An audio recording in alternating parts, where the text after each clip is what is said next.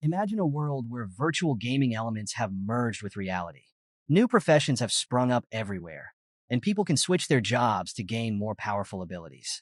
There are countless ruins, dungeons, and mysterious realms to explore. But here's the kicker. The world is overrun with dangerous monsters that can kill you before you even think about escaping. But don't fret. By hunting these monsters, people can gain experience points, collect materials, and even snag some epic equipment to strengthen themselves.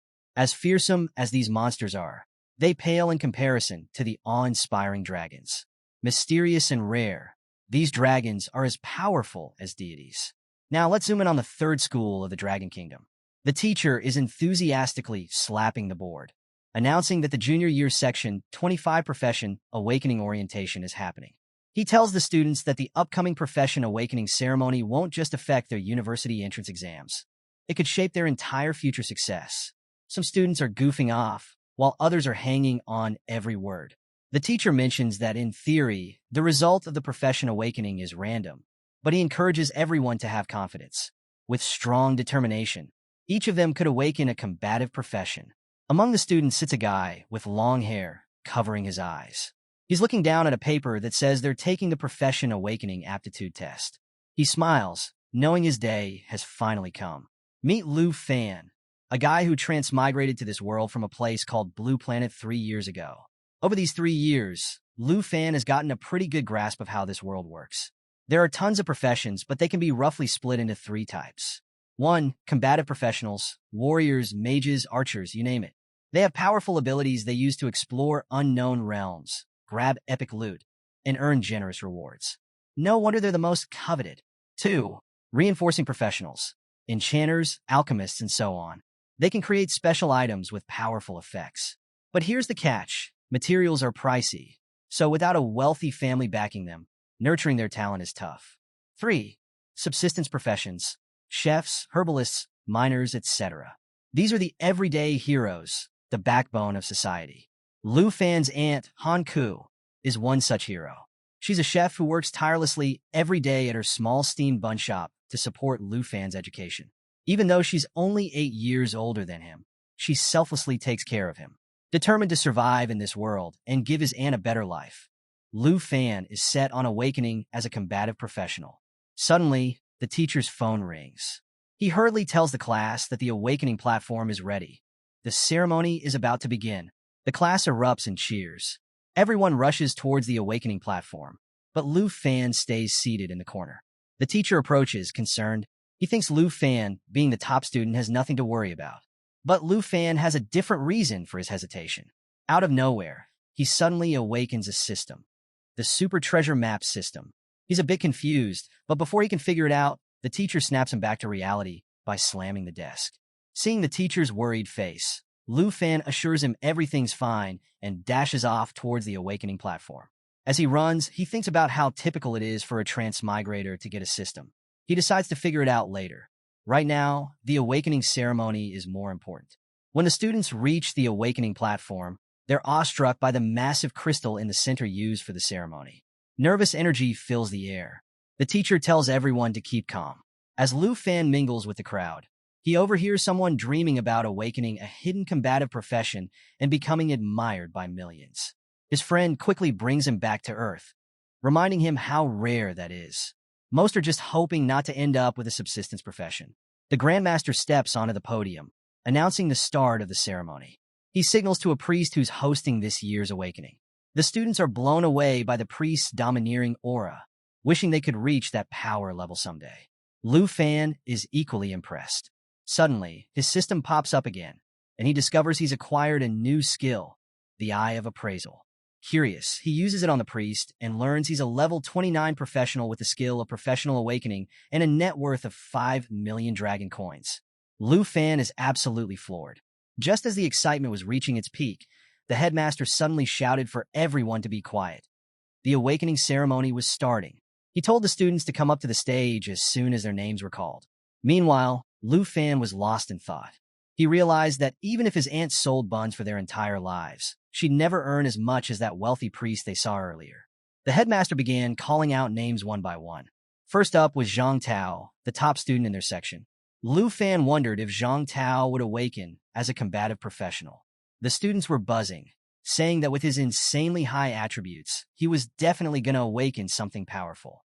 Even though awakenings are supposed to be random, everyone knew that higher attributes usually gave you better chances. All the girls were swooning over Zhang Tao, telling him they loved him and all that jazz. As Zhang Tao stepped onto the stage, the priest started chanting spells. The awakening crystal began to glow, and suddenly, a fireball emerged from it. Zhang Tao had awakened as a pyromancer. Everyone was stunned. Having a pyromancer among them was huge. The students were envious. Zhang Tao now had a bright future ahead of him. He smirked and conjured a fireball in his hand, making the girls go even crazier, screaming and asking him out on dates. Seeing this, Lu Fan realized that if he could awaken as a combative professional, he could kiss his struggles goodbye. The headmaster, annoyed by all the chatter, yelled at everyone to be quiet and called the next student to the stage. As the ceremony continued, most students ended up with professions like herbalist, tailor, miner, you name it. Lu Fan was witnessing firsthand that combative professions were rare, and the majority would end up with subsistence professions. Awakening as a combative professional meant unlimited possibilities, while subsistence professions pretty much destined you to an ordinary life. A student ahead of Lu Fan mentioned that even awakening as a subsistence profession was still a decent outcome. They pointed out Li Ping from Section 3. Her family was already struggling, and she awakened as a reinforcing professional, which requires a lot of money to develop. For her, it might have been better to awaken as a subsistence professional to gain some specialized skills. Hearing this, Lu Fan started to get nervous. His family wasn't well off either, and if he ended up with a reinforcing profession, he'd be in a tough spot. Just then, the headmaster called his name, urging him to get up on the platform. As Lu Fan walked towards the pedestal, all the girls started noticing how handsome he was. They wondered what profession he'd awaken. He reached the crystal and thought, no point in being nervous now. He placed his hands on the crystal, and the priest began chanting again. Suddenly, Lu Fan had a vision of a red dragon glaring at him with burning yellow eyes. Meanwhile, the ground started shaking. Everyone was freaking out, not knowing what was happening. Golden light beamed from the awakening crystal, surrounding Lu Fan completely. Then, a dragon materialized out of the light. Students and teachers alike were shocked. This kind of phenomenon only happened when someone awakened a hidden profession. A female teacher congratulated Teacher Li, saying his section had produced the first hidden professional in the school. Teacher Li was thrilled. If Lu Fan awakened as the strongest hidden professional like Dragon Blood Warrior or Dragon Language Mage, he could become a powerhouse in the Dragon Kingdom and make history. They hadn't seen someone awaken as a Dragon Blood Warrior in 10 years. The dragon looked at Lu Fan and let out a mighty roar. The impact was so intense that students covered their ears to protect themselves. As the dragon flew away and disappeared, the headmaster rushed over to Lu Fan. He excitedly asked if Lu Fan had awakened as a Dragon Blood Warrior or Dragon Language Mage. But to everyone's surprise, Lu Fan sighed and told the headmaster that he had become a Dragon Tamer. The entire place went silent. Everyone was in shock. The headmaster couldn't believe it. He screamed at Lu Fan, along with some of the students, saying that Dragon Tamer was the most worthless profession ever in history. After the awakening ceremony wrapped up, we find Lu Fan strolling through the old town of Jianghai City. His system interface is popping up on the side. He's now a level 10 Dragon Tamer with a skill that allows him to tame dragons and dragon-like creatures. He checks his net worth, which is just 239 dragon coins. Not exactly rolling in dough. Flashbacks from the ceremony keep hitting him. The students and teachers couldn't believe he awakened as a Dragon Tamer. They all thought he was destined to be mediocre because, let's face it, who can actually tame dragons? These creatures are insanely powerful and dangerous. Even though Lu Fan awakened a hidden profession, it was considered the weakest in terms of practical use. Some students were clueless and asked why the Dragon Tamer was seen as the weakest, especially when it's one of the three major hidden professions alongside Dragon Blood Warrior and Dragon Language Mage. Another student explained that most people never even see a dragon, let alone tame one. And if they did find one, there's no way they could tame it due to their ferocious nature. The headmaster was disappointed but tried to comfort Lu Fan. He patted him on the shoulder, saying that even if it's the weakest, a dragon tamer is still a hidden profession with boundless potential. He hoped that maybe Lu Fan could tame some subdragon species and become stronger. But Lu Fan knew better. Without a real dragon, a dragon tamer can't reach that potential. Subdragon species are just ferocious beasts, not even close to the real deal. We learned that in the 800-year history of the Dragon Kingdom, dragons have appeared, but a dragon tamer who has actually tamed one? Never happened. No matter how powerful humans are, they're like ants compared to a dragon's might. Lu Fan realized that wanting to tame a giant dragon was just an unrealistic dream. He glanced at his system window. His skills were all locked because he hadn't tamed a dragon yet. Feeling down, he thought about his aunt, who's been working so hard to support his education. He couldn't even provide her with a better life now. Lost in thought, Lu Fan suddenly found himself in front of his house without even realizing he'd walked there.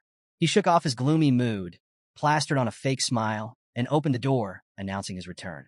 Now let me tell you, his Aunt Han-ku is something else. The moment she saw him, she immediately leaped onto him, hugging him tightly. She was so happy to see him back. She asked how his day went, knowing it was supposed to be a fantastic day for him. She wanted to know what profession he awakened. Lu Fan felt a pang of disappointment in himself. But before he could say anything, his aunt quickly reassured him. She said it was okay if he didn't awaken a combat profession. She'd actually be worried if he was out there fighting dangerous battles every day. But Lu Fan interrupted her, saying loudly that he did awaken a combat profession. He became a dragon tamer. But the problem was, he couldn't do anything without taming a dragon. Hearing this, his aunt was overjoyed. She told him it didn't matter if he was a dragon tamer without a dragon. It still showed that he was really strong. She stood up and hugged him again, saying that if he gets into college in the future, she'll continue to support him. She even gave him the option that if he didn't want to go to college, he could join her in running the steam bun shop instead. Touched by her words, Lu Fan felt tears welling up. His aunt noticed and told him not to worry too much. The dinner was getting cold. He finally looked at the feast she'd prepared, realizing he couldn't finish it all by himself. After dinner, Lu Fan collapsed onto his bed. He thought about how, even though his aunt was only 26 years old, she'd been working in a labor-intensive job for years. He remembered her hands full of cuts and bruises, regretting that he couldn't change her ordinary life. He wanted to give her a better life, but how could he do that if he didn't do something as a dragon tamer? Frustrated, he punched his bed multiple times. If only I had a dragon, he thought. With a dragon, being a dragon tamer would really mean something, but he had no idea where to even find one. So, just when things were looking bleak, Lu Fan gets a notification from his system, congratulating him on receiving his first day's treasure map. He checks it out, and guess what? It's a divine-level treasure map on his very first day. Talk about luck. He suddenly remembers that his system is called the Super Treasure Map System. Back at the awakening ceremony, he only tried the appraisal function and hadn't even explored the treasure map feature. Curious, he taps on the treasure map icon. The system explains that treasure maps are classified into 4 categories: beginner, intermediate, advanced, and divine level. Oh, and get this. The system can combine 3 identical low-level treasure maps into one higher-level map. Another notification pops up, telling Lu Fan that every day he'll receive a randomly graded and randomly located treasure map. Plus, as long as he reaches the location, he can find treasures related to his corresponding profession. Wait a minute. Treasures related to his profession? That means Lu Fan might actually find a dragon and truly become a dragon tamer. He realizes that if he makes good use of his system, he could bridge the gap between being the weakest and the strongest. This divine-level treasure map might just be his last hope to turn things around. Determined, Lu Fan clicks on the divine treasure map. A big regional map pops up, showing that the treasure is located at Manhua Basin. He knows it's not too far from Jianghai City, and if he catches the last suburban bus tonight, he'll arrive there early in the morning. Fast forward to the next morning. Lu Fan's aunt wakes up, yawning in her nightdress. She turns on the light and notices a note on the dining table. She looks into Lu Fan's room, but he's not there. Meanwhile, we see a bus winding through the mountains. His aunt reads the letter, which says he's gone to Manhua Basin to do something that might be his only chance to change his fate as a dragon tamer. He tells her not to worry and that he'll return soon. Back to Lu Fan. He steps off the bus, and a few sketchy individuals are trailing behind him. Oblivious to them, he's determined to make a better life for himself and his aunt, no matter what. He looks around the outskirts of Manhua Basin, which looks pretty barren. Suddenly, someone bumps into his backpack. He turns around to see a muscular guy and a petite girl eyeing him suspiciously. Lu Fan jumps back and grips his weapon, ready for anything. Then, an old man with an eye patch grabs his shoulder from behind, asking if he'd like to join them. Lu Fan quickly shakes off the man's hand, telling them he doesn't need any companions. He suspects they're dungeon robbers. The girl pulls out a knife and suggests he rethink his decision. The eye patch man warns him that it's dangerous to be alone in the wilderness at night. Sizing them up, Lu Fan realizes they've probably been robbing and stealing materials for a while. Dealing with someone as powerless as him would be a piece of cake for them. Not wanting any trouble, he lies and says he's a summoner who doesn't need companions because he can summon elemental creatures if things get dangerous. Surprised by his answer, the group decides to back off. The eye patch man says that if Lu Fan's a summoner, their concerns are unnecessary. The girl gives him a sly smile, whispering that she hopes they'll meet again, calling him handsome and blowing him a kiss. Lu Fan's a bit flustered but relieved they're leaving. He thinks to himself that, yeah, the wilderness is dangerous, but it's way safer than getting stabbed in the back by dungeon robbers. Realizing that without strength, life is pretty fragile, he checks his system map and decides to move quickly. As he ventures deeper, he spots a herd of power horn horses, level 8 creatures with immense strength, grazing peacefully in an open field. He knows they won't attack unless disturbed, so he carefully takes a detour to avoid them. Even though the detour makes his journey longer, he doesn't feel safe at all. He soon encounters a group of giant horn antelopes. Moving slowly and cautiously, he accidentally steps on a frog he didn't see, which croaks loudly in pain. Oh! The antelopes turn their attention to Lu Fan, clearly irritated by the disturbance. Before he knows it, they're chasing him. He runs as fast as he can, hoping to escape. Spotting a flat area beside him, he dives toward it, crashing onto the ground, but managing to evade the stampede. Catching his breath, he realizes he couldn't even handle a timid giant horn antelope in his current state. He thinks, if I miss this opportunity today, my fate might end up like that poor frog. Just then, a notification pops up. He's arrived at the designated treasure map location. Ahead, he sees 2 giant rocks with a faint red glow emanating from behind them. This matches the treasure map's indication. He walks into the cave formed by the rocks and spots a huge pitch-black egg that's starting to crack. Could it be? Yes, it's a dragon egg. This could be the game changer he needs. His system pops up, confirming it's a black dragon egg of an unidentified level. Hearing the cracking sounds, he knows the dragon is about to hatch. But suddenly, he hears rustling from the tall grass behind him. On high alert, Lu Fan grips his cleaver. He realizes that while things had gone smoothly so far, he couldn't escape the notice of a wild beast. He turns around and slashes at the approaching creature. It's a bloodthirsty gray fox. The fox catches his cleaver in its sharp canines, snarling fiercely. It howls and lunges at him with all its might. Lu Fan manages to deflect it, throwing the creature to the ground. He takes a few deep breaths, trying to recover his stamina. Using his appraisal skill, he sees that the bloodthirsty gray fox has some nasty abilities. Triple Claw Strike and Bloodthirst Recovery. It can hit you 3 times in a row, make you bleed, and then heal itself by absorbing your blood. Glancing back at the dragon egg that's about to hatch, Lu Fan realizes he doesn't have much time or the skills to deal with this creature. He thinks maybe he can stall the fox until the dragon hatches and then use his dragon taming ability. But the fox isn't giving him any time. It leaps into the air, ready to attack. Instinctively, Lu Fan raises his arm to defend himself. He realizes the fox is too fast, and he can't wait for the dragon to hatch. The fox's sharp claws slice into his arm, and he knows he can't let it use its bloodthirst recovery. He has to act fast. The fox goes for its triple claw strike. He's already taken 1 hit. 2 more to go. Lu Fan blocks the second strike with his cleaver and somehow dodges the third by moving to the side. Now's his chance. Summoning all his strength, Lu Fan slams his cleaver straight into the fox's head. Blood splatters everywhere as the creature collapses. He pulls his cleaver out, panting heavily. A notification pops up. You have defeated a bloodthirsty gray fox and gained 120 experience points. Yes, he did it. So, Lu Fan is catching his breath after taking down that bloodthirsty gray fox. Feeling a mix of exhaustion and relief, he's finally calm, until 3 shadows loom behind him. He hears laughter and turns to see those sketchy robbers from before. They're clapping and complimenting him on taking down the beast. But Lu Fan isn't buying their friendly act. He takes a defensive stance and tells them to back off. He's not joining their shady group. The girl in the group chuckles, telling him there's no need to be so nervous. She hints that they know he lied about being a summoner. The eye patch guy pipes up, reminding Lu Fan that he claimed to be a summoner, but didn't use any summoning skills and still got injured by a mere monster. Oh, they figured him out? Realizing he's been caught in his lie, Lu Fan tries to play it cool. He kicks the fox's body toward them, saying, "If you want the fox fur, take it and leave me alone." The eye patch man laughs, picking up the fur. "This is only worth 80 dragon coins," he says. "We're after something way bigger." Wait a second. They're after the divine treasure too. Lu Fan's heart skips a beat. He glances back, and sure enough, the muscular guy and the girl are eyeing the dragon egg. Before he can react, the muscular dude charges at him, throwing a punch with all his might. Lu Fan is sent flying, his cleaver knocked out of his hand.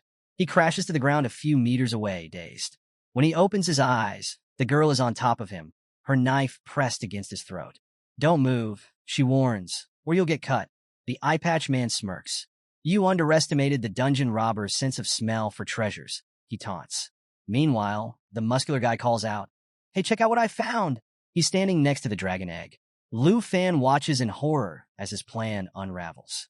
The eye patch man, thrilled, orders the girl, "Finish him off." She looks at Lu Fan with a sly grin. "You're handsome, but it's time to say goodbye," she says.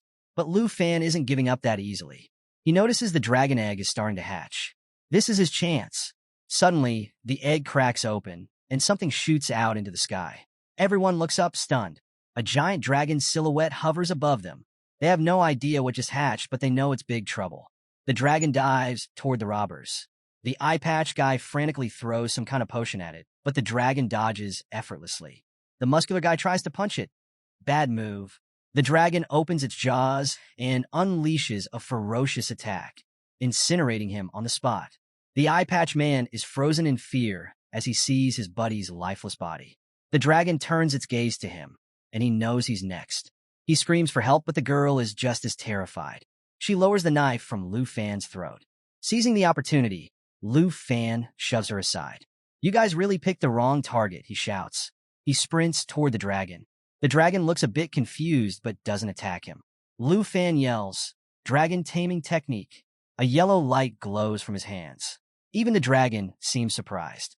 As he touches the dragon, the girl stammers, Who are you?" Lu Fan turns and smirks. "Oh, now you're curious," he says. "I'm not just a summoner. I'm a dragon tamer." A notification pops up. Black Dragon Covenant has been tamed by Lu Fan. The Black Dragon now has skills like Dragon Claw, Dragon Fang Strike, and Dragon's Inspiration. It leaps toward the girl. Panicking, she starts babbling apologies. "I didn't know it was a dragon egg. I'm sorry." But Lu Fan isn't having any of it.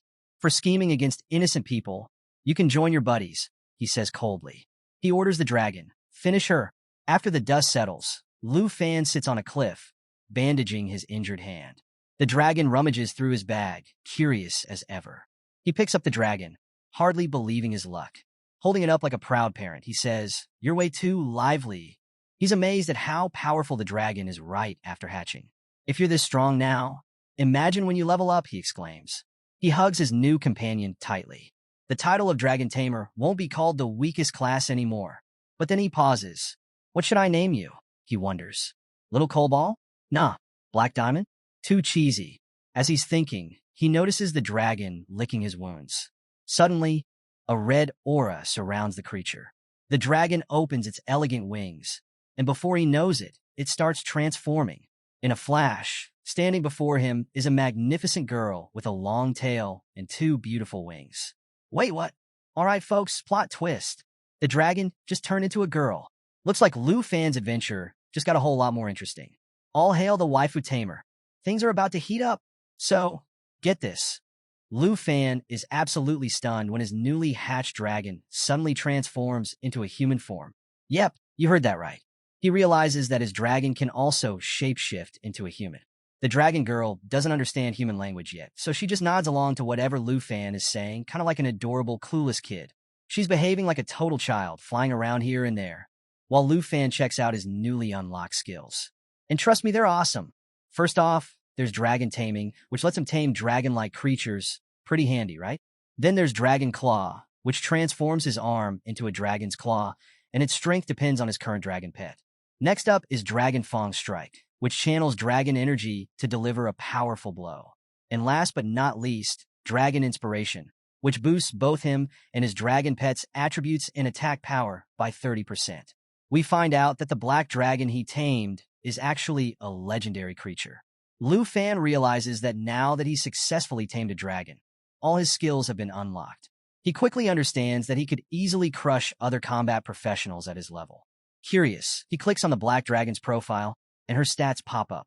Get this, the dragon has a strength of 342, agility of 267, spirit of 359, and endurance of 373. Talk about overpowered. She has multiple attacks, including Mighty Jaw Assault, which lets her charge forward and tear into targets, causing continuous bleeding damage. Then there's Lava Flame, which continuously spews flames, dealing damage while healing herself. She also has Black Dragon Heritage, which reduces all damage taken by 50%, grants immunity to all debuffs, and increases her self-recovery ability by 500%. And as if that wasn't enough, she has a special skill called Bloodline Connection, which provides a 10% attribute bonus to Lu Fan himself. Lu Fan is absolutely blown away by how powerful this dragon hatchling is. Even at level 1, she's got these insane skills and nearly 400 points in various attributes. He realizes that even a skilled human expert 20 levels higher wouldn't stand a chance against him now. What's even better is that the Bloodline Connection directly doubles all of Lu Fan's attributes. He finally understands that this is why he feels so much stronger after taming the legendary Black Dragon. Overjoyed, Lu Fan thinks to himself, "This is exactly what I'd expect from one of the 3 strongest hidden professions." He realizes that no matter how strong other hidden professions are, they don't stand a chance against the dragon race. Without a doubt, the Dragon Tamer is indeed the strongest hidden profession, not the weakest like everyone thought. Just then, he notices the dragon girl munching on the eggshell she hatched from. He figures that even though she can transform into a human, she still behaves like a newborn dragon. But there's still one important question. What should he name her? Suddenly, inspiration strikes. Since she's a little black dragon born just before dawn, he decides to name her Xiaoyi. When he tells her, she beams with delight and gives him the cutest smile. Lu Fan is thrilled that she likes her new name. Feeling happy that all the danger was worth it, he pats her head and asks if she's hungry. Xiaoyi looks up at him and nods with that same adorable smile, finishing off the remaining eggshells. Lu Fan tells her it's time to go hunt some monsters to fill her belly. They can't go back home on empty stomachs, right? He stands up, smiling, thinking about the upcoming trial that determines whether he can enter the university. Many students are out there honing their skills, seeking opportunities.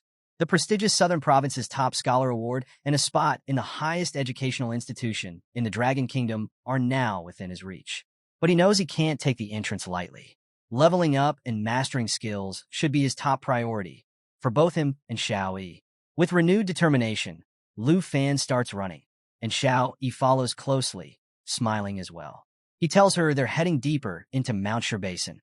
There are monsters there even tastier than eggshells. As they advance, they suddenly hear some noises. A group of creatures is sprinting toward them at insane speeds. Lu Fan quickly pulls up his system interface, which identifies them as Plains hyenas. These beasts have an attack called Rending Bite, which inflicts continuous bleeding damage, and Putrefaction, which gives a disease debuff. On the bright side, if they defeat them, they'll drop canine teeth worth 95 dragon coins each. So, Lu Fan realized that these hyenas were way more dangerous and tougher than that bloodthirsty gray fox he fought earlier. Remember, even though he defeated that fox, he got pretty banged up in the process. So naturally, he's a bit hesitant to take on these new threats. But guess what? Xiaoyi, our awesome dragon girl, isn't one to back down. She's already airborne with a devilish grin, clearly excited about getting some new snacks. Lu Fan understands that she wants to take the lead this time. His eyes light up with confidence as he thinks. Mount Shur Basin holds no danger for the strongest dragon tamer and his dragon. Both Lu Fan and Xiaoyi are grinning as they advance toward the plains hyenas, ready to send them straight into Xiaoyi's stomach for lunch. The dragon soars high, and as the hyenas roar, she takes a deep breath. Her stomach starts glowing with a fiery aura. Then, bam, she unleashes her lava flame attack, and the hyenas are engulfed in flames. As the creatures burn, Lu Fan and Xiaoyi rack up experience points. With each lava flame she hurls, Lu Fan keeps an eye on the system, watching their levels soar. Lu Fan hits level 11, and Xiao Yi reaches level 3. Smiling, he tells Xiao Yi not to waste any more time on these small fries. They turn their attention to a den inside the mountain. Lu Fan tells Xiao Yi that a big guy has been waiting for them. Suddenly, 3 sets of eyes glare at them from the darkness. The creature steps out. It's got 3 heads, each oozing with killing intent. It's none other than the 3-headed blood lion, a level 25 beast. This lion-like monster has multiple attacks, including Roar, which boosts its defense and attack power, Trample, dealing massive damage in its target range, and Triple Flame, which inflicts 3 instances of fire area damage. Defeating this beast will net them a whopping 23,790 experience points and drop valuable materials like Blood Lion's tooth and Blood Lion skin. Lu Fan knows that normally, taking on a level 25 elite boss would require a strong team of monster hunters. But hey, he's a dragon tamer now. He can handle anything. He orders Xiao Yi to engage the 3-headed lion in battle. As they advance, the lion uses Roar, boosting its stats, and starts charging up its heavy attack, Triple Flame. Lu Fan realizes this attack takes some time to charge. He tells Xiao Yi to coordinate with him to interrupt the lion's skill. Xiao Yi's body becomes engulfed in flames, and Lu Fan grips his cleaver tightly. They both leap toward the lion. Xiao Yi transforms back into her original dragon form and uses Mighty Jaw Assault. She closes the gap in an instant, biting one of the lion's heads and grabbing the other 2 with her sharp claws. The system notifies Lu Fan that the Triple Flame attack was successfully interrupted. He praises Xiao Yi for her excellent work. Seizing the moment, Lu Fan charges in and unleashes Dragon Fang Strike, channeling Dragon Aura to deliver a powerful blow with his weapon. With this final attack, the 3-headed blood lion falls.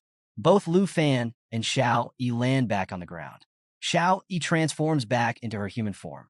Lu Fan is thrilled, realizing that taking down elite monsters helps them level up super quickly. He's now at level 14, and Xiao Yi has jumped to level 9. Suddenly, a system notification pops up. The treasure map system has been triggered, and a new treasure map for the day has been sent to him. A sly smile spreads across Lu Fan's face as he wonders what exclusive item for dragon tamers this new treasure will lead them to. He turns to Xiao Yi and says, "Ready for some treasure hunting?" She immediately nods with a big smile. Now, shifting scenes deep within Mount Shur Basin, we meet a group of 3 people. A blue-haired girl asks her uncle if they should really let such a rare opportunity slip away. Her uncle, Sun Gu, replies that they don't have a choice. Sun Gu is a warrior, and he explains that the fortuitous realm requires at least 5 people to activate, and they simply don't have enough. He suggests sending Miss Kai back to Jianghai City to bring more people. But Miss Kai, who is a rogue, interrupts him. She points out that even with her agility, a round trip would take a full day. We learn that the blue-haired girl is Qin Xiu, though her profession remains a mystery for now. She tells the group that fortuitous realms appear randomly and offer rewards greater than regular dungeons. However, they only exist for 24 hours, so Sun Ji's plan wouldn't work in time before the realm disappears. Sun Gu tries to cheer her up, saying that if she gets into one of the top 10 universities, she'll have plenty of opportunities to explore secret realms. But Qin Xiu isn't having it. She's so close to this amazing opportunity. Suddenly, Sun Gu and Miss Kai hear a noise. They spin around, ready to fight, but it's just our guy Lu Fan, casually passing by.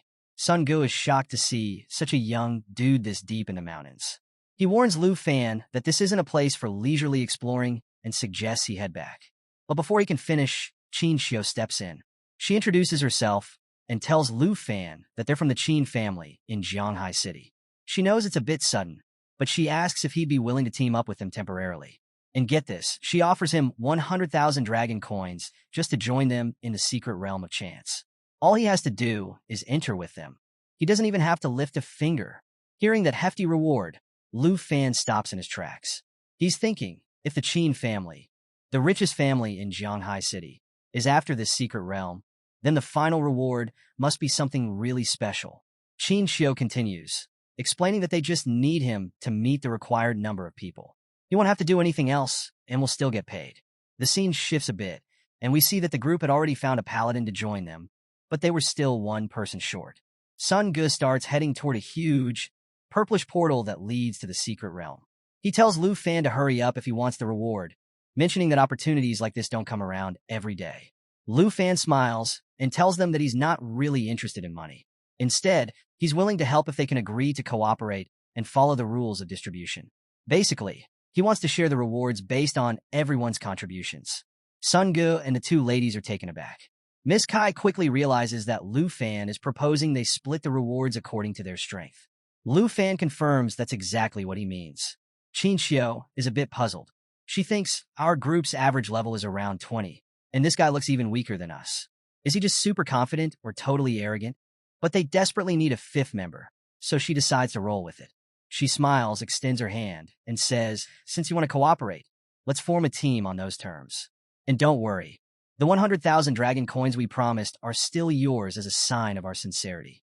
Lu Fan shakes her hand and agrees to the deal. With that settled, Qin Xiao is pumped and urges everyone to get moving. But Lu Fan has his own thoughts. He decides that revealing his legendary dragon, Xiao Yi, in front of strangers might bring unnecessary trouble. So he plans to keep her hidden until after they get the rewards from the secret realm. He feels a bit sorry for keeping her cooped up, but knows it's the safest move. They all enter the portal and arrive in the secret realm of chance.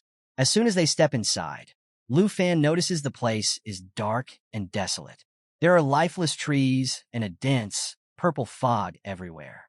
A system notification pops up for Lu Fan, indicating they're in the Morning Village, a level 20 realm with solid difficulty.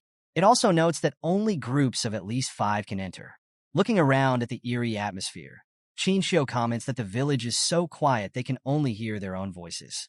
Miss Kai analyzes the environment and mentions that the air feels heavy, and there's no sign of life in the fog surrounding them. Meanwhile, Sun-gu is a bit worried about Lu Fan. He notices that Lu Fan is empty-handed and doesn't have any equipment. He advises him to be cautious. But Lu Fan has a surprise up his sleeve. He smiles and raises his hand. Suddenly, a flaming aura surrounds him. A massive black machete with dragon scales materializes in his hand. A system notification informs us that this is an epic quality weapon with no level requirement. It can only be used by dragon tamers and dragon blood warriors. It even has a skill called Dragon Blood Armor, which partially transforms the user into a dragon, boosting the power of dragon transformations. Plus, it increases strength by 65 and stamina by 30. Lu Fan silently thanks the advanced treasure map that was triggered after defeating the three-headed blood lion. It allowed him to upgrade his novice machete to this legendary weapon. So, after showing off his extraordinary weapon, Lu Fan left everyone in awe. Sun-gu couldn't help but ask if Lu Fan was a newly transferred student rather than just a material hunter. Because seriously, that weapon was something else. But Miss Kai was getting irritated. She snapped at Sun-gu, questioning why he cared so much about a stranger. In her mind, if Lu Fan had any evil intentions, she'd handle him without breaking a sweat. But before they could argue further, something unexpected happened. Out of nowhere, a hand shot up from the ground, startling Sun-gu. They were suddenly faced with corrupt zombies, level 15 monsters that, upon defeat, give 620 experience points, a corruption poison sac, and 256 dragon coins. Not too shabby, right? But don't let the loot fool you. These guys are dangerous. These zombies have some nasty attacks. Hug and bite. They entangle and scratch the target, continuing to bite relentlessly. Corpse poison. Every attack poisons the target, causing continuous life point loss. And get this, anyone who dies from the corpse poison turns into a corrupt zombie themselves. Qin Xiao quickly warns Sun-gu to be careful as a horde of these zombies emerged from beneath them, ready to attack and infect the group. But our paladin, Jiagu, wasn't about to let that happen. He stepped up, shield raised, blocking the incoming attacks like a pro. A quick status check reveals that Jiagu is a level 20 knight with a fighting profession. Sun-gu and Miss Kai fell back, with Sun-gu praising Jiagu for his swift action. Sun-gu himself is a level 28 warrior, and he started hacking and slashing through the zombies alongside Miss Kai, who's a level 23 rogue. Meanwhile, Lu Fan was observing the battle, his system interface displaying all their stats and moves. He thought to himself that having a warrior, rogue, and knight guarding the portal was a solid strategy, especially since Sun-gu was nearing his second profession change. Suddenly, Qin Xiao raised her staff into the air.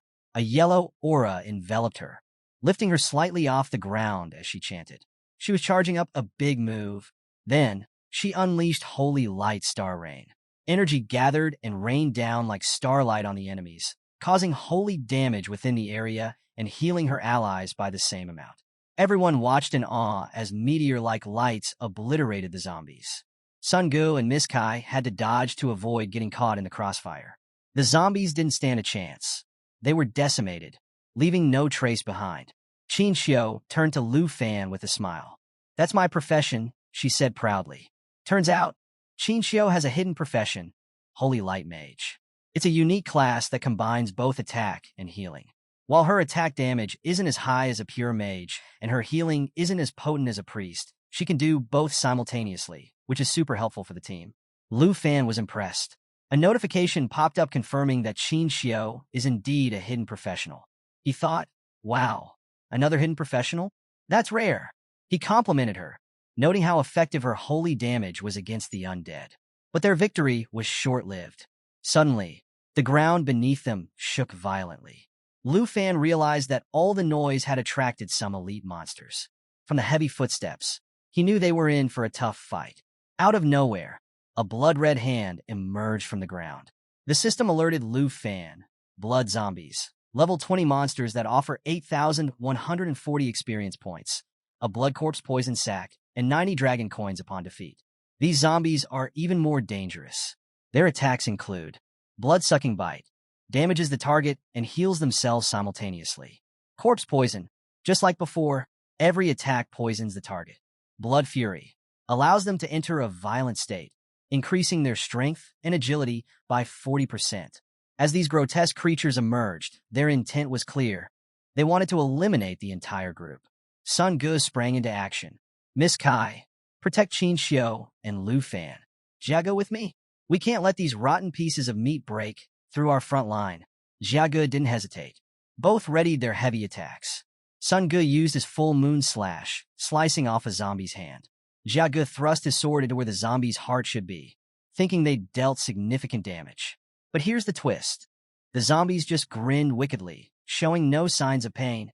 Jiago tried to pull his sword back, but the zombie started absorbing it. Both Sun Gu and Jiago were shocked. The zombies began to laugh maniacally, growing larger as they activated corpse poison. The poison started infecting the group, draining their life while healing the zombies. Jiago was in disbelief. "What's happening? This isn't normal." Qin Xiu was equally alarmed. "Corpse poison requires a priest's clarity to dispel. I can't help you." The situation was dire. The zombies weren't just resisting. They were overpowering. They engulfed Jia Ji's hand, the poison damage increasing every second. Desperate, he screamed, "Help me! I can't break free!" Sun Gu shouted, "Let go of your weapon, Jiagu, before it's too late." Jiagu released his grip, and Sun Gu rushed to pull him away. He called out, "Miss Kai, cover us!" But Miss Kai was swamped, fending off zombies trying to infect her as well. Just when things seemed hopeless, a calm voice broke through the chaos. "Hey, Sun Gu, chill out. Don't trouble Miss Kai." They all turned to see Lu Fan stepping forward. One of his eyes glowed a crimson red, and he wielded his epic machete with confidence. He looked ready to take on the world, or at least a horde of undead monsters. Sun Gu was frantically telling Lu Fan to get out of the way of the red blood zombies. He was worried that Lu Fan would get seriously hurt. But Lu Fan had this intense determination in his eyes. Ignoring Sun Ji's warning, he wielded his legendary ink dragon machete, surrounded by a fiery yellow aura, and lunged straight at the zombie, slashing its throat. Everyone was absolutely stunned. I mean, jaws dropped. Sun Gu couldn't believe what he was seeing. Lu Fan, a supposed newbie, just took down a zombie like it was nothing. Lu Fan casually handed Sun Gu his sword back, telling him not to back down and to keep moving forward, all with a confident smile. But Sun Gu was like, "Hold up. What's your level?" Exactly. He couldn't wrap his head around how a transfer student could have such insane attack power. But they had bigger problems. Jiagu, the paladin, was gravely wounded. Qin Xiu rushed over to heal him, urging him to hang in there. Lu Fan, with a dragon aura literally glowing from one of his eyes, told Sun Gu that he's just a normal level 14 student. "No need to lie," he said. He explained that he came to Mount Shur Basin to get some practice in for the big exam. Qin Xiu, while healing Jiagu, overheard this and realized that Lu Fan was the same age as her. She couldn't believe that a level 14 student could have higher attack power than Sun Ge, who was level 28. But before she could process that, a red blood zombie sneaked up behind her, grinning menacingly. Miss Kai saw it and leaped into action, shouting for Qin Xiao to watch out. But guess what? Lu Fan was even faster. He dashed in, pinned the zombie against a wall, and took it out with his legendary machete. As he pulled his weapon from the fallen zombie, Lu Fan warned everyone that the zombies were only going to get stronger. He offered to take the front line, asking if everyone was okay with that. Sun Ge was hesitant, but Qin Xiao remembered hearing rumors about a mysterious figure in Jianghai City, a hidden class dragon tamer. Could it be Lu Fan? She smiled and told him they'd count on him from now on. With Lu Fan and Sun Ge leading, she could focus on healing Jia Ge, and Miss Kai would cover the rear. Lu Fan introduced himself, and as soon as they heard his name, the group's suspicions were confirmed. He was indeed the rumored dragon tamer, but Qin Xiao still couldn't figure out how a dragon tamer, considered the weakest class, could be so strong. Fast forward, and the team is now at the center of the village, battling hordes of blood zombies. Lu Fan was deep in thought. He realized that Qin Xiao's profession couldn't remove the deadly corpse poison, and the teleportation gate would only appear after they defeated the secret realm guardian. Time was running out. If they didn't hurry, Jia Ge could die and turn into a zombie himself. Miss Kai wondered why they hadn't encountered the secret realm guardian yet. Just then, Jia Ge, mustering all his remaining strength, noticed zombies sneaking up behind Sun Ge. He shouted a warning before collapsing. Qin Xiao rushed to his side, pleading with him to stay awake. Suddenly, a red beam of light shone from the debris. They all turned to see a massive iron-skinned zombie emerging, with multiple heads and a single glowing red eye. It was charging at them at insane speeds. This iron-skinned zombie was no joke, a level 20 monster that awarded 13,720 experience points and 40 dragon coins upon defeat. It had some nasty abilities. Corpse poison, assimilation absorption, which lets it absorb poison targets to increase its own HP, and steel skin, boosting its defense and endurance by 40%. Miss Kai gasped. They were facing the secret realm guardian. Lu Fan quickly pieced it together. Jia Ji's worsening corpse poison had attracted the iron skin zombie. He shouted to the group, "We have to defeat it before it absorbs Jia Ge." Sun Ge didn't hesitate. He charged in with his moonlight slash, but it didn't even scratch the monster. Lu Fan joined the fray, activating his dragon aura. He knew there was no time to waste. He plunged his black machete into the zombie's glowing eye, but still, nothing. The steel skin ability was making it almost invincible. Thinking fast, Lu Fan realized he needed more power. And quickly, he glanced at his status window and saw the dragon blood armor skill, which would partially transform him into a dragon. Meanwhile, the iron skin zombie was making a beeline for Jia Ge, preparing to use assimilation absorption. At that critical moment, Lu Fan shouted to Qin Xiao, asking her to coordinate holy spells with him. He began transforming, his hand morphing into a dragon's claw. He instructed Sun Ge to protect Jia Ge with Miss Kai's help. As Lu Fan's transformation completed, one of his hands was now a full-on dragon hand. Qin Xiao nodded and started chanting her holy spells, staff raise high. Together, they charged at the iron-skinned zombie. Lu Fan leaped at the creature with everything he had, while Qin Xiao unleashed her holy starlight rain, hoping to deal massive damage and finally take down the undead monster once and for all. So, the iron-skinned zombie boss is charging at Lu Fan and the group at insane speeds, screaming about wanting fresh blood and flesh. Creepy, right? But our boy Lu Fan isn't backing down. He leaps into the air, ready to attack this seemingly unstoppable creature. But then, something unexpected happens. The monstrous iron-skinned zombie starts disintegrating, its skin falling off bit by bit. Everyone's like, "What's going on?" Miss Kai realizes that the zombie is shedding its skin to increase its speed. Hearing this, Sun Ge figures out that the iron-skinned zombie relies on constant fusion and absorption to grow huge and maintain its body. Lu Fan quickly pieces it together. If the iron exterior isn't the original iron-skinned zombie, then the real body must be hidden inside all that iron. Sun Ge is super impressed with Lu Fan's quick thinking and instant action. In all his years serving the Qin family, he's never seen someone quite like Lu Fan. This guy is definitely rocking a hidden profession. Suddenly, with the iron skin disintegrating more and more, the original head of the zombie is revealed. Noticing this, Qin Xiao shouts to Lu Fan, He sprints toward the real body at lightning speed, transforming his hand into a dragon claw like before.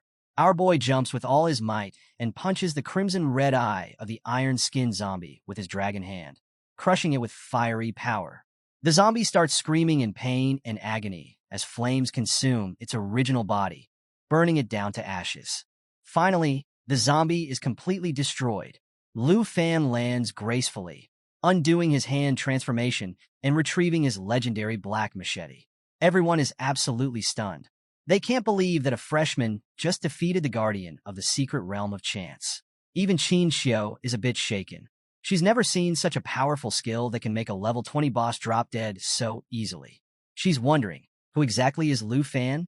As the smoke clears, they notice a silver chest, the iron-skinned zombie's treasure box. Seeing it, Qin Xiao sighs and tells Lu Fan that their group will honor their agreement and distribute the rewards according to the rules. She even apologizes to Lu Fan for underestimating him earlier. They didn't realize his true power and were a bit rude, even though he wasn't. Sun Ge chimes in, complimenting Lu Fan and saying he's definitely capable of passing through the secret realm all by himself. It seems like the rest of them were just there to make up the numbers. Lu Fan smiles and thanks Sun Ge, then tells Qin Xiao that she should be the one to distribute the rewards to the group. Hearing that, Qin Xiao opens the chest, but everyone's in for a surprise. As the chest opens, it reveals multiple bottles of strength potions, normal quality consumables that increase strength by 2 points when consumed.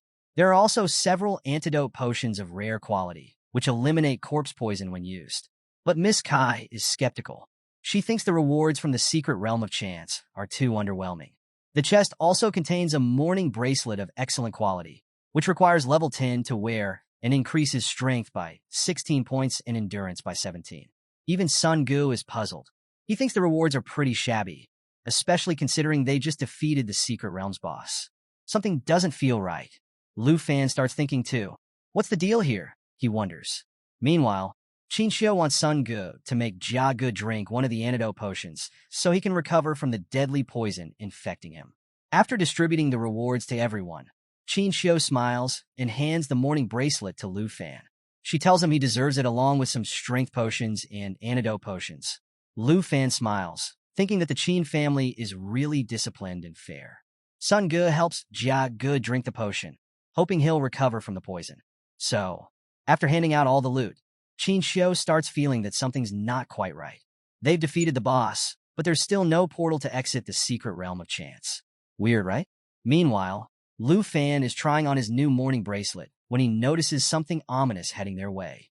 Miss Kai suggests that maybe they should start looking around for the portal, but before anyone can move, our boy Lu Fan shouts for everyone to stay put.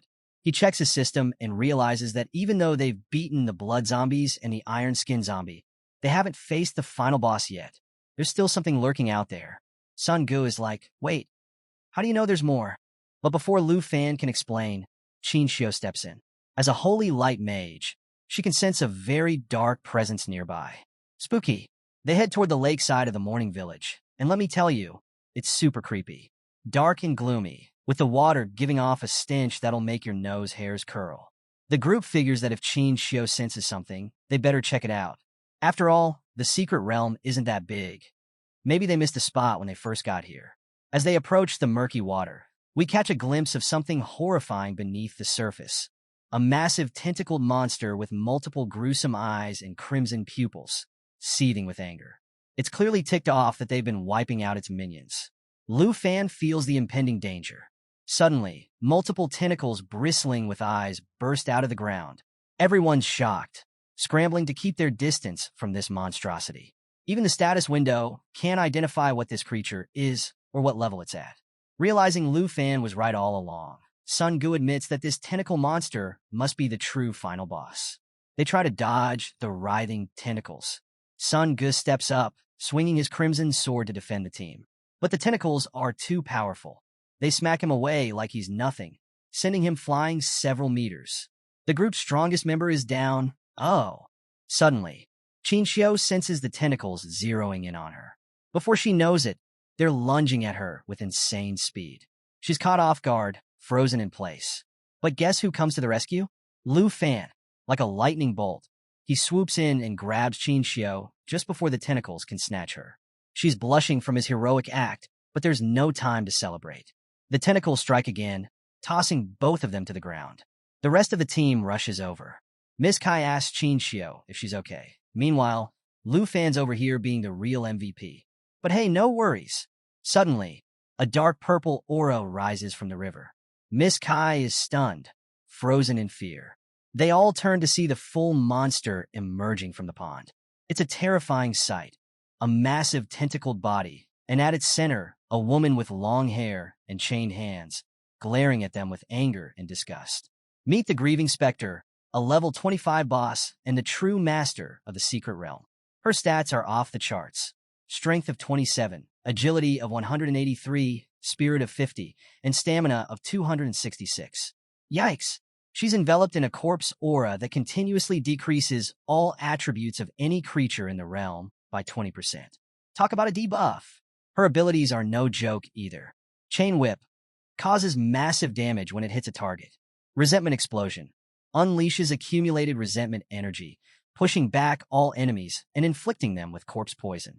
So, the Grieving Spectre boss, chains shackling her hands, is now towering over our heroes, using her tentacles to support herself. She's glaring at Sun Ge and the rest of the crew. Miss Kai is absolutely shocked to see the real boss of the secret realm finally appear. Meanwhile, little Jia Ge has regained consciousness and wants to jump back into the fight. But Sun Ge calms him down, saying he'll protect everyone, including Jia Ge, until he's fully recovered.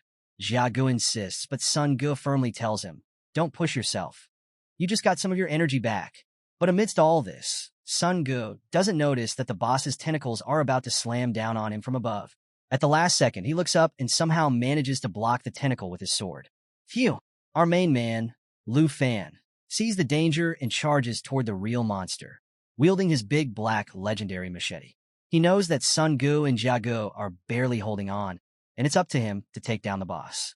Lu Fan realizes that as long as the boss is still a zombie, there's only one way to defeat her.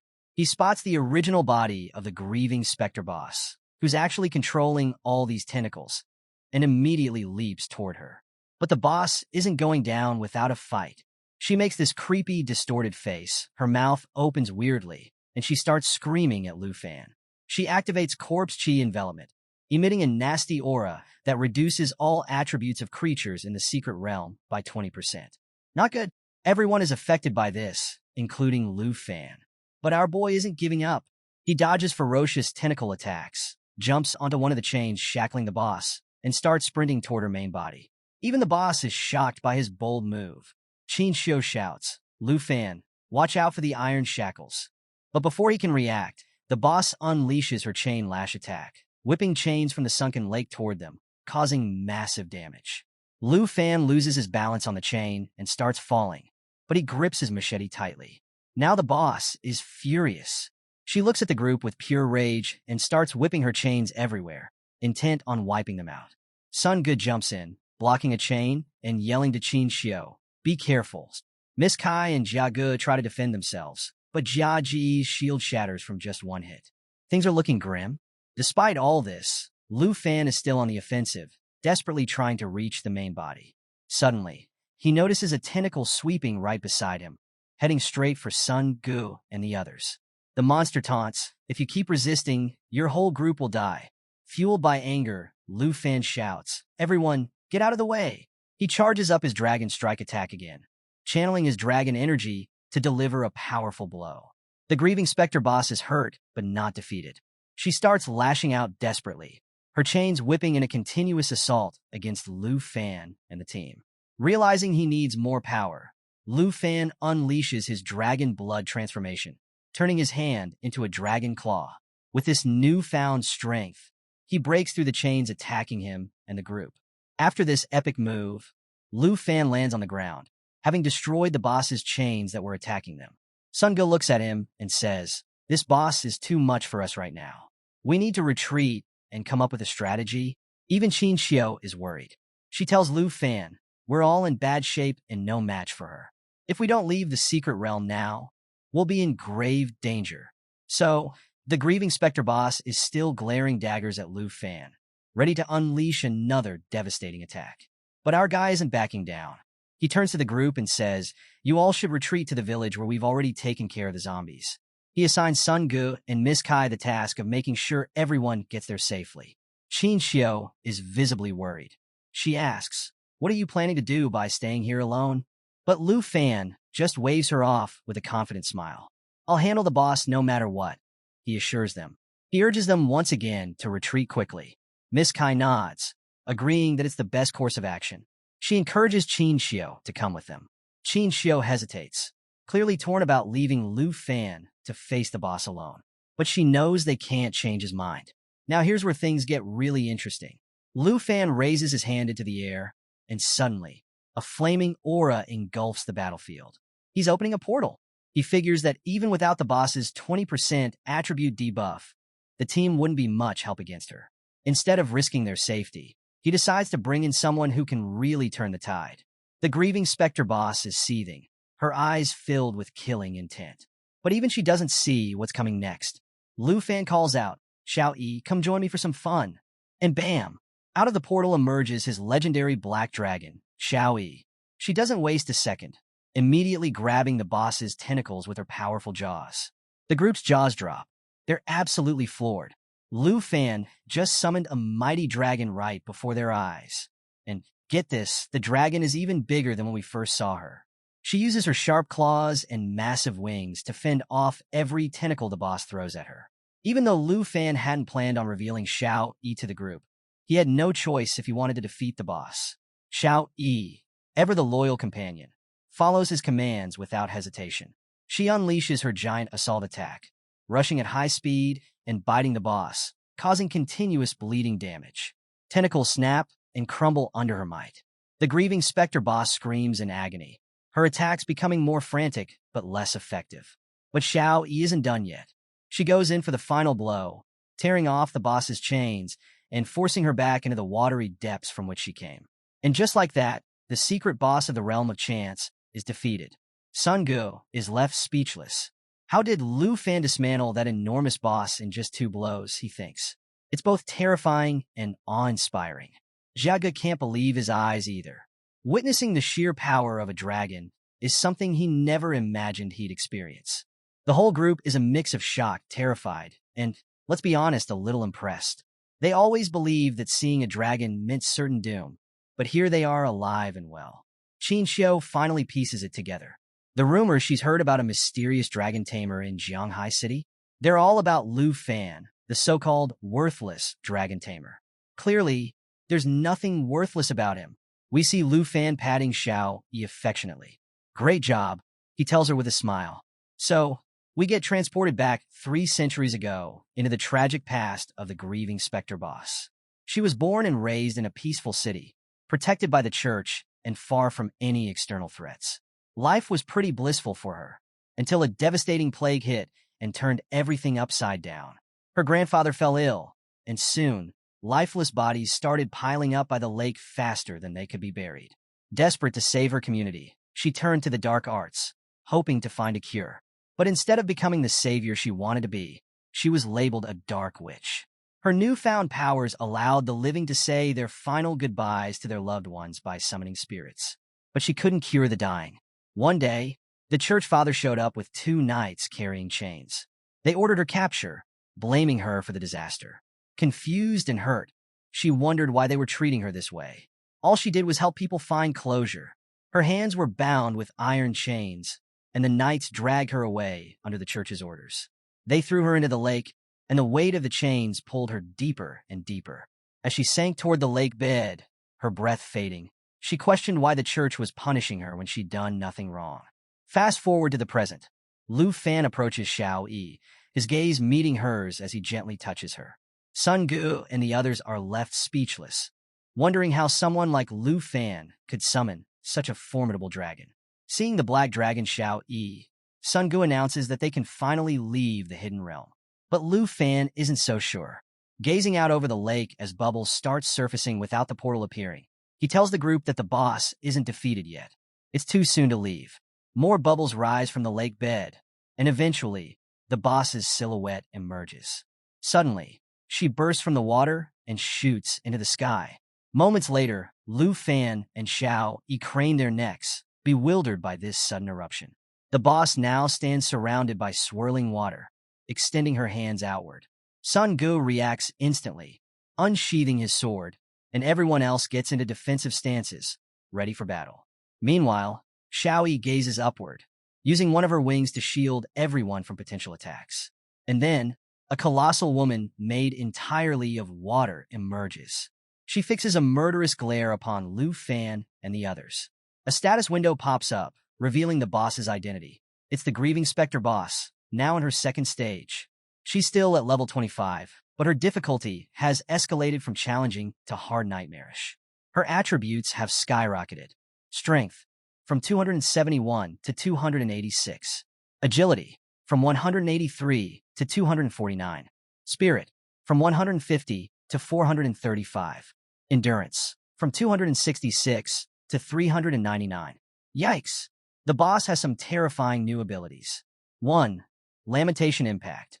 Releases a curse of resentment that has a chance to instantly kill its target. If instant death doesn't occur, it inflicts significant damage and can add nasty effects like bodily poison, bleeding, and stun. 2. Deep Aquatic Pressure. Allows her to manipulate water from the lake to create prisons for trapping targets. 3. Body of Resentments. She gains the ability to nullify all physical damage. 4. Will of Resentment. Triggers an explosion of resentment that awakens all the corpses within the secret realm. Sun Gu reads these stats and draws his sword, taking an offensive stance. Jia Ge and Qin Xiu look visibly frightened. Miss Kai pulls out her dagger, trembling as she announces that the boss is entering her next phase. The boss raises her hands to the sky, exploding in rage. With a swift maneuver, she unleashes deep aquatic pressure, causing a colossal water woman to hurl immense water orbs toward them. Just as the orbs are about to hit, Xiao Yi swiftly employs an immunity skill called Restriction, using one of her wings to intercept the attack.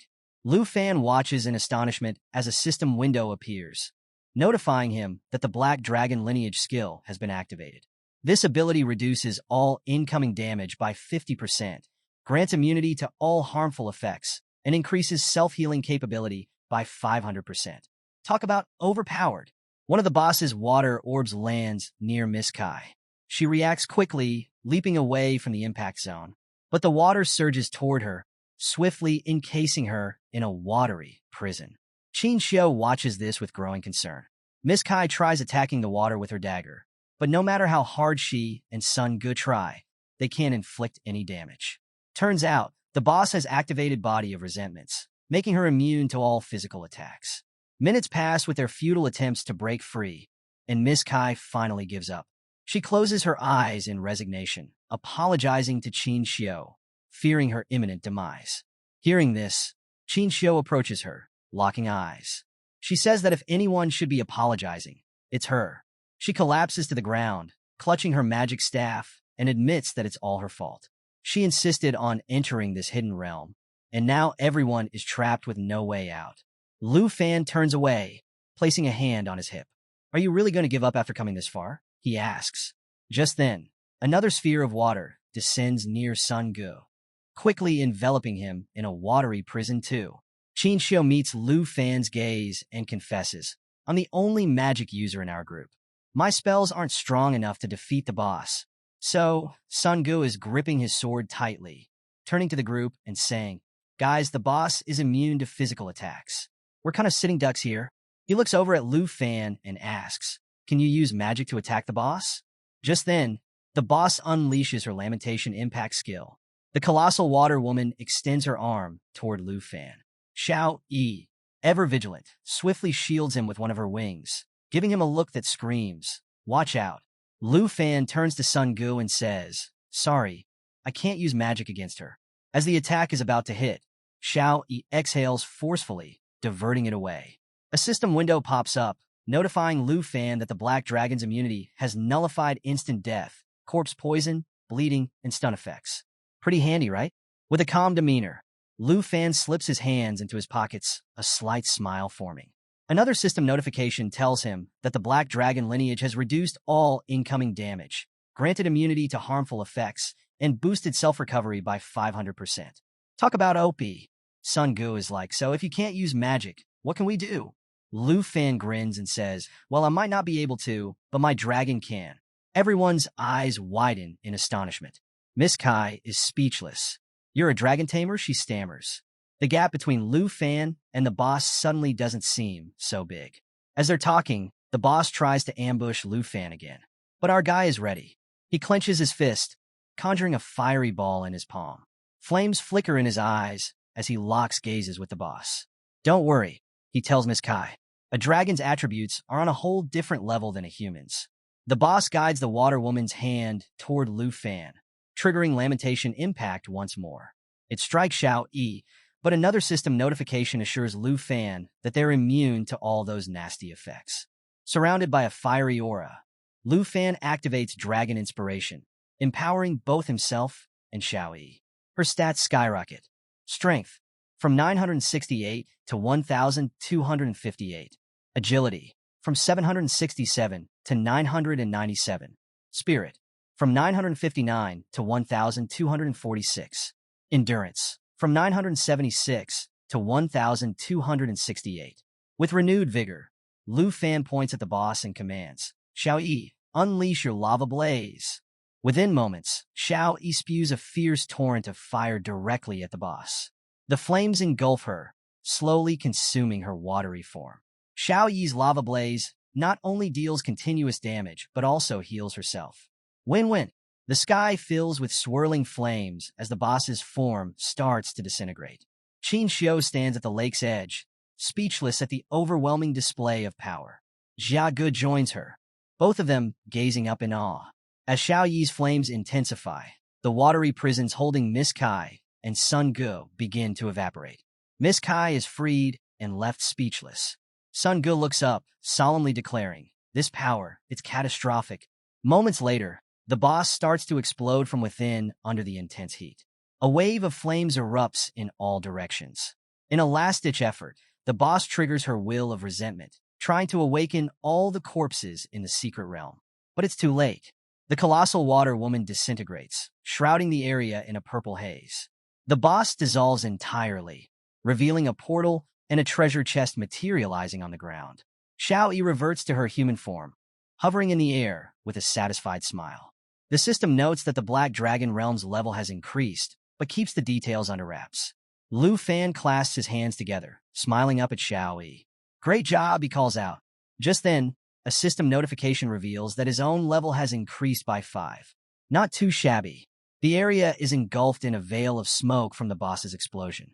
Qin Xiu hurries over to check on Miss Kai. Sun Ge grins, pointing out the portal. It's over, he announces. Jia Ge stands up, coughing from the smoke. Is everyone okay? He asks. Suddenly, they hear a noise behind them. Turning around, they see village zombies resurrected by the boss's last move, slowly advancing toward them. Sun Ge glances up and is astonished to see Xiao Yi nearby. Without hesitation, Xiao Yi rushes toward the zombies, activating her lava blaze again. She soars above them, unleashing torrents of fire from her mouth. The zombies begin to disintegrate almost instantly. Sun Ge looks up in awe. Is that the giant dragon? He asks Qin Xiu. She nods, equally stunned. She's effortlessly defeating them, zombies that gave us so much trouble. Lu Fan walks over to them with a smile. Yep, that's Xiao Yi, the Black Dragon, he says. He turns to Sun Ge. No need to be tense. Xiao Yi has everything under control. He adds, once we distribute the rewards, we can prepare to leave. Walking toward the chest, he grins and says, according to the rules, I'll choose first. He looks back at the group. Anyone got a problem with that? Qin Xiu shakes her head. No objections here, she replies, smiling. So, Lu Fan steps up to the treasure chest and opens it. As it begins to glow, a big smile spreads across his face. Qin Xiu stands behind him, clutching her magical staff, watching eagerly. The rest of the team waits in anticipation as Lu Fan reveals the loot. Inside the chest are several awesome items. 1. Holy Light Staff. An excellent quality weapon with 32 spirit points and 19 stamina points, requiring level 10 to use. It has a cool ability called Holy Light Seal, which lets the user bind a target with light. The duration depends on the user's spiritual attributes. 2. Twilight Robe. Also excellent quality, offering 35 spirit points and 15 stamina points, with a level 10 requirement. Its ability, Light Flow, allows the user to create a barrier of light to protect themselves from attacks. The barrier's strength is based on the user's spirit attributes. 3. Ring of Morning, a rare quality ring boasting 57 spirit points, 21 stamina, and 12 strength points, requiring level 15 to use. It comes with an ability called Morning Aura, which lets the user assign an aura to any target. Attacks launched by someone with this aura accumulate resentment value, leading to negative effects like poisoning, bleeding, and dizziness when it builds up. Pretty intense, right? 4. Job Transfer Scroll, a rare consumable item that offers a chance for a non-hidden profession to transfer into a hidden profession of the same type. Without a second thought, Lu Fan picks the Job Transfer Scroll. Holding it up, his body emits a blue energy as a system notification confirms he successfully obtained it. Qin Xiu approaches him and says he doesn't need to go out of his way for them. The items are his according to the rules. But Lu Fan replies with a smile, saying he's not trying to be overly generous. The equipment has spirit attributes, making it more suitable for her. All he needs is the Job Transfer Scroll. Touched, Qin Xiu looks into the chest and says that if it weren't for him, they might not have made it out alive. Lu Fan watches her quietly, curious about what she's planning. After a moment, she takes out the Ring of Morning and extends it to him, asking him to accept it. He accepts the ring without hesitation, closing his eyes briefly as he holds it. Qin Xiu stands up, still holding her staff, and starts blushing while gazing into his eyes. She's wondering what other surprises he might have up his sleeve. He's definitely a hard person to figure out. Meanwhile, Xiao Yi is playfully interacting with Jia Ge. Uncle Sun Gu observes Lu Fan, thinking he's a really interesting guy. Miss Kai joins them, smiling as she tells Qin Xiu it's time to prepare to head back. Later that night, Lu Fan returns to his Aunt Han Ke's bun shop. As soon as she sees him, she throws her arms around him, clearly relieved. She tells him how worried she was, saying he's been facing so many dangers lately. Lu Fan is a bit surprised, but also touched by her concern. He gently asks what's wrong and suggests she let go since his clothes are dirty from being out in the wilderness. But Han Ke just hugs him tighter, saying she doesn't care. She was so scared when he left without telling her. She feared he might not come back. Feeling a bit guilty, Lu Fan apologizes for leaving without warning and promises he won't make her worry like that again. He wipes away her tears and reassures her that everything's fine now. Han Ke smiles and then notices Xiao Yi, who is sitting nearby. She starts stroking Xiao Yi's head, and Xiao Yi closes her eyes, clearly enjoying the attention. Han Ke tells Lu Fan how surprised she was when she first met Xiao Yi, remarking that such a cute girl is actually an incredibly powerful dragon. Lu Fan chuckles at that. Han Ke then asks Xiao Yi if she's hungry, noticing that she might not have eaten enough lately. Xiao Yi eagerly nods. She's definitely hungry. While they're chatting, Lu Fan approaches holding the Job Transfer Scroll. He tells his aunt that this is a reward he specifically chose for her from the dungeon. He explains that if she uses it to change her profession to a hidden one, she wouldn't have to run the bun shop anymore. Han Ke is taken aback and says she can't accept such an expensive item. She suggests he sell it instead and use the money to buy equipment for his upcoming big exam. But before she can finish, Lu Fan pulls out his phone and shows her his bank balance. With a big grin, he tells her that he doesn't lack money or equipment anymore. She's amazed to see how much money he has. Lu Fan explains that he sold a lot of the materials he collected during his trip, and that his companion Qin Xiu promised him a reward of 100,000 dragon coins. He assures his aunt that they won't have to worry about money ever again. Oh, after hearing Lu Fan's words, Han Ke approached him with joy shining in her eyes.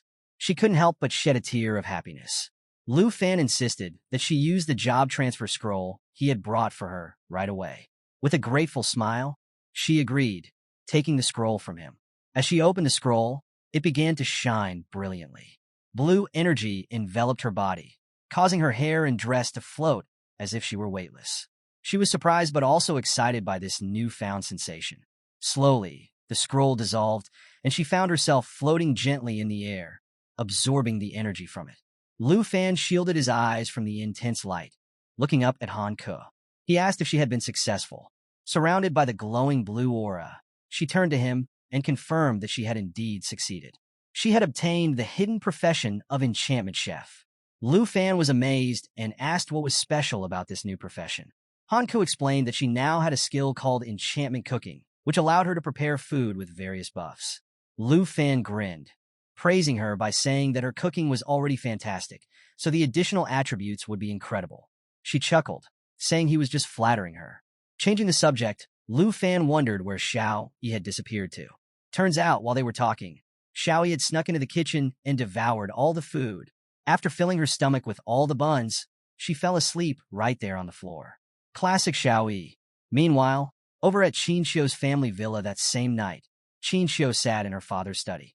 Her father, Qin Shanhai, was seated in his office chair, swirling a glass of champagne. He asked her if it was true that a dragon tamer named Lu Fan had summoned a powerful black dragon to save their lives. Qin Xiu admitted that her stubbornness had almost cost them dearly. She reflected on how strong Lu Fan was. Despite both of them having hidden professions, the gap between them was like that between a firefly and the moon. Her father gazed out the window, contemplating. He asked if she had told anyone else about the dragon. She assured him that she hadn't, as she had promised Lu Fan that the Qin family wouldn't reveal anything about the dragon. Qin Shanhai turned back to her, praising her for her discretion. He pointed out how many people covet the power of dragons and how chaotic things could become if that information leaked. Feeling anxious, Qin Xiu pleaded with her father not to disclose anything, reminding him that Lu Fan had saved their lives. She asked if he had any issues with Lu Fan's dragon. Her father laughed heartily, assuring her that he wasn't that kind of person. He then asked how she planned to repay Lu Fan for his help. Relieved, Qin Xiu explained that she had promised Lu Fan a reward of 100,000 yuan when she invited him to join their team. Qin Shanhai sighed and suggested she take a purple tongue card and personally visit Lu Fan the next day to thank him properly. She nodded, but then asked why he wouldn't come along if he was so curious about Lu Fan. With a wink, Qin Shanhai said he would love to meet the Dragon Master, but had important matters to attend to. Typical dad move. Early the next morning, a new character enters the scene, the princess of Tai Zi Kingdom. She's a short girl wielding a magic staff, accompanied by her assistant, a tall man with black hair, dressed in black armor, and carrying a suitcase. They've come to Zhanghai City, supposedly to study, but we all know there's more to it. They arrive at Han Ku's bakery while she's busy preparing pastries. Noticing customers, Han Ku asks them to wait a moment. She opens the door slightly and, with a warm smile, tells them there are no steamed buns available today. The princess, Jinju, isn't impressed. She asks her assistant if this is really the place they're looking for, questioning whether he's brought her to a garbage dump. Ouch! The assistant, Chui Hong Tai, nervously assures her that according to their investigation, this is indeed the correct location. Hanko, a bit puzzled, asks who they are. Suddenly, Chui Hong Tai forcefully pushes the door open, accidentally hitting Hanko on the arm. She cries out in pain. Both the princess and her assistant stride into the shop. The princess informs Han Ku that they're here to find someone, specifically a dragon tamer named Lu Fan. Hearing the commotion, Lu Fan comes downstairs. He sees his aunt holding her arm in pain and immediately rushes to her side, asking if she's okay.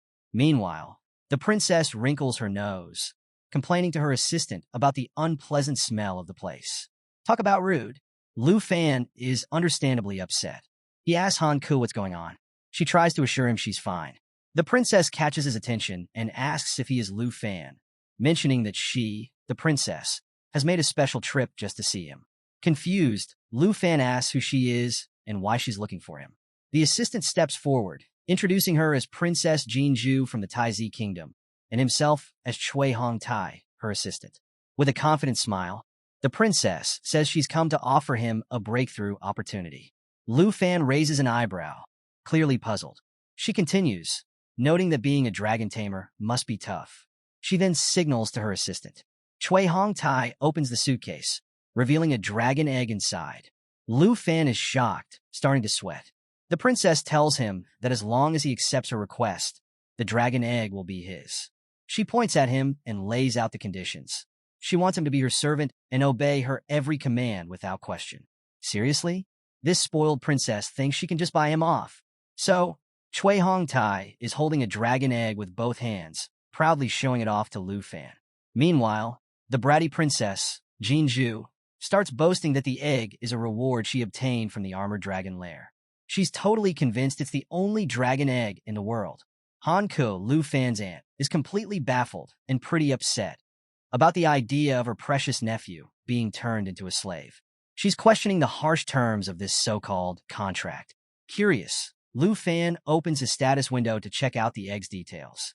Turns out it's an egg of an armored dragon, which has a naturally tough shell that reduces incoming damage by 30%. But get this, the only attack it has is swinging its giant tail in a fan-shaped area.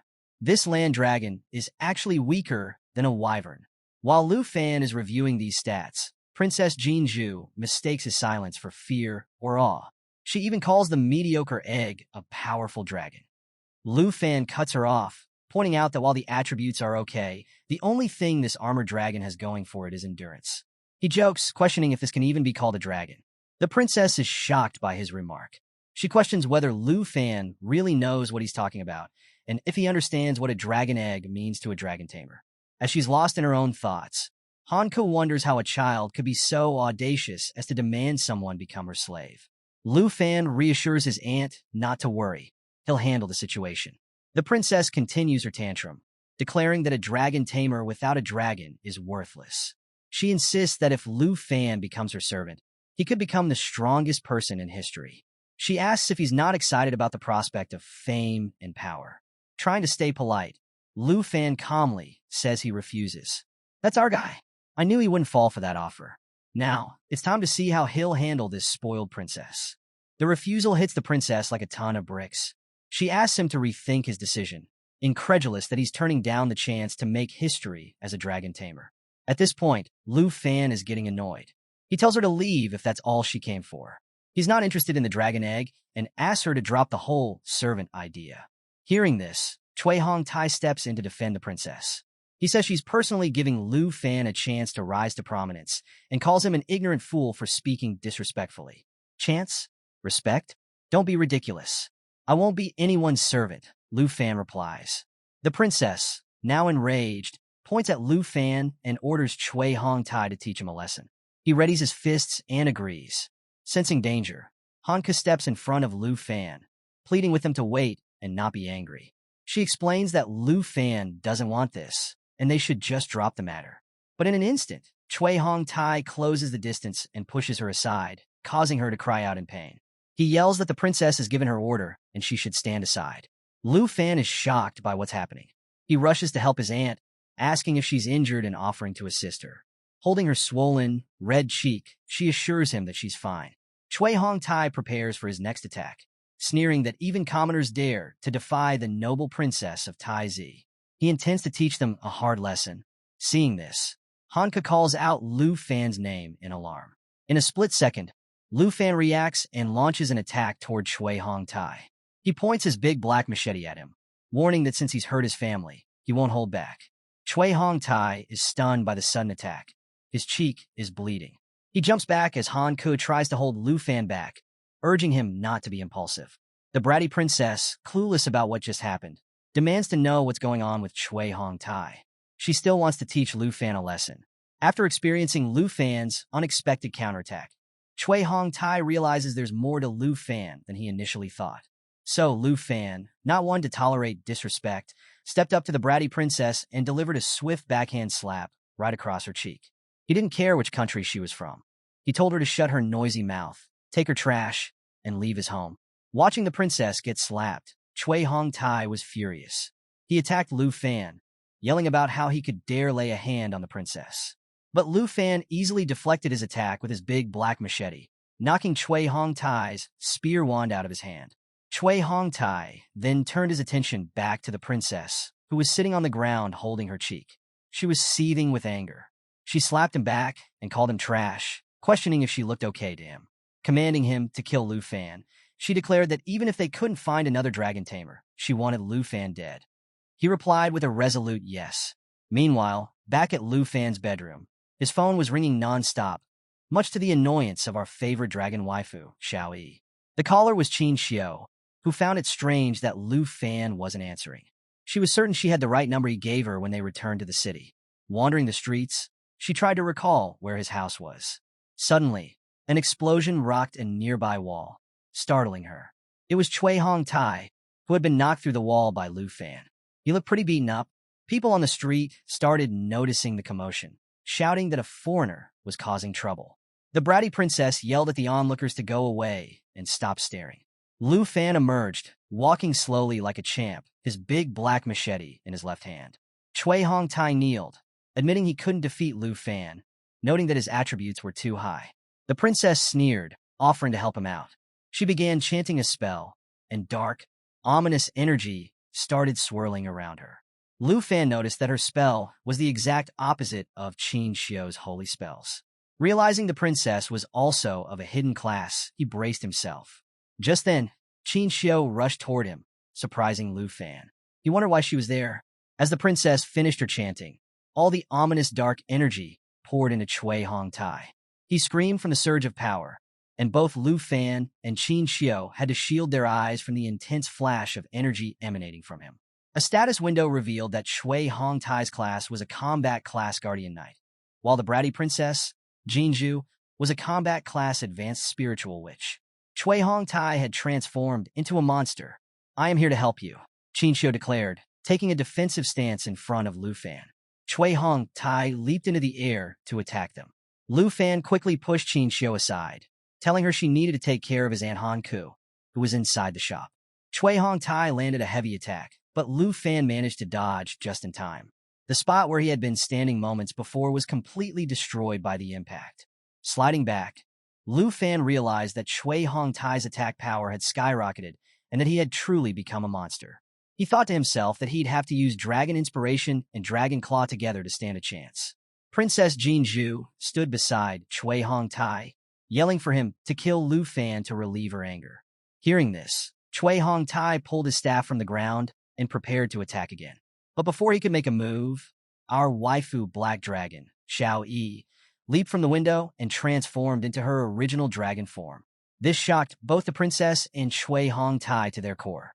The only words they could mutter were, "It's a real dragon." So, our bratty princess is clutching her staff, calling Chui Hongtai useless, and urging him to hold on a little longer as she begins casting a spell. But before she can finish, Xiao Yi, our amazing dragon waifu, lets out a roar so powerful that it blows the princess away, canceling her spell entirely. Xiao Yi activates her dragon bloodline skill, which reduces all damage she receives by 50%, provides immunity to all debuffs, and boosts her self-healing by a whopping 500%. Talk about overpowered. She then slams Chui Hongtai to the ground. He's utterly powerless, screaming like a baby for her to let him go. Being the good dragon she is, Xiao Yi complies, but not before throwing him towards Princess Jinju. He crashes onto the road, creating a massive crater upon impact. Honestly, he should be apologizing to Han Ku and Lu Fan for all the trouble he's caused. Seeing Chui Hongtai in such a pathetic state, the princess starts to realize the true power of a real dragon. She finally understands that there are actual dragons out there, not just the Jin family's so-called defensive lizards. Snapping her out of her shock, Lu Fan calls out to her. He begins walking towards her like a total badass, holding his big black machete in his right hand. He asks if she wasn't planning to kill him to vent her anger. Hearing this, the princess steps back in fear and ends up falling over. "Stay away from me. You attacked my attendant, seriously injured him, humiliated me, and threatened me," she screams with teary eyes. She continues her rant, warning Lu Fan about the consequences of his actions, saying he's now an enemy of the Taizi kingdom. Honestly, she's just blabbering at this point, playing the victim. Classic spoiled brat behavior. Lu Fan isn't fazed by her threats. He casually flexes his machete and asks if she's trying to scare him. Reaching her, his eyes filled with rage, he tells the princess that she sent her man to harm his family. He doesn't care if she's a princess or even a god. He'll repay her actions with interest.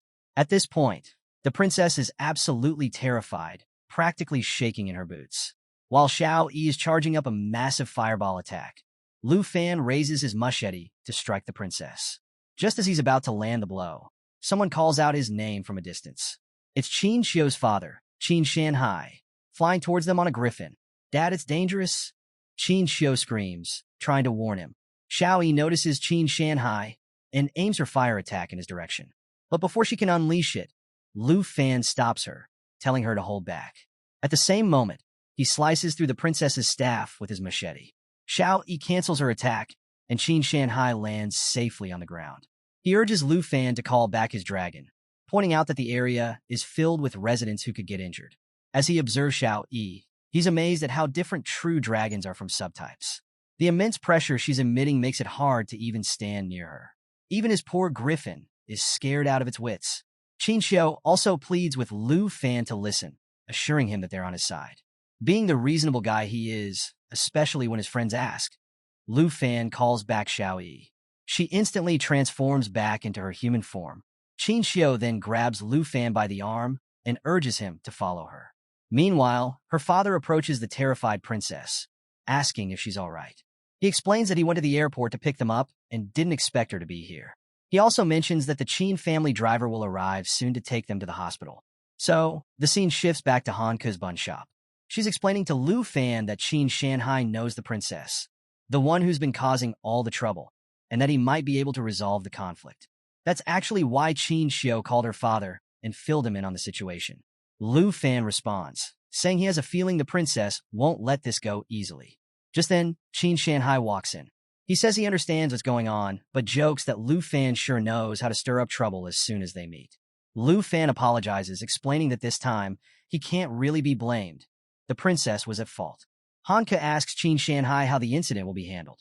He explains that they've sent both the princess and Shui Hongtai to the hospital and mentions that they'll need to provide an explanation to the Jin family. He adds that the Jin family isn't just involved in business. They also have considerable influence in the upper echelons of the Taizi kingdom. Hearing this, Hanke becomes concerned that Lu Fan might face punishment for hitting them. But Lu Fan, ever the confident one, replies that even if she has immense power, he's not going to compromise his dignity over a dragon egg. Qin Shanhai is impressed by Lu Fan's integrity and tells him he admires him. He assures Lu Fan that he doesn't have to worry too much. He'll ensure his safety. But, while casually smoking, he mentions that he can't do it alone and has a condition. Curious, Lu Fan asks, "What condition?" Pointing his cigarette at Lu Fan, Qin Shanhai says, "Achieve the position of South Province champion in the grand exam." He further explains that he'll do his best to keep the princess at bay until the exam is over. Hearing this, Qin Xiu chimes in, pointing out that it won't be easy. There are countless top students in the entire South Province. Qin Shanhai adds, "But only if you surpass them and become the champion can I help you." Suddenly, Lu Fan gets a determined look on his face. He tells Qin Shanhai that he understands the situation and accepts the condition. Meanwhile, over at the hospital, the princess is fuming. She's pacing back and forth, angrily talking on the phone.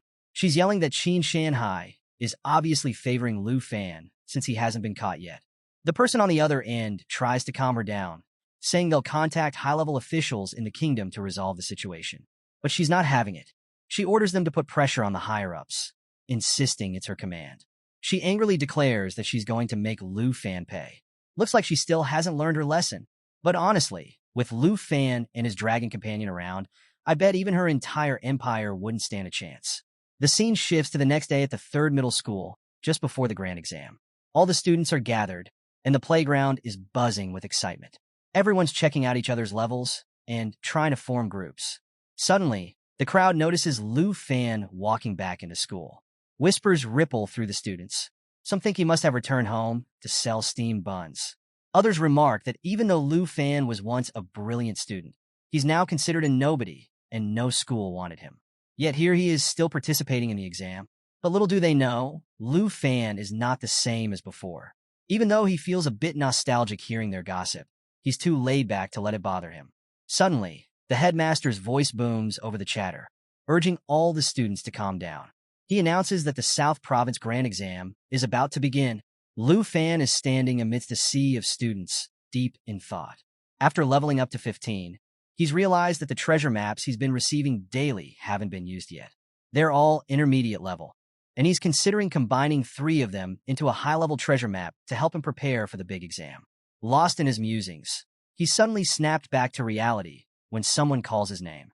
Turning around, he sees teacher Li approaching him. The teacher asks if Lu Fan is participating in the big exam. Lu Fan replies that he is and mentions he's been working hard to increase his strength. Impressed, Teacher Li hands him a teleportation stone, praising his dedication. He tells Lu Fan that he believes in his fighting spirit and that it might rival that of other professionals. Lu Fan smiles and checks out the stone. It's of rare quality and has some nifty features. When used in the Trial Secret Realm, it teleports the user to the first floor of the Heavenly Tower. When used in the Heavenly Tower, It takes the user back to the trial's secret realm platform. After examining the stone, the teacher gives him a friendly warning. He reminds Lu Fan that professions are crucial in this world. Even though it's just an exam, a single mistake could lead to injury or worse. He advises Lu Fan to find a teammate for the trial and suggests using the teleportation stone to exit if things get too dicey. Lu Fan nods and assures him he'll be careful. As Teacher Lee walks away, some students start whispering about Lu Fan. They're doubting him, questioning his abilities. But Lu Fan isn't bothered. He's got bigger things on his mind. He knows that in team scenarios, scores are divided among members. But he doesn't just want to pass. He wants to ace the trial and secure the top spot, just as he promised Qin Shanhai. Just then, someone else calls out to him. He turns to see Qin Xiu approaching with another girl by her side. And who might this be? Potentially another addition to Lu Fan's circle. Lu Fan greets them and asks if the new girl is Qin Xiu's teammate. She introduces her as her best friend, Tao Xiaoman, a level 1 combat professional swordsman. Tao Xiaoman says hello, but before she can say more, Qin Xiu cuts to the chase. She asks Lu Fan if he'd like to team up with them for the trial. Tao Xiaoman is taken aback by the invitation, and to her surprise, Lu Fan politely declines. He explains that he's planning to participate solo. He appreciates Qin Xiu's offer, but mentions that he's set this challenge for himself. Waving goodbye, he tells them he's heading to the exam site. Qin Xiu looks a bit disappointed, missing out on the chance to team up with a guy she's clearly interested in. She wishes him luck, thinking that with his level of strength, anyone teaming up with him might actually hold him back. After Lu Fan leaves, Tao Xiaoman turns to Qin Xiu, puzzled. She asks why Qin Xiu would invite someone from the weakest profession to join them. Qin Xiu smiles and tells her that Lu Fan is stronger than he appears. In fact, she believes he'll be the top scorer in the southern province. Tao Xiaoman is shocked by this bold claim. She teases Qin Xiu, asking if she's falling in love with the dragon Tamer himself. Blushing, Qin Xiu denies it, but her reddening cheeks give her away. Tao Xiaoman can't help but laugh, pointing out that her face tells a different story. Scene shift to the grand exam trial secret realm. Lu Fan walks through the portal like a total boss, thinking, this is where it all begins. Up on a big screen, Principal Bai Hongtu addresses the gathered students. He explains that the portals in the sky are divided into 4 levels: normal, hard, fear, and nightmare. When the portals open, selected candidates can enter the heavenly tower using the teleportation stone their teachers provided. Here's the breakdown. Normal level. Everything is a projection, so no fatal injuries. The score multiplier here is 0.9x. Hard level. From this level onward, the monsters are real. If students use the teleportation stone to exit safely, their scores will be saved. The score multiplier is 1.0x. Most students choose this level. Fear level. Monsters here are more ferocious. This realm isn't recommended for solo challengers. Principal Bai advises not to worry about sharing scores in a team. Safety first. The score multiplier is 3.0x. As he's explaining, someone bursts out laughing. Principal Bai, watch me. I'm going to set the highest score in the exam. The confident student is Hong Wu, a level 14 Qi Gong master with a hidden profession. Tao Xiaoman is watching Hong Wu with awe. She mentions that he's the number 1 expert at number 1 middle school and ranks in the top 5 in the entire province. Qin Xiu chimes in, explaining that being a Qigong master makes him incredibly versatile, great at both attacking and defending. She notes that he's planning to challenge the hard realm solo. Hearing Hong Wu's bold declaration, other students start to feel a bit doomed. They think they can only aim for lower rankings now. Some even regret not choosing an easier difficulty level, realizing they're no match for Hong Wu. The scene shifts to Principal Bai Hongtu's office, where multiple screens display all the students' progress. The principal of number 1 middle school, sitting beside Bai Hongtu, starts laughing. He's boasting that Hong Wu is the most formidable student at their school and that it's a sure win for him to become the top scorer. He even mentions that Qin Xiu is pretty impressive and should be among the top 3 rankers. Principal Bai Hongtu, however, feels a bit wistful. He thinks that if Lu Fan had awakened to another hidden profession, he might have taken first place. Lost in his thoughts, he's interrupted by Qin Shanhai, who mentions he has a promising candidate in mind for the top spot and is quite optimistic about him. Curious, the principal of number 1 high school asks who he's referring to. Qin Shanhai reveals it's Lu Fan, the dragon tamer from number 3 school. This revelation leaves Principal Bai Hongtu stunned. The principal of number 1 school points out that all the students have already entered the tower, but Lu Fan hasn't gone into the heavenly tower yet. He laughs, questioning if Lu Fan is giving up on the exam. He dismisses Qin Shanhai's suggestion, asking what could be expected from a dragon tamer. Pointing to the scoreboard, he notes that Hongwu is already on the 4th floor and ranked first. Suddenly, Principal Bai Hongtun notices something. With a shocked expression, he realizes that Lu Fan isn't giving up. He's waiting for the last difficulty level portal to appear. He's choosing the Nightmare Trial. The Nightmare Trial is a one-way trip, and the principal of number 1 school shouts that this student is way too overconfident. The Nightmare Trial portal appears in the sky, and the score multiplier is a whopping 9.9x. Lu Fan prepares to enter the trial realm, while the principal of number 1 school is freaking out, urging Principal Bai Hongtu to stop him, claiming he'll die in there. But Lu Fan enters the trial with a confident smile. Principal Bai Hongtu is concerned, mentioning that no one who's challenged the Nightmare Trial has come back intact. The last person who attempted it was 8 years ago, and he was eaten by a ferocious beast, a miserable death. The principal of number 1 school questions whether Lu Fan was properly educated about the exam rules. He declares that this dragon tamer is doomed for sure, and even suggests that Qin Shanhai's judgment might need improvement, stating that Lu Fan can't be compared to Hongwu at all. Qin Shanhai just winks and suggests they focus on the performance of their talented Qi Gong master. He adds that it's still too early to draw conclusions and that they should observe a little longer without making snap judgments. Principal Bai Hongtu asks Qin Shanhai why he trusts Lu Fan so much. Meanwhile, as they're discussing, Lu Fan enters the 1st floor of the Nightmare Trial.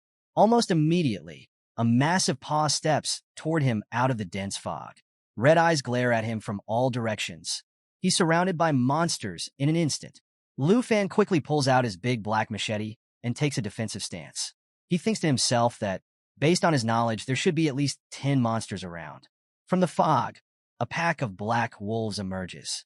They're level 10, and their bite attack causes continuous bleeding damage. They also have a skill called Night Howl, which increases all attributes of their allies and resets all skill cooldowns. The wolves roar at Lu Fan and leap toward him.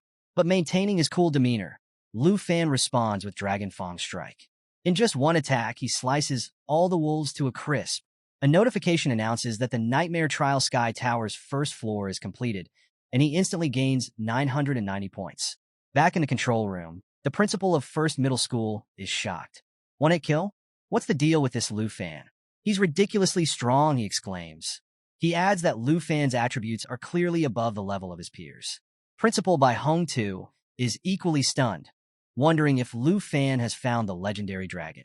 With 990 points, Lu Fan instantly jumps to the 2nd position on the scoreboard.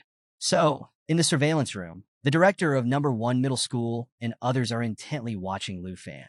They're all stunned that he defeated the Black Wolves with just one blow. Suddenly, someone walks into the room, a mysterious figure in a detective suit, one hand in their pocket and a briefcase in the other. They're wearing a cap and glasses, making it hard to see their face. This newcomer catches everyone's attention. Qin Shanhai turns his head and becomes instantly alert upon seeing him. The man introduces himself as Qian Xiong, a special representative from Long Du. He's there to investigate someone and take them back to Long Du, taking off his cap. He looks directly at Qin Shanhai and asks where the Dragon Master, Lu Fan, is. A stats window pops up, revealing that Qian Xiong is level 57 and specializes in combat. Meanwhile, back in the Nightmare Trial, Lu Fan is making his way through the 1st floor. He's using his big black machete to cut through vines, and he's got the system map open in his other hand. Feeling pretty good, he realizes he's found what he's been looking for. A system window informs him that he's reached the right spot on the treasure map. Another window tells him that a high-level treasure map has been created. Lu Fan can't help but feel excited. The high-level treasure map he made before entering the trial realm is on the 1st floor of the Heaven Tower. As he cuts through the thorny plants blocking his way, he comes across a book. Reaching out, he takes it. An alert window shows up on his screen, telling him he successfully acquired a skill book named Accelerated Growth. This book shines brilliantly, adorned with several gems on the cover. The stats window reveals that Accelerated Growth is an excellent skill book. It teaches a passive skill that speeds up growth. Once used, this skill allows pets to gain 100% more experience. Lu Fan opens the book right away. It emits strong energy that starts to surround his body. He gains the ability to grow faster as a result. He thinks to himself that this skill will be perfect for Xiao Yi, his dragon companion, who he felt was leveling up too slowly since they left the morning village. With this passive skill, she'll level up a lot faster. Back in the surveillance room, Principal Bai Hongtu, Qin Shanhai, and Qin Xiong are watching Lu Fan on the screen. Qin Xiong tells Principal Bai that since Lu Fan is a student at their school, they should immediately interrupt his trial and have him return. Principal Bai gives him a serious look, suggesting that it's best to wait until the students are done with their exams. He even offers to take responsibility for Lu Fan's actions, being in charge of the Third Institute. But Qin Xiong isn't having it. He says that while Principal Bai can take responsibility instead of Lu Fan, he can't get punished on his behalf. Confused, Principal Bai asks what punishment he's talking about. At this point, Qin Shanhai steps up to Qin Xiong, grabbing his arm and asking him to step back a bit, considering their old friendship. A man from number 1 middle school interjects, asking what Lu Fan has done. Qin Xiong pulls his arm away with a bit of force, leaving Qin Shanhai somewhat confused. With an angry look, he tells Qin Shanhai not to distract him while he's performing his task and requests that he not try to approach him again. He warns that if Qin Shanhai gets involved, the Jin family and the top-level members won't be happy. Even though he doesn't understand why Qin Shanhai is defending Lu Fan, Qin Shanhai just looks at him seriously and stays quiet. Qin Xiong pushes him back and asks if he gets the message. He then tells Principal Bai to bring Lu Fan immediately, saying he's busy. When Qin Shanhai refers to him as an old friend, Qin Xiong turns his head back upon hearing it. Qin Shanhai takes out a cigarette, lights it, and takes a puff. Their conversation hints at the close ties between important Long-Du officials and the Jin family, affecting both the Dragon Kingdom and the Taizi Kingdom, making things more complicated. Qin Shanhai tells everyone that the high-level officials and the Jin family won't matter once Lu Fan's secret comes out. He looks at Qin Xiong seriously and declares that no one can take Lu Fan away today. Qin Xiong gets really angry upon hearing this.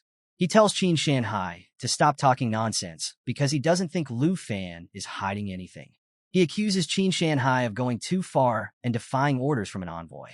As Qin Xiong is about to turn around, Qin Shanhai grabs his arm again and says that even if he's going too far, he'll accept it. The tension between them escalates. A system window reveals that Qin Shanhai is a level 57 knight, and Qin Xiong is a level 57 swordsman. Qin Xiong replies angrily that he'll report Qin Shanhai's actions to the higher-ups in Long-Du. Principal Bai Hongtu steps in, trying to calm them down. He reminds them that they must not disrupt the major exam. Qin Shanhai then poses a question to Qin Xiong, asking if he's not curious about Lu Fan's secret, one that could shock the higher-ups of Long-Du and the Jin family. So, Qin Xiong just realized that Lu Fan is currently challenging the nightmare level of the trial.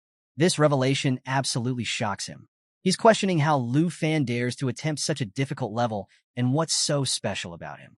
Meanwhile, Lu Fan is standing in front of a massive gate, thinking about testing his limits by relying solely on himself. Now that he has this new passive skill, he figures it's a good idea to summon Xiao Yi early to gain more experience. He checks his status window, which now includes the growth acceleration skill. This awesome skill increases the experience gained by his pet by 100%. Not too shabby, right? Back in the surveillance room, the principal of the first school remarks to Qin Xiong, "Didn't you see him taking out multiple opponents in a single move earlier?" They're both amazed at Lu Fan's capabilities. At that moment, Lu Fan shouts, "Come out, Xiao Yi," and summons the Black Dragon. With a loud roar, Xiao Yi appears. Both the principal and Qin Xiong are utterly stunned by the sudden appearance of the dragon. Qin Xiong is at a loss for words. The only thing he can mutter is, This is a dragon." Xiao Yi then raises her claw and attacks the gate. Watching the dragon's power, Qin Shanhai is sweating bullets. Even though he's seen her before, witnessing her strength again is still shocking. In an instant, Xiao Yi completely destroys the gate, filling the entire area with rubble. Qin Shanhai turns to everyone and says, "Now you've seen Lu Fan's secret." Everyone in the room is in awe, sweating at the sheer power of the dragon. He points toward the screen and announces that Lu Fan is the only dragon tamer in history who has a real dragon. Principal Bai Hongtu is also stunned. The only words he can muster are, "Lu Fan really tamed a giant dragon." They continue watching the screen, which shows the Nightmare Trial's second floor. Xiao Yi is using her flame breath to burn everything in sight. Flames are everywhere. Lu Fan is effortlessly cutting down giant plant monsters.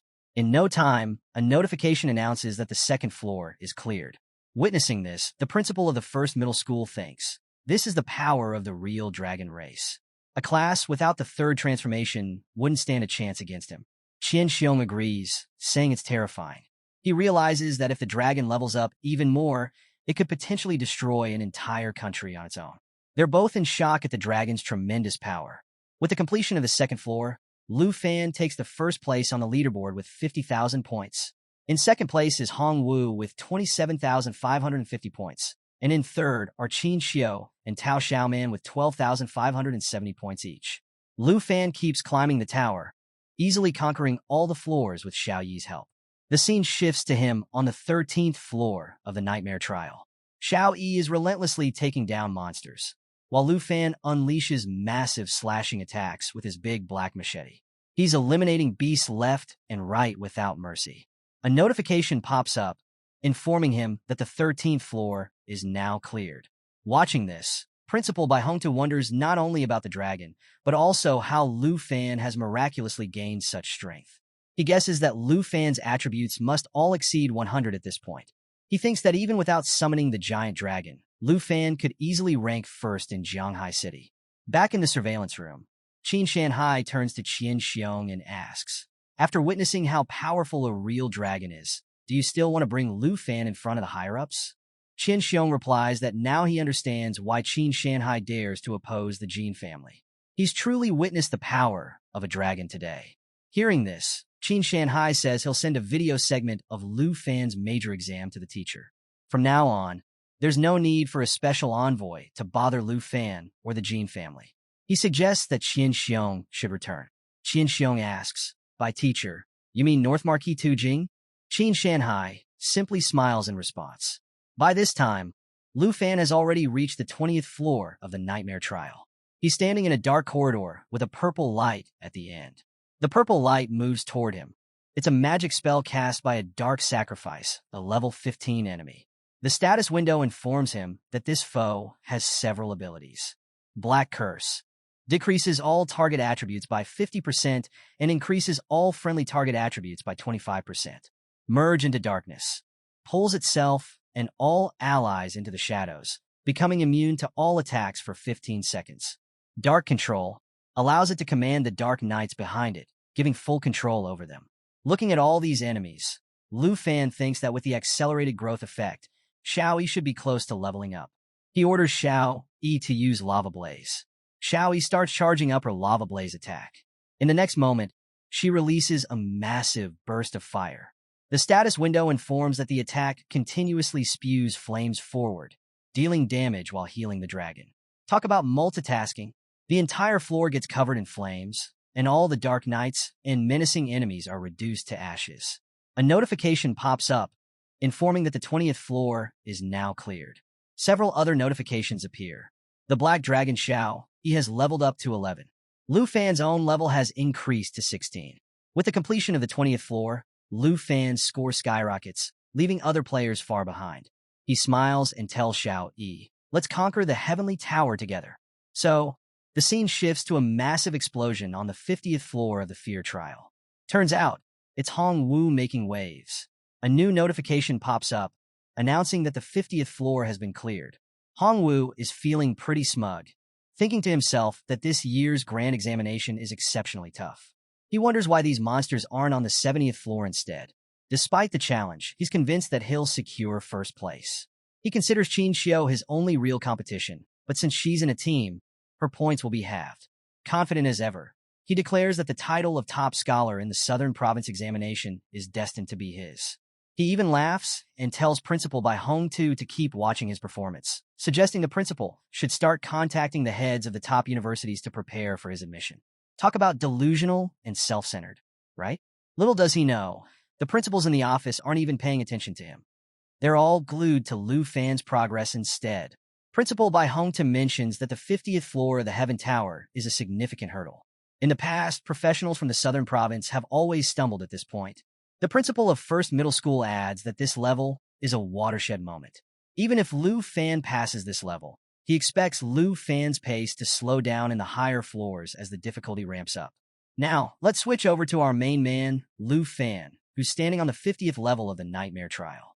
The area is covered in heavy snow, creating a tense atmosphere. Lu Fan is checking Xiao Yi's status window, and guess what?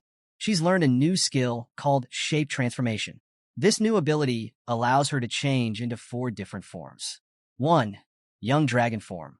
Increases all attributes and reduces consumption by 50%. 2. Dragon Maiden Form. This form is a result of the blood pact with Lu Fan. Honestly, I love this form. She should always stay in this one. It's definitely her main waifu form. 3. Destruction Dragon Open Form. Decreases strength by 50%, but increases spirit by 100%. In this form, she gains new skills like Daylight Incineration and Lava Eruption. 4. World-Ending Form. Reduces spirit by 50%, but increases strength by 100%. Skills acquired in this form include Earth Bend and Fearful Roar. While Lu Fan is busy checking out these awesome new abilities, the stones around him start to move. They form into massive creatures with glaring red eyes fixed on him. There are 3 monsters in total. The status window informs him that these entities are Amethyst Mountain Giants, level 20. They have several skills. Mountain Arm. Deals massive frontal damage by swinging their rock arms. Landslide. Probably not something you want to get caught in. Amethyst Rock. Reduces magic damage received by 50% and makes them immune to armor-piercing effects. Back in the surveillance room, Principal Bai Hong-tu is concerned. He wonders how Lu Fan is going to fight 3 nightmare-level bosses at the same time. The principal of First Middle School chimes in, saying he expected the 50th floor to slow down Lu Fan's rapid climb. He thinks Lu Fan's score is already high enough to place him first in Jianghai City. In his opinion, it's very likely that Lu Fan will become the top scholar of the Southern Province. He even laments, saying, "Why isn't such a promising student from our first middle school?" Gotta love that friendly rivalry. So, the scene shifts back to the 50th floor, where our boy Lu Fan is about to face off against some seriously tough monsters. The status window shows that the monsters are gearing up to use their Mountain's Arm attack. A powerful move heading straight for Lu Fan. But does he look worried? Not at all. He's thinking that now that he's halfway up the tower of the ladder, the difficulty has definitely ramped up from the previous floors. Since the challenges are getting tougher, he figures it's time to up his own game as well. Just as the massive attack is about to reach him, Xiao Yi steps in, blocking the incoming blow with her left hand. Lu Fan stands there in the midst of the chaos, not even breaking a sweat. He decides it's time to pull out all the stops and orders Xiao Yi to try out her World Ender form. She instantly roars in agreement, and in the next moment, her dragon body becomes enveloped in red flames. Watching this epic transformation, Principal Bai Hong-tu comments that Lu Fan is definitely up to something. As the dragon begins to emerge in her new form, everyone is in awe. And let me tell you, Xiao Yi's new form is seriously cool. Her entire body turns pitch black, and her eyes glow menacingly red. The system informs them about the successful transformation. Xiao Yi's strength skyrockets from 456 to 2,912, while her spirit decreases from 1,424 to 712. She also gains 2 new skills, Earth Shatterer and World Ending. Everyone in the monitoring room is amazed by the dragon's transformation. Principal Bai Hong-tu is stunned, questioning how this dragon can even switch combat forms. Qin Shanhai is equally surprised, admitting that such a transformation sends shivers down his spine. Back on the battlefield, Lu Fan is facing off against the monsters.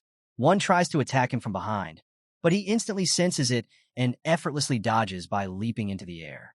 He activates his Dragon Inspiration skill, which boosts all his and Xiao Yi's attributes in attack power by 10%. He then orders Xiao Yi to launch a mighty jaw assault on one of the monsters. In a flash, the dragon shatters the monster's head. Watching this, the principal of First Middle School is utterly shocked, exclaiming that a level 20 boss was just shattered like it was nothing. Principal Bai Hong-tu analyzes the situation, thinking that to break through the defense of an Amethyst Mountain Giant, the dragon's attack power must have exceeded 2,000 points. As the first monster crumbles, the second one tries to grab Lu Fan, but he easily dodges again, maneuvering his body to avoid the monster's grasp. He then uses Dragon Claw to launch an attack, resulting in a massive explosion. Meanwhile, Qin Shanhai turns to Qian Xiong and points out that Given Lu Fan's strength, he must feel fortunate for not taking Lu Fan away earlier. Qian Xiong is speechless, completely focused on the ongoing battle. Lu Fan continues to effortlessly dodge all the monster's attacks.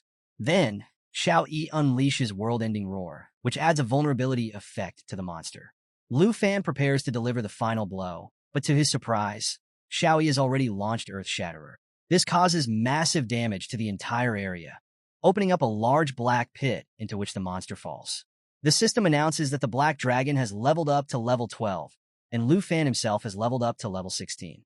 He's absolutely thrilled with this outcome, thinking that choosing the Nightmare level was definitely the right choice.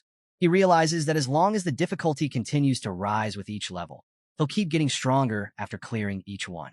A notification pops up, announcing that the 50th floor has been successfully conquered. Lu Fan starts walking toward the portal to head to the next floor, with Xiao Yi following right behind him.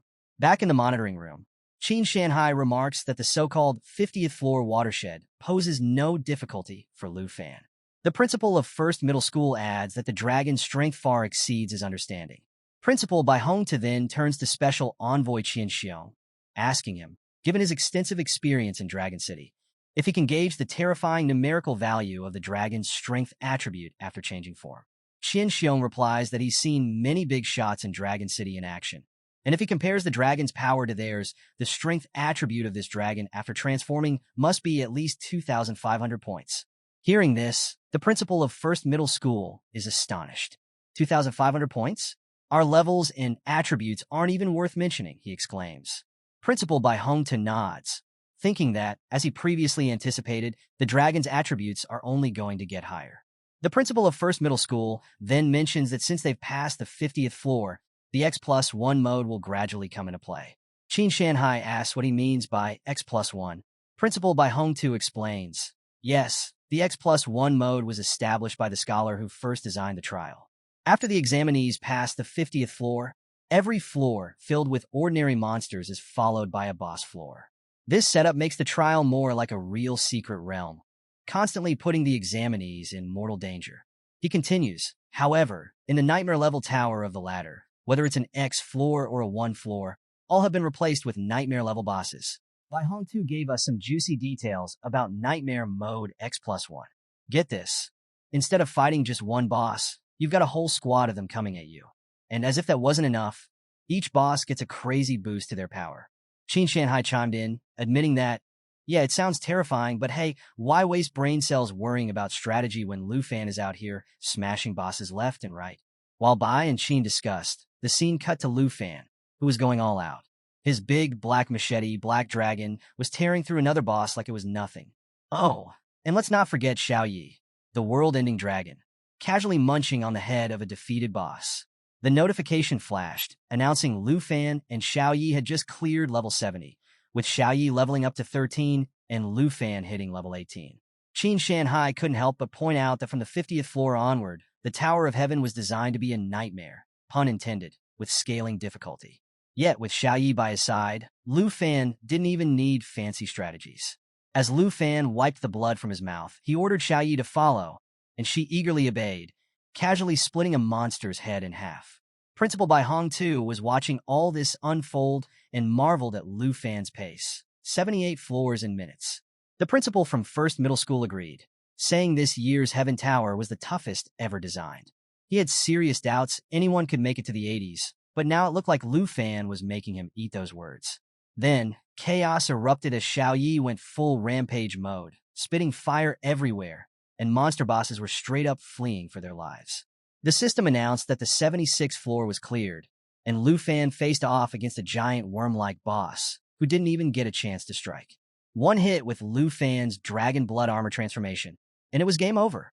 Xiao Yi nonchalantly held the boss's head, leveling up to 14, while Lu Fan powered up to level 19. Back in the principal's office, Bai Hongtu mused about how many geniuses in the past had exhausted themselves trying to clear the tower, only to perish in the end. Qin Shanhai added that when candidates reached the 70s and 80s, they were too close to victory to back out. But Bai Hongtu had no doubt Lu Fan was built different. He might be the first in a decade to conquer all 100 floors. Then, the tension ramped up.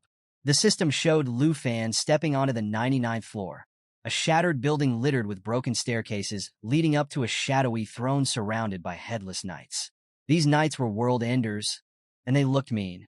4 of them, headless and armed to the teeth, blue flames sparking in place of their heads. Each knight had a horrifying skill set. Penetration attacks with crazy damage multipliers, counterattacks triggered automatically, lightning speed strikes, and, the worst of all, a beheading move that instantly killed anyone under 57% health. Oh, and did I mention they shared boosted health and defense? Yeah, good luck with that. Lu Fan wasn't fazed. He recognized the secret room as being inspired by the tragic history of the Shattered Kingdom, where an undead legion had brought ruin centuries ago. But there was no time for history lessons. The axe-wielding knight charged, ready to unleash its beheading skill. Without control skills, Lu Fan had only one plan: hit them all hard and fast. He leaped into the air, deflecting their counterattacks with his machete. His first slash barely scratched one knight, which healed instantly. Worse, the attack triggered a devastating counter, but Lu Fan blocked it just in time. Seeing an opening, he yelled for Xiao Yi to launch a massive fire strike. The dragon didn't disappoint, setting the entire castle ablaze. The floor crumbled, and Lu Fan praised Xiao Yi's destruction. But the dual sword knight, screaming for my king, lunged at Lu Fan with a lightning-charged attack. Sparks flew as Lu Fan parried, holding his ground. As the other knights closed in, Lu Fan knew they couldn't stall any longer. They needed to move on to the 100th floor. He commanded Xiao Yi to prepare for a massive strike, and the dragon began charging energy, ready for the next round of chaos. So, here we are on the 99th floor. Black Dragon Xiao Yi isn't holding back and launches a massive lava blaze toward all the knights. Flames scorch everything, and Xiao Yi keeps up the fiery assault, dishing out serious damage while healing herself in the process. In no time, every last demon soldier is reduced to ashes, and BM. The system announces that level 99 has been cleared. Xiao Yi levels up to 15, and surprise, she unlocks a brand new skill. Lu Fan checks the system and is blown away. Black Dragon Xiao Yi is getting more OP by the second, while he himself hits level 20. With excitement bubbling, Lu Fan knows there's only one thing left: the final level trial. Back in the surveillance room, jaws are dropping. The first middle school principal can't believe his eyes as the door to the 100th level of the nightmare trial swings open. Even Mr. Qin Shanhai admits they're witnessing history being made. Principal Bai Hong Tu, usually cool and composed, is visibly shaken. He's like, hold up, this was never supposed to be possible. Meanwhile, Lu Fan reaches the 100th floor. He yanks out a sword embedded in the throne, and a powerful aura surges around him, with Xiao Yi at his side. The scene in front of them? Absolutely horrifying. A crumbled kingdom, skeletal remains scattered everywhere, and on the throne sits the World Annihilation Emperor, a terrifying level 60 boss surrounded by an army of 500 demon soldiers. Lu Fan's not fazed, though. He checks out Xiao Yi's new skill, Cataclysm. This thing is no joke. A 3-stage attack that rains destruction, burns enemies, and detonates the area. Lu Fan's thrilled. It's time to see some real chaos. He gives Xiao Yi the nod, and she transforms into her destruction dragon form. Flames swirl around her, and the system displays her boosted stats and new skills. All things incinerate and lava burst. Even the principals in the surveillance room are awestruck. Bai Hong Tu wonders if Xiao Yi's transformation is a whole new level of terrifying. Qin Shanhai is stunned, realizing that Lu Fan has been holding back this kind of firepower. As the demon commander orders the undead army to defend the emperor, Lu Fan doesn't waste a second. He shouts for Xiao Yi to get ready. Charging forward, he grabs a skeleton soldier and shouts for Xiao Yi to unleash Cataclysm. The destruction dragon lets out a deafening roar, takes flight, and rains down hellfire. The system's casualty count skyrockets, with soldiers incinerated left and right. Flames spread like wildfire, and within moments, the undead army is reduced to less than 200. The destruction dragon's relentless assault leaves only a handful of soldiers standing. Xiao Yi detonates the burning area one last time, and the remaining enemies are swallowed by flames. The surveillance room erupts into shocked silence. The principals marvel at how a mere student could wield such power. Qin Shanhai, still in disbelief, sees the undead army practically wiped out. The system reports just 42 soldiers left, then 37. with the demon commander stepping forward, demanding Lu Fan kneel before their king. Lu Fan grips his dragon sword tightly. Xiao Yi continues her onslaught, and the remaining enemies fall one by one. Finally, the battlefield is engulfed in flames, leaving only devastation behind. Bai Hong too watches, deep in thought, realizing even the four horsemen couldn't hold a candle to Lu Fan's power. The first high school principal's eyes widen in disbelief as he notes that Lu Fan has racked up an unbelievable score of 989,500, a record untouched for 30 years. Bai Hong too can't help but wonder if Lu Fan will actually claim the exam award. Staring at the screen, he mutters that this year's test is the hardest yet, and the reward should match at least 3 rare pieces of gear. Back in the tower, Lu Fan surveys the destruction, sword in hand. He declares that all the trash has been cleared and challenges the final boss, the Annihilation Emperor, to make his grand appearance. So, as the smoke finally clears, out comes the last boss, radiating this suffocating, sinister energy. Without even flinching, it stomps the ground, draws its sword, and glares at Lu Fan with a look that screams, "You're dead." The system window pops up to remind Lu Fan that only one undead soldier remains. The boss doesn't waste time, building up momentum and lunging straight for our hero. But Lu Fan's not just going to stand there. Oh no. He activates dragon armor, and his arm transforms into a wicked dragon claw, the power tied to Black Dragon Xiao Yi herself.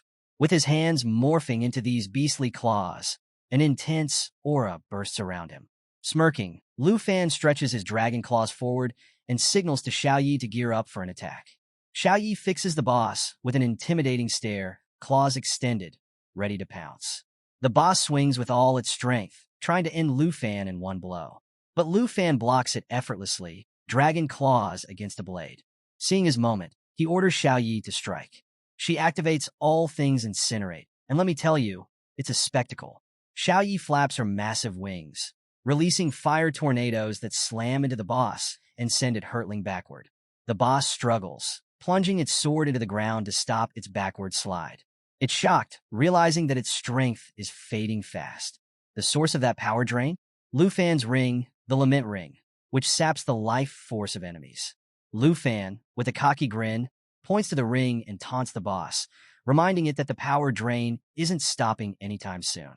The system confirms the Lament aura is in full effect. The ring, a rare item requiring at least level 15, is a game changer, boosting Lu Fan's spirit, stamina, and strength. The boss, now desperate and enraged, calls Lu Fan a cheat for using dirty tricks. But Lu Fan is unfazed. He calmly instructs Xiao Yi to unleash the second stage of all things incinerate. She roars, flaps her wings even harder, and summons more fire tornadoes that detonate around the boss, sending it crashing into the throne. The boss, barely holding on, braces for a counterattack. But Lu Fan isn't giving it a chance. He unsheathes his dagger, gathers his energy, and bursts forward, emerging from the flames to deliver a devastating surprise attack. The boss tries to block, but it's all in vain.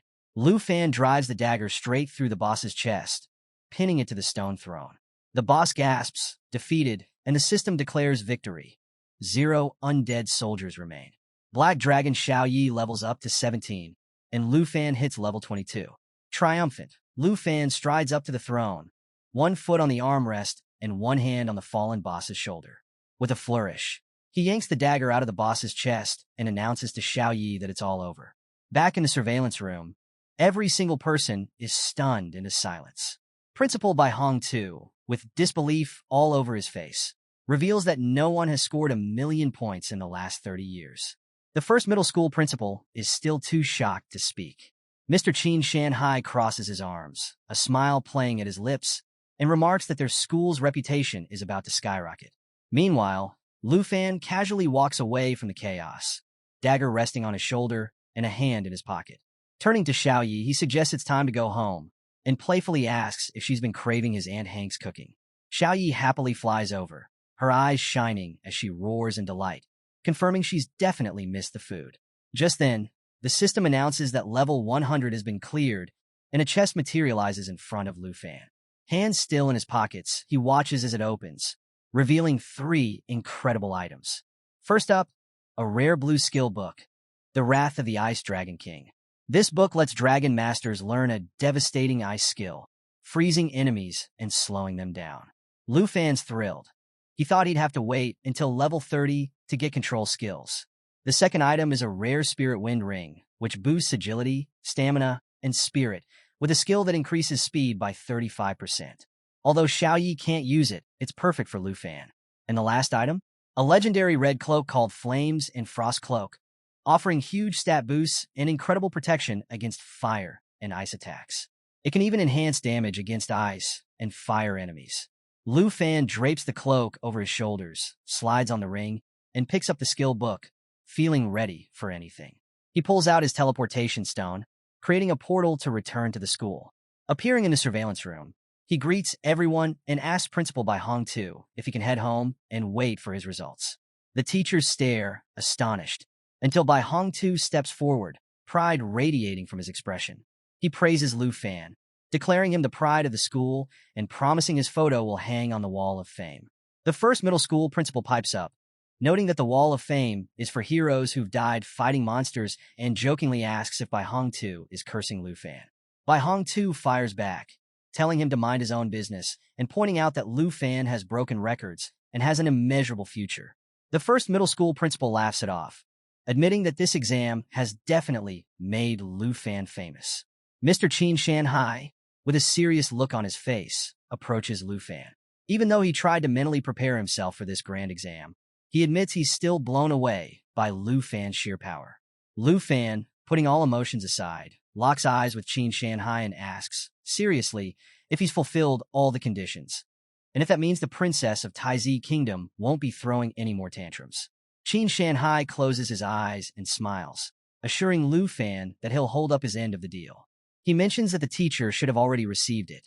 Lu Fan's a bit confused, raising an eyebrow and asking what teacher he's talking about. Qin Shanhai just places a hand on his shoulder, telling him not to worry and to focus on which academic institution he'll choose next. Meanwhile, in the shadows, the special envoy from Longdu, Qin Xiong, quietly adjusts his cap and walks away. The principals gather around Lu Fan, hyped up and eager to talk. They explain that the top 10 academic institutions are going to be fighting tooth and nail to recruit him. Oh, and let's not forget the wealthy merchants from the southern province who'll be all over him, hoping to establish connections. The principals warn Lu Fan to be careful of their motives. Amid all the chatter, the first middle school principal excitedly asks if Lu Fan could call out Black Dragon Xiaoyi so they can see her in person. Principal Bai Hong-tu steps in, warning against it. Xiaoyi might accidentally level the entire school. If she shows up, all eyes turn to the ranking board, where Lu Fan holds the top spot with an insane 1.3 million points. Bai Hong-tu can't hold back his admiration, admitting no one has come close to this record in the past 50 years. And now, let's shift scenes to the far north, deep in the snowy, level 60 territory of the Dragon Realm.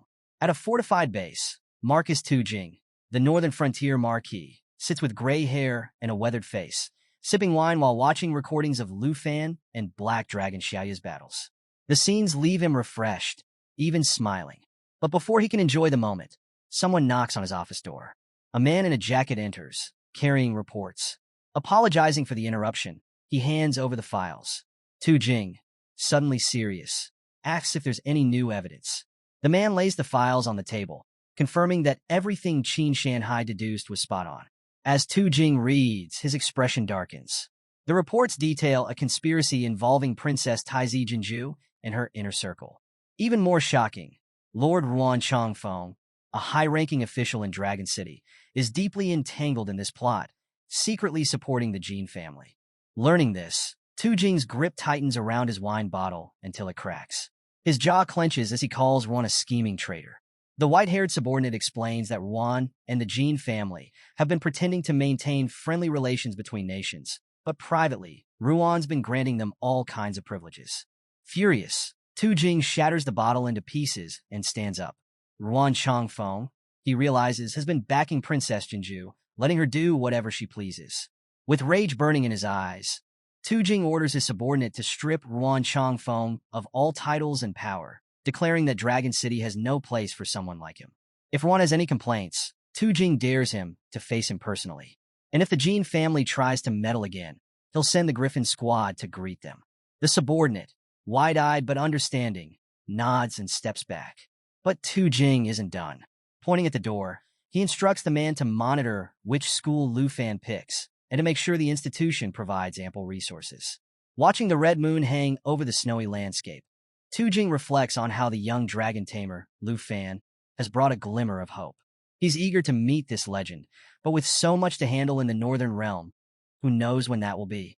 At the same time, in a luxurious hotel room in the city, Princess Jinju sits on her bed. Her phone rings, and the news hits her like a ton of bricks. Ruan Chongfeng has been dismissed by none other than Marquis Tu Jing. Panic flashes across her face, but the caller quickly tries to calm her down, saying there's some good news.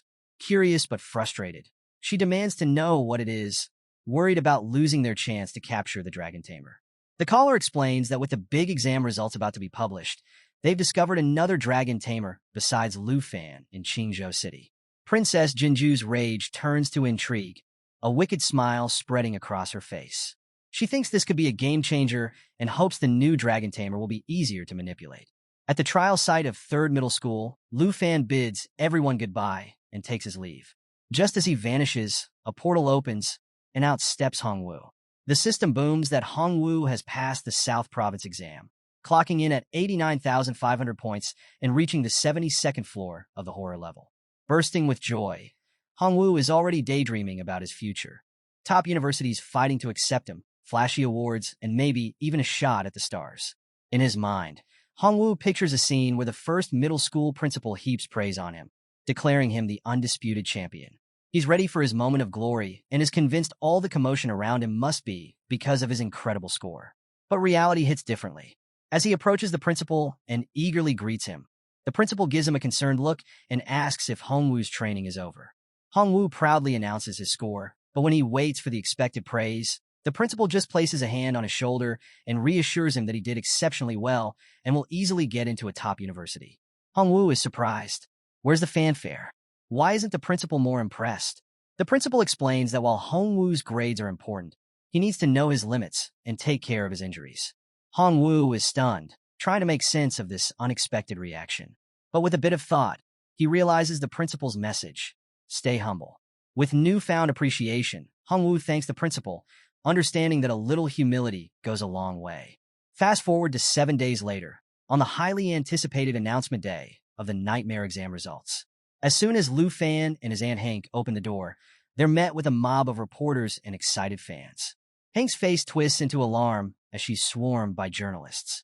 Fans clamor to offer Lu Fan gifts, with one even holding out a fancy box and inviting him to visit his estate. The chaos is real as reporters bombard Lu Fan with questions about his university plans, while more fans try to hand him presents. Just then, Mr. Qin Shanhai shows up, adding to the excitement. He announces that the university entrance exam results are about to be released, officially calling Lu Fan the top student in the South Province. He suggests they continue their conversation indoors, and Hank, relieved, leads the way. Inside, Mr. Qin Shanhai presents 6 prize boxes, each containing a whopping 50 million yuan, honoring Lu Fan as the best student in the province. He urges Lu Fan to accept the gift, emphasizing the incredible achievement it represents. Lu Fan checks his phone and receives a notification. He secured first place, though his total score remains classified. Chun Tianzi, a formidable rival, is right behind him in second place with 215,628 points. Mr. Qin Shanhai reveals that on top of the prize money, Principal by Hong Tu has sent even more rewards. Lu Fan's eyes light up with curiosity as the first gift is unveiled: a skill book titled Roar of the Blue Dragon King. This spell unleashes a powerful lightning attack, paralyzing enemies and stacking power for a massive impact. Lu Fan can already picture how this skill will mesh with Xiaoya's magic, transitioning from ice to thunder for an even more devastating effect. Next, Mr. Qin Shanhai presents a legendary thunder potion, which boosts lightning power and permanently increases Lu Fan's power attribute by 20. Lu Fan knows this will make his thunder magic even more formidable. The third gift is Green Wind Armor, a rare piece with impressive stamina and strength attributes, capable of deflecting impact damage. Mr. Qin Shanhai explains how each item was carefully chosen by Principal by Hong Tu. But wait, there's more! The final piece is revealed: Flash Wing Boots, which grant lightning speed movement with a 30-second recharge. These boots come with Flash Wing Leap, allowing the wearer to dash across a 50-meter radius at breakneck speed, also with a 30-second cooldown. Lu Fan holds the briefcase containing these epic rewards, marveling at how such valuable skills are usually reserved for high-ranking magicians. Determined not to waste the opportunity, he resolves to master these gifts, knowing they'll be game-changers for him and Xiao Yi. Just then, the system confirms that Lu Fan has acquired some incredible rewards. The Dragon King's War Skill, Lightning Flash Wing Boots, Green Wind Armor, and a legendary Thunder Potion. As he's trying to wrap his head around all these game-changing items, Qinxiu arrives, brimming with excitement at the sight of Lu Fan. She brings some wild news. The presidents of 10 major universities have arrived in Zhanghai City and are gathered at her house, ready for a personal interview. Hank, Lu Fan's aunt, looks on in disbelief, wondering why Qinxiu is even here. Lu Fan, also caught off guard, questions why there's such a rush, considering the exam results were just announced. Mr. Qin Shanhai steps in, explaining that the university presidents saw footage of Lu Fan's jaw-dropping performance and dropped everything to be here. He leans in and adds a little mystery, hinting that it's best to keep the video, only seen by senior officials and the Dragon Capital, under wraps. Mr. Qin Shanhai then whispers that the situation with Princess Jinju has been handled, and a certain teacher is eager to meet Lu Fan. Placing a reassuring hand on Lu Fan's shoulder, Mr. Qin Shanhai promises there's no need to rush. They'll handle everything soon enough. Just then, Qinxiu shyly approaches Lu Fan, holding out a purple card. She explains that she wanted to thank him the last time they met, but was interrupted by Jinju. Lu Fan's eyes widen at the card's value. Their deal was for 100,000 dragon coins, but the card is worth a staggering 10 million. Mr. Qin Shanhai laughs, emphasizing that the card represents the Qin family's deep gratitude. Then Mr. Qin Shanhai announces that an escort will arrive in the evening to take Lu Fan to Jiangshan Park. He can't help but joke about the luxurious villa the city awarded Lu Fan for being the top scorer. Hank moves closer to Lu Fan, and Qinxiu, embarrassed, tells her father to stop teasing. She grabs Lu Fan's hand and reminds him that they have an appointment with the academy officials. Now let's switch scenes to the Dragon Kingdom, outside Qingzhou City. A jeep pulls up in the forest, and out steps the arrogant Princess Jinju. She demands an update from her subordinate, Cui Hongtai, asking about the progress of the dragon tamer they've been monitoring. Cui Hongtai reports that this dragon tamer, Chen Tianji, has reached level 19, and his armored dragon is already at level 14. Jinju raises an eyebrow, impressed. Dragon tamers, she notes, are always full of surprises, leveling up fast and taking down enemies way above their rank. We then cut to Chen Tianji himself, a level 19 dragon tamer, facing off against a ferocious wild monster. The monster attacks with brutal force, but Chen Tianji leaps into the air, dodging with agility. The fight is intense, but with a single, powerful strike, Chen Tianji takes down the monster, leveling up to 20. Watching from a distance, Jinju begrudgingly admits he has skill and is glad he hasn't wasted the dragon egg she gave him. Chen Tianji respectfully thanks her, vowing he won't tarnish the royal family's reputation. But Jinju isn't all praise. She makes it clear that she'll be disappointed if he fails her, just like the last guy did. With a stern glare, she announces that from now on, Chen Tianji will wield the dragon lance, asking if anyone has a problem with that. Cui Hongtai immediately replies, "As you wish, Your Excellency." Chen Ti bows deeply, expressing his gratitude for the powerful spear and armored dragon. With this newfound power, he's confident he can challenge the top scorer, Lu Fan. Jinju, however, can't help but think about Lu Fan. His exact score is still a mystery, but speculation is swirling that it could exceed 300,000 points. A flicker of hope lights up in her eyes, but she's also boiling with anger at the thought of Lu Fan. Turning to Chen Tianji, she commands him to engrave Lu Fan's name into his memory and never rest until he's defeated and Black Dragon Xiao Yi is claimed. She promises Chen Tianji that if he succeeds, she'll ensure he becomes the greatest dragon tamer in Taizi history, ranking just below her. Chen Tianji, ever loyal, bows again, vowing to live up to her expectations. As Jinju leaves, she can't resist a final dig. She calls Chen Tianji wiser than Lu Fan, bitterly remembering how Lu Fan failed to seize the chance she offered. Before departing, she orders Cui Hongtai to go to Zhanghai City and investigate which university Lu Fan plans to attend. Cui Hongtai nods, but Jinju adds a warning. If he fails, he'll be dismissed. With a determined expression, Cui Hongtai promises to complete the mission. And there's Jinju, glaring at the horizon, vowing that Lu Fan will pay for crossing her. Meanwhile, at the Qin family villa, just outside the grand reception hall, Qin Xiu is blushing as she asks Lu Fan if he's decided which academy he's going to apply to. But before he can even answer, she quickly adds that it's really her dad who's curious. Apparently, her dad suggested it'd be a great idea if they both applied to the same academy, so they could look out for each other. Lu Fan, ever cool, agrees, mentioning that he's heard teamwork is crucial for academic success. He even jokes that since they've worked together before, they'd make a good team, especially if they ever went into the wilderness. But he admits he hasn't quite made up his mind yet and promises to let her know later. Qinxiu looks flustered, and inwardly, she worries. She doesn't know how many points Lu Fan scored exactly, but she's terrified of the gap between them widening. With determination, she vows to catch up and apply to the same academy as him. Lu Fan, with a warm smile, says it sounds like a good plan. As he pushes open a door and walks into a large room, he's met by a fat man dressed in priest robes. The man stands up excitedly, recognizing Lu Fan and cheerfully showering him with praise for his performance in the entrance exam video.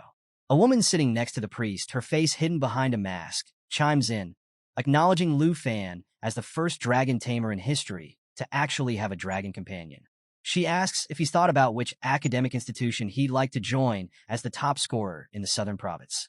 But before Lu Fan can answer, the fat man from Jiangnan Academy butts in, practically shouting that Lu Fan shouldn't hesitate. Jiangnan Academy doesn't mess around, he says, offering an annual scholarship of 10 million dragon coins, unlimited resources like potions, and access to exclusive secret realms.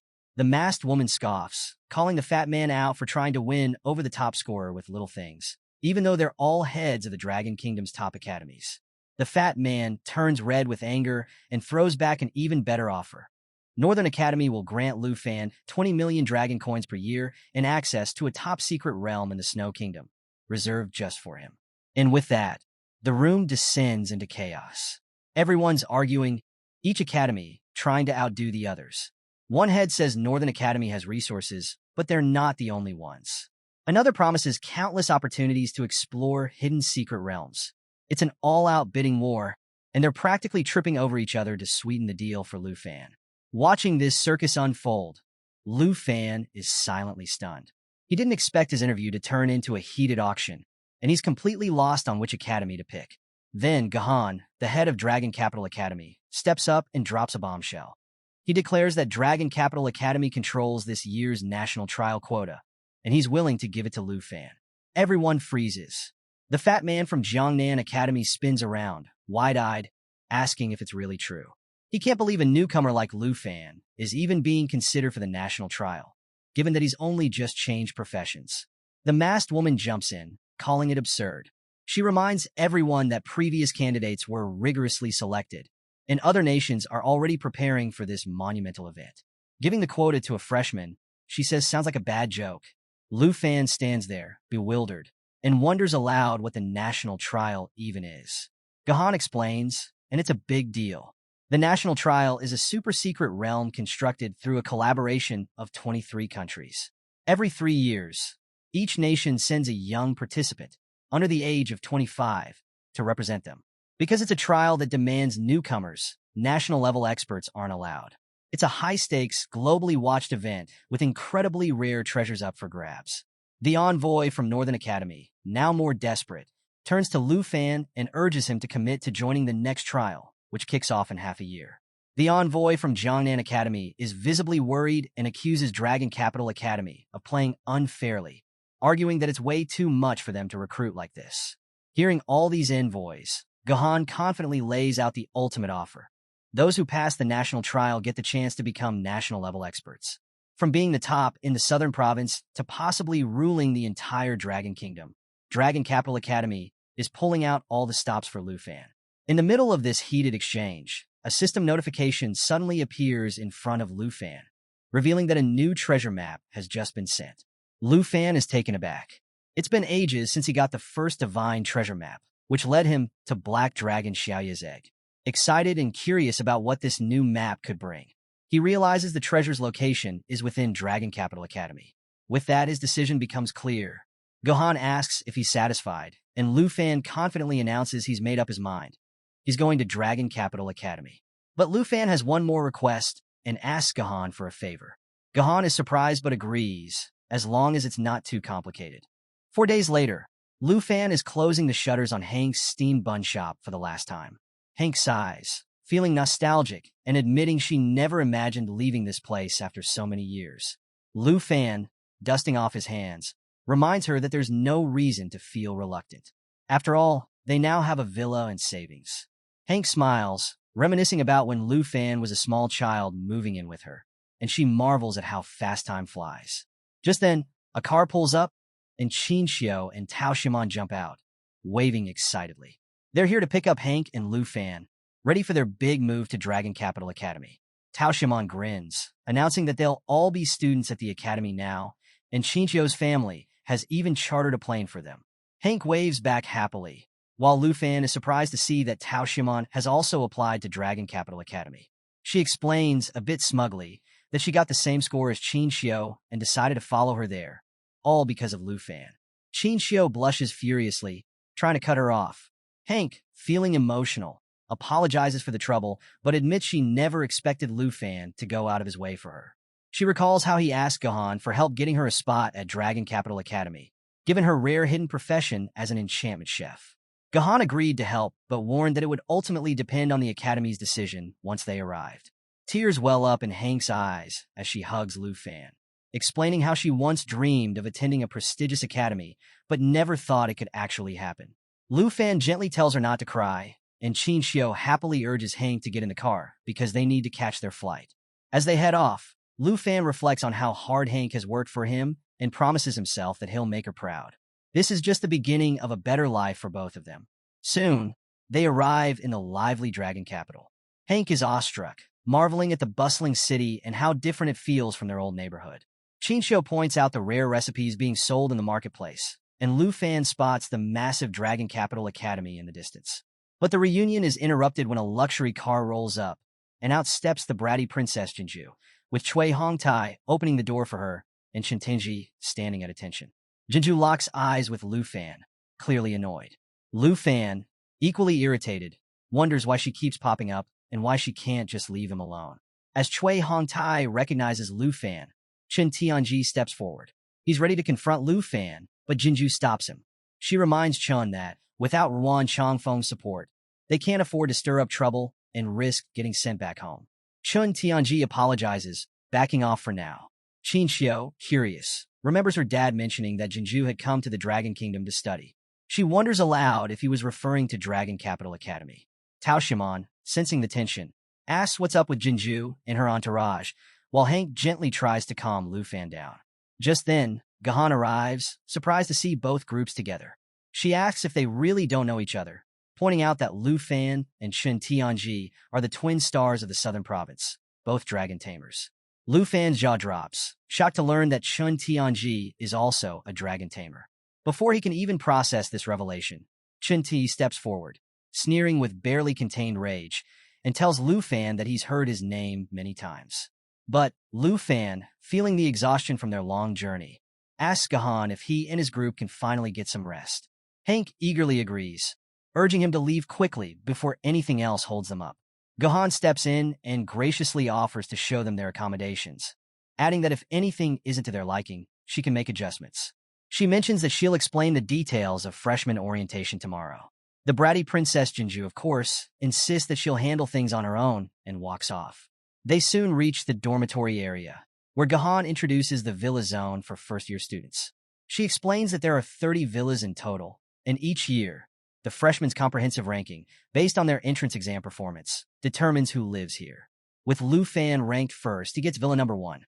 Chen Tianji, despite being ranked second in the southern province, sits at 18th overall and will be staying in villa number 18. As Gahan explains this, Lu Fan can't help but think it's ridiculous that he and Chen Tianji are being called the twin stars of the southern province. To him, it's clear that Chen accepted Jinju's terms and sacrificed his dignity. Qin Xiao looks a bit disappointed, nervously admitting that she and Tao Shimon didn't make it into the top 30 and should probably check in at the student dorms instead.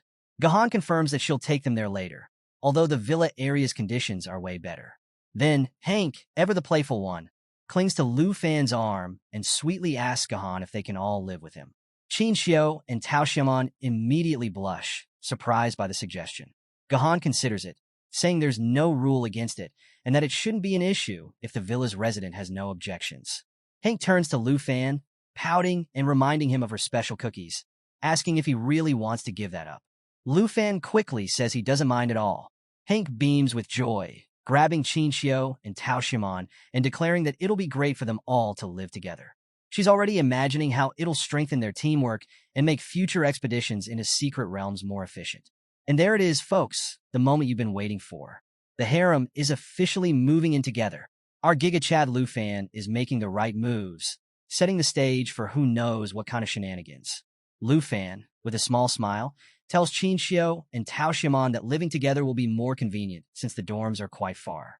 If they stayed there, he'd have to trek across half the campus just to see them. Qin Xiu blushes and agrees, while Tao Xiaomon nervously says she'll go along with whatever Qin Xiu decides.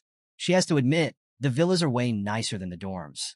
Hank, meanwhile, swings Qin Xiu around, happily saying she can't wait to share her cooking with everyone. Tao Xiaomon, embarrassed but trying to maintain some authority, points at Lu Fan and sternly warns him. Living together is fine, but he better not get any funny ideas about Qin Xiu. She'll be watching him closely. Just then, a screen appears in front of Lu Fan, revealing that the treasure map's location is nearby. Realizing it's right next door in Villa Number 2, he asks Gahan who lives there. Gahan explains she only manages the Southern Province students and isn't familiar with the freshmen from other regions, but she thinks there's just one girl living there. Lu Fan tells the girls to head to Villa Number 1 while he goes to check out their neighbor. Hank cheerfully agrees, teasing him to bring back a gift. The girls, though, are quiet. Lu Fan quickly assures them he's only curious about who the second-ranked person is and that they shouldn't overthink it. As he walks off, Hank giggles, thinking that just the mention of a girl was enough to get him moving. She playfully wonders if he's finally growing up.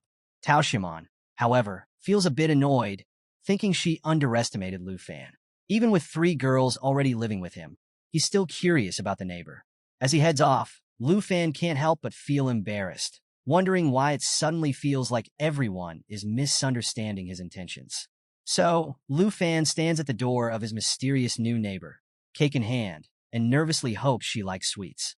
He's even hoping to get invited inside, since he needs to grab the treasure before she finds out. As the door opens, he puts on his best smile and introduces himself as Lu Fan from Jianghai City in the Southern Province. The girl in front of him is dressed head to toe in black and doesn't say a word, just staring at him with a blank expression. Trying to break the awkward silence, Lu Fan offers her the cake, cheerfully explaining that it's a gift to celebrate being neighbors. He adds that they should become friends and get to know each other better. A system notification suddenly pops up, revealing that the cake can permanently increase agility by 3 points on its first use. Despite his friendly attempt, the girl still stays silent, just staring at him. Finally, she takes the cake, turns around, and introduces herself in a quiet voice as Jian Yang from Yunbei Province. Well, what do we have here? A new addition to Lu Fan's growing circle of potential admirers, maybe? Lu Fan is surprised by how cute her voice is, but he's sweating bullets trying to make conversation. He awkwardly asks if he can come in and sit for a bit, claiming he's thirsty and could use a glass of water. Internally, he panics, realizing it's a terrible excuse that makes his real intentions obvious. To his surprise, Jian Yang steps aside to let him in. Grateful, Lu Fan thanks her and slips inside, but as soon as she turns around to close the door, he vanishes. Lu Fan rushes through her house with the treasure map open, determined to find the treasure quickly. He peeks into her bedroom, where he only sees clothes scattered across her bed. Nothing useful there. Then he checks the bathroom, but still no luck. Finally, he opens another door and finds what he's been searching for. A beautiful jade dragon egg lying in an empty room that Jian Yang apparently hasn't used yet. A system notification confirms he's arrived at the treasure map location. Lu Fan is thrilled and quickly grabs the egg. Just as Jian Yang returns with a glass of water, Lu Fan speeds back to the entrance. He nervously says he suddenly doesn't feel thirsty anymore and needs to leave. Thanking her, he wishes her a good night and mentions that he hopes to see her at the freshman ceremony tomorrow before dashing out. After he leaves, Jian Yang walks around her house and notices her bedroom door open, with her clothes still a mess on the bed. She's confused and wonders if Lu Fan is actually a pervert. Later that night in Villa Number 1, Lu Fan examines the Jade Dragon egg with Xiao Yi. He reminisces about when he found Xiao Yi's egg and uses his dragon taming skills. The egg starts cracking, and soon, a tiny dragon hatches from it. A system window lists its skills. Life Spring, which continuously restores the life of all friendly targets. Jade Light, which removes debuffs and boosts all attributes by 30% with 3 layers of blessing that block damage. Natural Assimilation, which allows the dragon to absorb equipment traits. Jade Dragon Bloodline, which doubles the effects of dragon skills and boosts self-healing abilities by 500%. And Blood Contract, which provides a 10% attribute bonus to Lu Fan. Lu Fan realizes that the Jade Dragon isn't a combat type. It's clearly a support dragon. With over 600 spirit points and all effects doubled for him and Xiao Yi due to their shared bloodline, Lu Fan is blown away. He calculates that with the Jade Dragon's buffs, Xiao Yi's spirit attribute could reach nearly 12,000 during battle. Xiao Yi, meanwhile, is cheerfully playing with the little Jade Dragon. Lu Fan marvels at how powerful the Jade Dragon could become if it assimilates enough equipment. But he has one important thing left to do. Name it. Just as he's thinking, the little dragon chomps down on Xiao Yi's thigh. Panicked, Lu Fan tells them to stop fighting and decides to name the new dragon Xiao Fei, declaring it will be Xiao Yi's little sister from now on. Xiao Yi, not too pleased, tries to intimidate Xiao Fei. Lu Fan has to step in, telling both dragons to cut it out before they wake up everyone in the house. The next day, Lu Fan, Qin Xiu, and Tao Xiaomon stroll through the bustling campus of Dragon Capital Academy, heading to the freshman enrollment ceremony. Lu Fan notes that life professions and combat professions have to attend separate ceremonies. Qin Xiu confirms this, adding that their dear sister Hank has to be somewhere else for her life profession ceremony. Tao Xiaomon turns to Lu Fan and teases him, asking what all the noise coming from his room last night was about. Lu Fan begins to explain, but gets interrupted when 2 boys suddenly recognize Tao Xiaomon and Qin Xiu. The boys are stunned, calling the 2 girls campus belle level and marveling at how gorgeous they are. One of them daydreams about having one of them as his girlfriend, even saying he'd risk his life in a secret realm for them. But his friend quickly points out that both girls can't be his girlfriends, especially since there's a guy walking next to them. Inside the auditorium, Qin Xiu tells Tao Xiaomon that teacher Gahan mentioned hidden professions have to sit up front, so Tao Xiaomon decides to sit in the back since she can't be with Qin Xiu. Meanwhile, Lu Fan scans the room and spots someone familiar. Hongwu, the loud martial artist from the entrance exam in Jianghai City. Lu Fan gives him a calm smile, which only fuels Hongwu's anger. Hongwu remembers how his principal mocked him, telling him to check the rankings and see the huge gap between his score and Lu Fan's. Ever since then, Hongwu has been burning with rage and is now face-to-face with his rival. Tao Xiaomon, sitting alone, nervously wonders why all the hidden professions are grouped together and worries about whether Lu Fan will end up spending every day with Qin Xiu. Just then, Lu Fan notices Jian Ying quietly sitting in front of him. He awkwardly greets her, and Qin Xiu, surprised, asks if he knows her. Lu Fan explains that Jian Ying is their neighbor from Villa Number 2, which catches Qin Xiu off guard. She admits that Jian Ying is both beautiful and strong, considering she's ranked 2nd overall. Meanwhile, some students in the back are watching Lu Fan jealously. They complain that coming to Dragon Capital Academy has its perks, like being surrounded by all these stunning girls. One guy jokes that even if there are beauties everywhere, it has nothing to do with them. Another gets bold and thinks about asking for their contact info, but the mood shifts when a tall, well-dressed man steps onto the stage. The man introduces himself as Zhao Shenming, a level 78 Thunder Mage and the vice principal of Dragon Capital Academy, as well as a professor in the Combat Academy's magic department. Adjusting his glasses, he welcomes everyone and tells them their teachers will soon distribute their ID cards. He isn't a fan of long speeches, so he jumps right into explaining the Academy's rules. As Gahan hands out the cards, Lu Fan receives his and notices that it shows 13,539 points. Zhao Shenming explains that these ID cards are not just identification, but also store personal points, the Academy's universal currency. Points are needed to buy weapons, potions, access secret realms, and more. The initial points come from their entrance exam scores. But then, a student stands up and complains about the entrance exam's varying difficulty across provinces, arguing that it's unfair for some to have an easier time scoring high. Zhao Shenming addresses this, explaining that the Academy uses a difficulty coefficient to level the playing field. Since the Southern Province had the hardest trial this year, Scores from that province are divided by the smallest coefficient, which is 96. Lu Fan thinks about his points and wonders if that's all he has to work with. Zhao Xinming continues, adding that these points are temporary. In 1 month, the freshman assessment will re-evaluate everyone, and the top 30 scorers will earn a spot in the prestigious Blue class. Blue class students get access to incredible benefits like special secret realms, exclusive skills, and yes, the right to live in the coveted villa area. The students around Lu Fan buzz with excitement.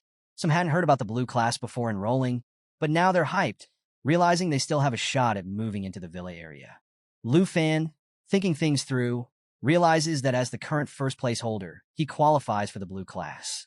But if he loses that status in the future, he'll have to move out of Villa Number 1. The pressure is real, and it only gets more intense when Zhao Xinming chuckles and explains how Blue class works. He knows all the students are dying to join, but he has to warn them. Being in Blue class doesn't mean they can slack off. Any student can challenge a Blue class member, and if the Blue member loses, they're kicked out and must give up their spot. Oh, and there's no refusing challenges either. Zhao Xinming pulls up a big screen, highlighting the current 30 members of Blue class. Right at the top is the first-place scorer from the Southern Province, Dragon Tamer Lu Fan. Lu Fan stands up, showing himself to the crowd, and the room immediately starts buzzing with whispers. Students mutter to each other, doubting Lu Fan's strength. Some wonder if a simp could really be the top scorer, but they hush up quickly just in case he really does have a dragon. One student mentions that even an Earth Dragon is super powerful, which might explain Lu Fan's top score. Another tries to look him up on the official forum, but comes up empty. With no videos or scores available, some students speculate that Lu Fan must be some unqualified, privileged guy with family connections. In the audience, Chun Tianji turns to Jinju, asking when she wants him to deal with Lu Fan. Jinju, always cautious, says they shouldn't rush it. Lu Fan's strength is still a mystery, and they need to probe him first. Meanwhile, Qinxiu leans over to Lu Fan and asks if the vice principal is basically setting him up to be challenged. Lu Fan drops back into his seat, sighing and admitting he didn't expect things to turn out like this. Jinying, on the other hand, remains silent. After the ceremony wraps up, Lu Fan decides it's time to focus on upgrading Xiao Yi and unlocking her new form. With one hand in his pocket, he suggests to Qin Xiu and Tao Xiaomon that they check out the secret realm hall to see what the academy offers. But before they can leave, a voice calls out to Lu Fan, and someone angrily points at him. It's Hongwu, the martial artist from Jianghai City. Hongwu demands a fight, reminding Lu Fan that Blue class members can't refuse challenges. Lu Fan, a bit confused, confirms the challenge. Hongwu, fuming with resentment, inwardly thinks that with no exam scores or videos available for Lu Fan, he must have relied on summoning multiple subdragon species to pass. Targeting Lu Fan directly should guarantee his win. Lu Fan calmly tells Qin Xiu to step back and accepts the challenge. Hongwu, surprised but impressed, remarks that Lu Fan has guts and wagers 200 dragon coins. Lu Fan raises an eyebrow, amused at how small the bet is, but figures 200 points must be a big deal for Hongwu. He agrees to the bet. The surrounding students get excited, whispering about how Lu Fan is supposedly a summoning mage. All eyes are on him now, eager to see the top scorer in action. Watching from a distance, Jinju smirks and tells Chun Tianji that this is the perfect chance to assess Lu Fan's abilities. She orders him to pay close attention to every move Lu Fan makes. Hongwu clenches his fists, golden energy crackling around them as he prepares to fight. He counts to 3, ready to launch his attack. Tao Xiaomon, standing nearby, nervously asks Qin Xiu about Lu Fan's chances. Qin Xiu, leaning on her magical staff, gives a confident smile and teases that if Tao Xiaomon hasn't seen Lu Fan's combat skills, she's in for a show. The vice principal Zhao Xinming and Professor Gahan watch silently from the sidelines. Hongwu shouts 3 and surges forward, his fist glowing with energy as he charges. Lu Fan remains calm, observing Hongwu's slow and clumsy approach, silently waiting for the right moment. Hongwu's fists glow brightly as he gathers momentum, charging straight at Lu Fan. His teeth are clenched in determination, and he unleashes the Qi strike technique, channeling all his Qi energy into his fist. This move is designed to double the damage to weak points, and his Qi level gets a serious boost when he connects with his target. But Lu Fan? Cool as a cucumber. Hands still casually in his pockets, he watches Hongwu approach with a grave expression. Just as Hongwu unleashes his full power, ready to crush Lu Fan. Something shocking happens. Lu Fan vanishes. Hongwu skids to a stop, bewildered. He's wide-eyed and baffled, wondering how Lu Fan could have disappeared so suddenly. Is this the blink technique used by second-tier mages? How in the world is Lu Fan doing this? Before Hongwu can make sense of it, Lu Fan materializes behind him. Calmly, Lu Fan explains that he's heard Qigong masters are good at both close combat and ranged defense. Hongwu spins around, confused and on edge, only to find Lu Fan surrounded by a pulsing, potent blue aura. With a confident grin and a mocking wave of his hand, Lu Fan taunts him, asking if this is really all he's got. The crowd of students watching the duel is stunned, jaws dropping in awe at Lu Fan's strength. Hongwu, burning with rage, roars and launches a rapid barrage of punches using his Qi-rising wave ability. Each strike sends out waves of force, and the damage increases with every punch. But Lu Fan moves like lightning, dodging every hit effortlessly, closing the distance between them. Hongwu grows desperate, thinking that if he can stop Lu Fan from summoning his dragon, he'll have a shot at victory. But Lu Fan doesn't need a dragon to handle this. He plants himself in front of Hongwu, fists clenched, a determined look on his face, and gears up for a powerful kick. Hongwu braces himself, spreading his arms wide to block, and defiantly declares that he's as unyielding as a rock.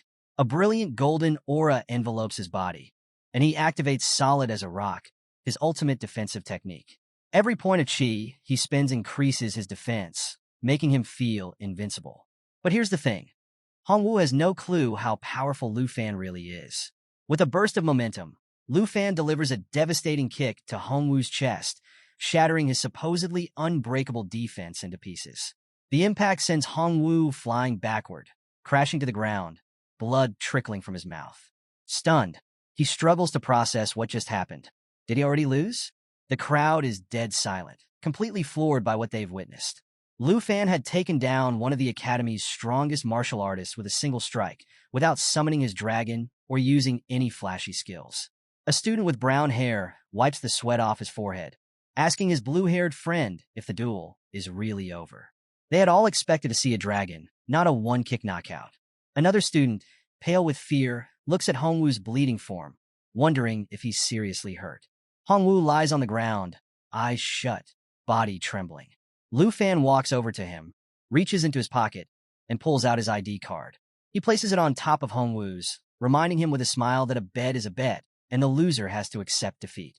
Since Hongwu was the one who challenged him, Lu Fan decides to collect the 200 dragon coins. A system window pops up, showing that Lu Fan's total points have increased to 13,739. Hongwu, propping himself up with one hand and clutching his chest with the other, glares at Lu Fan in disbelief. When he sees Lu Fan's total points, his expression turns to pure shock. Sweat pours down his face as he realizes the terrifying truth. With a 96x difficulty multiplier from the southern province, Lu Fan's entrance exam score amounts to a jaw-dropping 1.3 million points. In comparison, Chun Tianji's score of 210,000 looks pitiful. Overwhelmed, Hongwu collapses back to the ground, his arrogance and confidence shattered. He can't believe he was foolish enough to challenge Lu Fan. Meanwhile, Jinju watches from the sidelines, hands on her hips, and turns to Chun Tianji. She demands his assessment of Lu Fan's abilities. Chun Tianji, seething with hostility, admits that Lu Fan hasn't even summoned his dragon yet. He calculates that with Jinju's support, they'd only have a 70% chance of beating Lu Fan. Jinju, unimpressed, remarks that the odds aren't good enough.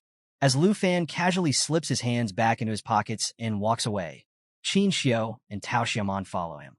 Hongwu, left in the dust, stares at the ground, filled with regret for ever underestimating Lu Fan.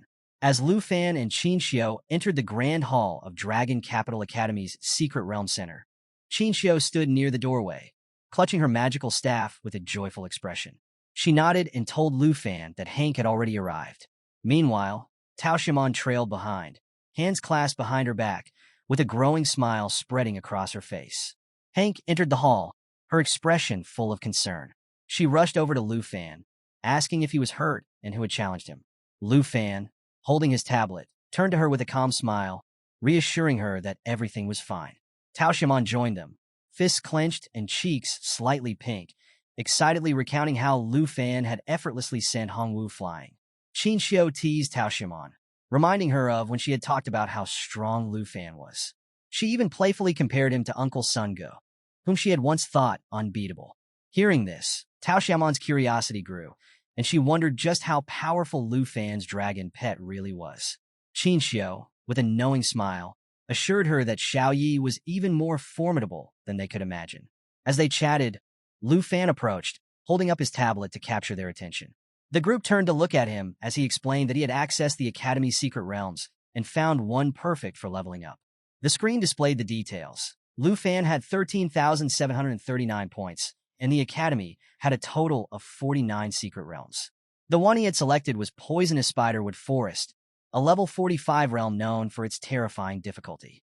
The minimum entry requirement was a group of 5, and opening the portal would cost 45 points. Closing his eyes for a moment, Lu Fan thought about how he could have already been leveling up Black Dragon Xiao Yi if it weren't for Hongwu's challenge. Hank stepped forward, her face full of worry. She reminded Lu Fan that while she was excited to join them, this realm wasn't child's play, it was potentially deadly. Lu Fan met her gaze with a confident smile and promised to keep everyone safe. Tao Xiaomon, still confused, pointed out that they only had 4 people and needed at least one more to form a full team. Lu Fan turned to Qin Xiu, his expression serious, and asked if she had any ideas. Qin Xiu looked around, scanning the area, and spotted Jianying sitting nearby, engrossed in her tablet. The two of them decided to approach her, hoping she'd join their team. When they reached Jianying, Lu Fan greeted her with a bright smile, but she met his gaze with a cold, disdainful look. Clearly, she hadn't forgotten their awkward first meeting during his dragon egg search. With a nervous drop of sweat on his brow, Lu Fan approached, feeling the tension in the air. Jianying glared at him, calling him a pervert, and the mood grew even more awkward. Hank, completely taken aback, tried to make sense of the situation, while Qin Xiu stepped back, confusion written all over her face. Tao Xiaomon, hands on her hips, demanded to know what Lu Fan had done to deserve such a harsh accusation. Sensing he was in hot water, Lu Fan waved his tablet desperately, trying to explain the misunderstanding. He forced a smile, swearing he wasn't a bad guy and that their initial meeting had just been really awkward. He reminded Jianying that she was looking for a team and didn't have anyone to explore the secret realm with. With a pleading tone, he suggested that they team up to tackle Poisonous Spiderwood Forest. Jianying's eyes narrowed as she thought about it. When she finally agreed, Lu Fan let out a sigh of relief. Hank, watching from behind, clasped her hands together and smiled, glad things were working out. Lu Fan placed a hand on his hip and flashed a triumphant grin, asking the group if this counted as successful team building. Qin Xiu, amused, turned to Tao Xiaomon, admitting that, despite any doubts, Lu Fan had pulled off a miracle by convincing the most talented student from Yunbei province to join them. Tao Xiaomon, impressed, nodded and pointed out how smooth Lu Fan was with his words. Jianying stood up, walked over to the portal activation area, and pulled out her Academy ID card. As she activated the portal, the device glowed, and the entryway to the secret realm flickered to life. Lu Fan offered to handle it for her, but Jianying cut him off, showing she could manage just fine. Her ID card displayed her name and remaining points, 8,744. Lu Fan noticed that her main exam score had surpassed 800,000, even under the toughest difficulty coefficient. Clearly, she was a force to be reckoned with. Moments later, the group stepped through the portal. Hank covered her mouth, remarking that the air felt strangely sharp. Qin Xiu gripped her magical staff, peering into the dense darkness and mist surrounding them. Lu Fan, taking in the ominous atmosphere, gestured ahead and announced that they had officially arrived at their destination, Poisonous Spiderwood Forest. So, our crew is making their way through the fog-filled forest, and let me tell you, the place is seriously eerie. Strange creatures lurk everywhere, and the tension is thick in the air. Leading the way is the ever-composed Jianying, with Lu Fan following closely behind, hands casually tucked into his pockets. Tao Xiaomon, walking beside them, throws a curious glance at Lu Fan and calmly asks why he picked this specific secret realm. After all, it's rated level 45 on the fear difficulty scale, which is no joke. Qin Xiu, holding her magic staff tightly with both hands, stays quiet, taking in the ominous surroundings.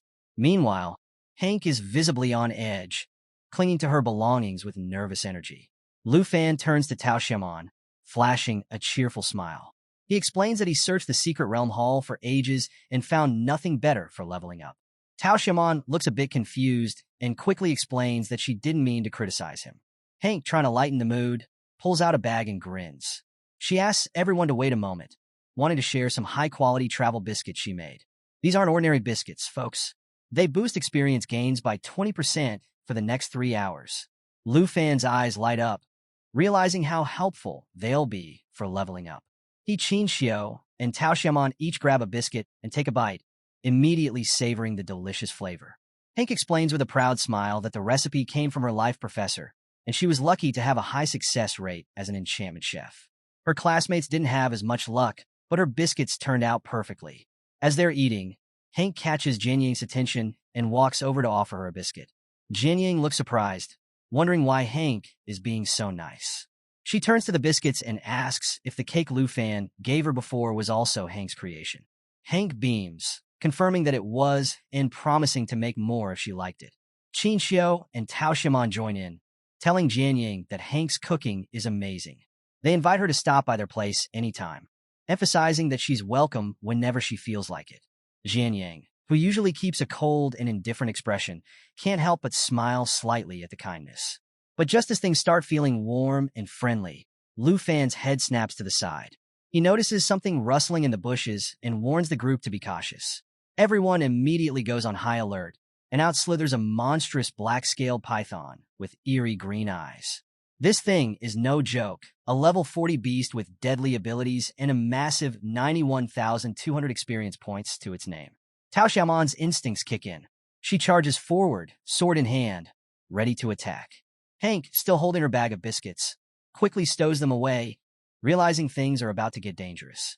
Qinxiu calls out, trying to stop Tao Xiaomon and reminding everyone that these monsters are all level 40 or higher, meaning they won't be easy to defeat. Hank's face pales, and she admits that she could prepare food to boost their resistances, but she'd need to gather ingredients first. Lu Fan shakes his head with a calm smile and tells them it's not necessary. He extends his hand, and a magical energy ball forms, radiating power. His teammates stare at him, curious and a little confused about what he's planning. Jianying watches intently, realizing Lu Fan is about to summon his dragon. Moments later, a small but majestic dragon appears. Tao Xiaomon blinks in surprise, asking if this tiny creature is really a dragon. The little dragon climbs onto Lu Fan's head, and he smiles, telling Jade Dragon Xiaofei to get off. Qin Xiao, shocked, notes that this isn't Black Dragon Xiaoyi, but a different dragon. Hank is equally amazed, asking where this dragon came from and why she hadn't seen it before. Jianying stays silent, her gaze fixed on Xiaofei. Meanwhile, the black-scaled python gets ready to strike. Realizing the threat, Tao Xiaomon braces herself for the incoming attack. Lu Fan doesn't miss a beat. He commands Xiaofei to activate Emerald Light, and the dragon's gem glows brilliantly. The python lashes out with its tail, aiming for Tao Xiaomon, but just before it connects, a green shield materializes in front of her. The impact sends her flying backward, but the shield absorbs the blow. Qin Xiao rushes to Tao Xiaomon's side, preparing to heal her. She notices that 3 leaves hover above Tao Xiaomon, but one vanishes as the shield takes the hit. Tao Xiaomon sits up, realizing the shield had protected her, and a system notification confirms it. Jade Dragon Xiaofei's Emerald Light has activated, granting 3 layers of Emerald Blessing. The blessings block damage, remove debuffs, and boost attributes by 30%. Lu Fan reassures Tao Xiaomon with a confident smile, explaining that as long as Xiaofei is around, they don't need to worry about debuffs or injuries. Qin Xiao, healing Tao Xiaomon, marvels at Xiaofei's abilities. It's not just a support dragon, it's a game changer, even stronger than a second-level priest. As Tao Xiaomon sat in front of Qin Xiao, she couldn't help but marvel at how powerful dragons really were. Even a small dragon like Xiaofei could shield against damage and enhance her attributes. But their moment of awe didn't last long. Danger was slithering their way. The black-scaled python crept closer, jaws wide and ready to strike. Hank gasped, her voice filled with panic as she warned everyone of the approaching threat. Lu Fan quickly drew his dagger, his eyes locking onto the serpent with fierce determination. Just as he prepared to charge forward, something unexpected happened. A brilliant red beam of light cut through the fog, heading straight for the snake. Lu Fan paused, astonished, as the energy arrow pierced the snake's open mouth, taking it down instantly. It was Jian Ying, and she'd just saved the day with a perfectly timed shot. The group stood there, stunned, as they watched the snake crumple to the ground. Jian Ying, ever the composed warrior, revealed her combat class, Swordmaster. She held her weapon, Bloodbreaker, an epic-quality sword exclusive to sword masters, boasting incredible stats, 39 strength and 126 agility. Its abilities? Armor Breaker, which ignored 30% of the target's defense, and Agility Boost, which increased her speed by 40%. Lu Fan was thoroughly impressed, but he didn't have time to dwell on it. Jin Ying spun around, her sword ready for another strike. Lu Fan called out to Hank, urging her to duck. Hank turned, confused, but realized what was happening too late. A massive spider, with a gleam of malice in its eyes, was about to strike her with one of its razor-sharp legs. Jin Ying's sword intercepted the blow just in time, diverting the spider's deadly attack. Without thinking, Lu Fan lunged at Hank, pulling her to the ground. They rolled out of harm's way, narrowly avoiding the spider's leg. The creature pulled back, revealing its gleaming, silver-armored exoskeleton. This wasn't just any spider. It was the silver-armored spider, a level 40 beast with 15,750 experience points and the ability to drop a rare material called Silver Armor Shell. It had some nasty abilities, too. Poisonous fangs, mandible piercing, and a defensive skill called Silver Armor that made it immune to armor-breaking effects. Lu Fan helped Hank back to her feet, both of them catching their breath. Jin Yang, meanwhile, wasn't one to hesitate. She advanced on the spider, her eyes fierce with determination. The spider lashed out with its mandible-piercing attack, but Jin Ying dodged effortlessly. It tried again, but she was too quick, slipping out of its range and leaving it momentarily vulnerable. Lu Fan, dagger in hand, moved in to help. He caught Jin Ying's eye and urged her to stay cautious. Jin Ying glanced back, her mind racing as she tried to assess the situation. With a swift, precise strike, Lu Fan jabbed his dagger under the spider's jaw, and within seconds, the creature collapsed, defeated. Jin Ying didn't stop moving. She soared through the air, twisting mid-flight, and warned Lu Fan to stay alert. It wasn't over yet. Hidden in the shadows, more silver-armored spiders emerged from the bushes. Jin Ying landed gracefully, her eyes narrowing. She conjured 2 additional swords, Breaking Army Greatsword, a level 21 epic-quality weapon with a powerful Mountain Shaker ability that dealt 210% damage and spread damage to nearby enemies, and Water Cold Sword, a level 14 weapon that inflicted ice damage and slowed the target's movement. She turned to Lu Fan and the group, her expression serious. Beyond the lesser spiders loomed a massive, shadowy spiderweb, and there, waiting in the darkness, was the ultimate threat, the Black Web Hunter. This monster was level 46, a towering beast with 39,110 experience points and terrifying abilities. It could use Poison Fang to inject venom, chipping away at health, and Web Bind to trap victims in sticky webs, leaving them helpless. As the silver-armored spider lunged forward, Lu Fan and Jian Ying refused to just stand there and take it.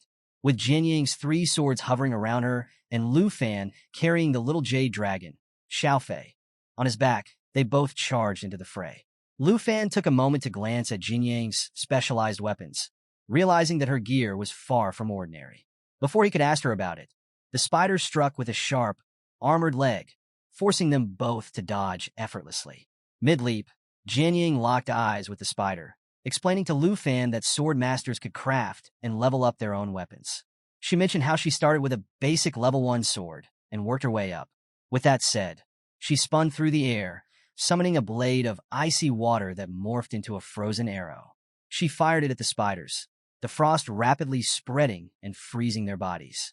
Landing gracefully, Jian Ying fixed her gaze on the enemy, reminding Lu Fan that now wasn't the time for small talk. Lu Fan watched her, impressed, thinking that her skills were as versatile as a dragon tamer's. Just as she focused on the fight, another spider crept up behind her, jaws wide open, ready to strike. Jian Ying sensed the danger, but before she could react, Lu Fan intervened, deflecting the spider's attack with his dagger. Locking eyes with the monstrous arachnid, Lu Fan called for Xiaofei to activate Emerald Light. The little dragon soared into the air, extending its tiny claws toward Jian Ying and activating the spell. A radiant glow enveloped her, and 3 shimmering leaves appeared above her head, forming protective barriers. Jianying looked at Lu Fan, astonished and a bit speechless. Choosing to stay on the offensive, Jianying clenched her fists and activated Mountain Shaker. Her breaking army great sword surged forward, piercing through the spider's armored chest and bringing it down in a single, crushing blow. With her water-cold sword still in hand, she turned to Lu Fan with a grin, thanking him for the 30% buff from Xiao Fei's spell. With her boosted power, she swiftly dispatched another spider. Lu Fan couldn't help but smile, observing how Jianying's breaking army greatsword had incredible piercing power, while her water-cold sword excelled at defense and damage enhancement. Together, her weapons made her an exceptionally versatile sword master. Meanwhile, little Xiao Fei happily fluttered beside Lu Fan, having leveled up to level 2. But just as they started to catch their breath, a scream for help pierced the air. Lu Fan and Jianying whipped around to see a group of spiders surrounding Hank, Qinxiu, and Tao Xiaomon. Hank had fallen to the ground, paralyzed with fear, but thankfully, Qinxiu and Tao Xiaomon rushed to her aid. Qinxiu grabbed her magic staff, instructing Tao Xiaomon to defend Hank. Tao Xiaomon immediately positioned herself in front of Hank, sword at the ready, bracing for the spider attacks. Lu Fan's heart raced with anxiety, and he dashed forward, little Xiao Fei following close behind. He told Jianying to find the black web hunter, the monstrous spider they knew was lurking nearby. Jianying, clutching her chest and catching her breath, couldn't help but smile as she prepared for the battle ahead. The spiders poised to strike, and Tao Xiaomon stood her ground, protecting Hank. Qinxiu, her staff glowing with magic, summoned her powers, ready to provide support. Just then, Xiao Fei appeared above Hank, extending its little claws and casting emerald light to conjure protective leaves over her. Meanwhile, Lu Fan didn't waste any time. He cut through the spiders with swift dagger strikes, warning Jianying to steer clear of the sticky webs. He explained that getting ensnared meant almost certain death. Jianying, surprised by his concern, barely had time to process his words before multiple webs shot toward her. Reacting just in time, she deflected 4 webs with her swords, but the last one grazed her arm, leaving a painful cut. Gritting her teeth against the pain, Jianying knew she had to retreat. Holding her wounded arm, she sprinted toward the forest, her expression a mix of determination and fear. Lu Fan called out to her, worried, and asked Xiao Fei to heal her injury. But Qinxiu caught Lu Fan's attention, battling the spiders and urging him to help Jianying. Tao Xiaomon, deflecting spider strikes with her sword, shouted to Lu Fan that they could manage with Xiao Fei's protection. Hearing this, Lu Fan made a split-second decision. He took off in pursuit of Jianying, determination blazing in his eyes, while Xiao Fei flew alongside him. Leaving Hank in the capable hands of Qinxiu and Tao Xiaomon, Lu Fan ran through the dark forest, ready to help Jianying face whatever dangers lay ahead. Venturing deeper into the forest, Lu Fan found himself standing before a tangled mess of spider webs. His eyes widened in disbelief as he took into sight a massive web belonging to the black web hunter. The scene was chaotic. Jianying stood on the ground, one of her swords hopelessly snared in the web, while she gripped another weapon tightly in her hand. Her body was covered in small, bloody cuts, yet her eyes burned with determination. Spotting Jianying's state, Lu Fan rushed forward, his heart pounding. He gestured to Jade Dragon Xiao Fei to activate Emerald Light. The little dragon immediately conjured 3 shimmering leaves above Jianying's head, enveloping her in a protective glow. Jianying glanced back at Lu Fan, her face lined with frustration. Even though she was grateful, she insisted she could handle the spider herself. But in that very moment, the black web hunter launched its web-bind attack, shooting sticky, ensnaring silk toward Jianying. Panic flickered in her eyes, and Lu Fan knew he couldn't let this happen. He appeared at her side in a flash, urging her to stay focused. Taking the lead, he stepped forward and transformed his arm, using his Dragon Claw ability. His hand morphed into a powerful, draconic weapon, and Jianying's eyes widened in awe. Lu Fan raised his transformed arm, shielding his face with his other hand. With a burst of energy, he swung his Dragon Claw downward, severing several of the spider's legs and freeing Jianying's trapped sword. Jianying stared in disbelief at the damage he had done. Was this really the same guy she had thought was a simple dragon tamer? Lu Fan's power mirrored her Mountain Shaker ability, and she was stunned. With her sword now free, Jianying extended her hand, a faint glow surrounding her weapon as she activated Mountain Shaker once more. Lu Fan knew this was their moment. Drawing his dagger, he locked eyes with Jianying and signaled that it was time to attack together. He activated Whisper of Wind, boosting his agility by 15% and rushed at the spider. Jianying followed, unleashing her full power. Lu Fan's Dragon Fang strike channeled dragon breath through his weapon, landing a devastating blow.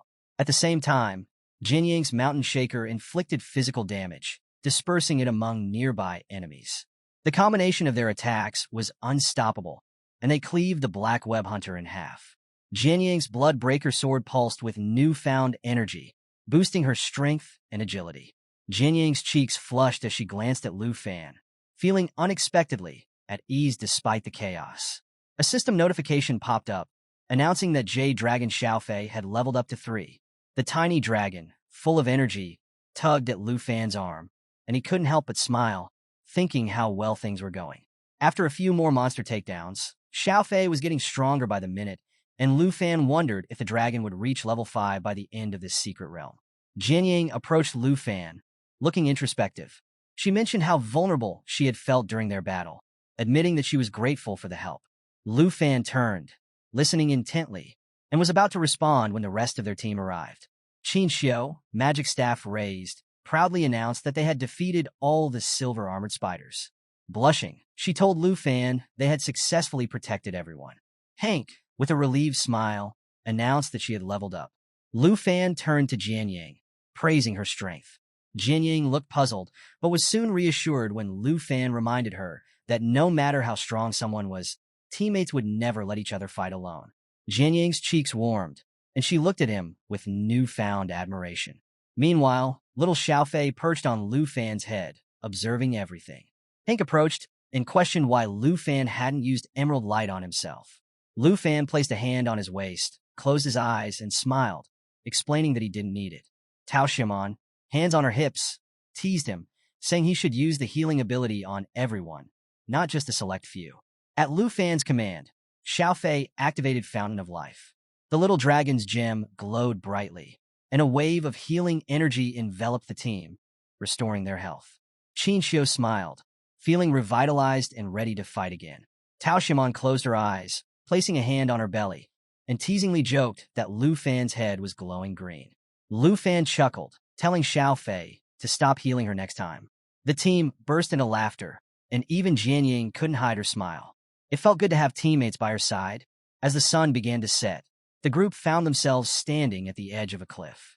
Xiaofei perched on Lu Fan's head as he peered over the edge, hands on his hips.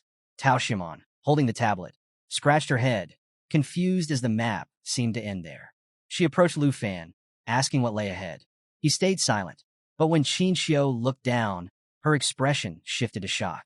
At the base of the cliff lay a swarm of spiders, and among them was the secret realm's final boss.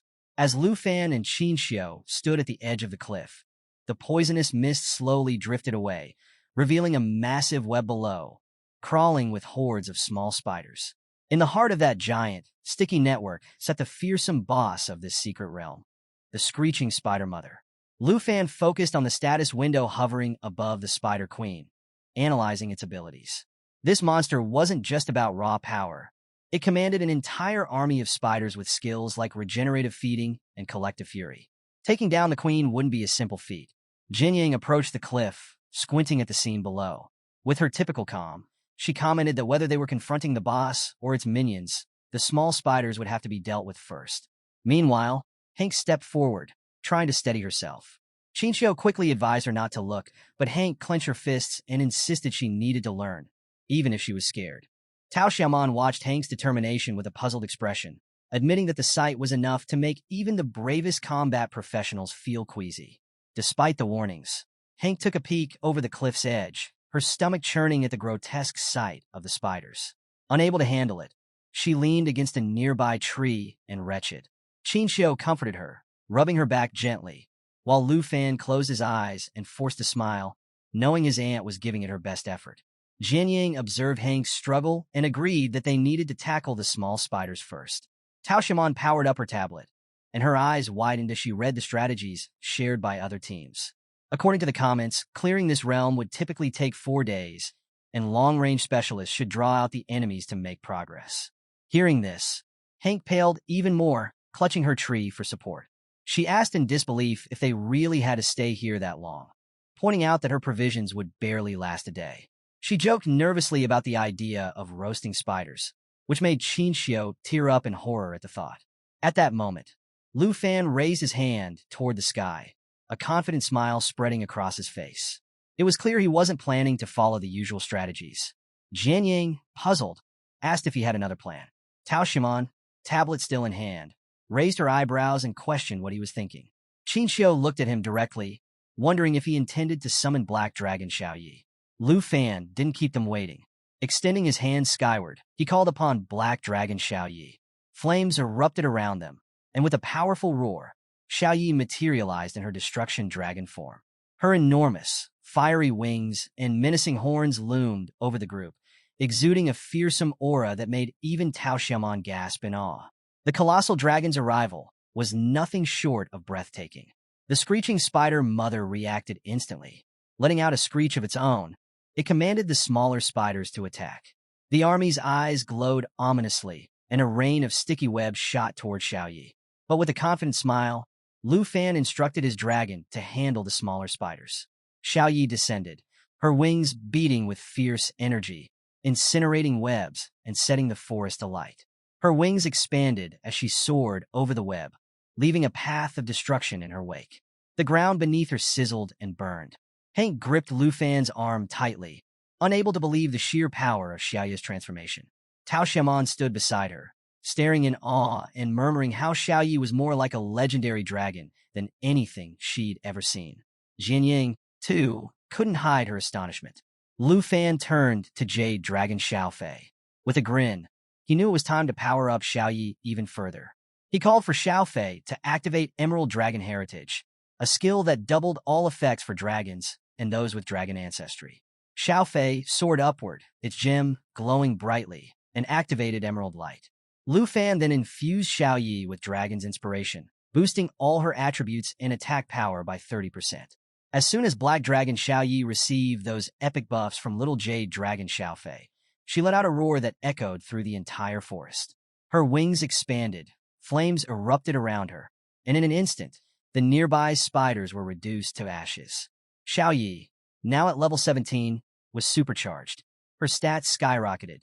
2,937 points in strength, 4,117 in agility, a whopping 9,902 in spirit, and an unbreakable 5,728 in endurance. She was ready to bring the heat, but the boss spider, the screeching spider mother, wasn't going to just sit there and watch. Its eyes lit up with a fierce glow, and it roared, summoning its army of small spiders to swarm up the cliffside. Lu Fan placed a reassuring hand on his Aunt Hank's shoulder, turning to Chinchio. He asked if she could keep Hank safe, and Chinchio, gripping her staff tightly, met his gaze with determination. "We've got this," she promised. With that settled, Lu Fan drew his dagger and shot a confident smile at Jian Yang, signaling that it was time to move.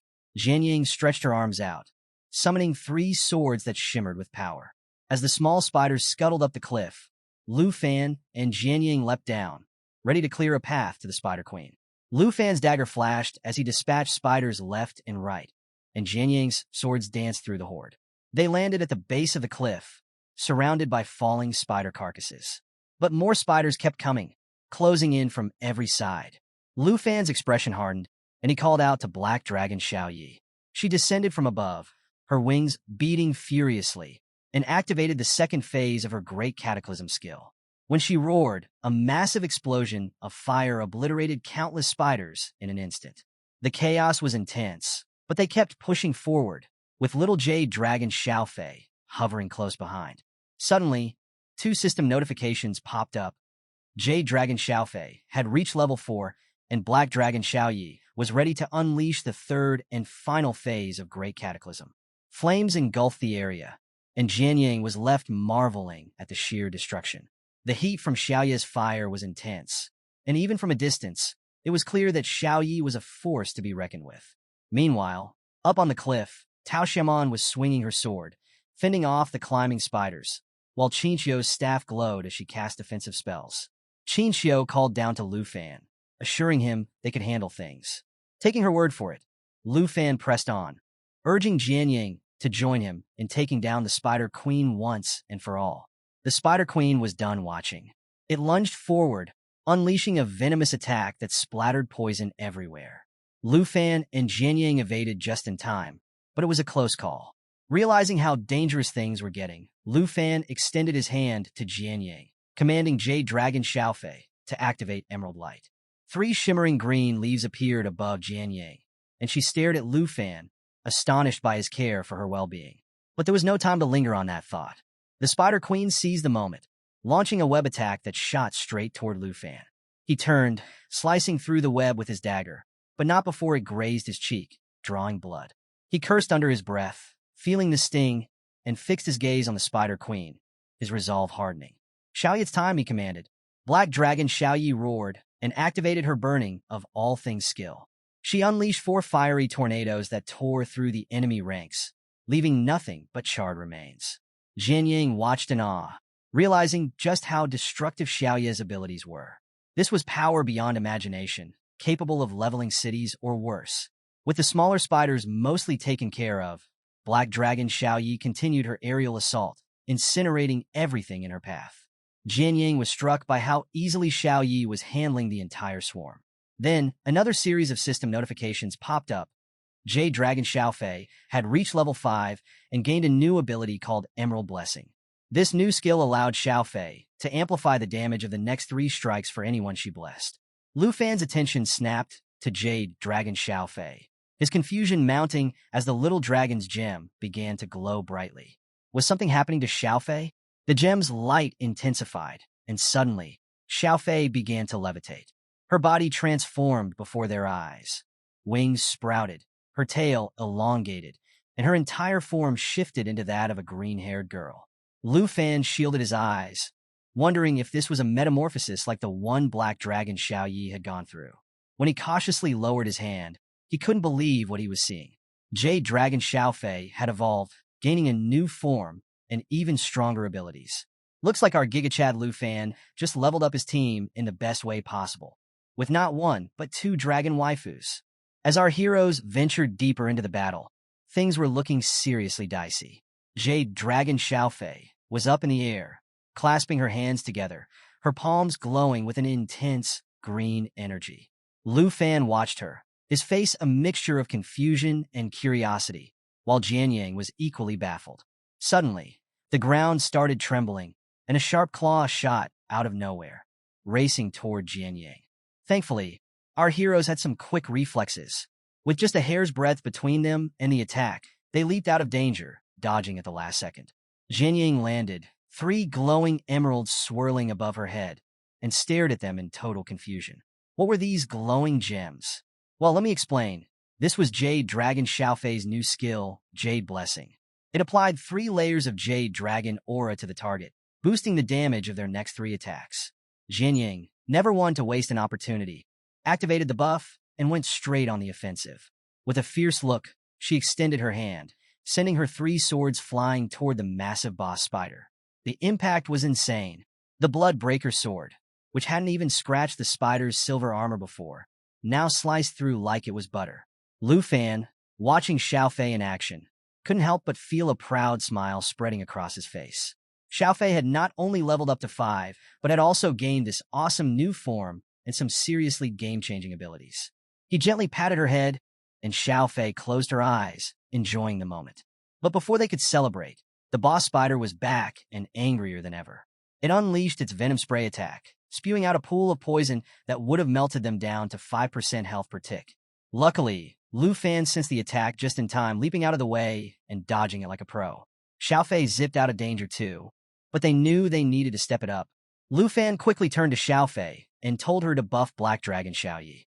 Xiaoyi, who had been surrounded by her signature roaring flames, locked eyes with the boss spider. Xiaofei didn't waste a second.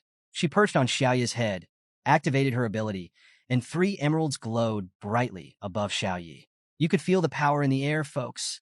Xiaoyi's flames intensified, her wings expanded, and she was ready to unleash her next move.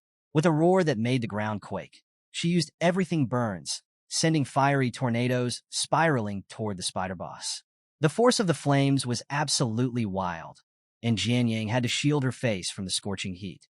Thanks to Xiao Fei's buff, Xiaoya's attack packed over 10,000 points of pure destruction, and the screeching spider mother toppled, spitting blood and writhing in agony. Lu Fan seized the moment. He called out to Jian Yang and Xiao Fei, a smile playing on his lips, and dashed toward the downed spider. Jian Yang, still processing the raw power of Xiaoya's flames, was right behind him, summoning her swords with renewed determination. As the spider boss tried to get up, it realized too late that it was game over. With one powerful leap, Lu Fan closed in, his dagger infused with the Dragon Fang strike ability, boosted by the Blood Pact enhancement. He drove it straight into the spider's head, and the ground trembled from the force. The spider let out a final, blood-curdling shriek before collapsing, shattered and defeated. Jian Yang didn't waste a second. With the Emerald Blessing still active, she sent her 3 swords piercing into the spider's mouth, slicing through its innards and finishing the job. With a triumphant smile, Lu Fan landed gracefully on the ground. Black Dragon Xiaoyi returned to her human form, smiling, while Xiao Fei flew down beside him. A flurry of system notifications flashed before Lu Fan's eyes. Xiaoyi was now level 18. Xiao Fei reached level 7, and Lu Fan himself hit level 23. Level ups all around. Jian Yang, still a bit in shock, turned to Lu Fan and asked, "How many points did you actually score in the major exam?" Lu Fan gave her a playful smile and casually revealed, "About 1.3 million. Jian Yang's eyes widened, and a bead of sweat rolled down her cheek. 1.3 million points? She thought that with his strength, he could probably even surpass that. Lu Fan chuckled, explaining that he had maxed out the score cap for the highest nightmare difficulty. With that, he turned away, his cheerful grin making it clear that for him, that was only the beginning. So, Lu Fan and his team finally wrapped up their adventure in the forest of venomous spiders. As they made their way back to the cliff, Lu Fan signaled Qin Xiao and Tao Xiaoman to bring Hank over. Just as they regrouped, Jade Dragon Xiao Fei floated up to Lu Fan and closed her eyes, giving him an affectionate embrace. But oh boy, Black Dragon Xiaoyi wasn't having it. Jealousy flared in Xiaoya's eyes as she clenched her fists and stormed over, grabbing Xiao Fei's arm and yanking her away from Lu Fan. Our poor MC was left standing there, completely bewildered, wondering what on earth was going on. Jian Yang watched the whole scene unfold, quietly noting the massive skill gap between her and Lu Fan. Well, let's get to the good stuff. Thanks to Aunt Hank's delicious food buff, not only did the crew level up fast, but they also managed to snag some rare materials and treasures. As the spider boss lay defeated, a shiny treasure chest appeared. Tao Xiaoman rushed forward to unlock it, her eyes lighting up with joy, as if she'd just stumbled upon the jackpot of all loot drops. Qin Xiao, watching from behind, felt a twinge of jealousy as she noticed Xiaoyi and Xiao Fei clinging to Lu Fan. Even Jian Ying couldn't help but join the team dynamic, and with the adventure over, everyone finally made their way back to the academy. Qin Xiao, still clutching her magic staff, smiled warmly and asked Jian Yang if she could share her contact info. But Jian Yang, ever the mysterious one, casually replied that she didn't use a phone. Tao Xiaoman jumped in with a grin, promising to drop by Jian Yang's place if they ever needed her for another Secret Realm adventure. And what better way to celebrate their new team bond than with a feast? They all headed back to Lu Fan's mansion, where Aunt Hank whipped up a fantastic dinner. With 2 extra stamina-boosting dishes on the table, everyone dug in. Jian Yang, eating plain rice, couldn't help but ask the girls if they really lived with a pervert. Lu Fan nearly choked, jumping in to clarify that it was a massive misunderstanding. Qin Xiao and Tao Xiaoman just giggled, clearly amused by the whole situation. Meanwhile, Black Dragon Xiaoyi lay sprawled on the floor, overstuffed from dinner, while Xiao Fei snoozed peacefully. Tonight, Aunt Hank had truly outdone herself. Over the following days, Lu Fan quickly got used to life at Dragon Academy. He often ventured back into the poisonous spider forest to grind for experience. By then, Jade Dragon Xiao Fei had reached level 13, and Lu Fan himself had leveled up to 24. His crew spent their days studying combat theory and training for what was coming next. Flash forward to 2 weeks later, just a couple of days before the big freshman assessment. The team found themselves back in the Secret Realm, ready for another showdown. Lu Fan and Black Dragon Xiaoyi unleashed a synchronized attack on the spider boss, creating a massive explosion that shattered it into pieces. With Xiao Fei hovering above him, Lu Fan called out, signaling Tao Xiaoman to open the treasure chest. The system notifications rolled in. Xiao Fei was now level 14, Xiaoyi level 19, and Lu Fan hit level 25. Talk about progress. Hank, feeling a bit woozy, leaned on Qinxiu for support. Tao Xiaoman couldn't hide her excitement as she dashed over to unlock the chest. Not only had the dragons and Lu Fan leveled up, but Tao Xiaoman had reached level 22, and even Qinxiu hit 22, with Hank now at level 18. Lu Fan turned, pondering his next goal of pushing Xiao Yi to level 20 and Xiao Fei to 15 before the assessment. Tao Xiaoman opened the chest and gasped at the sight. A complete set of venomous spider armor. She eagerly put on the rare armor set she'd been collecting for a month. The set had an awesome effect, a chance to immobilize enemies in a web and poison them, draining health over time. Qinxiu smiled, knowing this armor would be a game-changer for Tao Xiaoman in the upcoming assessment. Hank, ever the loving aunt, announced it was time to head home, ready to whip up another amazing meal.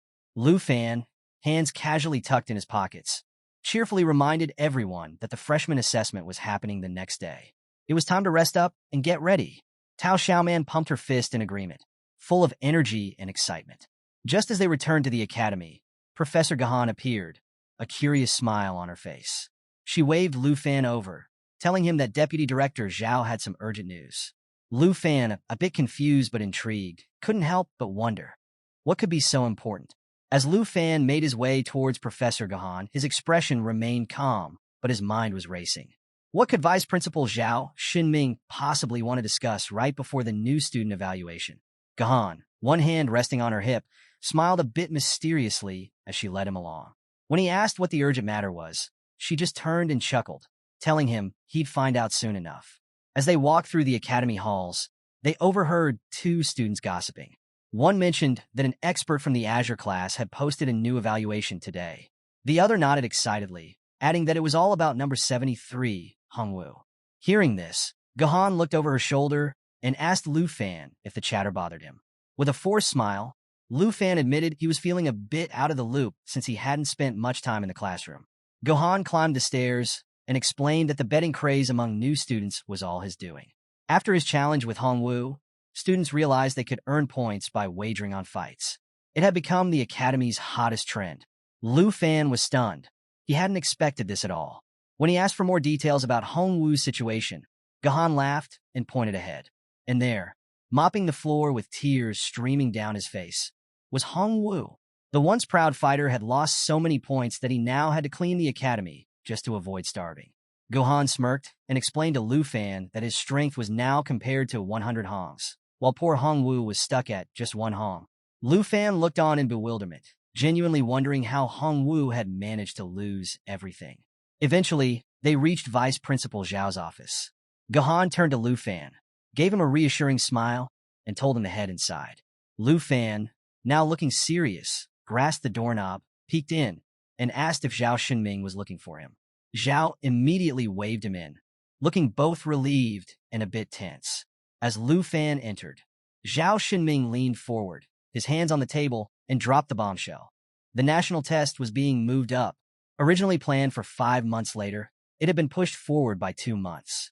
The host country, Taichi Nation, was planning to time the test perfectly with Jin Shingan's third transformation. Jin Shingan, the eldest son of the Jin family, was expected to hit level 60 soon and complete his transformation, making him a nearly unbeatable force. Lu Fan's face darkened as he processed this. He knew the gap between a second and third transformed professional wasn't just about levels. It was an entirely different league of power. Zhao Xinming, fists clenched and voice filled with frustration, confirmed that the Dragon Kingdom was being targeted by these underhanded tactics. He admitted the situation was unfair, but also reminded Lu Fan that in the past, the Dragon Kingdom had always emerged victorious. Now, they had even less time to prepare. Zhao Xinming placed a heavy hand on Lu Fan's shoulder, eyes blazing with determination. He told Lu Fan that he needed to hit level 30 and complete his second profession transfer within the next 2 months, or it could mean certain defeat. The stakes were sky high. He'd be facing off against level 50 experts, and the pressure was intense. For a moment, Lu Fan stared silently at the ground, deep in thought. Zhao Xinming, curious about his intentions, watched him closely. Finally, Lu Fan lifted his head, a confident smile spreading across his face. He told Zhao Xinming that this was his chance to prove himself and join the ranks of the elite. Not only would he participate, but he planned to win. Zhao's eyes lit up with hope, and he resolved to place his faith in Lu Fan. With that, he gave Lu Fan one final pat on the shoulder, encouraging him to excel in the upcoming new student evaluation. Lu Fan left the office, more determined than ever. The day of the new student evaluation conference had finally arrived, and the excitement in the air was palpable. All the new students gathered in the massive hall, eyes fixed on Vice Principal Zhao Shunming as he took center stage. With both hands gripping the dais, Zhao emphasized how crucial it was for everyone to follow the rules. Then, with a dramatic gesture, he clicked a remote, and a giant system window lit up behind him. And there it was, the criteria for this year's assessment. A big, glowing bracket labeled 2 versus 2 Arena flashed across the screen. The rewards? Top-ranking teams would snag a juicy 5,000 points each, second place would net 3,000 per person, and third place would walk away with 2,000 points each. As soon as the announcement was made, you could feel the tension in the room rise. Whispers filled the hall as students buzzed about this new twist. Some were thrilled, while others, not so much. One student even tried to convince his friend to team up, only to be reminded that they were both healers, definitely not ideal for combat. Qinxiu, ever the supportive friend, came up to Lu Fan with her trademark smile, reminding him that their team setup was perfect and didn't need more than 5 members. Lu Fan grinned back, explaining that since Aunt Hank was focused on non-combat professions, they were set for a perfect 2 versus 2 setup. Around them, the chatter continued until Zhao Xinming's commanding voice pulled everyone back to attention. He noted how some of them still hadn't grasped the importance of teamwork, but assured them it wasn't too late to fix that. He then dropped another bombshell. The first round of matches would kick off that very afternoon. Professor Gahan was handling the sign-ups, and with that, the crowd began to disperse. Stepping outside, Lu Fan and Qinxiu made their way over to Jianying, who was standing by the door, looking as calm and composed as ever. Qinxiu greeted her warmly, magic staff in hand, while Lu Fan, hands casually stuffed into his pockets, flashed a confident smile. But before they could chat, a purple-haired student made his entrance, dramatically sweeping his hand to his forehead. He proudly introduced himself as the 7th-ranked dual swordsman and nervously asked Jianying to join his team, convinced they'd dominate the competition. Jianying didn't even flinch. She declined, and the poor guy looked like his world had just crumbled. Tao Shimon soon arrived, cheerful as ever, and suggested they head over to find Professor Gahan to get registered. On the way, she noticed another student looking devastated and asked what was up. Qinxiu explained with a grin that the guy had also tried to recruit Jianying and failed. Lu Fan chuckled and made his decision. He'd team up with Qinxiu, and Jianying would partner with Tao Shimon. But, as fate would have it, Qinxiu had other ideas. She insisted Lu Fan should partner with Jianying to ensure they stayed at the top of the rankings, while she and Tao Shimon would handle the rest. Flash forward to the arena the next day, and things were heating up. In one corner, Chun Tianji, another dragon tamer, was putting on a show with his sub-dragon. With one mighty sweep of its tail, the dragon sent his opponent flying. Chun Tianji leaped in for a follow-up, his dagger flashing as he unleashed a flurry of attacks, securing his 28th consecutive victory. Standing nearby, the ever-arrogant princess, Jinju, congratulated him, hands on her hips and a smug smile on her face. She reminded him that he needed to keep winning, especially with her brother, Jin Shingan, about to make his grand entrance. Chun Tianji bowed, promising to do whatever it took. But then, in a dramatic twist, the announcer called out the next match, and who should appear but Lu Fan and Jianying. The crowd erupted with excitement, buzzing over the epic showdown about to unfold. Chun Tianji froze, and Jinju's eyes widened in disbelief. How were these two on the same team? Lu Fan simply cracked his knuckles, giving Jianying a confident grin. Jianying, ever composed, got into a defensive stance, her eyes gleaming with determination. Qinxiu, standing among the audience, waved enthusiastically, cheering Lu Fan on. Tao Shimon, standing beside her, gave a quiet smile, ready to see their friends shine. Lu Fan turned to Jianying, a playful grin on his face, and asked if claiming first place would be a problem. Jianying met his gaze, her expression firm. Not at all, she replied. All right, let's rewind a few hours before the intense showdown in the arena. Lu Fan was in the break room, looking super focused as he opened up his system interface. With a determined look, he tapped on the chest icon. Ping! A notification popped up, letting him know that an advanced treasure map had been synthesized. Lu Fan couldn't help but reflect on how many low-quality maps he had collected, finally deciding that combining them was the best move. And guess what? Another notification flashed, announcing that he had created a divine-level treasure map. Jian Yang, who was standing behind him, was visibly confused. She watched him seemingly poking at the air and couldn't resist asking, "Lu Fan, are you okay?" But before he could explain, the system revealed the treasure map's details. The next dragon egg was hidden in the Flying Dragon Cemetery, with a difficulty level ranging from 45 to 60. Lu Fan's face lit up with curiosity, though he had no idea where this place was. He made a mental note to investigate it later. Fast forward to the present. The loudspeakers blared out, summoning Team 18, the Princess Jinju and Chun Tianji, and Team 1, Lu Fan and Jian Yang, to the arena. Hearing the announcement, Jian Yang turned around, deep in thought. Lu Fan, ever cheerful, placed a hand on his waist and flashed a confident grin. "Looks like it's our turn," he said, emphasizing how crucial this evaluation was. Meanwhile, the spectators were buzzing. Seeing Lu Fan, the top-ranked student, and the renowned beauty Jian Yang on the same team was shocking. Some were certain they'd win, but others whispered doubts. After all, Chun Tianji had already racked up 28 consecutive victories. The tension was real. Jian Yang shifted her gaze to Chun Tianji and brought up the obvious question. "Are you sure we can win, Lu Fan?" He casually rested a hand on his waist and, with a mischievous grin, offered a playful bet. "How about it?" he teased. "If I win, you have to spill all the secrets of the Swordmaster class." Jian Yang raised an eyebrow, still not fully understanding why Lu Fan was so confident, especially since he claimed he didn't even need to summon his dragon. The arena buzzed as the referee signaled the start of the battle.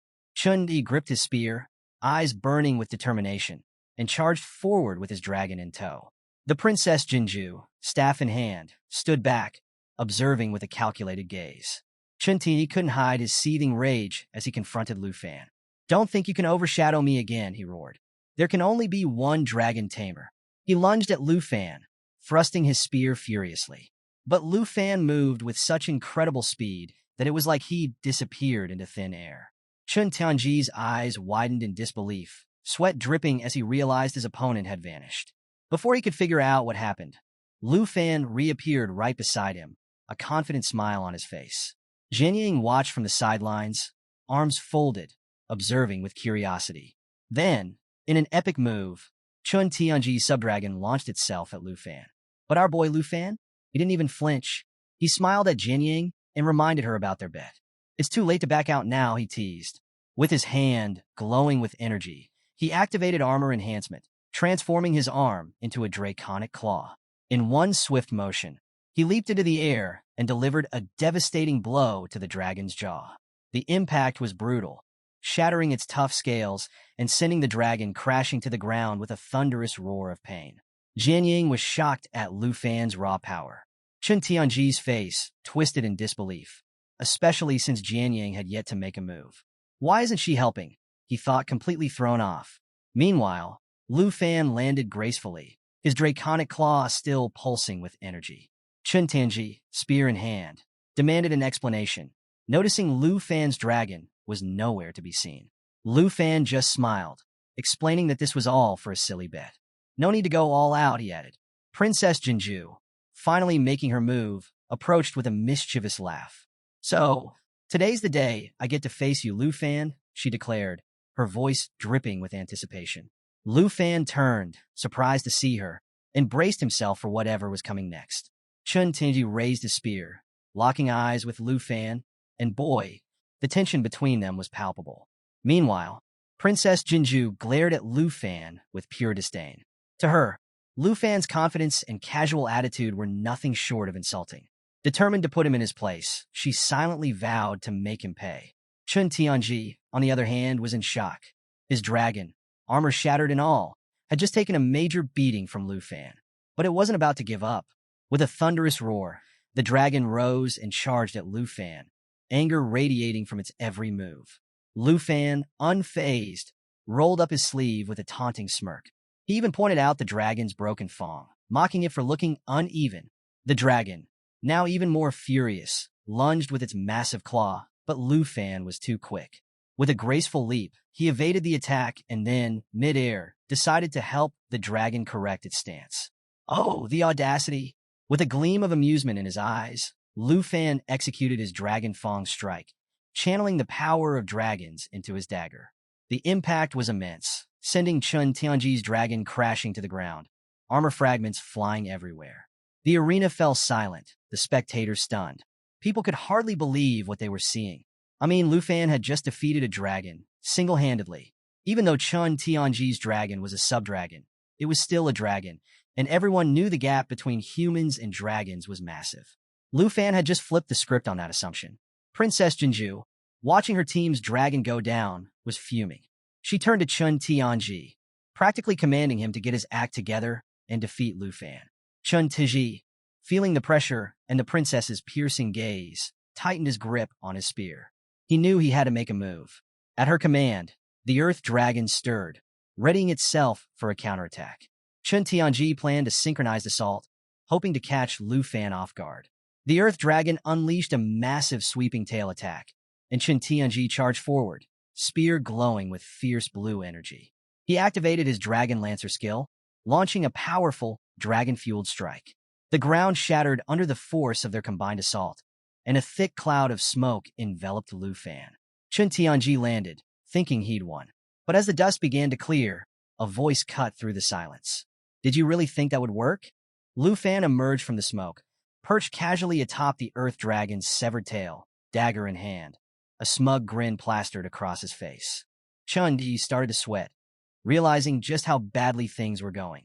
Meanwhile, Jianying watched the whole thing unfold, her eyes wide with awe. She couldn't believe Lu Fan's skill. The earth dragon was leagues above a typical beast, yet Lu Fan was handling it and Chun Tianji like it was child's play. Then things got even more intense. The princess herself stepped forward, visibly frustrated. She sneered at Chun Tianji, calling him worthless and ordering him to retreat. Jinju's aura darkened, her anger palpable. She couldn't believe Chun Tianji had failed so spectacularly, especially in front of a crowd. Gripping her magic staff, she declared she had to take matters into her own hands. Raising her staff, she infused the earth dragon with a malevolent, dark energy. The once battered dragon began to change, growing larger, its armor toughening, and a menacing darkness enveloping its form. Its eyes blazed with a dangerous red glow, and it let out a terrifying, soul-shaking roar. Lu Fan, remembering what happened the last time Jinju used this power, knew things were about to get crazy. The arena was buzzing with nervous energy as the earth dragon, now a monstrous demon-like beast, roared ferociously. Spectators were on the edge of their seats, whispering about how Princess Jinju's bizarre and frightening power had boosted Chun Tianji's dragon to a terrifying level.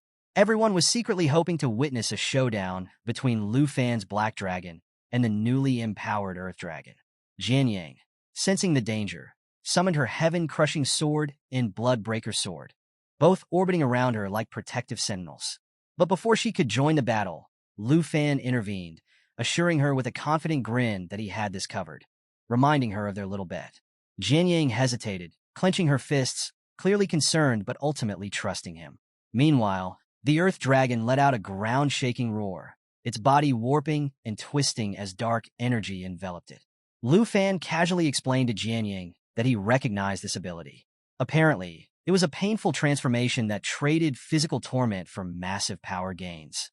Princess Jinju stood behind Chun Tianji, her face contorted with frustration.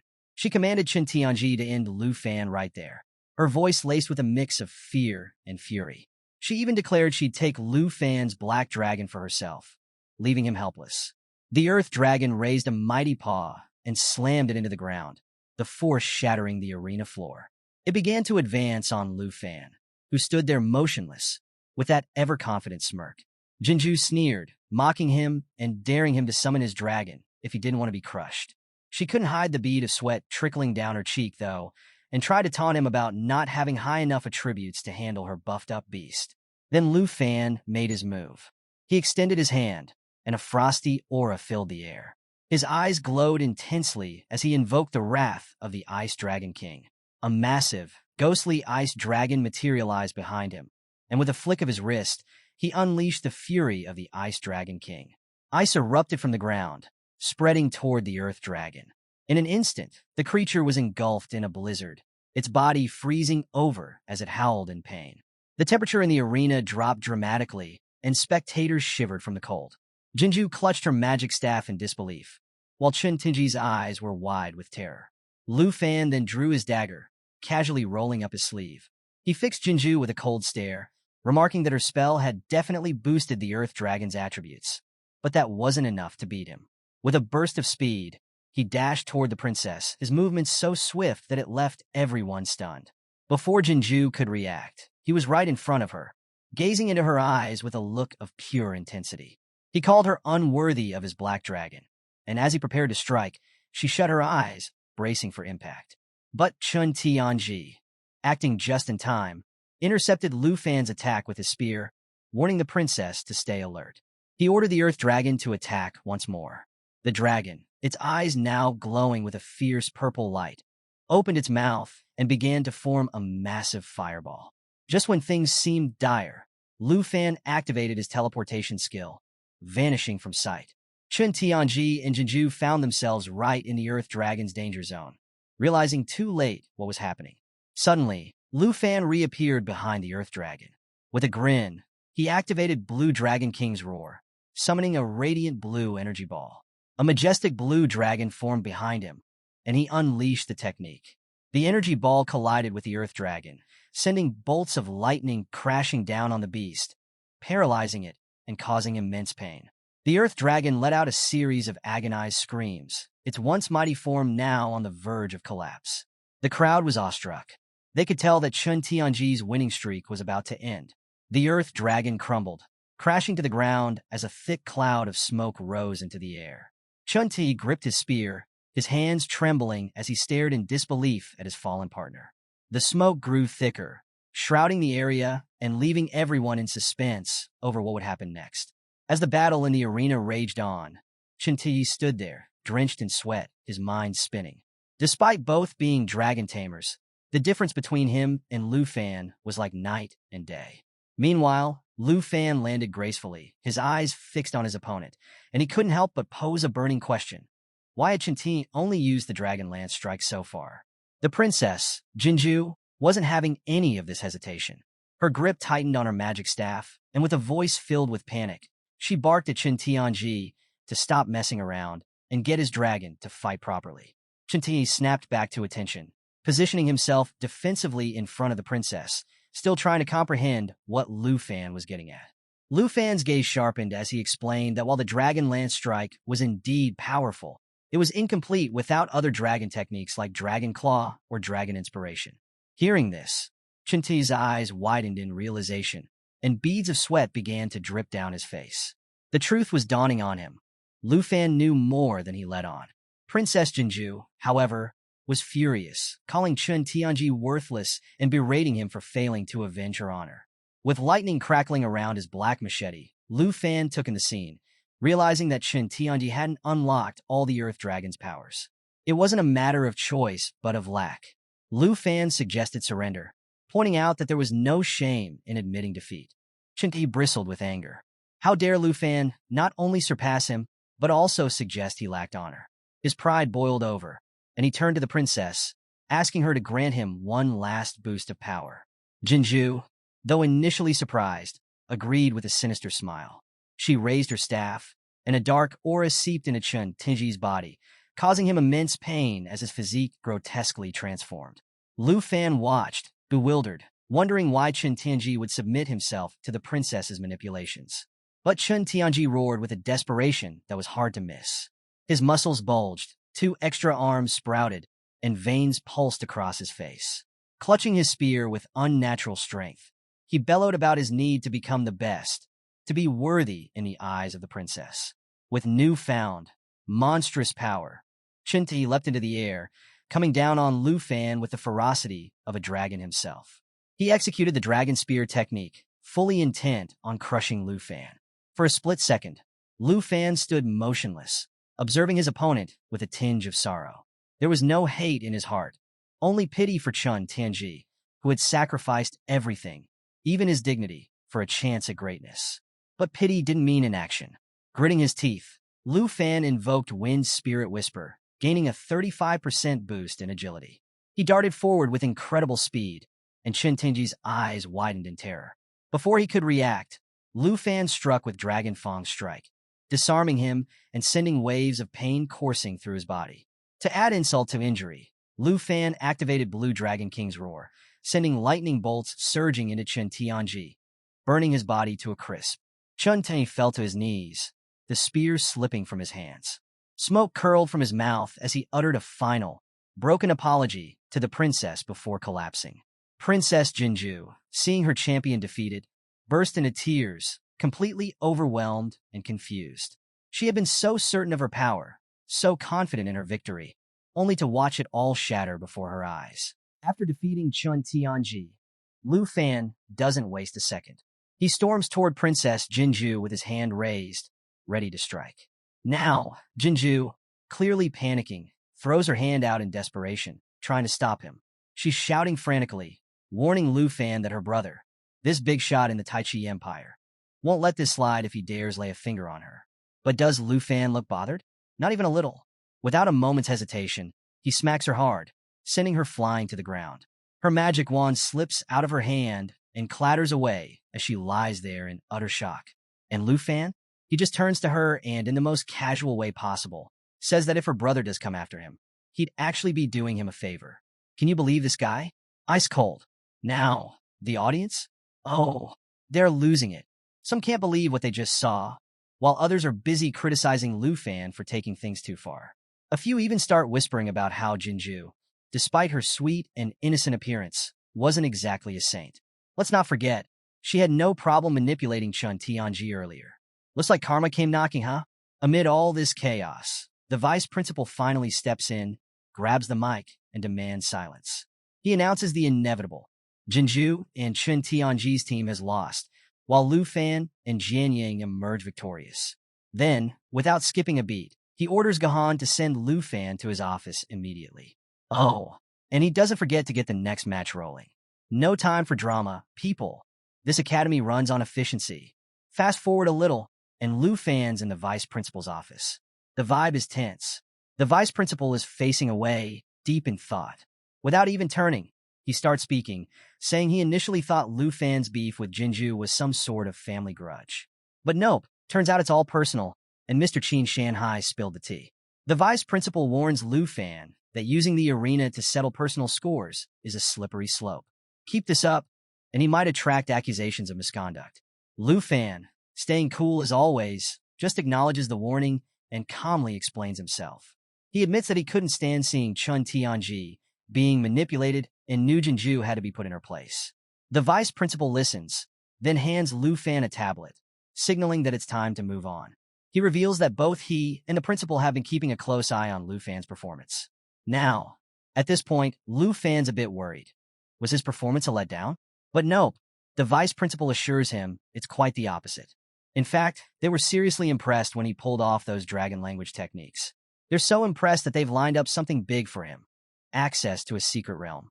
Lu Fan starts scrolling through the tablet, checking out the options. It's like window shopping for danger. The vice principal explains how these secret realms work, dropping some knowledge about the secret realm hunters who discover and auction these places off for a hefty price. It's high-stakes, high-reward stuff, but Dragon Capital Academy isn't playing around. They're ready to foot the bill, no matter how steep. As Lu Fan keeps browsing, something catches his eye, a realm called Flying Dragon Cemetery. It's got a level 55 rating, a nightmare difficulty, and a requirement for at least 2 participants. You can almost feel the tension as he points it out to the vice principal, who immediately recognizes Lu Fan's seriousness. Looks like our guy just picked his next big challenge. The next day rolls around, and the arena is buzzing with excitement for the freshman assessment rematch. Gahan announces the first semi-final match, Lu Fan and Jianying versus Jiang Fengyun and Su Jing. But just when things are about to kick off, the vice principal steps in and drops a bombshell. Lu Fan has withdrawn from the competition. The crowd? Completely stunned. Whispers spread like wildfire. Some are disappointed. They came to see Lu Fan in action, after all. Others start speculating, with theories ranging from disciplinary action to him being pulled for some secret mission. Nobody knows the truth, and that just fuels the rumors even more. Meanwhile, Tao Xiaoman brushes it all off, calling the whole thing nonsense. Qinxiu, ever the voice of reason, advises her to ignore it and points out the obvious. Lu Fan and Jian Ying are probably already off exploring the secret realm. And sure enough, they are. Lu Fan and Jian Ying find themselves in the eerie, ancient landscape of the Flying Dragon Cemetery, deep in the giant tree forest. The air is heavy with mystery, and the place practically screams danger. As they make their way through the dense woods, Lu Fan turns to Jian Ying and apologizes for dragging her away from the competition. But Jian Ying, always practical, brushes it off. The school let them keep their Azure class spots and gave them 10,000 points each. Sounds like a pretty sweet deal to her. She even thanks him for the chance to explore such a rare and exciting secret realm.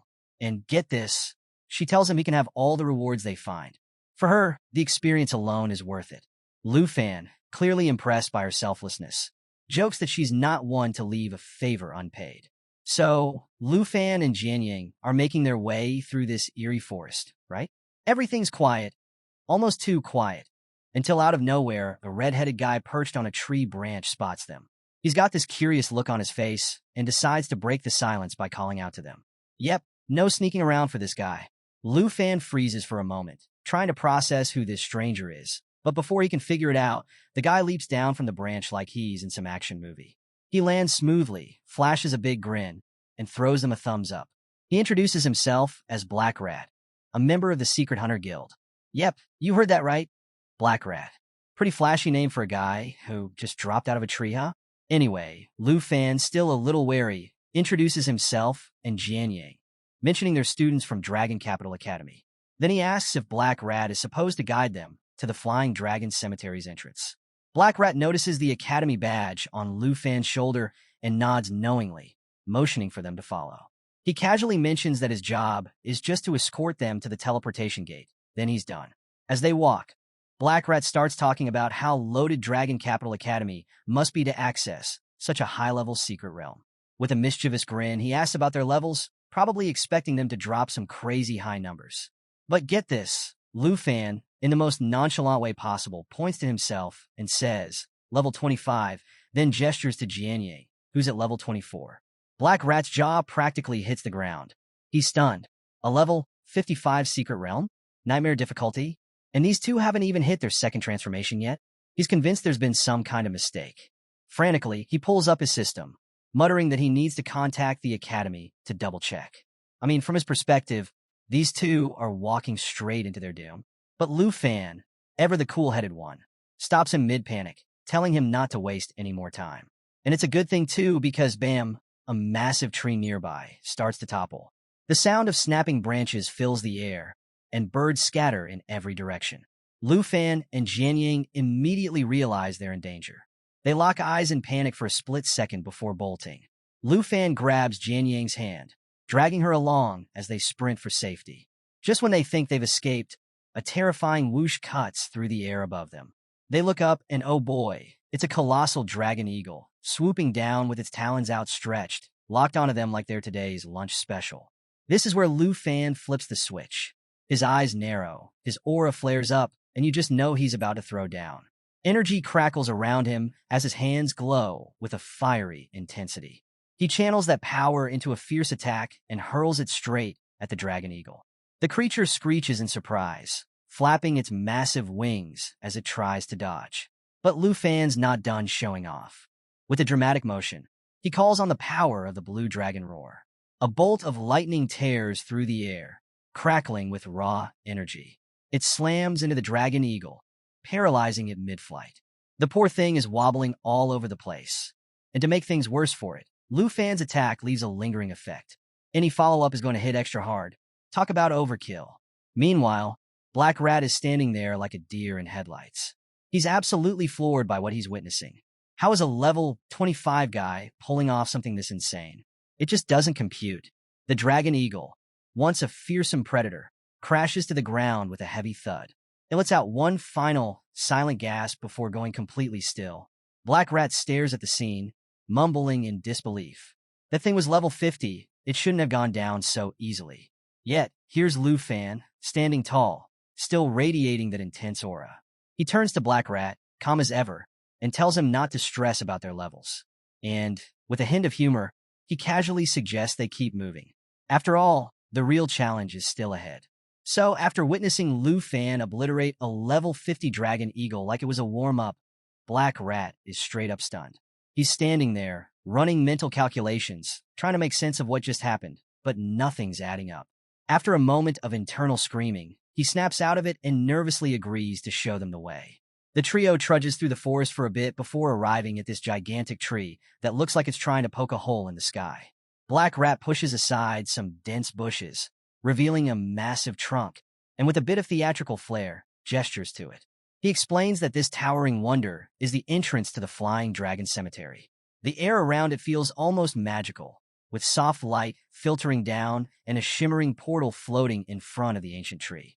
It's the kind of scene that makes you think, yep, this is where things are about to go sideways.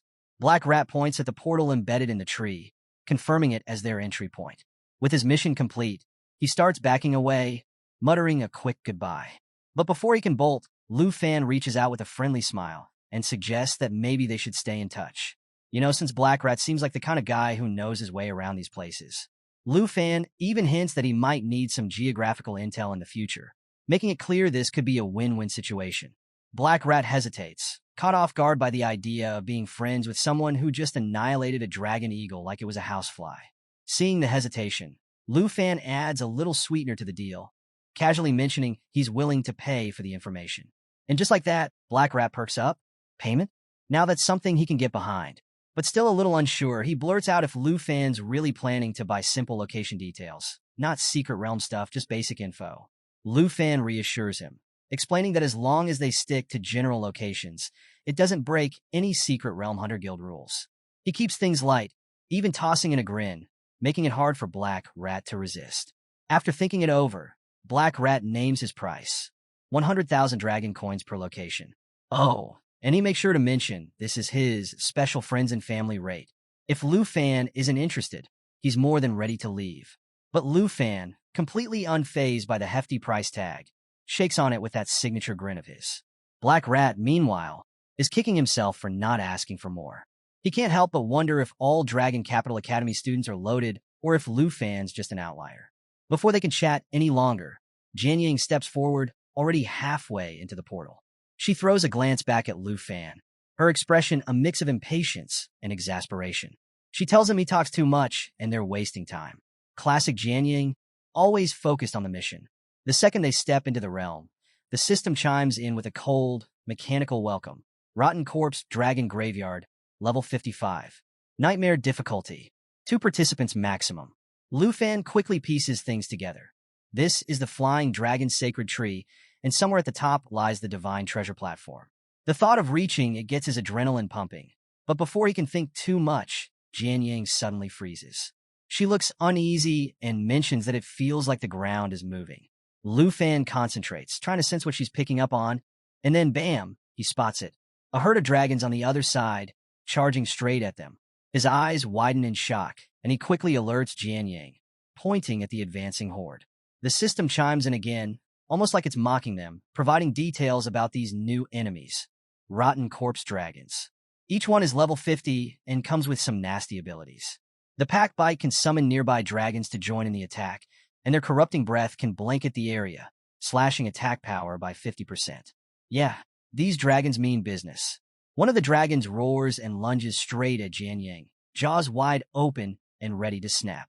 But Lu Fan doesn't even flinch. He steps in with lightning-fast reflexes, blocking the attack like a boss. With his usual calm command, he orders Jian Yang to get ready. Jian Yang doesn't need to be told twice. She tightens her grip on her sword, her eyes blazing with determination. In one powerful motion, she unleashes her Mountain Shaker technique, a devastating attack that slices clean through one of the dragons. The beast splits in two, its massive halves crashing to the ground in a gruesome heap. Just as Jian Yang takes out one of those rotten corpse dragons, another one charges straight at Lu Fan. This beast isn't messing around, but neither is Lu Fan. With a confident smirk, he calls out for his dragon companion, Black Dragon Xiao Yi.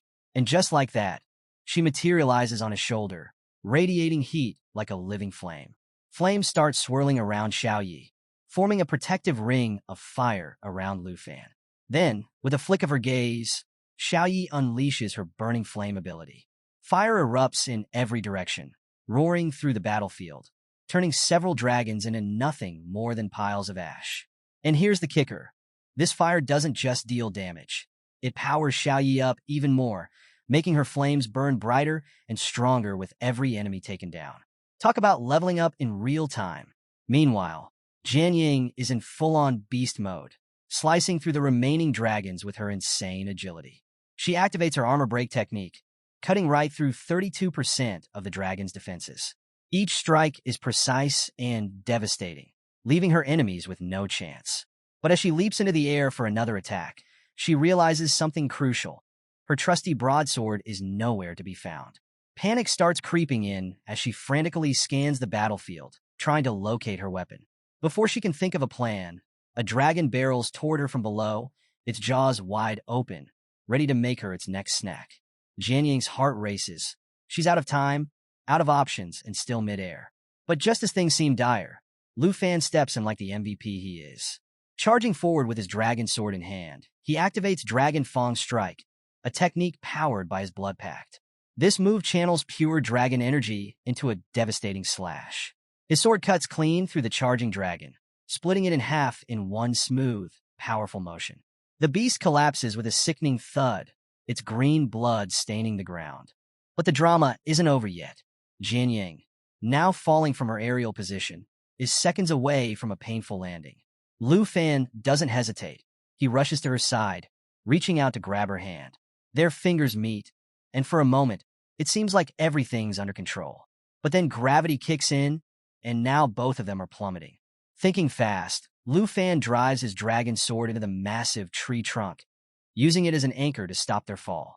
With one hand gripping the sword and the other holding on to Jianying, Lu Fan glances over at her. His expression says it all. Relief, concern, and maybe a hint of, can we please stop almost dying today? Jianying meets his gaze, her exhaustion and gratitude clear. She manages to steady herself, and the two settle onto a thick branch, finally catching their breath. Lu Fan, ever the strategist, points out something important. They've been heading in the wrong direction. Their destination isn't down below. It's much closer than they thought, right here in the massive tree. But of course, the universe isn't about to let them relax. Out of nowhere, a dark, shadowy figure appears in the distance. Lu Fan's instincts go on high alert, and he immediately calls for Xiaoyi. She's ready in an instant, perched and glowing like a fiery guardian.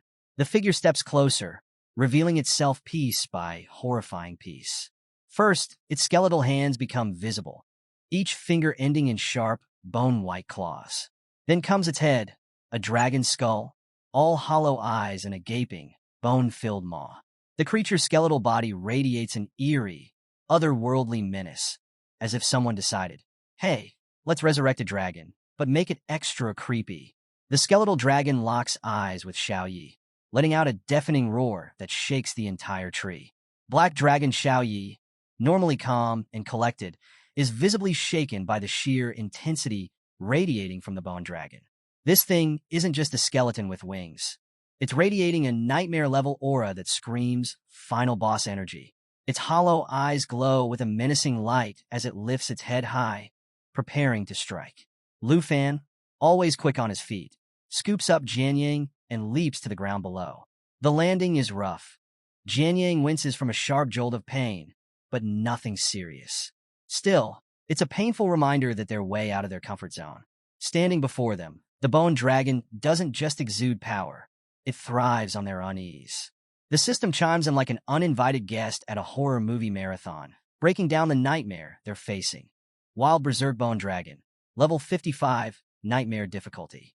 This bad boy has bone armor for ridiculous defense, bone knife to rain blood-infused destruction, and bone storm, a move that gets deadlier the weaker it gets.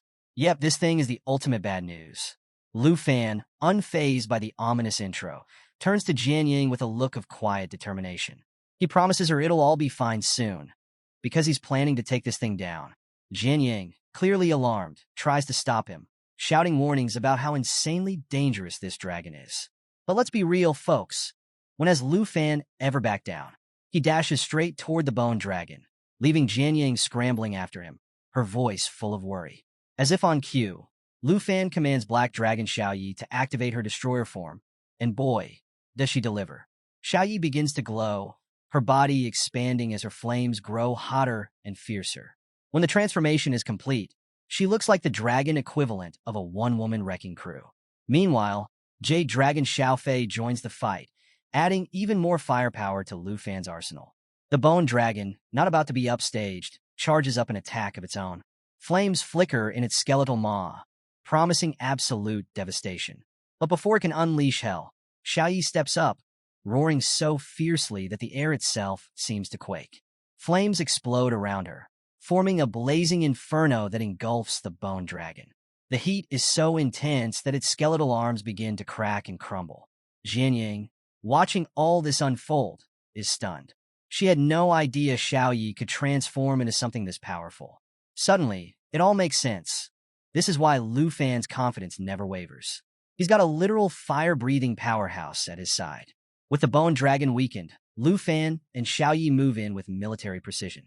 Lu Fan calls for Xiaofei to activate Jade Blessing, which surrounds him in an empowering aura, amplifying his next attack. His dragon sword begins to hum with energy, glowing with anticipation. Together, Lu Fan and Xiaoyi close in on the Bone Dragon, coordinating their strikes for maximum impact. Xiaoyi roars once more, unleashing a shockwave so powerful it shakes the earth. The Bone Dragon's frame cracks under the pressure, and with one final, thunderous blow, its skull separates from its body and crashes to the ground. But Lu Fan isn't about to leave anything to chance. As the Bone Dragon collapses, he channels all his power into Dragon Fang's strike. The glowing dragon sword cleaves through the creature's spine with a sickening crunch before plunging deep into its chest. For a brief moment, it seems like the fight is over. But just as relief starts to settle in, the Bone Dragon's eyes flicker back to life, glowing a deep, ominous purple. A matching aura begins to spread across its body, and suddenly, bones scattered across the battlefield start to levitate. The system chimes in again, reminding Lu Fan and all of us that this is the dreaded Bone Storm ability.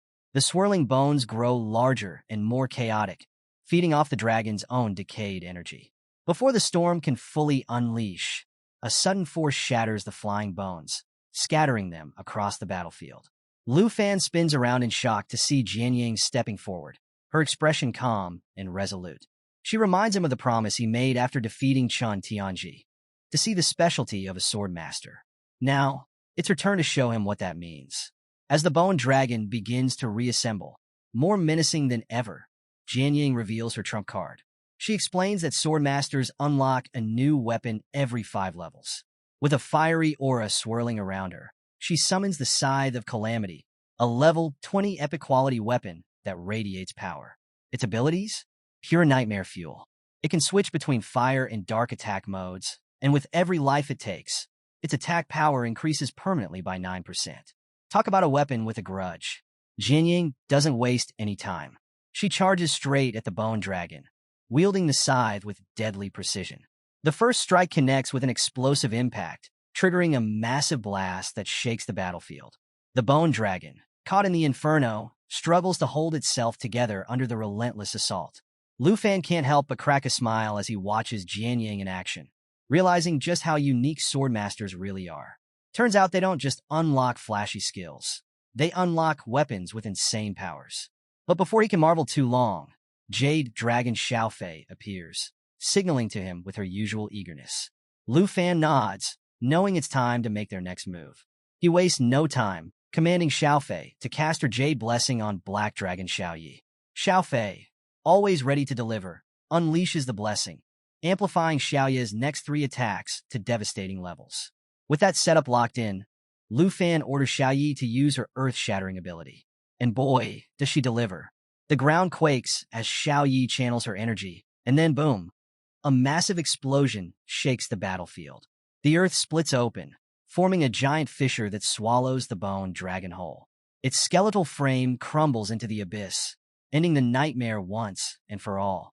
As the dust settles, the system chimes in with a little celebratory news. Jade Dragon Xiaofei has leveled up to 15 and unlocked a shiny new skill, Transformation. Lu Fan takes it all in, pleased with how much they've grown from this battle. His own level bumps up to 26, but he's more focused on their collective progress. Meanwhile, Jian Ying is having a moment. She's relieved the fight is over, but there's a flicker of doubt in her mind. Sure, her Scythe of Calamity was impressive, but it was Black Dragon Xiaoye's earth-shattering that sealed the deal. For a second, she wonders if her efforts really made a difference. And then, just to make things more awkward, Xiaofei happily clings to Lu Fan, clearly enjoying the victory celebration. Jinying catches this, and oh boy, jealousy hits her like a ton of bricks. She quickly brushes it off, though, composing herself like the pro she is. Turning to Lu Fan, she admits that with his team of powerhouse dragons, she didn't really need to step in. She even apologizes, feeling like she didn't pull her weight in the battle. Lu Fan, ever the supportive leader, reassures her with a warm smile. He thanks her for saving him during the bone storm earlier, reminding her that every contribution matters. Plus, he points out, they've all gained a lot today. Jian Ying got to show off her swordmaster skills, and Xiaofei reached a whole new level. Wins all around, right? Curious about Xiaofei's level up, Jian Ying asks if there's more to her transformation. As if on cue, the system steps in with the deets. At level 15, Xiaofei has gained major stat boosts, strength, spirit, stamina, you name it, and unlocked 2 epic transformations. She can now become the Eternal Guardian of the Tree of Life, gaining the skills Life Pulse and Eternal Guardian, or ditch her physical form entirely to transform into Soul Light, unlocking Soul Refuge and Soul Influence. Talk about a glow-up! Lu Fan, clearly impressed, explains how Xiaofei's new abilities make her as versatile as Xiao Yi. Jian Ying chuckles, noting that while Xiaoye's growth has been steady, Xiaofei's sudden leap into 4 transformation options is a bit of a surprise. Either way, it's clear both dragons are becoming serious powerhouses. Feeling proud, Lu Fan reaches out to pat Xiaofei's head, which immediately earns him a glare from Xiao Yi. The jealousy is real, and Xiaoye's mix of annoyance and playful anger is impossible to miss. To break the tension, Lu Fan suggests they test Xiaofei's new form, eager to see what she's capable of. Jian Ying agrees, her mood lifting as she suggests they head back to the Flying Dragon's sacred tree to continue their search. But just as things start to settle, Xiao Yi and Xiaofei begin bickering, this time over who gets to stand closer to Lu Fan. The scene is almost comical, a much-needed breather after all the chaos. That is, until fireballs start raining from the sky, shattering the moment like glass. The explosions send shockwaves through the battlefield, kicking up a storm of dust and debris. Jian Ying's voice cuts through the chaos, identifying the assault as a magic attack. Her tone is sharp with urgency, and Lu Fan immediately orders everyone to scatter and take cover. The group sprints for the nearest shelter, a massive tree, where they huddle together to regroup. Jian Ying crouches, her sharp eyes scanning for any sign of their attackers, while Lu Fan carefully peeks out from behind the tree. It doesn't take long for him to piece things together. The noise from their fight with the bone dragon must have drawn unwanted attention. And sure enough, when he looks up, he sees them, a swarm of dragons filling the sky, their massive wings blotting out the sun. Lu Fan ducks into a safe spot, his heart pounding as he surveys the area. There's no time to waste. Dragons are everywhere, and the pressure is on. Glancing at the system, he explains to the team that Jade Dragon Xiaofei's soul light form can ditch her physical body and turn into a soul light. It's not just a fancy trick, though. It provides a game-changing soul shield for whoever she attaches to. Without hesitation, he orders Xiaofei to link up with Xiao Yi. In her soul form, Xiaofei merges with Black Dragon Xiao Yi, creating an aura that practically screams unstoppable. As they soar above, Lu Fan turns to Jian Ying, his tone all business, and tells her to head toward the Divine Dragon Tree. It's like a high-stakes treasure hunt. Only this time, the prize comes with a side of potential death by dragon. Suddenly, a new system notification rolls in. Jade Dragon Xiaofei's Jade Dragon form is officially activated, and she's unlocked a shiny new skill called Soul Light. Sounds cool, but here's the kicker. All her effects are doubled for anyone with dragon blood. Oh, and the skill doesn't just shield damage. It absorbs it, stacking layers of Chi Shield. Once 10 layers are built, Chi Shock activates, unleashing all that absorbed damage right back at the enemy with interest. Lu Fan's grin grows as Xiaofei transforms into a majestic green dragon, her aura blazing with power. Xiaofei's energy immediately boosts Black Dragon Xiao Yi, whose stats skyrocket like crazy. Xiao Yi's strength shoots from 4,375 to a jaw-dropping 26,244. Her roars echo across the battlefield, filled with enough power to make the ground tremble. Jian Yang, watching this transformation, can barely contain her awe. She turns to Lu Fan, marveling at how Xiao Fei's influence has supercharged Xiao Yi. Lu Fan nods, breaking it down for her. Jade Dragon Xiao Fei's abilities are basically tailor-made for dragons. He thinks to himself that if Xiao Yi keeps this up, she might break the 30,000 strength mark by the time they reach the tree. But of course, things aren't going to be that easy. Out of nowhere, fireballs rain down from the sky like meteor showers. Lu Fan's heart sinks as he looks up to see dragons swarming above, their massive forms blotting out the light. It's an ambush, and they're surrounded. Keeping his cool, Lu Fan orders Xiao Yi not to fight back just yet. Instead, he tells Xiao Fei to absorb the incoming damage. A glowing green orb forms above Xiao Fei's head, pulsating with energy as it builds up the damage. Then comes the moment of truth. Lu Fan commands Xiao Fei to unleash Qi Shock. In an instant, a massive wave of energy explodes outward, releasing all the absorbed damage in one devastating counterattack. And because dragons get a bonus, the effect is doubled. The green aura around Xiao Fei lights up the sky, and dragons screech in pain as the blast sends shockwaves through the air. Jian Yang, wide-eyed and amazed, watches as the counterattack not only defends but annihilates anything within range. Lu Fan can't help but grin as he explains to her how Xiao Fei's soul protection is like having a shield that punches back harder every time it's hit. But just when things start looking up, the air changes. A powerful gust of wind blows through the battlefield, shaking the group to their core. Lu Fan's instincts kick in. It's the boss. Sure enough, a massive dragon descends, its metallic scales shimmering in the light. The system identifies it as a steel dragon, level 60, nightmare difficulty. And its powers? Absolutely terrifying. First up is Rapid Storm, where the steel dragon flaps its wings to create a whirlwind that slows and damages anyone caught in it. Then there's Steel Thrust, a devastating charge that obliterates anything with less than 1 point of endurance. And to top it off, Steel Reinforcement has all incoming damage while boosting its defense to insane levels. The steel dragon lets out a thunderous roar, and for a moment, even Lu Fan feels a chill. It takes to the air, aiming straight for Xiao Yi with steel thrust locked and loaded. Jian Yang's face pales as she realizes just how dangerous this thing is. But Lu Fan, always calm under pressure, reassures her. He orders Xiao Fei to get ready, her soul impact power already building. As Xiao Fei charges up, the atmosphere shifts. A surge of energy fills the air, doubling the effects of every dragon-related skill. So, after that jaw-dropping battle against the steel dragon, Jian Yang can't help but beam with pride as she announces she's reached level 25. She's practically glowing, but of course, Lu Fan's already thinking ahead. Curious as ever, he asks if the steel dragon's defeat came with any cool new rewards. Jian Yang doesn't disappoint. She raises her hand, revealing a sword that shines so brightly it might as well be screaming, "I'm legendary." She explains it's called Myriad Blossoms, a weapon with massive potential, but still stuck at level 1. The system chimes in to break it down. This sword has the Thousands of Sword Feathers ability, which lets it split into smaller weapons. Each fragment deals 10% of the original attack power, then comes back together for a devastating area strike.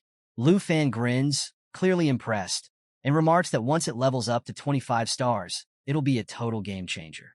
Meanwhile, in the background, Black Dragon Xiao Yi and Jade Dragon Xiao Fei are having the time of their lives, playfully messing around like overpowered siblings. But Jian Yang? Not so much. A wave of doubt sneaks in as she watches them. Even with her Myriad Blossom sword, she can't help but wonder if her power will ever measure up to Xiao Yi's strikes or Lu Fan's insane abilities. Just then, she notices a shadow flicker nearby, and her unease grows. Whispering to herself, she tries to believe in her own strength, but it's clear she's wrestling with some serious self-doubt. Lu Fan, always quick to read the room, walks over and reassures her with his usual calm confidence.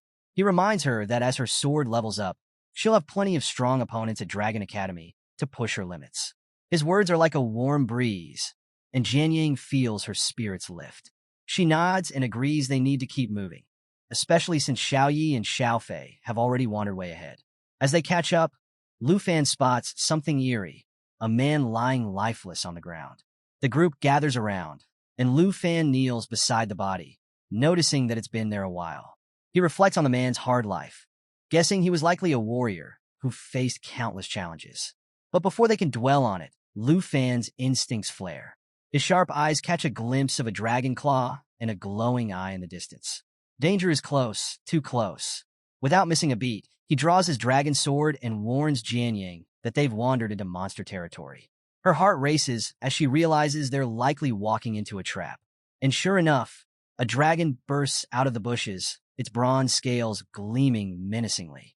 The system identifies it as a bronze dragon, star level 60, with an insane defense-boosting skill called bronze armor. Lu Fan's about to engage when another dragon appears, and this one's on a whole other level. It's a three-headed elemental dragon, level 65, with a boss difficulty rating of Nightmare.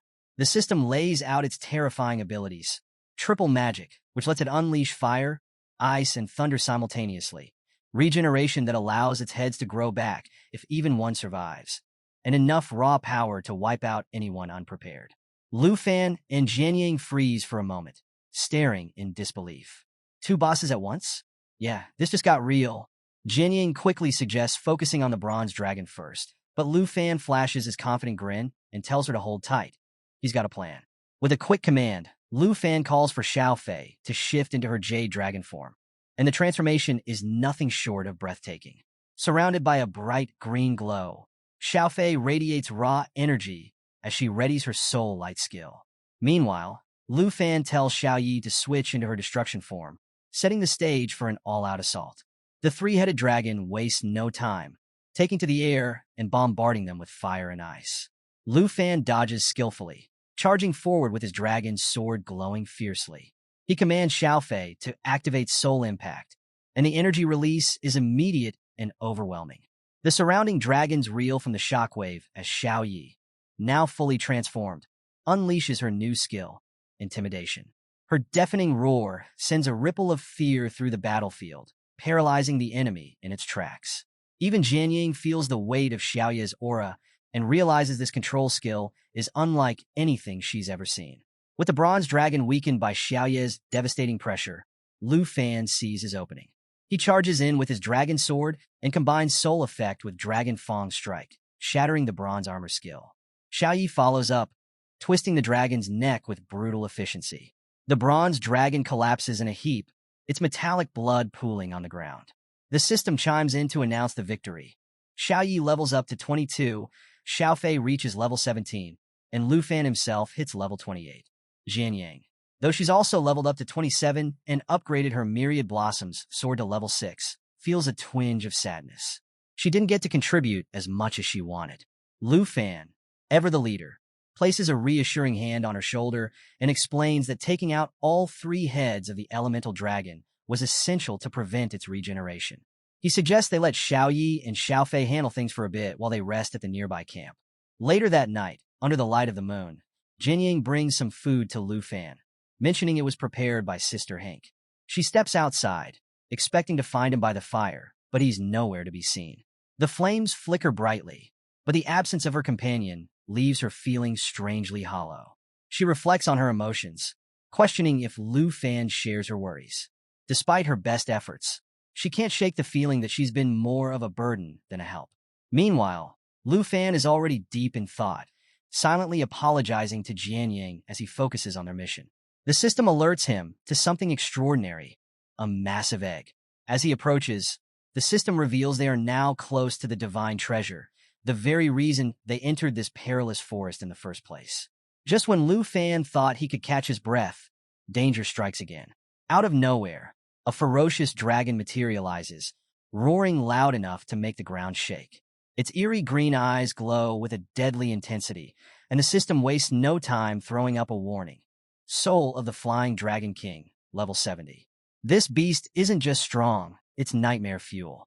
Its dragon's breath attack can unleash fire, ice, thunder, or wind, and its Assault Dragon King ability lets it dive at lightning speed, piercing through anything in its way. Oh, and to make it worse, it takes 50% less damage from everything. Because why not?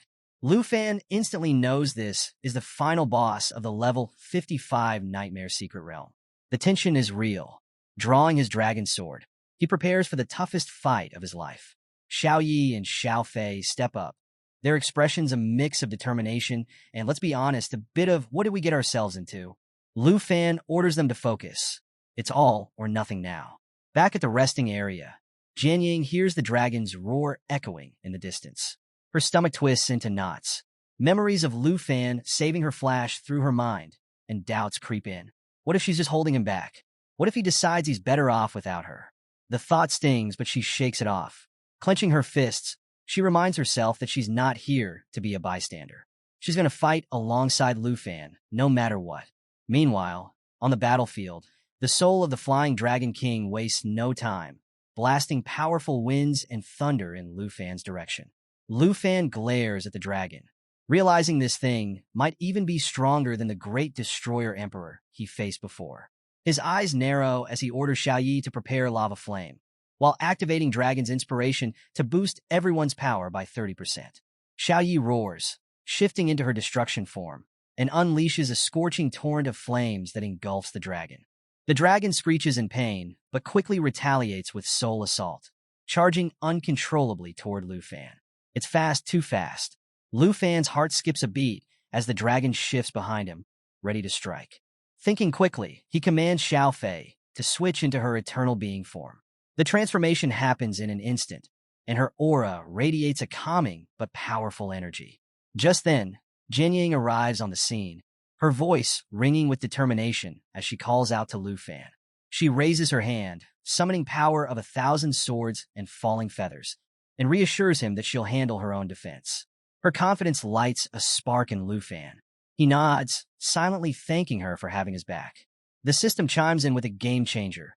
Jade Dragon Xiaofei has unlocked new skills, Life Pulse and Eternal Guardian. Xiaofei glows brightly as she activates Life Pulse, a restorative skill that radiates waves of energy, boosting everyone's stamina and power. At the same time, Xiaoyi doubles down on her lava flame attack, pushing the flames higher and hotter. Lu Fan orders Xiaoyi to finish it, and with a thunderous roar, she charges at the dragon. But the soul of the Flying Dragon King isn't going down without a fight. It takes to the sky, using dragon language magic to counter Xiaoyi's attacks. Lu Fan realizes the stakes have just been raised and orders Xiaofei to shield everyone. High above, the dragon prepares its ultimate move, Apocalypse Fall. This devastating ability sacrifices its own life to release a blast with 2,000% of its power. As the dragon plummets toward the ground, the tension is unbearable. The resulting explosion is massive, shaking the entire realm and sending shockwaves for miles. For a moment, everything is chaos. Dust and debris fill the air, making it impossible to see. But then, a green energy glows faintly through the haze.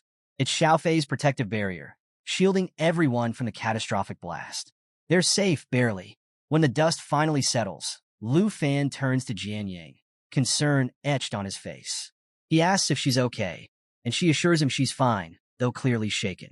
She thanks Xiaofei for saving them, and they all take a moment to acknowledge how close they came to total disaster. The system reports their progress. Lu Fan levels up to 29, Xiaoyi hits level 23, and Xiaofei reaches level 17. Lu Fan places a proud hand on Xiaofei's head, praising her for her incredible skills. But of course, Xiaoyi isn't having it. Her jealous pout is almost comical as she glares at Xiaofei. Lu Fan notices and chuckles, reassuring Xiaoyi that her massive damage output was key to taking down the level 70 boss. Her mood lifts slightly. Meanwhile, Jian Ying reflects on the battle, realizing that this was their first time facing a boss of this caliber together. She admits she always thought players at their level wouldn't have to deal with such intense fights. Lu Fan agrees, marveling at how they survived something so far above their pay grade. Later, Lu Fan and Jian Ying share a quiet moment. He places a hand on his head, almost embarrassed, and admits he didn't mean to scare her earlier. He only left to explore, not expecting to run into such a powerful enemy. Jian Ying interrupts, her voice firm but kind, and reassures him that she never doubted he'd have their backs. She recalls his earlier words and smiles, telling him that no matter how strong they become, they'll never let a teammate fight alone. Her determination is clear, and Lu Fan feels a swell of pride in their growing bond. After his victory against the Blade King Dragon, he's standing there, soaking in the glory, when bam, a treasure chest just pops open right in front of him. Like it's saying, "Congrats, you earned this." Meanwhile, Jianying, she's completely oblivious, staring off in the opposite direction without a clue about the loot. Lu Fan steps forward, curious about what kind of legendary goodies he scored. The first item practically glows as it emerges, the sole wing of the Flying Dragon King. This bad boy comes loaded with 60 agility, 356 strength, and 291 spirit. Oh, and did I mention? It gives you the ability to fly. Not glide, not hover. Full-on flying. Plus, if you've got dragon language magic, you can cast and receive spells mid-flight. The catch: you need to be level 60 to use it. Lu Fan sighs, thinking how it'll be a while before he's soaring through the skies. Next up, a level 30 artifact designed for dragon riders. This one lets you combine your pet's abilities with your own, boosting dragon energy and unleashing devastating long-range attacks. Lu Fan's grin stretches ear to ear as he pictures himself riding Xiaoyi into battle. He mentally files that one away for when Xiaoyi hits level 30. And then there's the third item, the late Dragonbone Flute. This magical flute can summon the twin Flying Dragon Kings, matching the user's level. The downside? It's limited to 7 uses. Lu Fan admires it but can't help wishing it didn't come with restrictions. As he's marveling at his newfound loot, something strange happens. Xiaofei starts glowing intensely, drawing both his and Jianying's attention. The little jade dragon moves toward a massive tree and begins healing it with her energy. The plants around them start stirring, as if responding to her. It's almost mystical, like something straight out of a legend.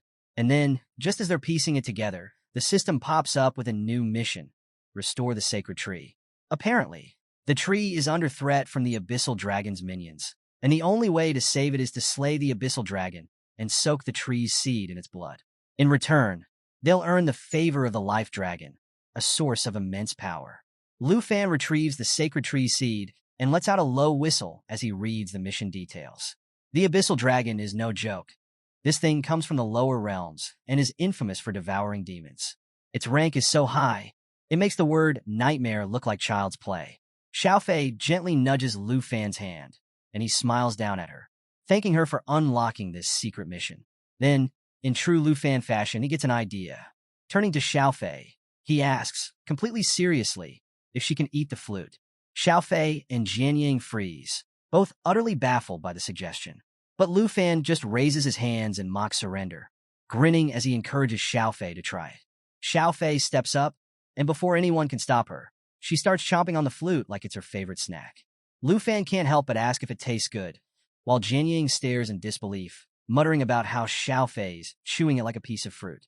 Moments later, the system chimes in with an update. Xiaofei has gained the flute's powers and can now summon the twin Flying Dragon Kings without any usage limits. To prove it, Xiaofei immediately summons the Dragon Kings. They emerge with a deafening roar, their power matching Xiaofei's level of 18. Jianying is stunned, struggling to process how a boss-level dragon just became Xiaofei's summon. Lu Fan casually points out that the Dragon Kings are smaller now, joking that they're basically Xiaofei's pets. Jianying mutters something about dragon pets having their own dragon pets, shaking her head at the absurdity of it all. With the Sacred Tree mission now in their hands, Jianying suggests heading back, pointing out that Sister Hank will be worried if they don't return soon. Lu Fan waves her off, telling her to go ahead. He'll catch up. Pulling up his map, he reflects on an important task he still needs to complete. Later, back at the villa in Dragon Capital Academy, Lu Fan calls a meeting with Xiaoyi and Xiaofei. The cozy atmosphere doesn't hide the fact that something serious is about to go down. Sitting in front of them is a new dragon egg, one Lu Fan recently retrieved. He takes a deep breath and, with mock frustration, tells Xiaoyi that her habit of bullying Xiaofei has to stop. Xiaoyi pouts, but her attention quickly shifts to the egg, which seems to fascinate both dragons. Lu Fan tries to regain their focus, explaining that this egg represents their soon-to-arrive family member. He even makes a game out of it, asking if they think it'll be a brother or sister. But the system cuts his fun short, bluntly informing him that at his current level, he can only tame 2 dragons. If he wants to add another, he'll need to hit level 30. Letting out a sigh, Lu Fan tells the dragon sisters that they'll need to level up in the poison spider forest. The next morning, as he's barely awake, there's a knock at his door. 2 ladies, Qin Xiao and another student, stand there looking flustered. Lu Fan rubs his eyes, confused about the commotion. Qin Xiao thrusts a post into his hand, explaining that it's gone viral on the school forum. Apparently, the buzz is about Lu Fan's withdrawal from the freshman exam. The post claims Fengyun Pavilion has reached the finals, and no one is left to challenge them. Qinxiu explains that Fengyun Pavilion has grown into a powerhouse with nearly 30 members, led by Jiang Fengyun and Su Jing. They've declared themselves unstoppable, and even announced plans to clear out Lu Fan's villa after the final. Lu Fan listens, half amused. Hearing that Jiang Fengyun has declared himself the new number one makes him chuckle. Cute, he thinks. Qinxiu points out that the finals grant access to the national trials, which is why Jiang Fengyun is so desperate to claim victory. But Lu Fan knows the truth. He's already secured his spot. The prizes Jiang Fengyun is chasing, they're already his. With a playful glint in his eye, Lu Fan waves off their concerns and tells them not to worry. He's more than happy to accept Fengyun Pavilion's challenge. Let's have some fun, he says with a smirk, asking to borrow the post. It's time for Lu Fan to fire back. Inside the VIP room at Dragon Academy Arena, Su Jing, a calm and collected forbidden sorcerer, is scrolling through his tablet like he's catching up on the latest gossip. Meanwhile, Jiang Fengyun, the shadow warrior with a flair for theatrics, is blindfolded and sparring with multiple opponents. Mid-spar, Su Jing casually mentions that Lu Fan has responded to their forum post. Jiang Fengyun freezes. His sparring partners don't even have time to breathe before he activates his projection skill, summoning clones of himself that quickly overpower everyone in the room.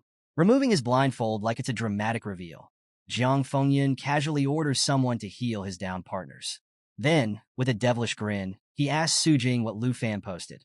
Su Jing, still scrolling with a smirk, tells him it's classic Lu Fan, a bold challenge to the entire Fengyun Pavilion. Jiang Fengyun rolls his eyes at what he calls Lu Fan's bravado, but his grin widens. He orders Su Jing to respond, inviting Lu Fan to face them at the arena after the finals tomorrow. Su Jing, half-doubtful Jiang Fengyun is serious. Can't help but laugh, but he goes along with the plan. Then Jiang Fengyun's tone shifts. Turning serious, he commands Su Jing to gather everyone from Fengyun Pavilion. It's time, he declares, to show Lu Fan that the title of number one isn't handed out. It's earned in combat. Meanwhile, over in Lu Fan's corner of the world, things are far less intense. He's chilling with his friends when Qinxiu bursts in, announcing with excitement that Fengyun Pavilion has accepted the challenge. Jiang Fengyun is even competing in a semi-final match today. But Lu Fan? Not impressed. He waves it off, casually saying he'd rather spend his time leveling up in the Poison Spider's secret realm. Talk about priorities. Just then, Lu Fan's aunt appears, reminding him that overconfidence can lead to failure. She suggests he at least check out Jiang Fengyun's match to better understand his opponent. One of the ladies chimes in, pointing out that Lu Fan supporters might even outnumber Fengyun Pavilions. Qinxiu, ever the voice of reason, warns that if Lu Fan is spotted in the crowd, rumors will explode across campus. Lu Fan's aunt, clearly a problem solver, suggests he go in disguise. Cue the stealth makeover. Lu Fan dons a dark cloak and mask, looking like he just stepped out of a spy movie. Qinxiu and Xiao Man accompany him to the arena, confident no one will recognize him. Even his aunt approves of his shadowy new look, calling it both functional and fashionable. Inside, Gahan announces the start of the semifinals. But just as the teams take the stage, Lu Fan suddenly gets up. His aunt looks at him, surprised, and asks where he's going. Lu Fan shrugs, saying the match looks boring and he'd rather go for a walk. Classic Lu Fan, casual to the core. He tells her to call him when it's over and leaves. While the crowd buzzes with excitement over the semifinal match, the vice principal, seated in the stands, watches the disguised Lu Fan. His thoughts drift to a recent conversation with the principal. In a flashback, he recalls bursting into the principal's office to discuss the forum drama. He was worried Lu Fan didn't understand how powerful he was, especially since Chun Tianji was still recovering from their fight. But the principal, as unbothered as ever, had brushed it off, saying Gahan could handle it. His real concern? The arrival of the Dragon Capital Special Envoy in a month to assess Lu Fan for the national trial. The vice principal had been stunned by the news, especially when the principal revealed that the envoy was now Ruan Changfeng, a once powerful figure with a notorious grudge against Lu Fan.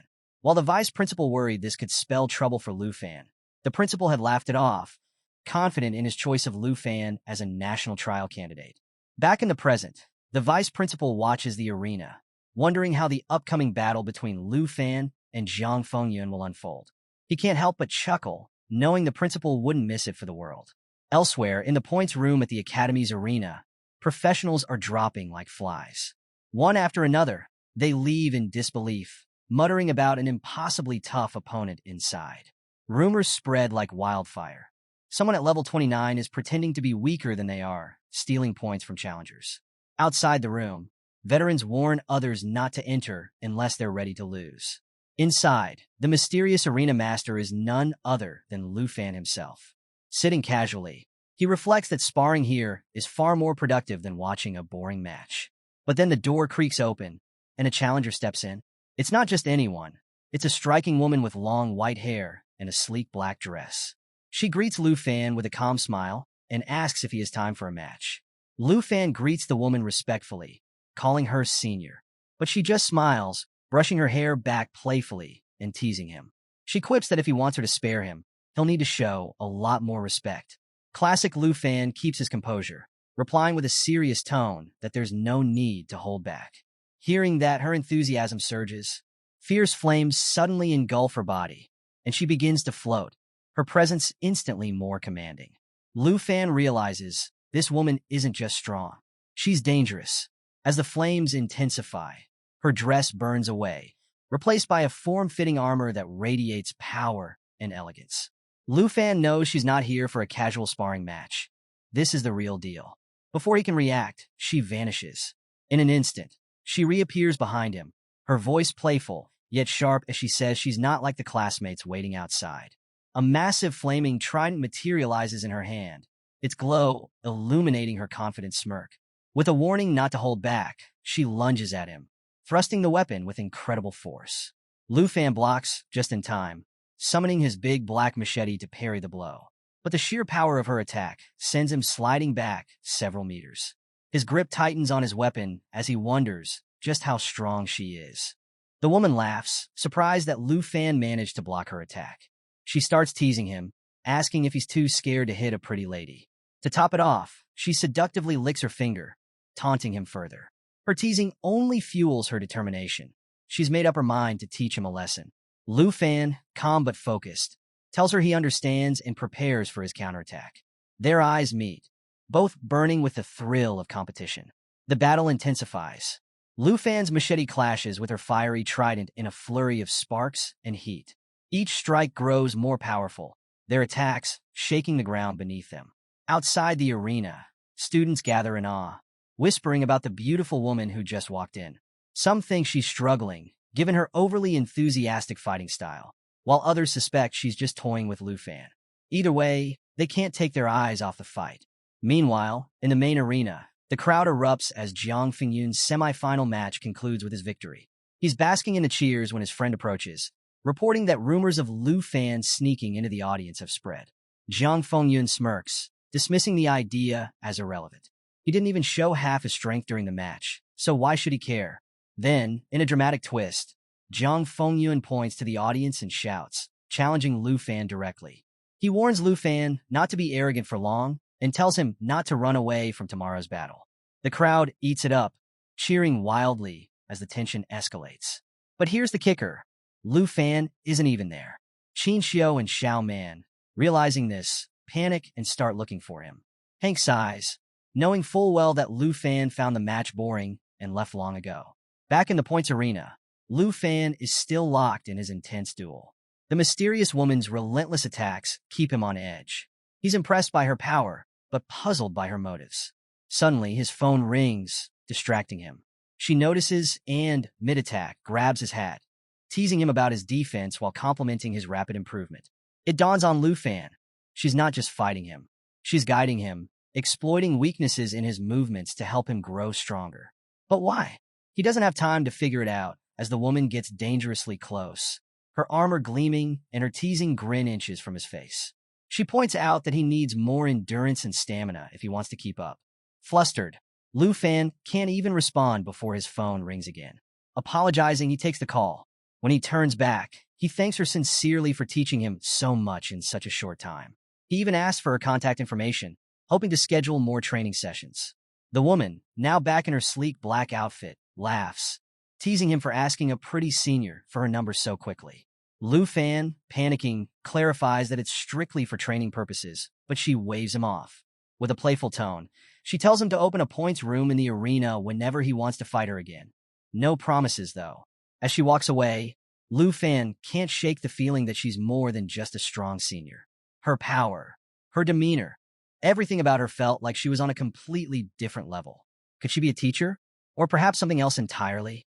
The mystery gnaws at him.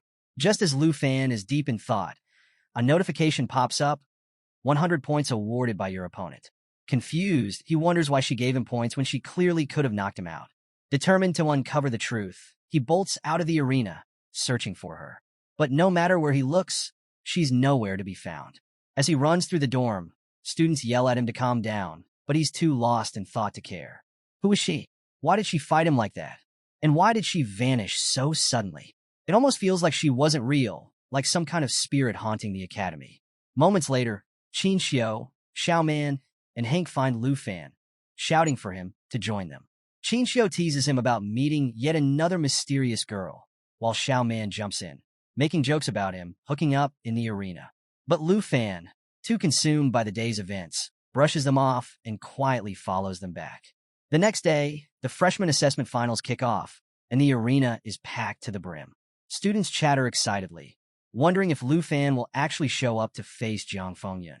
Some say he's brave for challenging the entire Fengyun pavilion, while others think he's just ridiculously arrogant. Either way, everyone agrees. This is the match of the year. Inside the arena, Jiang Fengyun grows impatient, frustrated that Lu Fan hasn't arrived yet. He threatens to march over to Villa number 1 himself if Lu Fan doesn't show. Su Jing, ever calm, advises him to wait. Just then, someone spots a figure racing toward the arena from the restroom area. It's Lu Fan, running at insane speeds, his cloak billowing behind him. Jiang Fengyun smirks, signaling his team to prepare. As Lu Fan approaches, he waves casually to the crowd, apologizing for being late. Then, with his signature grin, he announces, "Let's get this over with, I've got more important things to do." Standing in the middle of the arena, Lu Fan wears his signature confident grin as he addresses the Fengyun Pavilion. With an air of calm, he admits he doesn't even know how many members they have. But, he adds with a smirk, one thing is clear, whatever comes together goes together. To drive the point home, he makes a cutthroat gesture, which immediately sets off one of the pavilion's giants. Furious, the man hurls insults, demanding to know how Lu Fan dares to speak to Jiang Fengyun like that. "You're asking for death," he bellows. But before the giant can step forward, Jiang Fengyun raises a hand to stop him. He brushes off the insults, declaring that there's no need for idle chatter if Lu Fan refuses to take them seriously. With that, Jiang Fengyun makes his move. He wagers 7,000 points on the match, confident in his victory. Lu Fan, clearly unbothered, starts searching his pockets like he forgot what he even brought. Then, with a flourish, he pulls out his points card and declares a bet of 177,000 points. The crowd gasps. Jiang Fengyun's team panics, shouting that they don't have enough points to match. But Jiang Fengyun, hungry for revenge, silences them. Driven by greed and pride, he rallies the pavilion to pool their points. They manage to scrape together the full amount, though some grumble, warning that if they don't get a cut of Lu Fan's points after the match, they're done with the pavilion. With the bets placed, the tension in the air is electric. Lu Fan, cool as ever, starts warming up, clearly excited.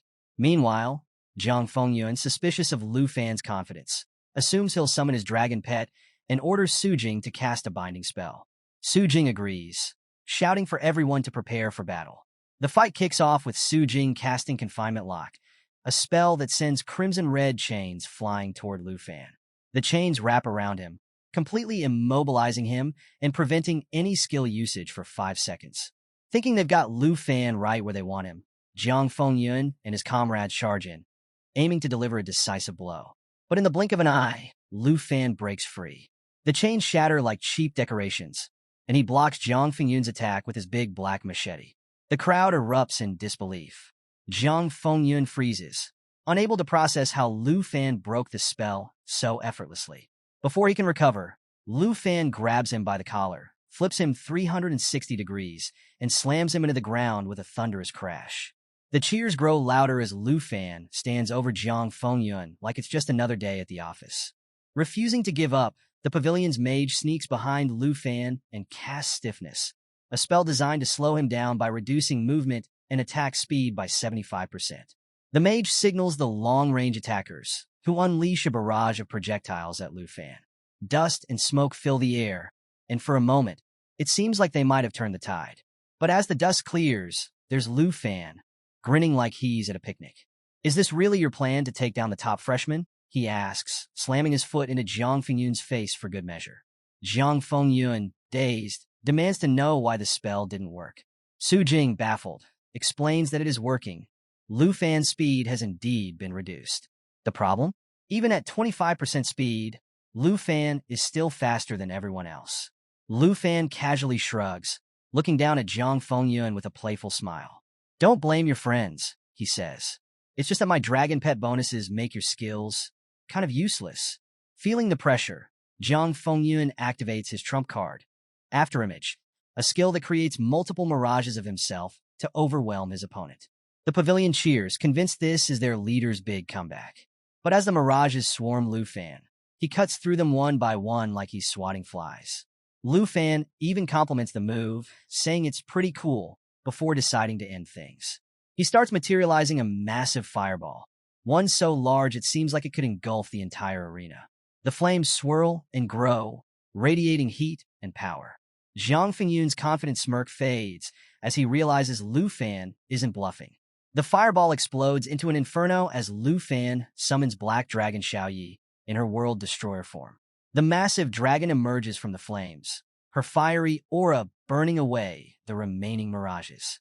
The crowd and the pavilion members alike are thrown into chaos. The sky darkens as Xiaoya's sheer size and power block out the sun. Panic spreads as the pavilion begins to scatter, screaming in terror. One of Lu Fan's teammates pulls out a phone, recording the chaos for posterity, while others stand frozen, unable to process the sight of a real dragon in its most fearsome form. Jiang Fengyun, now blindfold off, stares at Xiaoyi in disbelief. He's faced fake dragon tamers before, but this is something else entirely. His team begs him to retreat, but Jiang Fengyun knows it's too late. He's made a colossal mistake. Lu Fan, standing amidst the chaos, warns Jiang Fengyun not to collapse just yet. His counterattack is coming. Xiaoyi lets out a deafening howl, and Lu Fan unleashes a pressure attack that radiates fear, immobilization, and stunning effects across the arena. Every member of the Fengyun Pavilion is hit, frozen in place as panic overtakes them. Even Jiang Fengyun, trying desperately to move, finds himself completely powerless. With a grin, Lu Fan pulls out his points card and asks Jiang Fengyun if he finally understands who the true number one is. As the system tallies the results, Lu Fan collects a staggering 189,041 points, leaving the pavilion utterly defeated. Jiang Fengyun collapses, fainting from the sheer humiliation. As the dust settles, Xiaoyi lands beside Lu Fan, her fiery presence still commanding the arena. Lu Fan pats her head and casually remarks that their mission is complete. But even after wiping out the pavilion, he's not done. "I've got more important things to do," he says, walking away like it's all in a day's work. Later, in the Dragon Academy points room, Lu Fan is on the phone, bragging about his massive haul of points. His friends suggest throwing a party to celebrate, but Lu Fan is already focused on his next move. Just then, the mysterious senior sister steps into the room. Dressed in her striking black outfit, she approaches Lu Fan with a sly smile. "Were you waiting for me?" she asks. Lu Fan grins, replying that there's no point in competing with anyone else. If he's going to learn, it has to be from someone like her. He adds, almost teasingly, that since she's over level 70, she's the only real challenge around. The senior sister pauses, glancing at the arena's level requirement, and smiles knowingly. Lu Fan, too, begins to piece it together. She's not a student. She's something far beyond what he imagined. The scene shifts back to the arena, where the vice principal kneels beside a defeated Jiang Fengyun, checking his pulse after that epic battle. As he surveys the destruction, still surrounded by the stunned members of Fengyun Pavilion, one thing becomes clear. Lu Fan doesn't just fight, he calculates. Every move, every decision was timed perfectly, and despite the intensity of the showdown, no lives were in danger. The vice principal can't help but nod in approval. Lu Fan truly understands the weight of his actions. Meanwhile, back in the points room, The mysterious senior sister sits casually, teasing Lu Fan. Did you set a trap for me to walk into? She asks with a sly smile, clearly enjoying herself. Lu Fan quickly defends himself, saying, Hey, it's not a scam. The level limit is posted right on the door. If you walked in, that means you're over level 70. Definitely not a student. The lady raises an eyebrow, slightly annoyed. So you think I'm not a senior? Then who do you think I am? Lu Fan, a little flustered, starts analyzing. She looks young enough to be a senior, but her strength is way beyond that of any student. After a pause, he blurts out, You must be a teacher. That earns him a burst of laughter. A teacher, she chuckles, clearly amused. Then her tone shifts as she steps closer, her fiery aura returning. Whether you believe it or not, I am your senior, she says. Her eyes glimmer mischievously as she adds, and this time, you didn't hide your handsome face. Much more pleasant to look at. But before Lu Fan can respond, her tone sharpens. Don't dig too deep into who I am, she warns. If you want to see me again, don't set the points room level to 70 or higher. Otherwise, I won't come back. Lu Fan nervously promises, though he'd been considering setting it to 80 next time. Well, that plan's scrapped. The air thickens as flames swirl around the woman, and her black dress transforms once again into that stunning, intimidating armor. I have to admit, she says, your performance in the arena was impressive. You used my techniques against Jiang Fengyun perfectly. You learned fast. Hearing her praise, Lu Fan can't help but grin. He materializes his big black machete, realizing that she must have been watching the entire battle. She explains how the crowd erupted when he summoned his dragon so quickly and knocked down Jiang Fengyun with lightning speed. Your reactions, she adds, are proof of the speed you honed in the points room. Flattered, Lu Fan scratches his head, thanking her for the guidance. But, he admits, I still have a lot of weaknesses in melee combat. Without warning, she materializes her fire trident and lunges at him, her expression dead serious. Lu Fan barely manages to block, his mind racing. You've made progress, she says, her voice sharp, but don't get cocky. You're still far from ready to brag about it. Realizing she's not joking, Lu Fan quickly apologizes. I wasn't trying to brag, he insists. I really want to keep learning. Then, switching gears, he starts buttering her up, praising her skills and kindness. You treat me like a younger brother, he says, teaching me so much and even giving me 100 points. The woman laughs, clearly entertained by his flattery. You're pretty good at building relationships, she says. But if you want to keep learning from me, you'll have to bring me something in return, like enchanted food from your house. I hear your big sister is a great cook. Lu Fan smiles, agreeing without hesitation. Though his big sister is technically his aunt, he figures it's close enough. No problem, he says, already imagining what dishes his aunt might prepare. The lady's tone shifts again. What else did you learn in the arena? She asks. Lu Fan grins, readying his machete. But before he can answer, she launches another attack. Their weapons clash in a blur of sparks and flames, the fight growing more intense. You're getting faster, she says, impressed. Then, with a devilish smile, she adds, if you can land even one hit on me, I'll reward you with a new weapon. Lu Fan, confused, barely has time to process her words before she leaps into the air and lands a playful but powerful hit, using her thighs to smack his face. It's almost like she's belly dancing mid-battle, and Lu Fan is too stunned to react. She teases him about his outdated weapons, joking about switching to a longer fire trident. But then she grows serious again. What do you really want? She asks. Lu Fan, trying to keep his cool, blurts out the enchantment scroll. The moment the words leave his mouth, the lady freezes. Her expression shifts from playful to furious. Do you even realize how rare and expensive that is? She snaps, lunging at him. You want that? Go to hell. Lu Fan, unprepared for her sudden anger, tries to explain, but she's too furious to listen. Her fiery attacks rain down on him, leaving him speechless. Later that evening, back at the villa, Lu Fan is nursing his sore muscles and complaining to his aunt. I couldn't land a single hit on her, he grumbles. Now my whole body feels like it's been hit by a truck. His aunt, clearly shaken, tells him she was scared to death during his battle with Jiang Fengyun. I thought you two were going to fight to the death, she says. Meanwhile, Qin Xiao, sitting nearby with her tablet, casually mentions that the senior sister probably isn't a teacher. According to Nan Jianyang, she's never seen anyone like her at the academy. Qin Xiao suddenly perks up, announcing that Lu Fan is trending on the school forum again. Turns out, someone recorded his fight against Fengyan Pavilion, complete with footage of the legendary black dragon Xiao Yi. Lu Fan's aunt watches the video, smiling proudly. Now everyone knows you won, she says. This should settle all the disputes. Lu Fan, still baffled, wonders how anyone managed to record the chaos. Some people just have perfect timing, he mutters. Jinying, now curious, teases him. After beating Jiang Fengyun, you should be the new idol of the Fengyun Pavilion, she jokes. But Lu Fan, too exhausted to care, waves it off. I'm just focusing on recovery, he says. The hype will die down soon. The next day, in the spider's secret realm, Lu Fan is back to grinding levels. As he slices through hordes of spider monsters with ferocious attacks, Jianying watches in confusion. I thought your goal was learning new techniques from your senior, she says. Lu Fan, focused on the fight, explains, if I upgrade my level, I'll have an advantage over her. Besides, I'll need it to keep up. Just as he finishes a particularly tough wave of spiders, Lu Fan feels it. The surge of energy as he finally hits level 30. Overjoyed, he calls everyone over to open a treasure chest and celebrate his achievement. Qin Xiu congratulates him, while his aunt, trying not to gag at the sight of the spider corpses, reluctantly pats him on the back.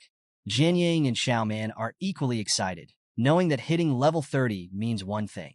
It's finally time for Lu Fan to visit the job transfer hall and upgrade his class to the next level. Lu Fan steps out of the secret realm, his excitement practically radiating. He's ready for whatever comes next after his second job transfer. But as soon as the nearby students recognize him, the guy who single-handedly defeated Chen Tianji and wiped the floor with the entire Fengyun Pavilion, chaos erupts. Boys and girls swarm him like he's a celebrity, all clamoring for selfies, autographs, and even just a handshake. The crowd grows larger and rowdier, separating him from his group. Jianying and Xiaoman watch the madness unfold from a distance. Jianying's eyes narrow in jealousy at the girls fawning over Lu Fan, while Xiaoman shakes her head in disbelief. How did he get this popular so fast, she mutters. Realizing there's no escape from the crowd, Lu Fan's aunt springs into action. 10 minutes later, Lu Fan emerges disguised in his trusty undercover gear. Mask, goggles, the whole shebang. As students frantically search for him, the disguise works perfectly and the mob disperses. Qin Xiu exhales in relief. Thank goodness, she says, we finally dodged them. Lu Fan, however, looks a bit deflated. Do I really have to go out like this every time now? He laments. Xiaoman, envious of the attention, jokes, I wish I had a bunch of handsome guys chasing after me. Jianying, still sour, quickly changes the subject. There's no historical record of a second job transfer for a dragon tamer, she points out. No guides, no references. Lu Fan's flying blind here. Qin Xiu, ever the cheerleader, pats Lu Fan on the back. You're about to make history, she says with a grin. Even Lu Fan feels a spark of pride. This is uncharted territory, and he's ready to face it head-on. Finally, they reach the job transfer hall, and the group exchanges encouraging smiles. The ceremony is solo, Jianying reminds him. You've got this. Lu Fan reassures them, saying, don't worry. I'll figure it out somehow. With a confident tap of his student card, he enters the chamber. The room is circular and bathed in soft blue light. As the system announces that the second stage transfer is ready, Lu Fan realizes there's no existing data for a dragon tamer's second transfer. Usually, these jobs are documented for future generations, but his path is entirely blank. Determined, he begins exploring his options. 3 glowing notifications appear before him. 1. Dragon Priest. A path centered on healing, buffs, and enchantments, enhancing dragon pets, but leaving the user's abilities weaker. 2. Dragon Spellcaster. A mage-like role that absorbs dragon skills and lets the user cast dragon magic themselves. 3. Flame Dragon Warrior.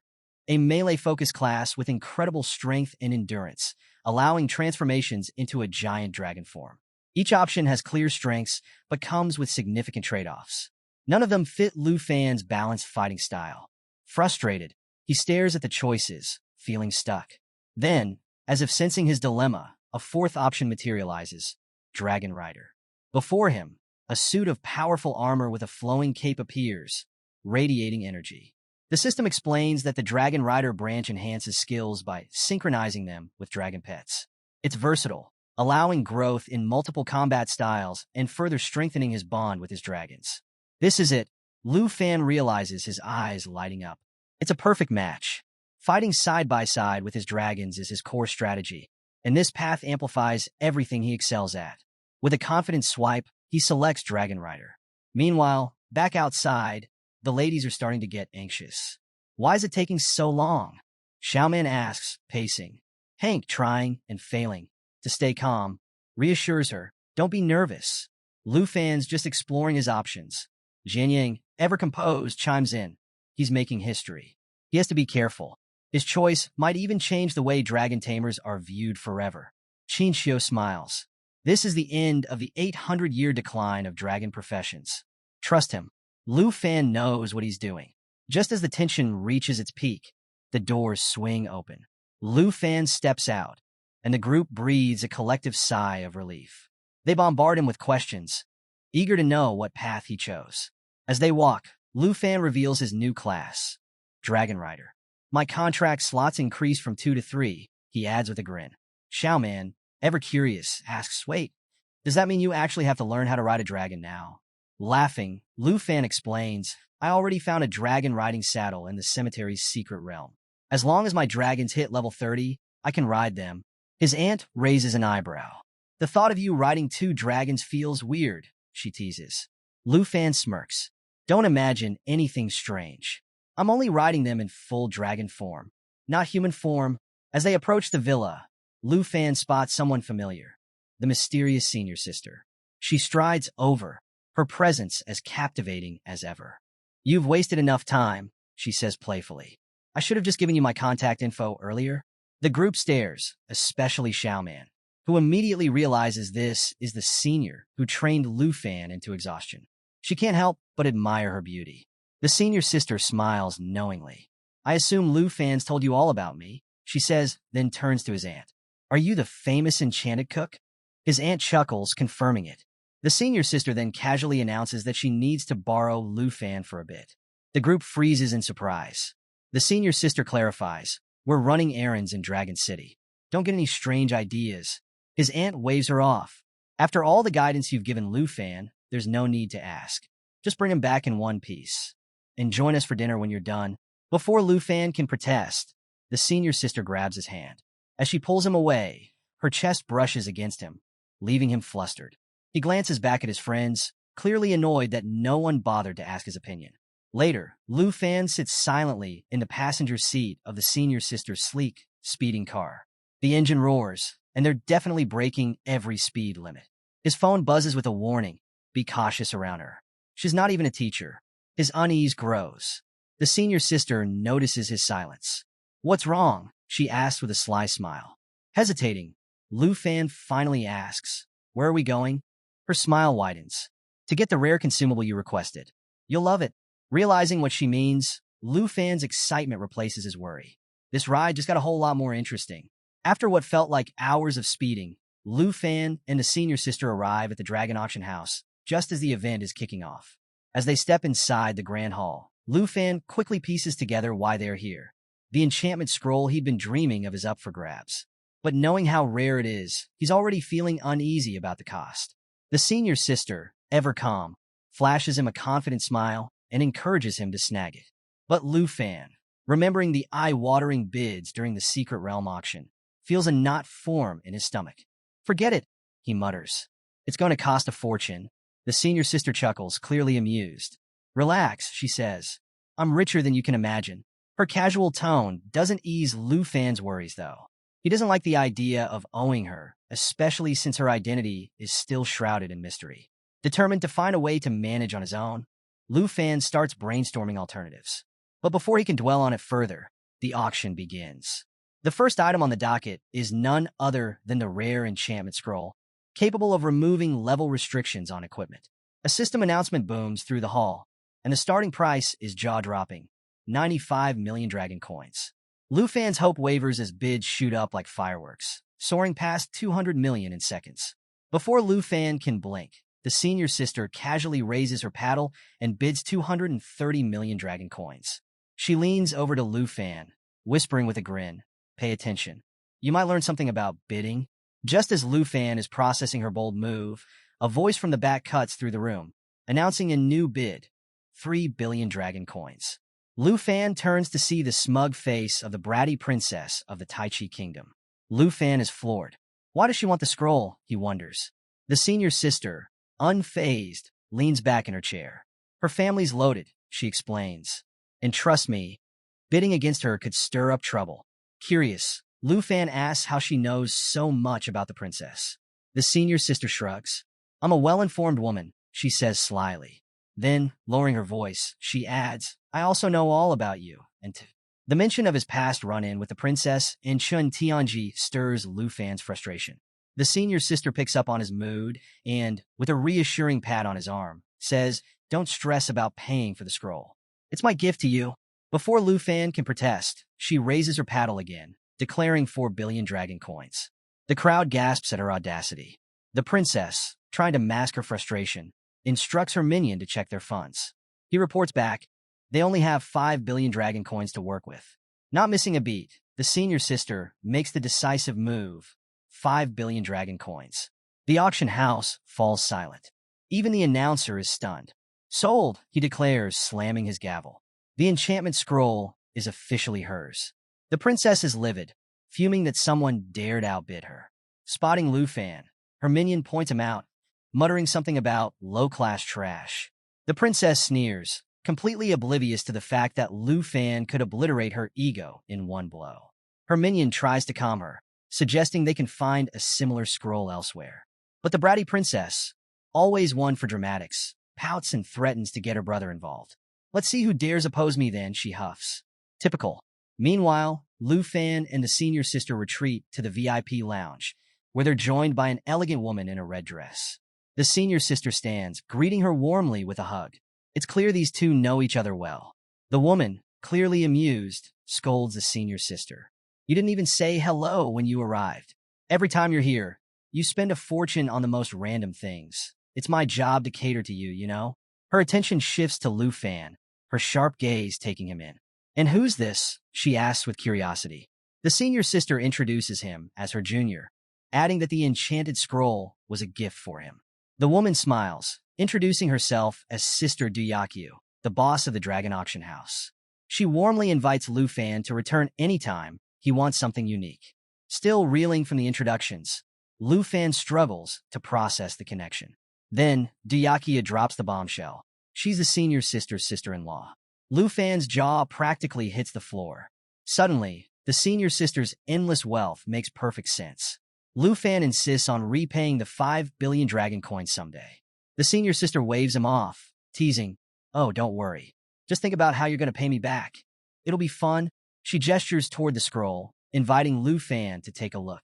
Grinning like a kid on Christmas morning, he's already thinking about how he'll use it. The scroll's ability to eliminate the level 60 restriction means he can finally equip the soul wing of the Flying Dragon King. Flight? Yes, please. While Lu Fan marvels at his new treasure, Duyakyu and the senior sister chat about rare item donations and an illustrated treasure book collection. The senior sister jokingly reminds Lu Fan, you're 5 billion in debt now. Better start brainstorming how to repay me. Curious, Lu Fan asks about the treasure book. The senior sister hands him a tablet, explaining that the auction house pays for unique items entered into the book.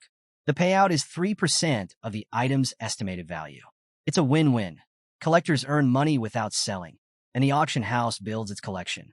Intrigued, Lu Fan pulls out the soul wing of the Flying Dragon King and asks Duyakyu to appraise it. She's instantly impressed. A legendary level 60 flying wing? She exclaims. This is worth at least 2 billion dragon coins. Without hesitation, Lu Fan submits it to the treasure book, earning a hefty 60 million dragon coins from the 3% cut. Easy money, he thinks, though he knows it's just a dent in his debt. But Lu Fan isn't done yet. I have something even rarer, he says, pulling out the blue dragon egg.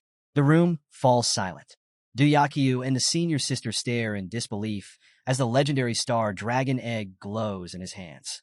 Duyakyu, putting the pieces together, finally realizes who Lu Fan really is. You're the dragon tamer from the southern province, she whispers, awestruck. The senior sister just smiles, clearly proud of her junior. After dropping the senior sister near her house, Lu Fan politely offers to walk her to the door, but she waves him off with her usual confident smile. I've got it, she says. As Lu Fan flies off into the distance, she finds herself quietly impressed. Most guys would have insisted on walking her to the door, either out of over-politeness or to sneak a peek at her private life. But not Lu Fan. He's refreshingly straightforward. Not bad, she muses. Then, with a start, she remembers something. Lu Fan left her bike hanging in midair during their adventure earlier. Now, it's probably reduced to scrap metal. Poor bike, she sighs, shaking her head. Back at the villa, Lu Fan plops down between the black dragon Xiao Yi and jade dragon Xiao Fei, exhausted but triumphant after the long flight. He's definitely getting the hang of those soul wings now. But there's no time to rest. He's finally ready to hatch the star dragon egg, and nothing's going to stop him. The dragon ladies glance at each other. Xiao Yi looks surprised, and Xiao Fei stirs from her nap, eyeing the egg curiously. Lu Fan, ever the peacemaker, reminds them that they'll need to coexist peacefully once the new dragon arrives. No more petty squabbles. At least, that's what he hopes. Channeling his dragon tamer skill, Lu Fan pours his aura into the egg. The room fills with an intense blue light as the egg begins to crack.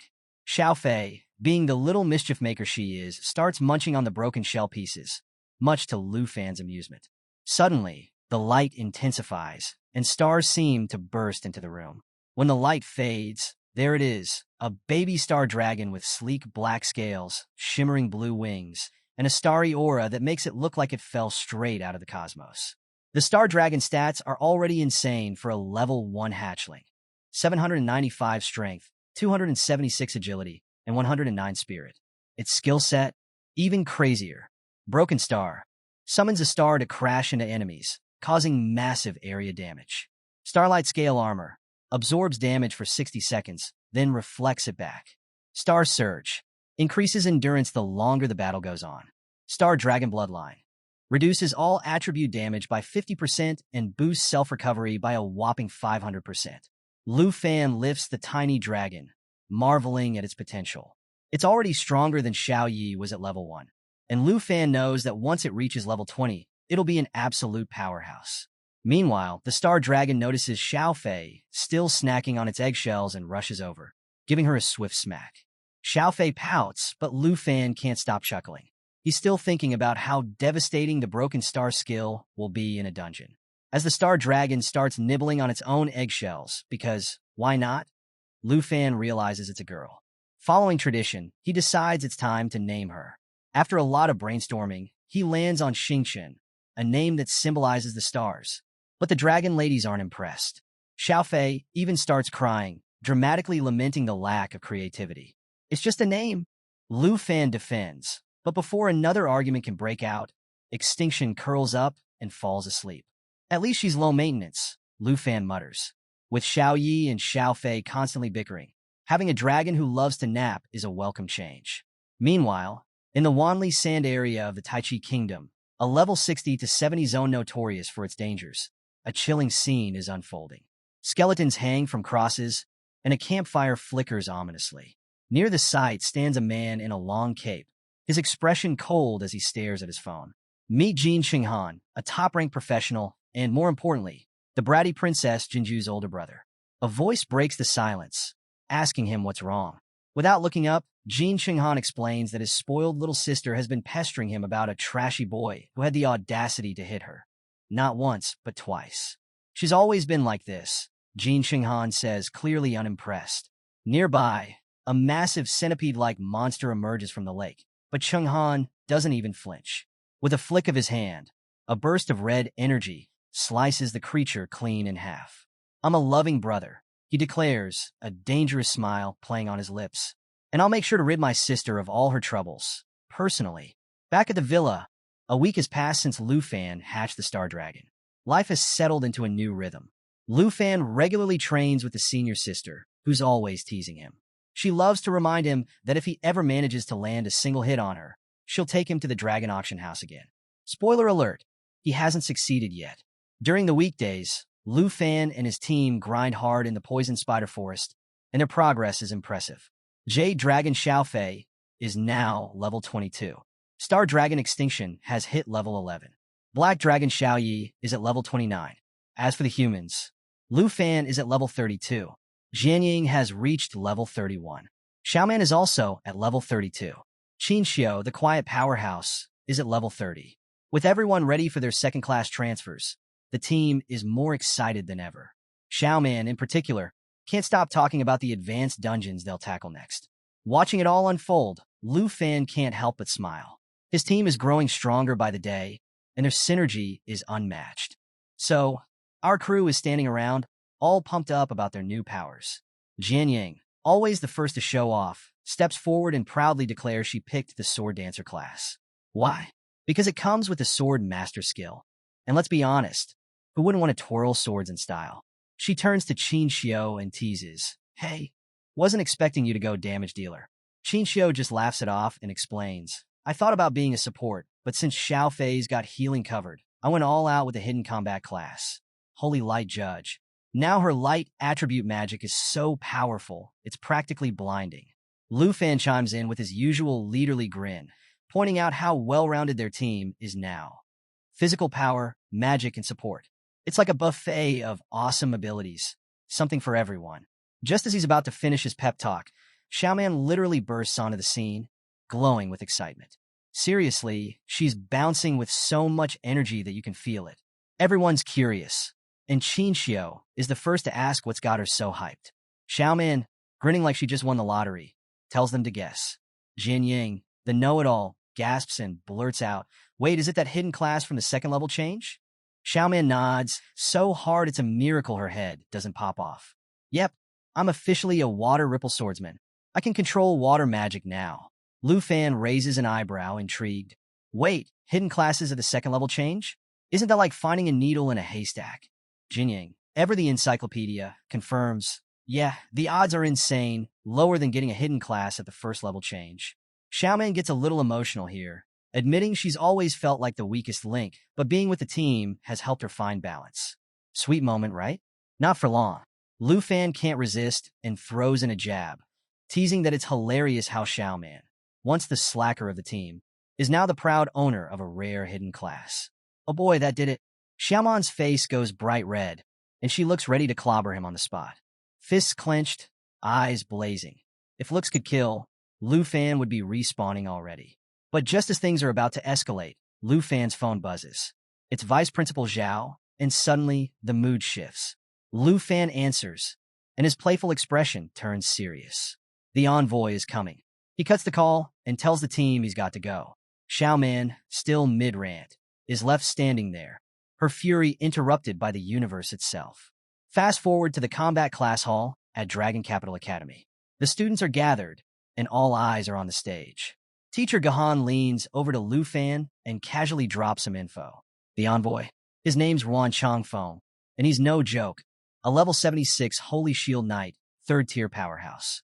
Oh, and Gahan also mentions that Vice Principal Zhao hinted this envoy has some opinions about Lu Fan.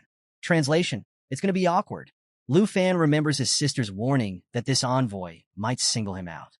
As if it's not enough to worry about, Lu Fan's attention is suddenly grabbed by someone on stage. Among the three figures standing there, one is wearing a white robe and holding something incredible. The Brahma staff. Yeah, the one that was once ranked #1 in the treasure book. And this mysterious person is just casually holding it like it's no big deal. Curious, Lu Fan whispers to Teacher Gu, asking who this robed figure is. With a knowing smile, Gahan reveals that it's the principal of Dragon Capital Academy.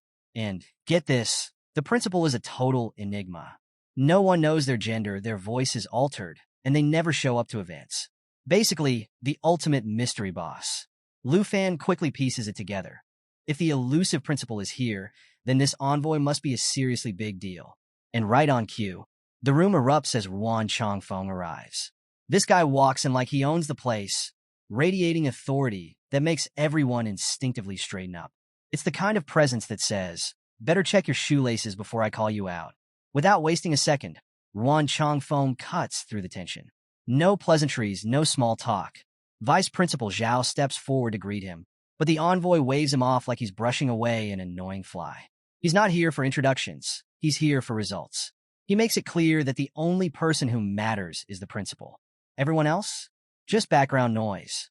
Then comes the big moment. Ruan asks if all the candidates for the national trials are present. The cloaked principal gives a nod, and Vice Principal Zhao, doing his best to stay cool, informs him that the academy is recommending only one candidate, Lu Fan. Oh boy, the envoy does not look happy. Teacher Gu leans in and explains to Lu Fan why things are so tense. Apparently, the envoy wanted to choose the candidates himself, but the academy pulled a power move by only putting forward Lu Fan. It's a bold strategy, and the tension is thick enough to cut with a sword.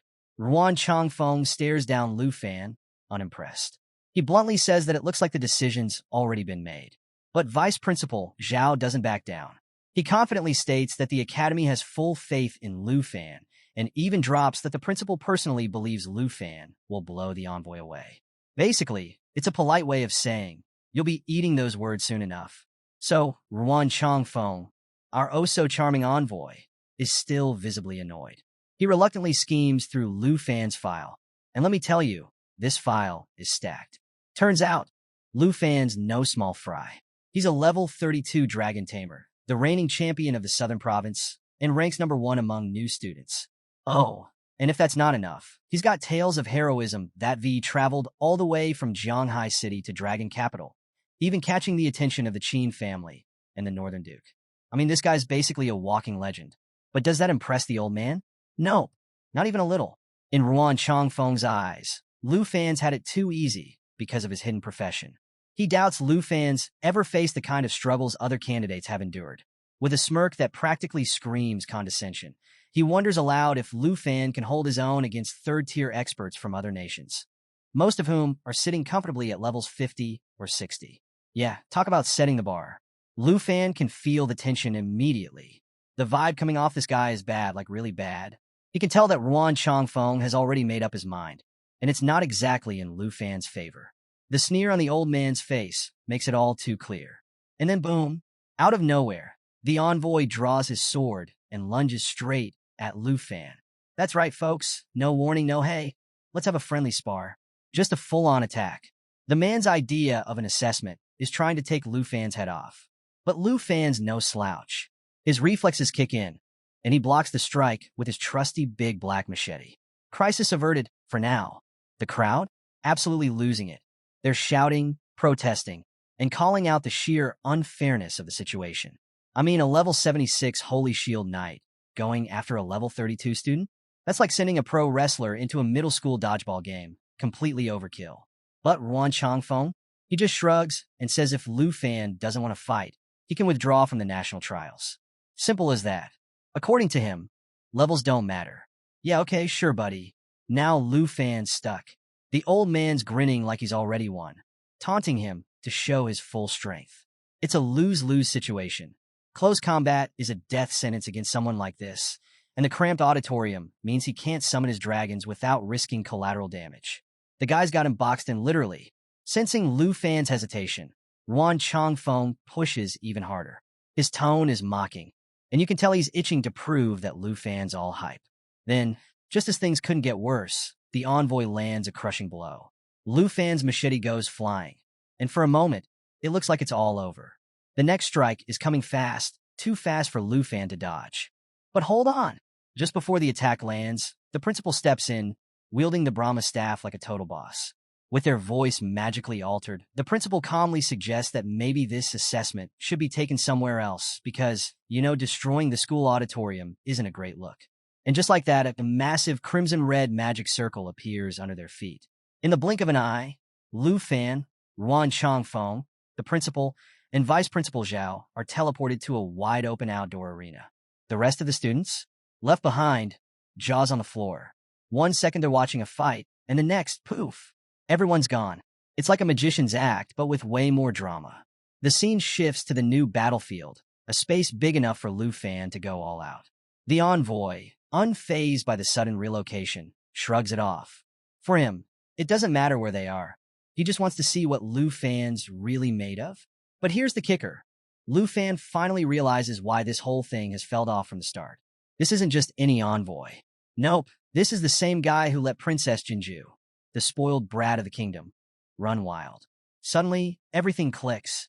The envoy's bias, the hostility, it all makes sense now. With the open space, Lu Fan decides it's time to stop holding back. He activates Flash Leap, teleporting to the head of his legendary black dragon, Xiaoyi, who's already transformed into her world destroyer form. The crowd? Absolutely stunned. Even Ruan Changfeng pauses. He recognizes this dragon, the same one that caused an uproar in that infamous video a while back. Oh, he knows what's coming. But Ruan Changfeng's not about to back down. He summons his golden shield, confident that Lu Fan and his dragon are no match for a level 76 Holy Shield Knight. In his mind, this fight's already over. He's bringing a tank to what he thinks is a water gun fight. Big mistake. Lu Fan, however, is done playing games. He makes it clear that this so-called test is about to blow up in the envoy's face. Xiaoyi lets out a roar so powerful, it shakes the entire battlefield. The sheer force of her presence freezes everyone in place. It's not just a roar, it's a declaration. You mess with the wrong dragon. Even Ruan Changfeng can't hide his reaction. His body trembles under the overwhelming pressure. His smirk wavers, his confidence cracking as he realizes he might have bitten off more than he can chew. Still, he forces a smug expression, brushing off Xiaoyi's display as a scare tactic. But everyone watching knows the truth. He's barely holding it together. From the sidelines, Vice Principal Zhao and the robed principal watch in silence. Zhao can't help but recall the last time he saw Xiaoyi's power, when she obliterated the Fengyan Pavilion. Meanwhile, the principal gives a subtle shake of their head, as if to say, the real show hasn't even started yet. Ruan Changfeng, still dripping with arrogance, stares down Xiaoyi, completely convinced that the dragon's epic display is just a flashy intimidation move. To him, it's all show, like a kid pulling out sparklers at a fireworks show. But oh boy, is this guy in for a rude awakening, because if there's one thing worse than facing a dragon, it's underestimating one. Before the envoy can process what's happening, a sudden, unexpected attack hurtles toward him. Instinctively, he raises his shield, the emblem glowing as he braces for impact. But as he blocks the strike, something happens that he didn't see coming. Fear. Real, bone-deep fear washes over him. For a guy who's made a career out of being unshakable, this feeling? Totally foreign. He trembles, surrounded by strange, pulsing symbols of fear. And the next thing he knows, he's on his knees, rattled by waves of energy crashing over him. And there's Lu Fan, standing tall next to Xiaoyi, with that trademark calm, mocking smile on his face. It's the kind of smile that says, "Didn't see that coming, did you?"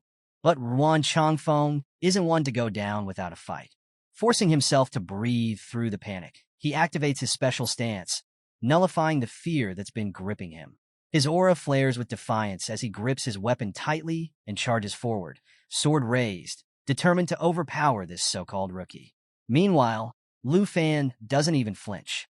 The battlefield itself seems to bend to his will, energy swirling around him as though the elements have picked a side. And spoiler alert, it's not Team Envoy. Over by the sidelines, Vice Principal Zhao is watching with his jaw practically on the floor. He can't believe what he's seeing. Lu Fan isn't just fighting. He's controlling the chaos like a maestro. And then, two portals open. Ruan Changfeng freezes mid-charge, his sweat-drenched face a mix of horror and disbelief. What's Lu Fan summoning now? Another dragon? Something worse? The answer? 2 more dragons. Yep, you heard me. Lu Fan calls out 2 additional dragons from the portals, and they step into the battlefield like they own the place. Ruan Changfeng is left staring, mouth agape, trying to process the impossible. 3 dragons? 3. It's like his brain just short-circuited. Vice Principal Zhao isn't faring much better. He's standing there, stunned, struggling to believe what he's seeing. It's like watching someone casually pull an entire royal flush out of their sleeve during a card game. Completely absurd. And Lu Fan? He's just casually commanding his dragons like it's another Tuesday. But wait, there's more. With a single command, Lu Fan orders his Jade Dragon, Xiaofei, to summon her own 2 dragon pets. Now we're up to 5 dragons. 5. It's an absolute dragon army. The vice principal is speechless, the rogue principal is visibly rattled, and everyone else is just trying to figure out if this is even legal. Lu Fan stands tall in the center of this dragon squad, exuding total confidence. The envoy? Yeah, he's looking a lot less smug now. Fear is creeping into his expression as he stares at the sheer power arrayed against him. Meanwhile, the Flying Dragon Kings, now at level 22, are glowing with elemental energy, fire, ice, thunder, and wind swirling around them like an unstoppable force of nature. You can almost see the envoy mentally replaying every bad decision he's ever made that led to this exact moment. On the sidelines, Vice Principal Zhao glances at the robed principal and whispers, "Did you know he could do this?" The principal, just as stunned, silently shakes their head, their composure visibly cracking for the first time. They, like everyone else, are watching in utter disbelief as Lu Fan commands 5 massive dragons as if it's the most natural thing in the world. The envoy, still gripping his shield and trying to keep his cool, refuses to back down. He knows he's outmatched, but he charges forward anyway, his shield glowing brightly with holy light protection. To his credit, he's determined to prove his strength, even if he's facing a full-blown dragon battalion. But let's be real, it's like signing up for a sparring match and accidentally walking into a boss raid. As flames and shadows engulf the battlefield, the envoy summons his defensive shield, hoping it's enough to hold back the incoming storm.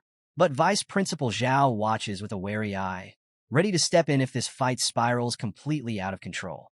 And honestly, he's already calculating how much all this dragon damage is going to cost the Academy's insurance. Amid the chaos, the envoy suddenly bursts out laughing, a wild, defiant laugh that has everyone questioning if he's finally snapped. Perched on his mount, he charges forward with his shield shimmering, like sheer stubbornness alone will save him.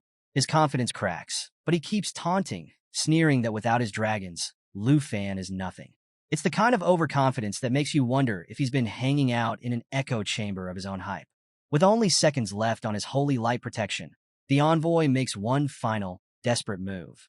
He gathers all his energy and unleashes holy light judgment, a massive, radiant strike aimed directly at Lu Fan.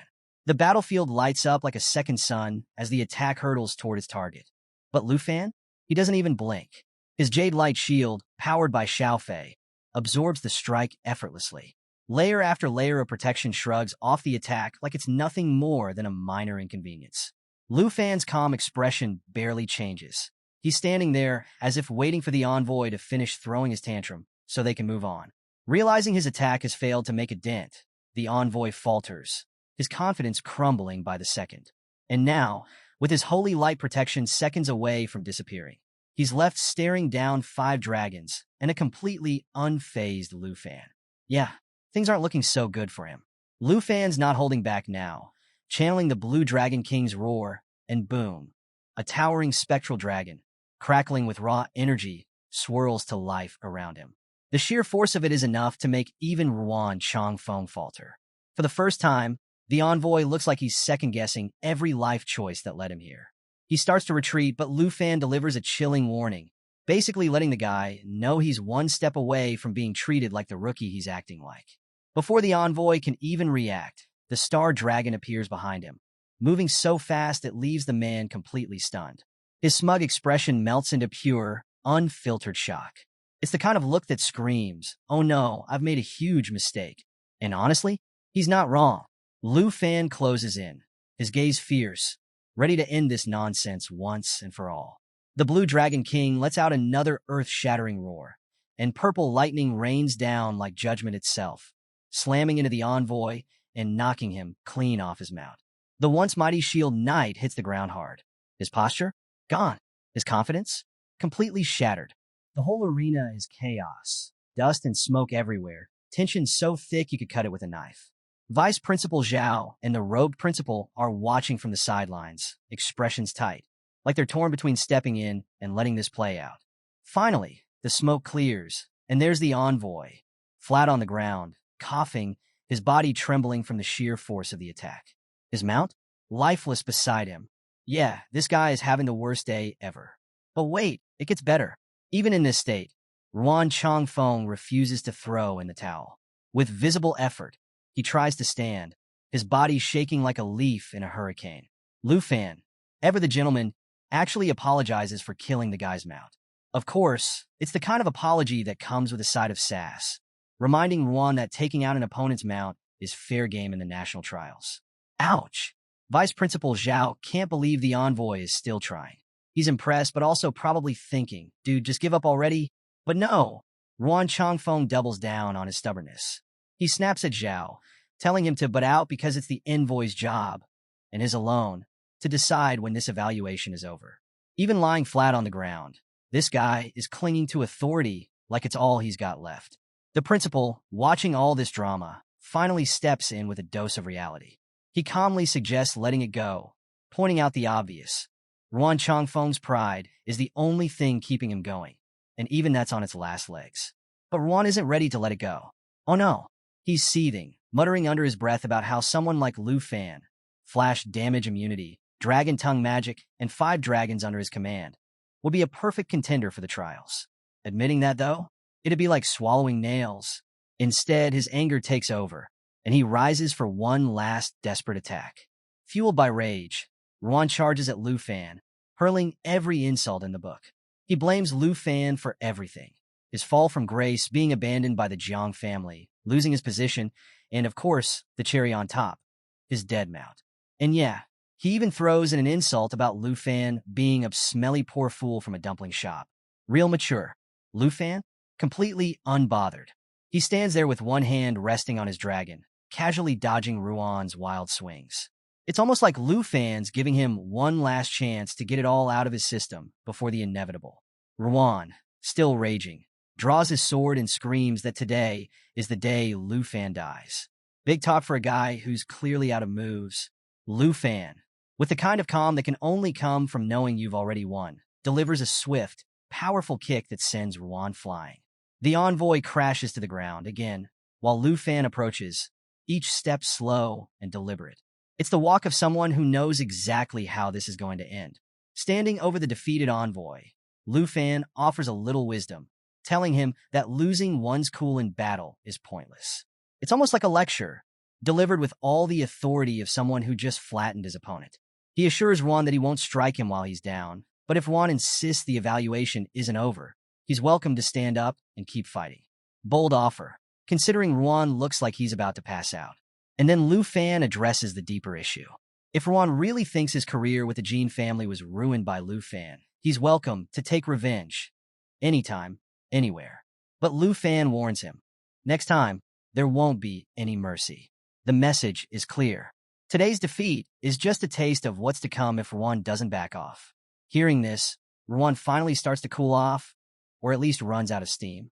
All 5 of Lu Fan's dragons gather around him, their massive forms towering over the fallen envoy like silent judges. Ruan collapses further, unable to rise, his energy completely drained. Vice Principal Zhao, seeing the envoy's condition, rushes over, calling for a priest immediately. It's clear Ruan's pride-driven tantrum has cost him dearly, and even Zhao can't help but feel a little sorry for him. But hey, that's what happens when you bite off more than you can chew against a guy who commands a dragon army. So, after all the chaos, the principal, still keeping that mysterious vibe, turns to Lu Fan with an impressed look. I mean, 5 dragons? That's not exactly something you whip out at a dinner party. The principal admits he didn't expect Lu Fan to have that kind of power and, out of curiosity, asks how much of his strength he actually used in the fight. Lu Fan, humble as ever, responds with a casual, not even 1%. Yep, you heard that right. 1%. He explains that the dragons barely even moved, let alone used any skills. Essentially, Lu Fan let his dragons take a light jog, and it was enough to dismantle everything. The principal is visibly taken aback. It's the kind of statement that makes you wonder what 100% would look like. Probably world-ending. Then, the Brahma staff starts glowing in the principal's hand, and the whole atmosphere shifts. His aura intensifies, his voice firm and approving as he declares that selecting Lu Fan was absolutely the right decision. It's such a monumental moment that you half expect a choir to start singing in the background. Lu Fan, keeping it cool, simply nods before turning to leave, Xiao Yi and Xiao Fei faithfully at his side. But just as he's walking away, something stops him. A strange feeling of familiarity tugs at him as he looks at the principal. It's like déjà vu, but stronger. Like he's seen this person before, but can't quite place where. The memory dances just out of reach, leaving Lu Fan wondering if there's more to the principal than meets the eye. Meanwhile, far to the north in Dragon Country, the camera pans to Duke Jinbei, who's busy reviewing Lu Fan's file. And let me tell you, the man is loving every second of it. He's chuckling to himself, clearly impressed. The fact that Lu Fan is now officially representing Dragon Country, that's the cherry on top. Jinbei even jokes to himself that Ruan Changfeng probably signed the paperwork through gritted teeth, tears streaming down his face. You can practically see it, Ruan glaring at the document like it personally insulted him. As Jinbei basks in his amusement, someone knocks at the door. A soldier steps in, all business, asking what orders are needed.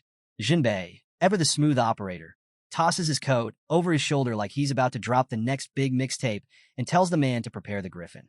Because why ride a regular horse when you can flex on everyone with a mythical creature? The soldier, looking a little nervous, asks if Jinbei is really planning to leave the northern border camp. After all, recent attacks have been causing trouble, and his absence might make things worse.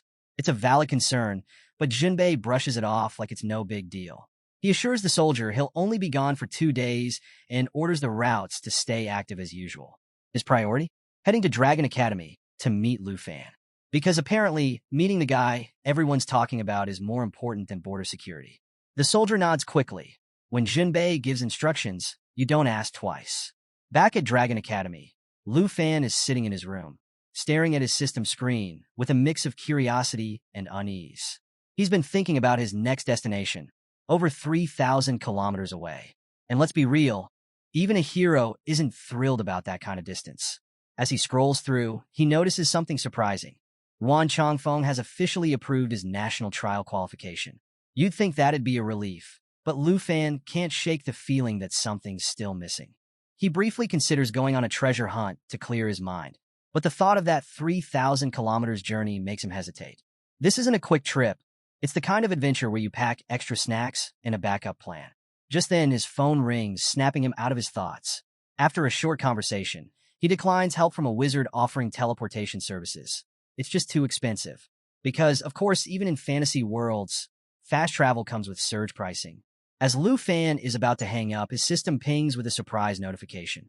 A divine-level treasure map has just been sent to him. His face lights up like it's Christmas morning. Finally, after waiting so long, this treasure map lands right in his lap. But before he can get too excited, his call partner asks if he's still there. Lu Fan snaps back, quickly replying, but now his mind is racing with questions about the map. Then, boom, out of nowhere, a giant fireball hurtles toward his villa. Yep, you heard that right. While Lu Fan is geeking out over his treasure map, disaster is literally incoming. The fireball slams into Villa Number 1, causing a massive explosion that shakes the entire academy. Talk about a rude interruption. Hovering in the sky above is a cloaked figure, watching the chaos unfold with smug satisfaction. In his hand, he's clutching some kind of mysterious stone, probably thinking he's just pulled off the ultimate villain move. But before he can even start celebrating, the flames are suddenly sliced apart by the claws of Lu Fan's legendary black dragon. That's right. Lu Fan isn't just alive. He's stepping out of the flames completely unscathed, along with the other villa residents. When you've got dragon insurance, explosions are just minor inconveniences. Lu Fan looks up at the cloaked figure, his voice cutting through the chaos as he orders him to stop right there and warns him not to even think about teleporting away. His dragon doesn't wait for permission. It charges straight at the figure, slamming into him and knocking back his hood.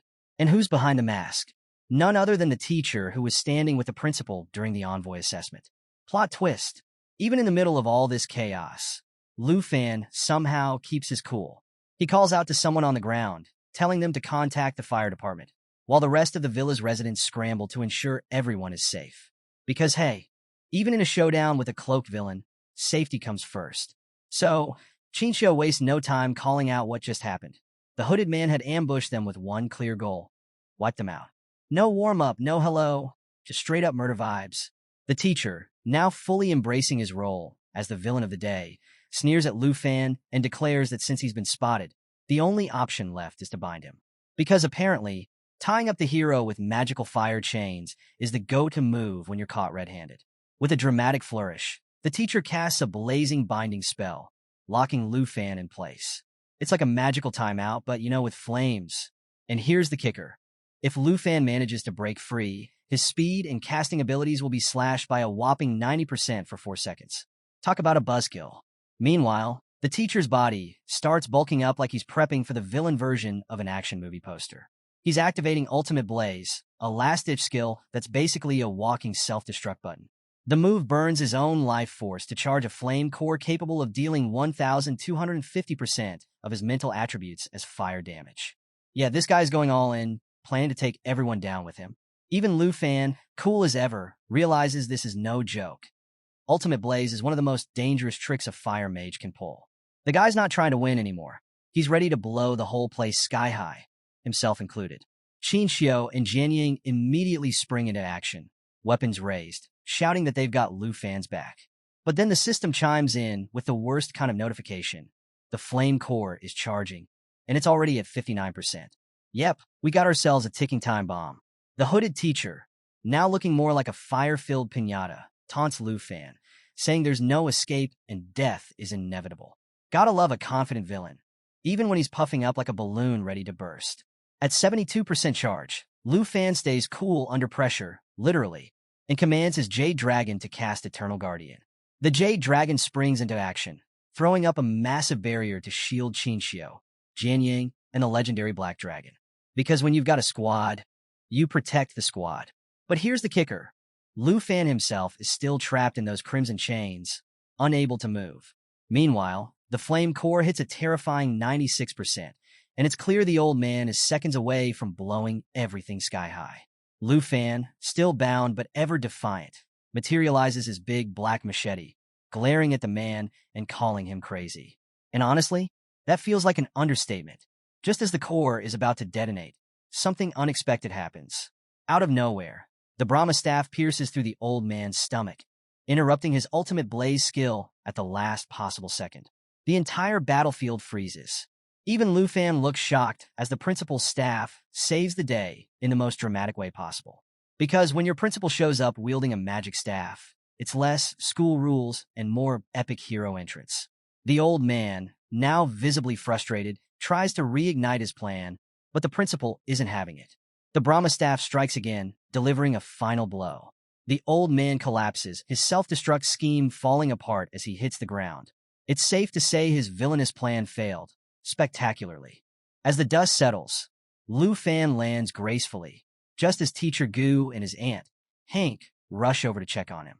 Hank, in full protective aunt mode, has tears streaming down her face, clearly terrified something might have happened to her nephew. Dragons, explosions, and magical self-destruction aside, family priorities stay the same. But Lu Fan reassures her with a calm smile, telling her not to worry. Qin Xiao races over too, concern etched across her face, and asks Lu Fan who the hooded man really was. Lu Fan answers that it was the same fire mage present during the envoy assessment. Plot thickened.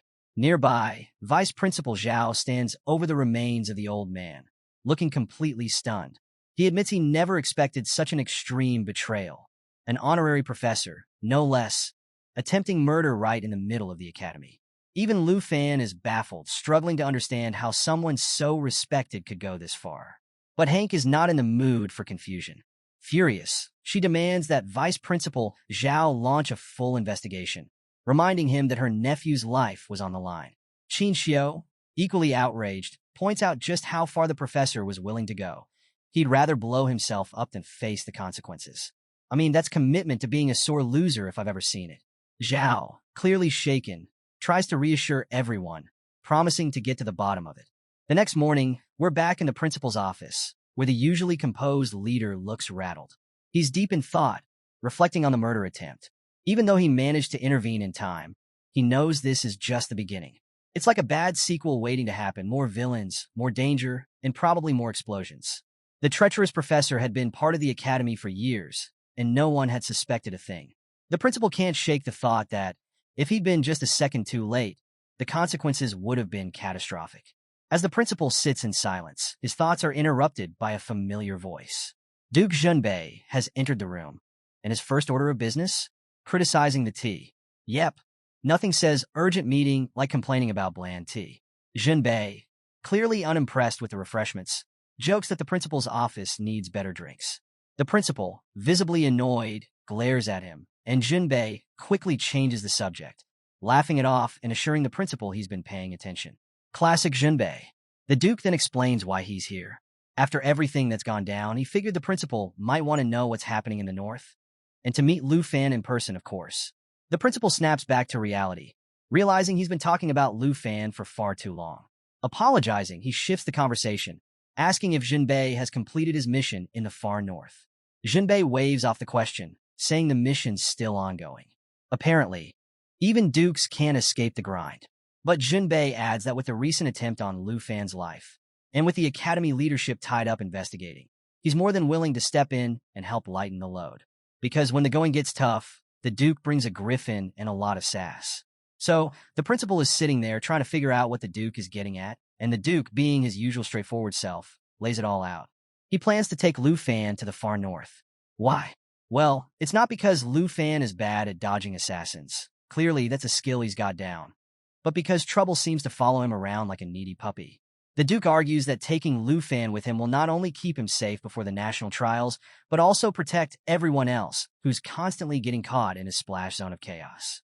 The principal raises an eyebrow, still not entirely convinced. He wonders why the Duke, a big-shot figure in the north, would bother with a student, albeit one who collects dragons like their Pokemon. It's a bit of a stretch, like sending Gandalf to babysit a rookie wizard. But the Duke? Totally unfazed. He casually grabs a bottle of wine, pours himself a glass, and starts explaining how he's been keeping an eye on Lu Fan for a while. Apparently, Lu Fan's growth has been nothing short of legendary. Like the guy's been training for the Olympics of dragon wrangling and magic. The principal, nodding along, seems almost convinced, but he throws in a condition before agreeing to the plan. He tells the Duke he has to guarantee Lu Fan's safety. Now, that's a tall order considering Lu Fan seems to attract life-threatening situations like their party invitations. The Duke, sipping his wine like it's tap water, grumbles about the terrible taste and brushes off the concern. Clearly, protecting Lu Fan is less stressful than finding decent booze. Meanwhile, over at the front gate of Dragon Academy, a fancy car rolls up, and guess who steps out? Princess Jinju. Surprisingly, she's looking calm and happy for once because her big brother, Jin Chunghan, has come to visit. For a brief moment, she almost seems sweet. Almost. But let's not get ahead of ourselves. This is Jinju we're talking about. As soon as she starts talking to her brother, she's already plotting revenge, asking if he's going to help her settle the score with Lu Fan. Jin Chunghan, acting like the perfect sibling accomplice, assures her that he'll take care of it. But we all know this lesson is probably going to involve less advice and more punches. Back at Villa Number 2, Black Rat, Lu Fan's informant, checks in to confirm if Lu Fan received the treasure map. Lu Fan assures him the payment is on its way, proving that even in the middle of murder attempts, our guy keeps his treasure hunting business running smoothly. Black Rat, though, can't help but ask why Lu Fan suddenly went offline last night. It's like he vanished into thin air. He's relieved to hear Lu Fan is fine, especially since no one else would dare buy such a dangerous map. But Lu Fan? Dangerous treasure maps are basically his weekend plans. After a quick exchange, Lu Fan cuts the call, brushing off Black Rat's concerns. Just as he's about to leave, Jian Yang approaches him. She asks if he's really planning to leave, her voice tinged with worry. Lu Fan hesitates, admitting that he's still concerned about the villa's safety after last night's attack. He's considering delaying his trip until the investigation wraps up. Because who leaves in the middle of a literal murder mystery? Jin Yang, clearly still shaken, confesses that none of the ladies slept well last night. They all stayed upstairs, too tense to rest properly. She tells Lu Fan to let them know when he's ready to leave and says her goodbyes to everyone. Lu Fan thanks her for keeping the group together during all the chaos. Suddenly, the doorbell rings, cutting through the quiet moment. Thinking it might be Vice Principal Zhao with the investigation results, Lu Fan heads to the door, only to find a complete stranger standing there. The man, looking nervous but trying to act calm, quickly reassures Lu Fan that he's not here to cause trouble. Because, of course, nothing says, "Trust me," like nervously announcing, "I'm not dangerous." The man explains that he had to subdue the villa's bodyguards because, well, they attacked him first. Apparently, the bodyguards run on a strict punch first, ask questions never policy. Now Lu Fan is standing there, machete in hand, sizing the guy up. He's torn between attacking and negotiating, leaning more toward the "let's solve this with sharp objects" approach. Just as the tension reaches its peak, Qin Xiu comes down the stairs and casually addresses the stranger as Uncle Tuesday. Lu Fan's confusion levels hit an all-time high. Uncle Tu? The same guy who just wrecked his bodyguards? The pieces start clicking together, but not before Lu Fan questions his entire bodyguard hiring process. Qin Xiu quickly explains that she's called the Duke Uncle Tu since she was little, which does not make the situation less awkward. Meanwhile, the Duke, now seated on the sofa like he owns the place, breathes a sigh of relief. If Qin Xiu hadn't shown up, things might have gone sideways fast. Lu Fan, finally putting the machete away, thanks the Duke for stepping in with the whole bratty princess situation. The Duke waves it off, saying it was nothing. Though he does mention that even after Ruan's dismissal, the old man had been plotting revenge against Lu Fan. But hey, their last battle settled that, mostly with dragons and punches as usual. Just as things start to calm down, Qin Xiu, always quick with a joke, teases the Duke, saying she never expected the great hero, who once rode a griffin to fight off the beast tide, to be so unrecognizable that even Dragon Academy's bodyguards couldn't ID him. Because apparently, saving the world doesn't automatically come with a VIP badge. So, when Lu Fan hears that the guy standing before him is none other than the legendary hero who led the charge against the beast tide, he practically jumps out of his chair. I mean, wouldn't you? This is like finding out your history book hero just casually showed up in your living room. Lu Fan recalls how, back in school, the walls were plastered with stories of warriors who fought and fell battling ferocious beasts. And here's the kicker. The Duke was the one who led them to victory despite countless sacrifices. The Duke, staying humble, downplays the praise with a modest smile, saying every era has its outstanding figures. And, according to him, Lu Fan is one of them. Because, let's face it, wrangling dragons and dodging assassins definitely earns you a spot in the outstanding category. But the Duke didn't just swing by for a chat. He reveals that he's here to take Lu Fan to the extreme north for some hardcore training. Because when your life is already packed with chaos, why not add a dangerous training montage to the mix? The Duke explains that he's already squared things with the principal and that this trip is exactly what Lu Fan needs to prepare for the national trials and dodge any future assassination attempts. You know, just your average 2-for-1 deal. Now, when the ladies hear this, they're understandably shocked. Qin Xiu points out that the extreme north is no joke. It's uncharted territory filled with danger. Not exactly the kind of place you'd pick for a weekend getaway. Jian Ying chimes in, reminding everyone that Lu Fan is representing the Dragon Kingdom, and they really can't afford to have him accidentally frozen, eaten, or worse before the trials.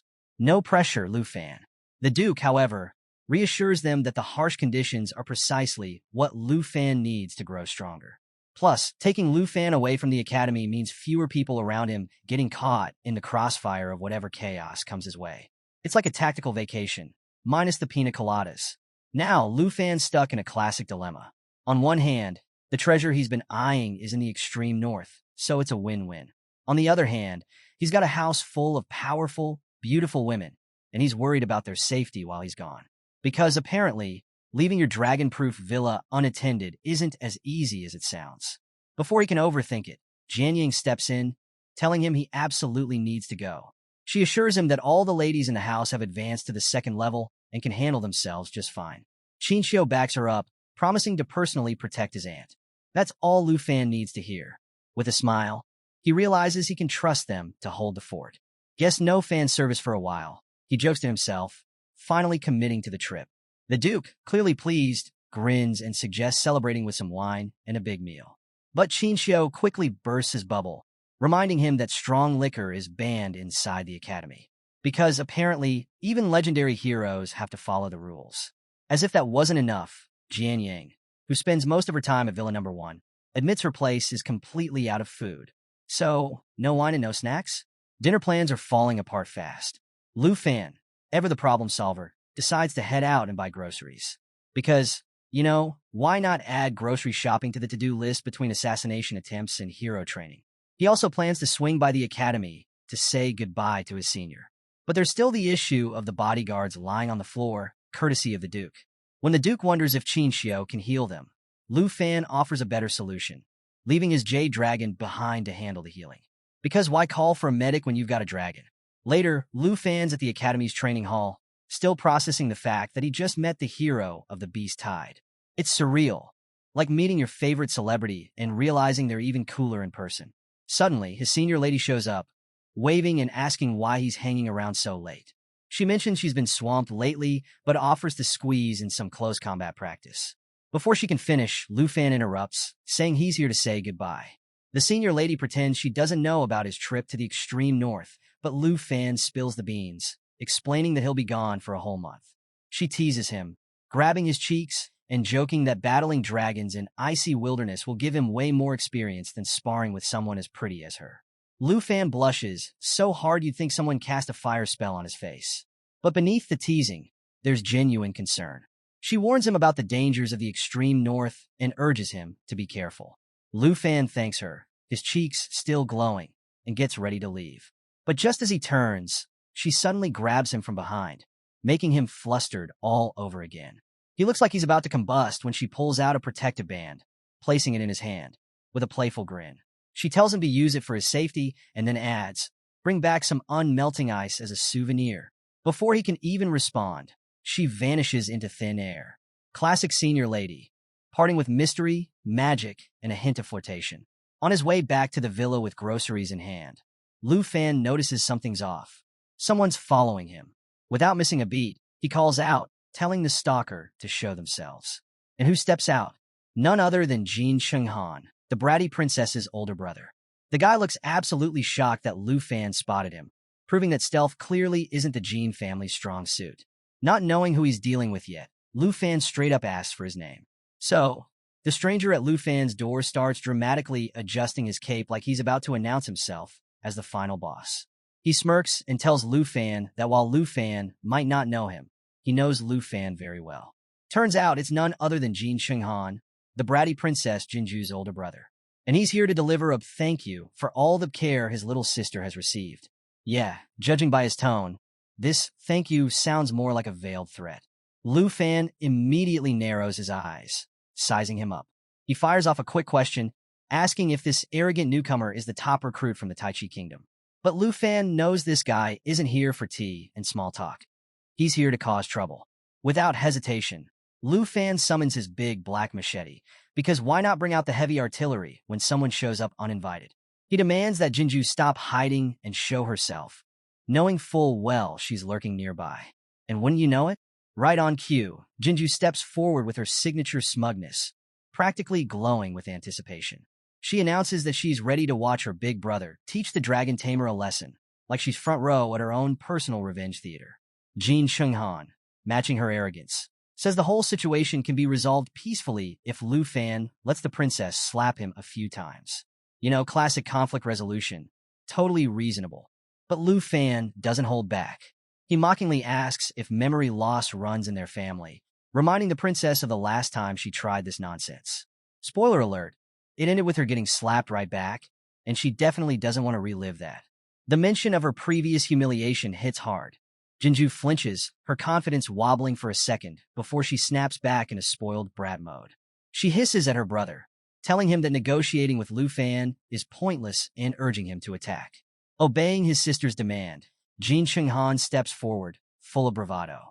He warns Lu Fan that if he doesn't show respect to the Jin family, then it's time to teach him a lesson. And no, this isn't the kind of lesson with chalkboards and books. It's fists, magic, and some really bad decisions. Raising his hands, Jin Chunghan begins chanting, and Lu Fan instantly recognizes the sinister summoning spell. Purple poison gas swirls ominously from Jin's hands, filling the air with a heavy, toxic stench. Jin grins wickedly, announcing that this will be Lu Fan's end. From the gas emerges a grotesque, gooey creature, spewing toxic sludge everywhere. Lu Fan leaps out of the way, his groceries flying. R.I.P. to the snacks, dinner's officially postponed. As the acid melts through everything it touches, Lu Fan realizes he needs to avoid it at all costs. But then it gets even weirder. The creature starts morphing, its shape shifting until it takes on the face of Jin Chunghan. Because, apparently, one arrogant Jin wasn't enough. Now there's two. The real Jin Chunghan and his monstrous twin begin walking toward Lu Fan, their matching expressions both menacing and infuriating. Lu Fan quickly realizes this abomination is an abyssal crawler, a nightmare creature straight out of horror stories. Just as things are about to go from bad to worse, a piercing screech echoes through the air. Lu Fan spins around to see a massive, legendary quality mount swooping in. It's the extreme cold Griffin King. And let me tell you, it's the dramatic rescue moment we've all been waiting for. The Griffin King wastes no time, diving straight for the abyssal crawler and tearing into it with icy ferocity. Even Jin Chunghan is stunned, his jaw practically on the floor as his prized summon gets shredded. Before anyone can figure out what's going on, a figure leaps off the Griffin King, landing with a flourish. It's none other than Duke Yunbei, looking every bit the hero we know he is. The Duke doesn't bother with pleasantries. He demands to know why Jin Chunghan is outside his domain, his voice calm but deadly. Jin Qinghan instantly recognizes him, and the fear in his eyes is palpable. This isn't someone you argue with. This is someone you run from. But there's no time for that now. The Duke raises his staff, elongating it in one swift motion. Jin Qinghan, knowing what's coming, frantically shouts at Jinju to get out of the way. For once, even the princess realizes her whining won't save her, and she freezes in terror. But it's too late. The Duke's staff strikes, impaling Jin Qinghan square in the chest with brutal precision. Black blood pours from Jin's mouth, and even with magic censorship softening the visuals, it's clear. This guy is done for. The Duke, still calm as ever, pulls back his staff, his expression cold. He informs Jin Qinghan that not even his abyssal crawler can escape the grip of the Griffin King. Because when you have a legendary, ice-breathing mount at your command, negotiations are definitely off the table. Meanwhile, Jinju collapses into a corner, bawling her eyes out. It's her signature move when things go south. Tears and tantrums, no surprise there. But wait, it's not over. Just as everyone's processing what just happened, Jin Qinghan's body begins to melt away. The Duke reveals the twist. Jin wasn't in his real body. Turns out, Jin Qinghan is an abyssal summoner, and thanks to his third-tier skill, Abyssal Symbiosis, he can respawn as long as his abyssal beast is alive.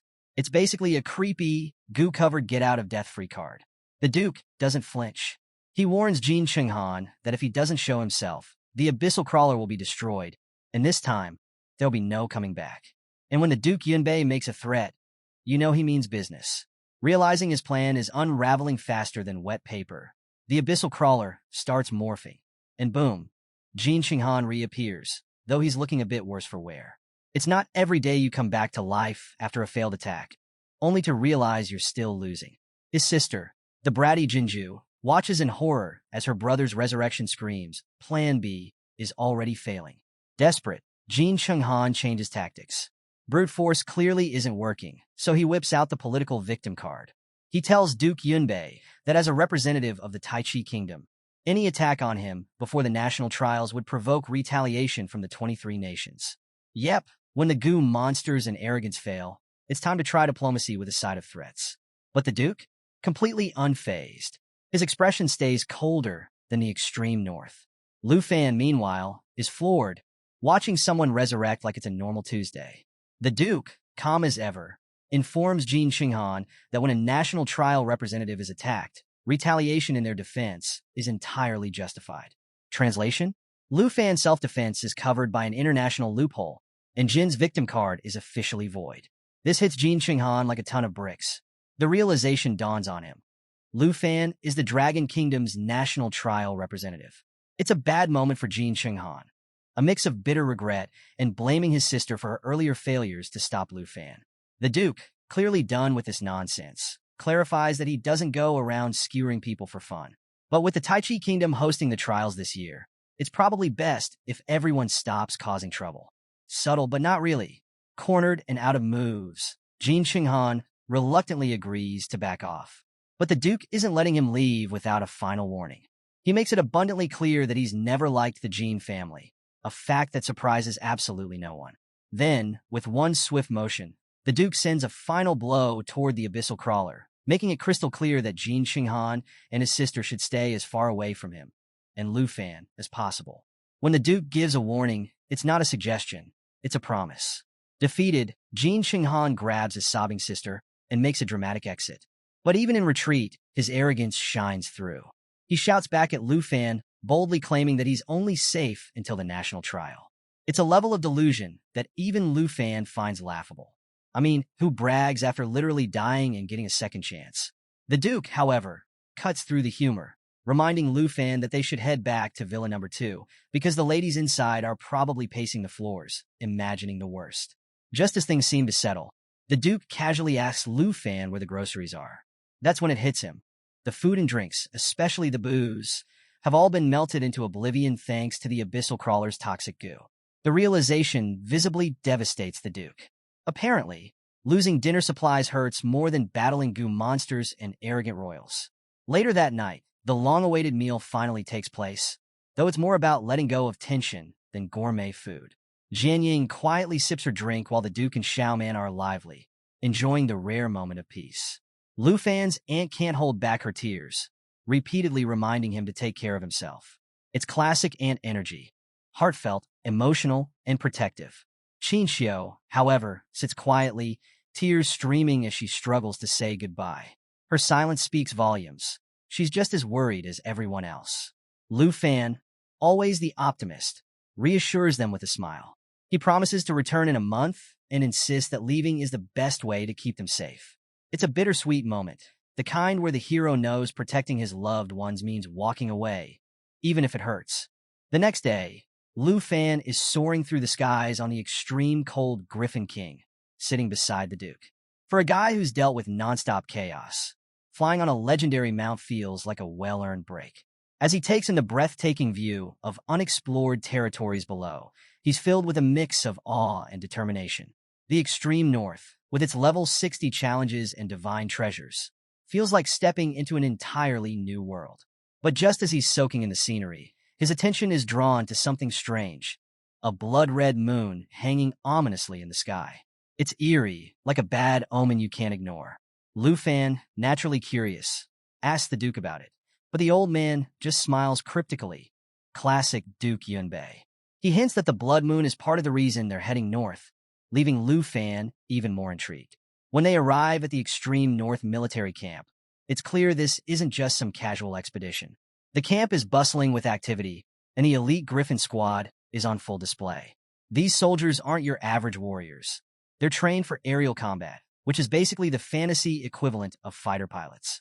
The Duke explains that the camp has been mapping the area for some time, with 114 exploration routes already charted. But their main target, the Blood Moon, remains elusive. No matter what they've tried, they haven't been able to reach it. It's like the ultimate uncooperative boss fight, and the frustration is palpable. With Lu Fan on board, though, the Duke is optimistic.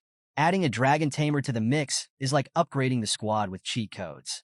Lu Fan sees the alignment of their goals, training in a high-level environment while tracking down the divine treasure.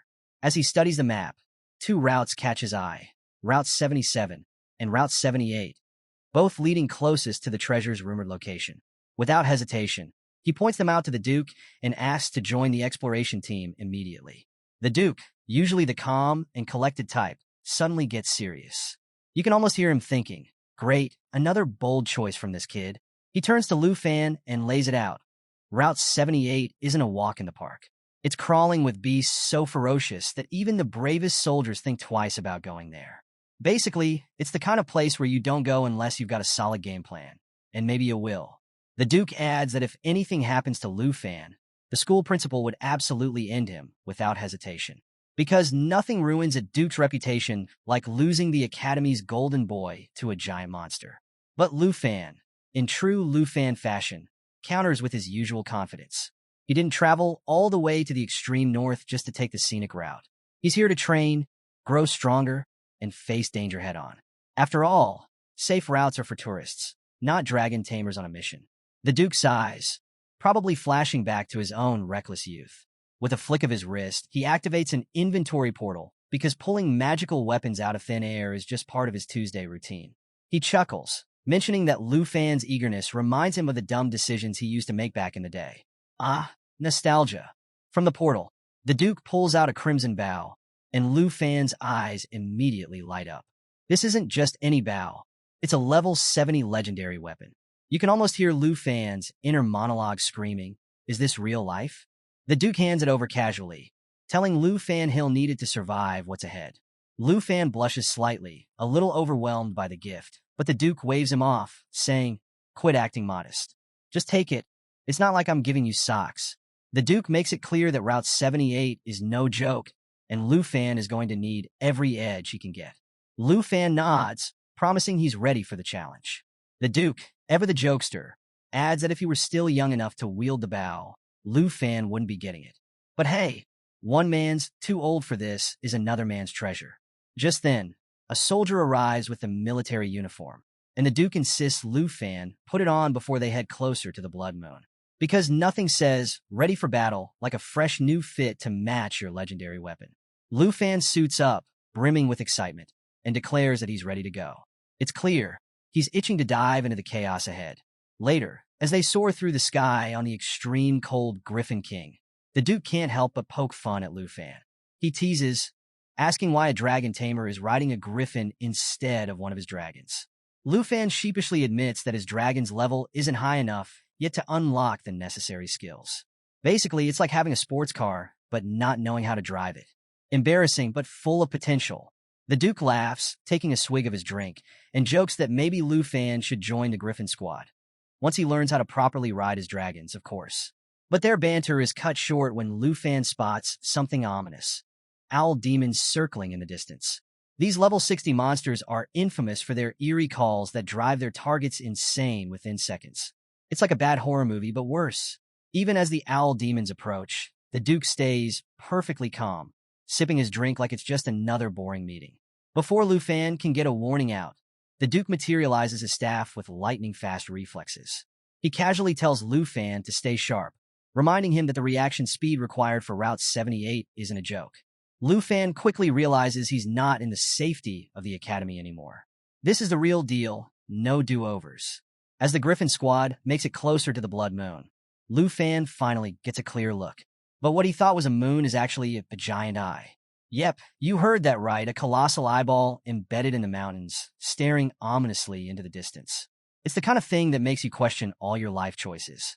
The Duke explains that somewhere deep within these mountains lies a massive creature. The problem? No one knows what it is. Not even his legendary Griffin squad has been able to figure it out. Lufan studies the landscape and notices that the surrounding mountains seem to form the shape of half a dragon's head. He starts to wonder if the creature could actually be a dragon, but there's no way to confirm it. Whatever it is, it's so massive and terrifying that even the Duke's Griffin was too scared to get close. And when a legendary Griffin gets spooked, you know you've got a problem. Hoping for some answers, Lufan opens his system window, only to find nothing. The system can't identify the creature either. It's a rare moment where even Lufan's cheat codes fall short, leaving him feeling more curious and uneasy than ever. The Duke, sensing Lufan's thoughts, breaks the silence. He points out that their world is still filled with uncharted territories and mysterious creatures humans haven't even begun to understand.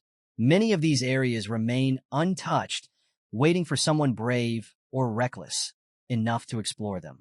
And if that someone happens to enjoy a stiff drink while leading a legendary squad, well, that's just a bonus. The Duke, ever the cool and collected leader, reflects on the first time he encountered the giant eye. It was supposed to be a straightforward mission, a simple extraction to save some teammates from a horde of owl demons. But because nothing is ever simple in the extreme north, an avalanche hit mid-battle, and as they fought to survive, the giant eye opened in the middle of the mountain, staring down at them like something straight out of a nightmare. Talk about derailing a rescue mission. That was over a year ago, and since then, experts from all over have tried to figure out what this creature is. The only thing everyone agrees on? It's alive. And the Duke knows one terrifying truth.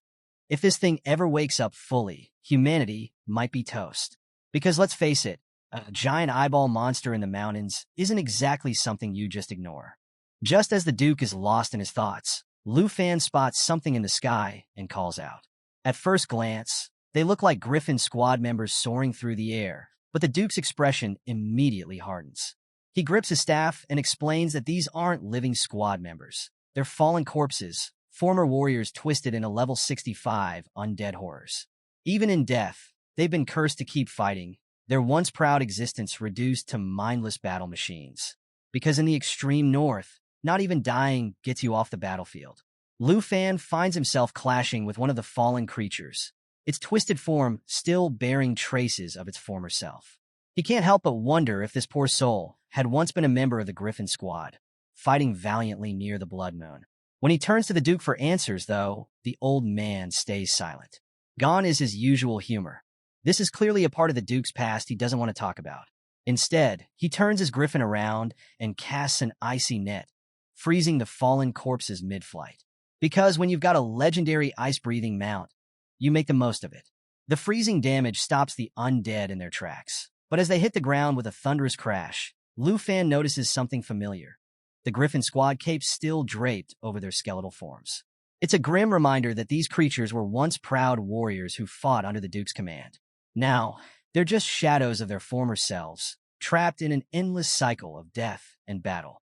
The next morning, Lu Fan is sitting across from the Duke in his office, confidently declaring that nothing, falling corpses, giant eyes, or whatever else the extreme north throws at him, will stop him from heading to the front lines. Because let's be real, backing down now would ruin the whole dragon taming, treasure hunting hero vibe. The Duke, clearly impressed, summons the 78th Griffin Squad for introductions. First to arrive is Lu Fei, a level 60 Divine Punishment Knight and the captain of the first squad. And get this, he looks so much like the Duke, you'd think someone accidentally hit the duplicate button. The guy's aura screams, "I've seen it all, and I'm not here for small talk." Next up is Lu Chongkong, a blonde-haired level 60 Holy Shield Knight, who steps forward and asks what today's mission is. He's probably hoping it's something less insane than giant eyeballs and undead warriors, but we all know better. Following him is Shinkai, a sharp-eyed level 60 soaring eagle knight who rocks glasses like they're part of her superhero aesthetic. The Duke, ever the proud leader, introduces Lu Fan as the newest member of the squad. And who better to join than the #1 student from Dragon Capital Academy? Hearing the name of the academy, Lu Chongkong lights up. It turns out he's an alumnus from the prestigious Qingyun class. It's like finding out the new recruit went to the same school as you, except instead of cafeteria gossip, it's all about battling mythical beasts. Lu Fan, a little starstruck, shakes hands with his senior, humbly asking him to look out for him. Lu Chongkong grins, reassuring him that he'll take care of him. It's the kind of big brother energy that screams, "Don't worry, I've got your back," and maybe some snacks. But just as the mood starts to lighten, Captain Lu Fei walks up to the Duke, not looking quite as impressed. He questions whether it's wise to send a college student on a mission in the extreme north. I mean, can you blame him? It's like sending an intern to defuse a bomb. Not exactly standard protocol. Captain Lu Fei makes it clear that the squad doesn't have time to babysit, and the mission is far too dangerous for someone so green. The Duke, not one to have his authority questioned, shuts that down fast. With a serious look, he reminds his brother, because, surprise, Lu Fei is the Duke's sibling, that he doesn't joke about these decisions. If Lu Fan faces danger, or even death, that's his problem. The battlefield doesn't come with safety nets. Then, in classic Duke style, he drops the hammer. Lu Fan is now officially a member of the 78th Griffin Squad. No special treatment, no babysitting, just trial by fire like everyone else. Even Captain Lu Fei, though reluctant, agrees. He orders Shinkai to take Lu Fan to the squad meeting room for a mission briefing. Shinkai, however, looks less than thrilled. Her expression says, "Great, I'm stuck with the new guy." But orders are orders, so she begrudgingly complies. The scene shifts to the 78th Squad's meeting room, where Captain Lu Fei kicks off the briefing. He announces that a massive blizzard is barreling toward them and will hit in 4 days. Because, naturally, nothing says fun mission like a looming natural disaster. With the clock ticking, the squad has exactly 2 days to explore Route 78 and 2 days to travel back. Yep, no pressure. It's just a race against time and Mother Nature. Lu Chongkong, ever the logical one, points out the obvious. 2 days isn't much time to explore properly. But Captain Lu Fei, as stern as ever, declares that the mission success will be measured by whether they clear 100 miles. Easy, right? Not so fast. Shinkai, with her trademark sarcasm, pipes up, saying that with a student on board, ahem, looking at you, Lu Fan, 100 miles might be pushing it. Clearly, she's still not sold on having the Academy rookie join the team. While Shinkai grumbles and Lu Chongkong tries to keep the peace, Lu Fan stays quiet, eyes locked on the map. He's already plotting his own path, mentally strategizing how to locate the divine-level treasure map he's hunting for. Because when you're on a team mission, obviously, you sneak in a side quest. Captain Lu Fei, however, shuts down the chatter and orders everyone to prep their griffins. They're leaving in 15 minutes. Shinkai, never one to miss an opportunity to complain, mutters about how they're being treated like machines, sent into the wild with zero regard for the incoming blizzard. But hey, when has a little weather ever stopped a squad like this? When it's Lu Fan's turn to prepare, Captain Lu Fei tells him to leave his mount in the stables for safekeeping. But Lu Fan admits that his dragon isn't leveled up enough to serve as a proper ride yet. This revelation stuns both Lu Chongkong and Shinkai, because, let's face it, showing up without a ride is like arriving at a car race on a bicycle. Shinkai immediately declares that she's not about to carry him around. She's a soaring eagle knight, not a rideshare service. But Lu Fan just smiles, a confident, almost smug grin that says, "Wait until you see what I've got." He reassures them they don't need to worry about him hitching a ride. Moments later, as the squad takes off, jaws drop when they see Lu Fan soaring through the air with his flying wings. Yep, no mount required, just raw style. Shinkai, trying to play it cool, but clearly impressed, asks if Lu Fan's family is part of the Dragon Capital elite, since his gear is so rare. Because when someone shows up with custom wings, it's hard not to assume they've got connections. Before Lu Fan can respond, though, he notices something odd. He asks Shinkai why her giant eagle mount has a group of baby eagles flying alongside it. Shinkai, not in the mood for small talk, brushes him off and warns that they're about to enter the cloud cluster, where things get serious. As the squad enters the dense thunderclouds, the atmosphere shifts. Visibility plummets and bolts of lightning flash in every direction, dangerously close to the griffins. Captain Lu Fei shouts for everyone to stay sharp, warning them that the storm will make it nearly impossible to see. Lu Changkong, ever the big brother type, tells Lu Fan to stick close and not get separated. Of course, in classic adventure fashion, the moment someone says, "Don't get lost," Lu Fan immediately gets lost. Surrounded by swirling mist, Lu Fan realizes he's completely cut off from the squad. Before he can regroup, two crimson-red eyes pierce through the fog, glaring at him with unsettling intensity. Turning around, Lu Fan comes face-to-face with a sky predator lion, a corrupted level 75 beast with glowing eyes and a wicked grin. It's the kind of grin that screams, "You're on the menu." The lion lunges, and Lu Fan tries to attack, but his strikes barely make a dent. It's like trying to take down a tank with a toothpick. Realizing he's outmatched, Lu Fan quickly pieces together that the corruption near the Blood Moon isn't just affecting humans. It's warping every creature it touches. And this lion? It's the ultimate example of that corruption. The Sky Predator Lion unleashes its Phantom Strike, a deadly ability that not only delivers a brutal hit, but also creates a phantom clone of itself for 10 seconds. Because, one deadly lion isn't enough. Why not add a ghostly twin to the mix? Just as Lu Fan is cornered, a voice shouts out, telling him to move.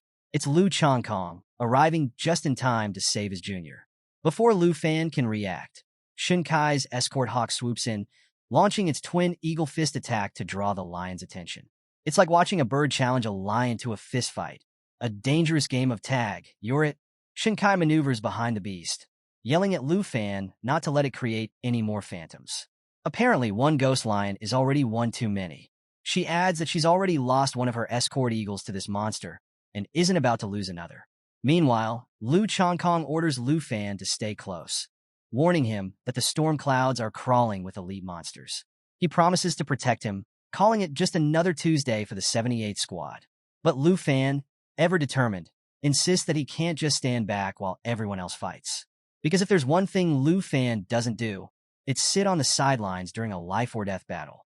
As the Sky Predator Lion pulls a sneaky move with its cloud mist mirage, blending into the mist like a pro assassin, Shinkai doesn't hold back. She warns Lu Fan, newbies have no business playing hero in a battle like this. This isn't the time to be the main character. It's the time to not get us all killed, she snaps. Shinkai's tone is sharp, but she's got a point. This isn't the kind of fight where you can go rogue and hope for the best. Lu Changkong, always the steady one, reassures Lu Fan that they've got this covered. He reminds everyone that they've relied on Captain Lu Fei for far too long. It's time for the squad to prove they can handle the Sky Predator Lion on their own. After all, taking down a giant corrupted lion is the perfect way to prove you're ready for a Griffin Squad badge. Because apparently, in this crew, promotions are earned by battling nightmare-level monsters. But before they can make their move, the squad hears an eerie voice echoing through the mist. It's low, ominous, and definitely not coming from the Sky Predator Lion. Even Lu Fan can feel the shift. Something much worse has entered the fray. Shinkai and Lu Changkong, both visibly shaken, shout for Lu Fan to run. They don't need to explain. The name alone says it all. The Heaven Devourer. This corrupted monstrosity isn't just any monster. It's a living apocalypse. As Lu Fan glances up, he sees it. A massive, whale-like beast hovering above the cloud cluster. Picture Moby Dick, but way angrier and giving off all-in-the-world vibes. It's even bigger than the legendary Black Dragon in its world-destroying form. And that realization sends a cold chill down Lu Fan's spine. Before he can fully process what's happening, Captain Lu Fei swoops in like the MVP he is, shouting at Lu Fan to stop staring and start flying.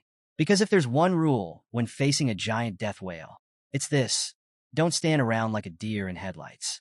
Even Lu Changkong, usually confident to a fault, starts to lose hope. But Shinkai snaps him out of it, reminding him that the cloud cluster is already crawling with corrupted corpses, and anything tainted by the blood moon is a lost cause. Lu Fan, meanwhile, realizes the sheer scale of the problem. The Heaven Devourer doesn't even have life energy.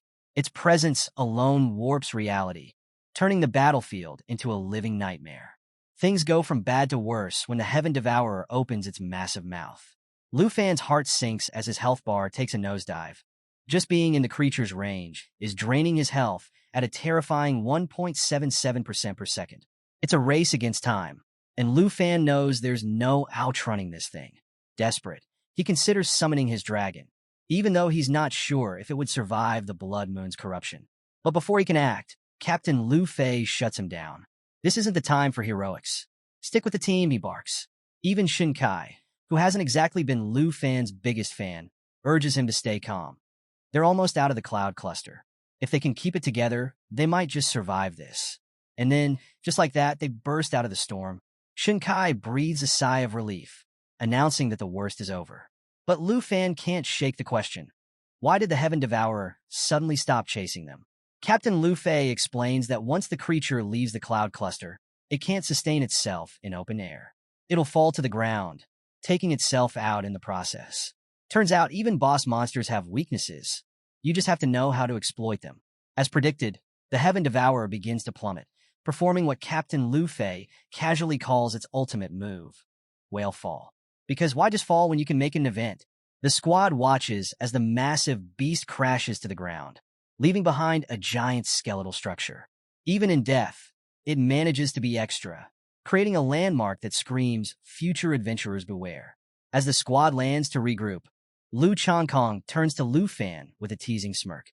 He points out that Captain Lu Fei was so focused on the mission that he dragged a newcomer into a literal cloud of death. Lu Fan, feeling a bit guilty, starts to apologize, admitting that his inexperience might have caused delays. But Lu Changkong waves him off, assuring him that everyone goes through this trial by fire when they first join the Griffin Squad. It's basically a rite of passage. Survive the Blood Moon, fight some corrupted monsters, and hope you don't lose your mind along the way. As the team sets up camp, Captain Lu Fei silently prepares their gear while Shinkai feeds the griffins, grumbling the whole time. She's clearly had enough of the tight deadlines, the dangerous missions, and, well, life in general. At this rate, we won't even finish the mission on time, she mutters, shooting a glare at Captain Lu Fei. But the captain, ever calm, brushes off her complaints. He admits they've slowed down a bit because of Lu Fan, but assures her they'll adjust and push forward. Shinkai, however, is not having it. She storms over to Lu Fan, practically fuming. "I don't know what strings you pulled to get here," she snaps, her frustration boiling over. To her, it seems like Lu Fan must have fast-tracked his way into the extreme north, skipping the years of training everyone else endured. She doesn't mince words, making it clear that this isn't a place for amateurs. She delivers the ultimate warning. If the thing sleeping beneath the ground awakens, it won't just be the Dragon Kingdom at risk. It'll be the entire world. Her message is blunt. This isn't a game, and there's no room for dead weight.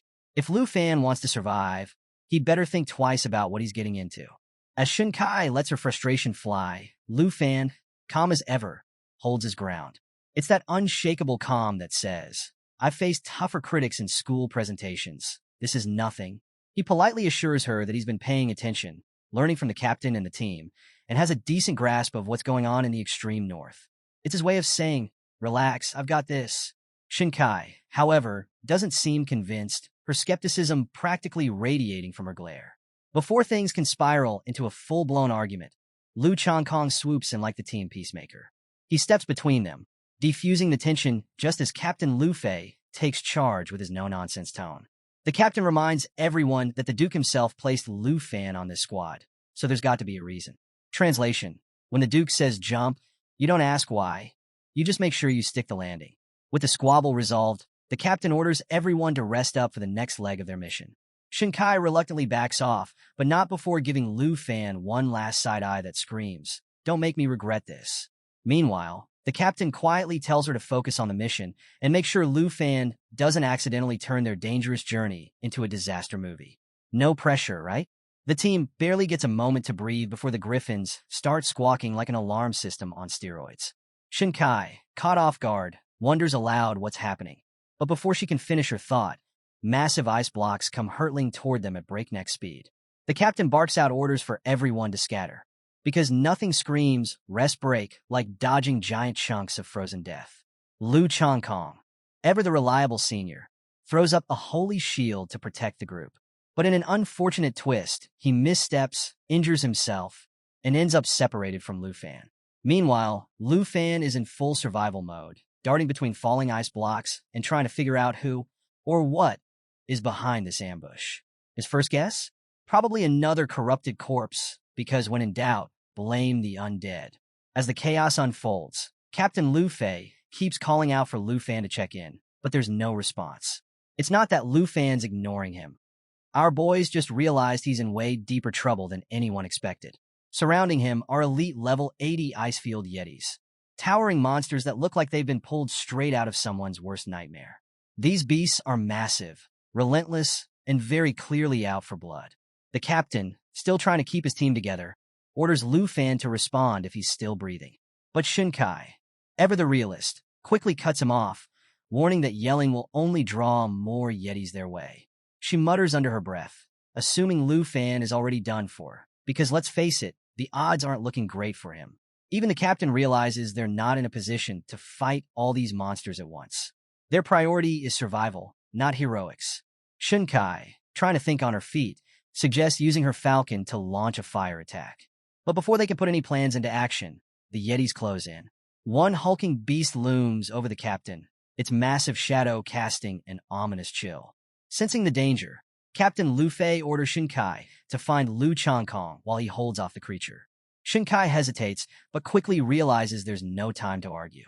She dashes off, navigating the icy battlefield with the grace of someone who knows every second counts. As Shinkai moves through the icy terrain, she spots Captain Lu Fei in the distance, struggling to fend off the relentless blows of the Yeti. Its strength is monstrous, and the captain's legs are buckling under the pressure. Shinkai knows she needs to act fast, but also realizes that exposing herself too much could spell disaster. She produces a low-pitched whistle, signaling to her griffin, hoping the sound is subtle enough to avoid drawing the Yeti's attention. Unfortunately, the Yetis aren't just strong. They've got super hearing, and now they're on her trail. With no other options, Shinkai draws her twin swords, preparing to defend herself if the Yetis find her before her teammates do. It's a risky move, but she's banking on Lu Changkong spotting her signal before it's too late. Meanwhile, the scene cuts to Lu Fan, who has finally found Lu Changkong. Seeing his senior injured, Lu Fan tells him to save his energy and rest up while he handles the 3 Yetis barreling toward them. Because obviously, when you're the rookie, taking on 3 elite-level monsters solo is just part of the job. Lu Fan materializes his trusty big black machete, standing his ground as the Yetis close in. Lu Changkong, lying injured, watches in disbelief. He's convinced Lu Fan has no chance. Facing monsters of this caliber isn't something you just wing. To him, it's like watching someone try to fight a tank with a stick. But Lu Fan, unfazed as always, leaps into action. The Yetis charge, activating their Ice Howl skill, creating shockwaves of freezing energy. One of them swings a massive fist at Lu Fan, aiming to crush him, but Lu Fan reacts with lightning speed. In a single, clean strike, he slices off the Yeti's hand, leaving the beast howling in pain. His Dragon Fang strike, powered up with sky breathing and infused with dragon energy, tears through the Yeti with a ferocity that leaves even Lu Changkong stunned. As the Yeti stumbles, engulfed in flames summoned by Lu Fan's dragons, he doesn't hesitate. Seizing the moment, Lu Fan charges forward, delivering the finishing blow. The massive creature collapses onto the ice, its severed hand lying nearby. Lu Changkong, witnessing the whole thing, is left completely speechless. This rookie just took down a creature that should have been impossible to beat. So, after casually dropping the bomb that he's the dragon tamer of the southern province, Lu Fan doesn't even give Lu Changkong a chance to process it before the next wave of chaos hits. One of the remaining Yetis smashes through giant ice blocks and hurls them straight at Lu Fan like it's trying out for an ice-themed dodgeball league. But Lu Fan? Totally unfazed. He's already activating his Stormy Sky skill, enveloping his big black machete in a swirling blue aura. This time, his Dragon Fang strike isn't channeling his legendary black dragon. It's infused with the power of the Star Dragon, because why settle for one overpowered dragon when you've got options? Lu Changkong, still nursing his injuries, watches in sheer disbelief as Lu Fan, a level 32 Dragon Master, mind you, takes down elite level 80 Yetis like it's a warm-up. At this point, Changkong is probably wondering if Lu Fan's been secretly training with cheat codes on. Meanwhile, both Shinkai and Captain Lu Fei finally defeat the Yeti they were battling and rush to Lu Changkong's side. Shinkai is stunned by the extent of his injuries, but Captain Lu Fei looks even more shocked to see Lu Fan not only alive but still in fighting form. Because, let's be real, rookies surviving this kind of monster brawl isn't exactly the norm. As they try to make sense of what's happening, Lu Changkong fills them in. He explains that Lu Fan saved his life, and he's grateful the teams finally reunited. But before anyone can start celebrating, another enraged Ice Yeti charges at Lu Fan like it's got a personal vendetta. Captain Lu Fei shouts for Lu Fan to dodge, but it's clear there's no time. In a split-second decision, the captain hurls his sword, a weapon so legendary it might as well come with its own theme music. This isn't just any sword. It's Victory, a blade that automatically tracks its target and deals devastating damage. We're talking 100% physical damage and a bonus 76% holy damage per second. The Yeti doesn't stand a chance, and Captain Lu Fei's precision sends it crashing to the ground. Crisis averted for now. As the dust settles, Captain Lu Fei sternly warns Lu Fan to stop acting recklessly. He reminds him that they need to stick to the plan, because this isn't a solo mission, and Yetis aren't exactly forgiving sparring partners. Meanwhile, Shinkai informs the group that they need to retreat immediately. Their griffins aren't responding, and while her eagle could carry 2 people, it's clear they're heavily outnumbered. But Lu Fan, with his trademark confidence, casually suggests the most Lu Fan-esque plan ever. Just defeat all the snow monsters. Simple, right? Shinkai isn't having it. She snaps at him, telling him to stop spouting nonsense and get to the nearest outpost. After all, who looks at a Yeti army and thinks, yeah, I can handle that? But Lu Fan, ever serious, insists he's not joking. He even offers to heal everyone if they weren't surrounded by so many monsters. His confidence is almost contagious, but Shinkai is still skeptical. At this point, she's probably thinking Lu Fan's auditioning for the lead role in a Monster Slayer Extreme North Edition movie. Just then, Lu Fan materializes something from his inventory, a crimson bow gifted to him by the Duke. This isn't just any bow. It's the Dark Serpent Bow, a weapon so legendary it's basically a celebrity in the world of combat. When Captain Lu Fei sees it, his eyes widen in recognition. This is the bow that once forced back entire armies, and now it's in the hands of a guy who just casually suggested fighting off an entire snow monster horde. Even Shinkai, who was moments away from calling Lu Fan delusional, starts to reconsider. Because when someone pulls out a weapon with that kind of reputation, you can't help but wonder if they might actually know what they're doing. Still, the captain and Shinkai don't have time to argue. They follow Lu Fan's orders to evacuate the injured, leaving him alone on the battlefield. Because if Lu Fan wants to solo an army of Yetis, who are they to stand in his way? As the trio flies toward the outpost, Shinkai can't shake the uneasy feeling that leaving Lu Fan behind was a huge mistake. She's probably replaying the scene in her head, thinking, we just left him in a buffet of Yetis, and he's the main course. But Lu Changkong, ever the optimist, reassures her. He tells her that he's seen how Lu Fan fights, and there's no way the rookie is going down. At this point, Changkong might be Lu Fan's biggest fan. Back on the battlefield, Lu Fan is in his element.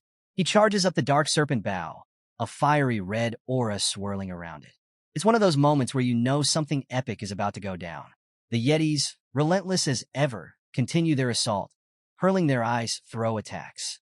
These chunks of ice deal massive damage, and if hit consecutively, could freeze Lu Fan solid for 30 seconds. And let's be real, getting frozen in place while a Yeti horde charges at you isn't exactly ideal. But Lu Fan isn't fazed. He steadies his aim, the bow glowing brighter as he channels its power. Somewhere in the distance, Shinkai and Captain Lu Fei glance back, the tension in the air thick enough to cut with a sword. Changkong smirks, confident that Lu Fan is about to pull off something legendary. And honestly, he might just be right. As Lu Fan draws the bowstring, he knows one thing for sure. When you've got a legendary weapon in your hands and an army of Yetis bearing down on you, there's only one thing to do. Let it rain fire. And with that, he releases the shot, the arrow streaking through the icy battlefield like a blazing comet. As the Yetis ramp up their relentless assault, Lu Fan wastes no time. He whips out his big black bow like he's starring in the fantasy version of an action blockbuster. With pinpoint accuracy, he fires off a volley of glowing red arrows, each one smashing through the incoming ice blocks. The result? A dazzling display of shattering ice, leaving the Yetis looking more annoyed than injured. It's like they're saying, "Oh, you think you're done? Cute." But Lu Fan isn't here for games. Realizing these frosty brutes need to learn who's boss, he raises his bow high and activates a new move, the Shadow Serpent Arrow. 12 sleek, magical arrows spiral through the air, each dealing damage with precision. It's basically a masterclass in multitasking destruction. Yet, even after this impressive assault, the Yetis activate their berserk state, cranking their attack power by a ridiculous 350%. Oh, and for fun, they boost their movement and casting speed by 100% too. Because, apparently, Yetis don't know when to quit. As if that weren't bad enough, the monsters throw in Fallen Corpse Tide, boosting their defense by 25%. It's like someone handed them a cheat sheet on how to be the most annoying enemies ever. Lu Fan, visibly unimpressed, calls out to his star dragon Xingqian, commanding it to unleash its Shattered Star attack. The dragon summons a massive star, glowing with enough destructive energy to make any monster rethink its choices. But just as Xingqian is about to fire, Lu Fan has a better idea. He calls the dragon back, like a chef tweaking his recipe mid-cook, and fuses the Shattered Star attack with his charged Shadow Serpent Arrow, letting the power multiply. By the time he releases the shot, the damage boost has hit 500%. The result? A massive, explosive combo move that even the Yetis pause to reconsider. Wait, maybe this wasn't the best idea. You can almost hear them think. The explosion is deafening, shaking the entire ice field. The shockwave knocks even the griffins off balance, sending Lu Fan's teammates crash landing onto the frozen ground. It's the kind of blast that doesn't just clear monsters, it changes the landscape. When the dust settles, what's left behind is a crater so massive it looks like Lu Fan decided to remodel the extreme north. As the griffins scramble to rescue the team, Captain Lu Fei is the last one pulled out of the ice. Staring at the gigantic crater, he finally understands the sheer power of a dragon tamer when paired with their legendary dragons. It's like witnessing cheat codes in action. Meanwhile, Lu Fan stands tall, casually praising his dragons, Xiaoyi and Xingqian, like a proud parent after a school recital. Except, with more explosions. He commands the legendary black dragon Xiaoyi to clear out any remaining fallen corpses. But before she can take off, a griffin lands nearby, carrying Captain Lu Fei and the rest of the team. They all look at Lu Fan like they've just stumbled across the hero of their wildest legends. Captain Lu Fei, still processing what he just witnessed, can barely ask if that massive explosion was really caused by Lu Fan's attack. But before the captain can finish his thought, someone catches his eye. Behind Lu Fan stands a stunning woman, silent but exuding power. Confused, the captain asks who she is. Lu Fan turns with a knowing smile and tells her to reveal her true form. The woman obeys, transforming into her legendary black dragon form. It's the kind of dramatic reveal that makes you want to cue epic background music. As Shaya, the black dragon, takes to the sky, her overwhelming presence silences the squad. Lu Fan commands her to use Cataclysm to obliterate the remaining fallen corpses. With one move, she clears the area in a fiery, devastating blaze. The griffins screech wildly at the sight, while the team can only stare in awe. Even Shun Kai, who had been the queen of skepticism earlier, is now eating her words. Turns out Lu Fan isn't just another rookie. He's the dragon tamer of the southern province, a living legend in the making. When Lu Fan notices how familiar everyone seems with his name, he finally asks what's going on. Captain Lu Fei, shaking off his awe, explains that Lu Fan isn't just some guy. They've all heard about him through the Duke's endless praise. The Duke has been hyping him up as the top candidate for the national trials, and now they see why. It's like finding out your teammate is secretly the star athlete everyone's been talking about. Even Shun Kai, who couldn't have cared less about him earlier, realizes the Duke doesn't just send anyone to the 78 squad. She finally understands that Lu Fan is a big deal, and probably feels a little silly for doubting him. Meanwhile, Lu Changkong, ever the Joker, teases Lu Fan, congratulating him for hiding his skills so well. But Lu Fan, still humble, admits he feels like he's been holding the team back since he's unfamiliar with the extreme north. The captain, stepping forward, assures Lu Fan that's far from the truth. He's trained plenty of hot-headed rookies in his time, but none have shown the same level of calm and responsibility as Lu Fan. It's basically the nicest way of saying, "You're the best rookie we've ever had." Even Shin Kai, though reluctant, agrees that she underestimated him. In her mind, she's probably kicking herself for doubting someone recommended by the Duke himself. So, it's now crystal clear to everyone. Lu Fan isn't just a recruit, he's the guy.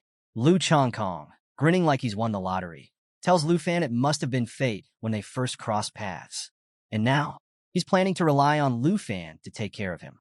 Classic move, find the strongest guy in the room and buddy up. Lu Fan, always humble, just smiles and thanks the team for their support.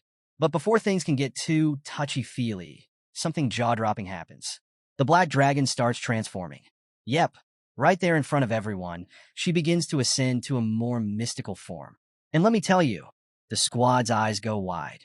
It's like watching the ultimate magic trick, but this one comes with a side of, oh no, what's happening? Turns out, the Black Dragon's hit level 30, and with that, she unlocks a second-tier transformation. But that's not all. Her contract with Lu Fan has evolved to Black Dragon 2, and she's gained a shiny new skill called Perception. What does it do? Oh, just the ability to detect any enemies in stealth or disguise. Think of it as the ultimate anti-ninja radar. Now, anyone thinking they can sneak up on Lu Fan? Yeah, they'd better rethink their entire career path. The team is still staring, trying to process what's happening, when Lu Changkong, ever the curious one, asks what in the world this transformation is all about. Lu Fan, ever the cool customer, casually explains that the Dragon Lady just hit level 30, and with it came some serious stat boosts. It's like she went through dragon puberty and came out an apex predator. Not only has she reached her second-tier transformation, but her attributes are now off the charts. Oh, and ambushes? Yeah, those are officially canceled. Then Chang Kong remembers something. Didn't Lu Fan say earlier that he couldn't ride the dragon because her level wasn't high enough? He's about to bring it up when Lu Fan interrupts him with the smoothest move ever. Out of nowhere, Lu Fan materializes an epic quality dragon saddle. That's right. The moment has arrived. Lu Fan declares that he's officially becoming a dragon rider. And honestly, it's like a mic drop in saddle form. Now, this isn't just any saddle. It's next level. With this bad boy, Lu Fan doesn't just ride the dragon. He levels up their entire combat potential. Mounted mode boosts both their stats, and all of Lu Fan's attacks get infused with dragon energy, turning him into a flying, long-range, fire-breathing powerhouse. The squad watches in awe as Lu Fan prepares to claim his rightful place as a true rider. Then it happens. The Black Dragon bursts into flames, going through her second transformation right before their eyes. The sky lights up with fiery intensity as she takes on her new, majestic form. She's no longer just a dragon. She's a full-fledged adult Black Dragon, radiating raw power and grace. Even the normally stoic captain can't hide his shock. It's like the dragon just went from being super cool to how do we even deal with this? The captain, realizing what a big deal this is, decides to offer Lu Fan a military saddle. It's a rare item that boosts dragon stats by 10%, a huge advantage for most riders. Even Shinkai, who's been warming up to Lu Fan, chimes in, telling him that 10% of a dragon's stats is no joke. But Lu Fan, ever the gentleman, politely declines. He explains, casually, that he's already using a 100% attribute transfer saddle specifically made for legendary dragons. The captain and Shinkai are floored. Shinkai, who is already impressed, now looks like she's questioning all her life choices. Meanwhile, Lu Changkong, realizing there's no point in doubting Lu Fan anymore, just laughs. Of course he has the best gear. He's probably thinking, it's Lu Fan. Then the Black Dragon lands, and here's where things get adorable. She immediately starts licking Lu Fan's face, her way of showing just how happy she is after leveling up. Imagine a giant, world-destroying dragon acting like a puppy. It's weirdly wholesome. The captain, watching this, quietly realizes how far out of their league Lu Fan is. Even Shinkai, who started the day thinking Lu Fan was a burden, is now looking at him like he's the coolest person alive. She starts daydreaming about having gear as amazing as his, but the captain quickly snaps her out of it with a sarcastic, "You riding a dragon or a griffin?" Classic burn. Lu Fan, meanwhile, thanks his black dragon for being his rock through all the chaos. He promises her that from now on, they'll face every challenge together. It's a sweet moment that's immediately interrupted by Lu Changkong, who tells everyone to stop arguing and appreciate what they're witnessing. The birth of the world's first true dragon rider. With the saddle in place, Lu Fan leaps onto his dragon's back, and the power surge is instantaneous. He feels like he could destroy the world with a flick of his wrist. The saddle doesn't just make riding easier. It creates a direct link between Lu Fan and the Dragon Clan, boosting all his stats to insane levels. His normal attacks now carry dragon energy, making them long-range, high-damage nightmares for any enemy. The captain, standing below, looks on in awe. Even Lu Changkong, who spent years building his strength, realizes there's no comparison. Seeing Lu Fan rise to this level makes him question every decision he's ever made. It's like watching someone casually surpass all your achievements without even trying. But instead of being bitter, he's inspired, knowing he's witnessing history in the making. So, there's Lu Fan, perched confidently on his legendary black dragon, soaring through the air like he owns the sky. But here's the thing, this isn't just a joyride. The dragon senses something's up, and when a dragon feels danger, you listen. Lu Fan, never one to ignore his trusted mount, commands her to activate perception, and suddenly her eyes light up, detecting hidden enemies lurking nearby. It's not long before the dragon reveals the threat: snow moths. Now, if you've never heard of them, let me break it down. They're like vampiric mosquitoes from your worst nightmare. They hide in the snow, completely invisible, and once they latch on, they drain your health like it's going out of style. 10% per second, to be exact. The captain spots them and immediately yells for the squad to keep their distance. These things are no joke. But let's be real. This is Lu Fan we're talking about. Running isn't exactly his style. Instead, he's hyped, ready to turn these deadly pests into target practice. With his legendary black dragon by his side, he synchronizes their movements like it's a deadly dance routine. Together, they unleash pure destruction, wiping out the moths like they're nothing more than pesky flies. Lu Changkong, watching all this, looks like he's about to pass out. For years, the snow moths have terrorized the Griffin squad, and here's Lu Fan making it look easy, like he's just swatting bugs on a lazy afternoon. Meanwhile, Shun Kai, starting to relax a little too much, assumes Lu Fan's got everything under control. But you already know what happens when you let your guard down in these stories. The captain snaps her out of it just in time, but not before she nearly gets ambushed by a swarm of moths. Luckily for her, Lu Fan is ready. With that trademark smirk, he unleashes his dragon's fiery breath, turning the moths into crispy snowflakes before they can even get close. The dragon's perception skill proves invaluable, exposing every hidden enemy and making this extermination mission a breeze, for Lu Fan at least. After what feels like a one-sided video game boss fight, Lu Fan and his dragon land gracefully, declaring that the last of the moths have been dealt with. Lu Changkong, still reeling from the chaos, thanks Lu Fan for saving him again.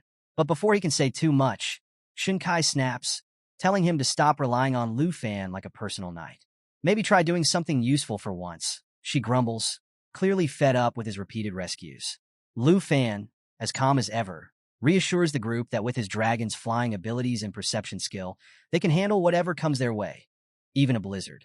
But the captain isn't convinced. He's been around long enough to know better than to underestimate the extreme north.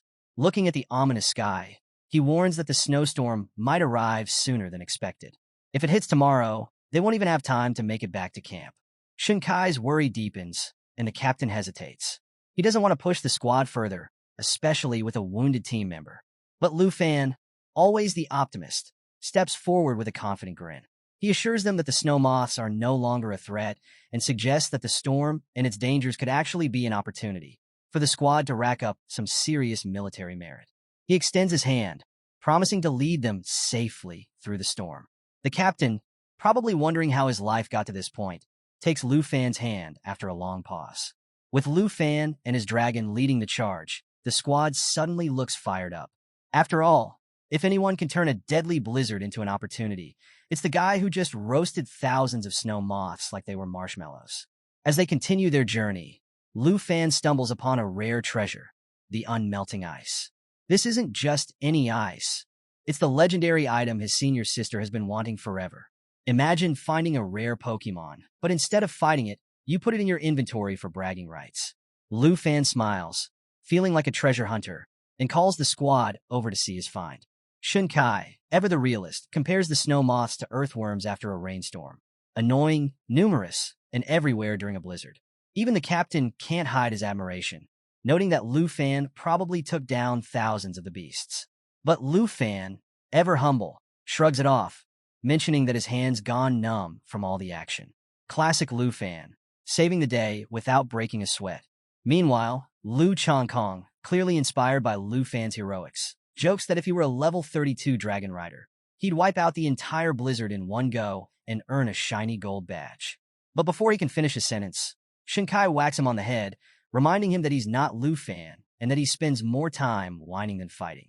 The squad bursts into laughter, though you can tell Lu Chongkong is secretly plotting his next chance to shine, or at least avoid another head smack. With the mission complete, and the squad having advanced 100 miles into the unexplored region, the captain decides it's time to head back. Supplies are running low, and the team looks ready to collapse after battling ferocious snow moths. Even Shinkai and Lu Chongkong, who usually try to act tough, look like they could use a week-long nap. The moment someone mentions rest, Lu Fan's legendary black dragon doesn't waste a second. She shifts back into her stunning human form and lets out the cutest cry, a universal dragon code for "Feed me, human." And Lu Fan? Well, he hears those little whimpers and immediately knows what's up. His dragon lady is not just tired. She's cold and starving. Even dragons need their snacks and beauty rest, right? Not about to let his prized dragon stay hangry. Lu Fan quickly tells the team they need to head back and get her some food.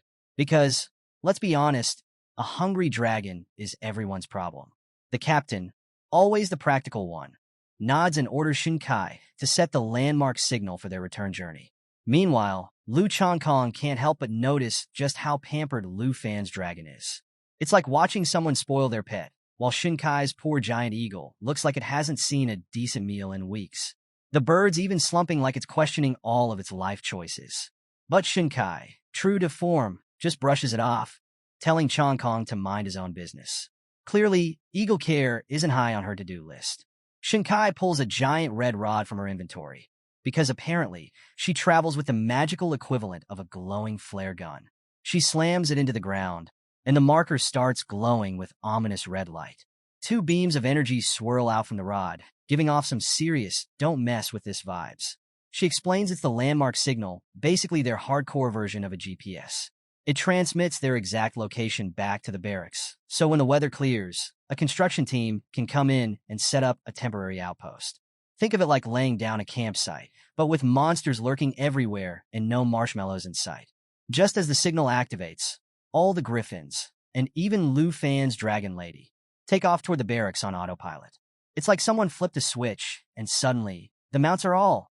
Later, humans. From a distance, though, a hooded figure with glowing red eyes watches them leave. And let's be real, nothing good ever comes from glowing red eyes.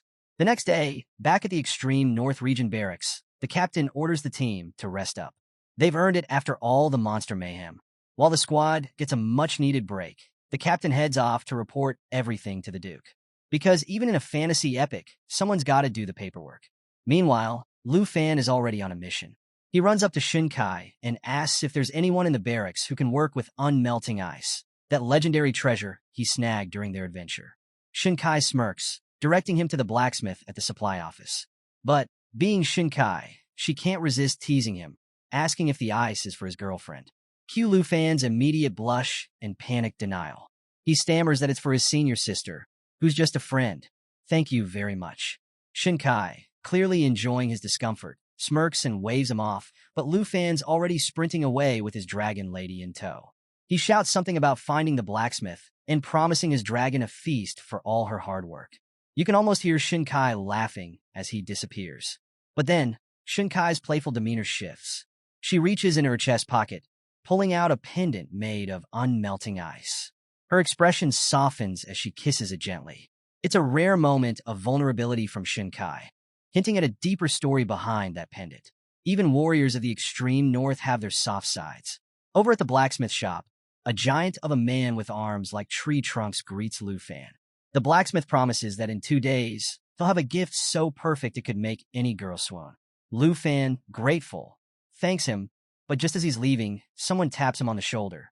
He turns around and, surprise, it's the Duke, looking a little frazzled, like he just ran a marathon trying to find him. The Duke, still catching his breath, tells Lu Fan he's heard everything from the captain. How Lu Fan not only survived the mission, but absolutely crushed it. The Duke admits he didn't expect much, figuring Lu Fan might end up as a popsicle in the snowstorm. But instead, Lu Fan saved the team, led the charge, and basically turned the entire mission into his personal highlight reel. The captain was so impressed he awarded Lu Fan a bronze badge, the same one Captain Lu Fei wears. Let's take a moment here, folks. Lu Fan just got promoted to captain. That's right. Our boy is officially climbing the ranks like it's a speed run.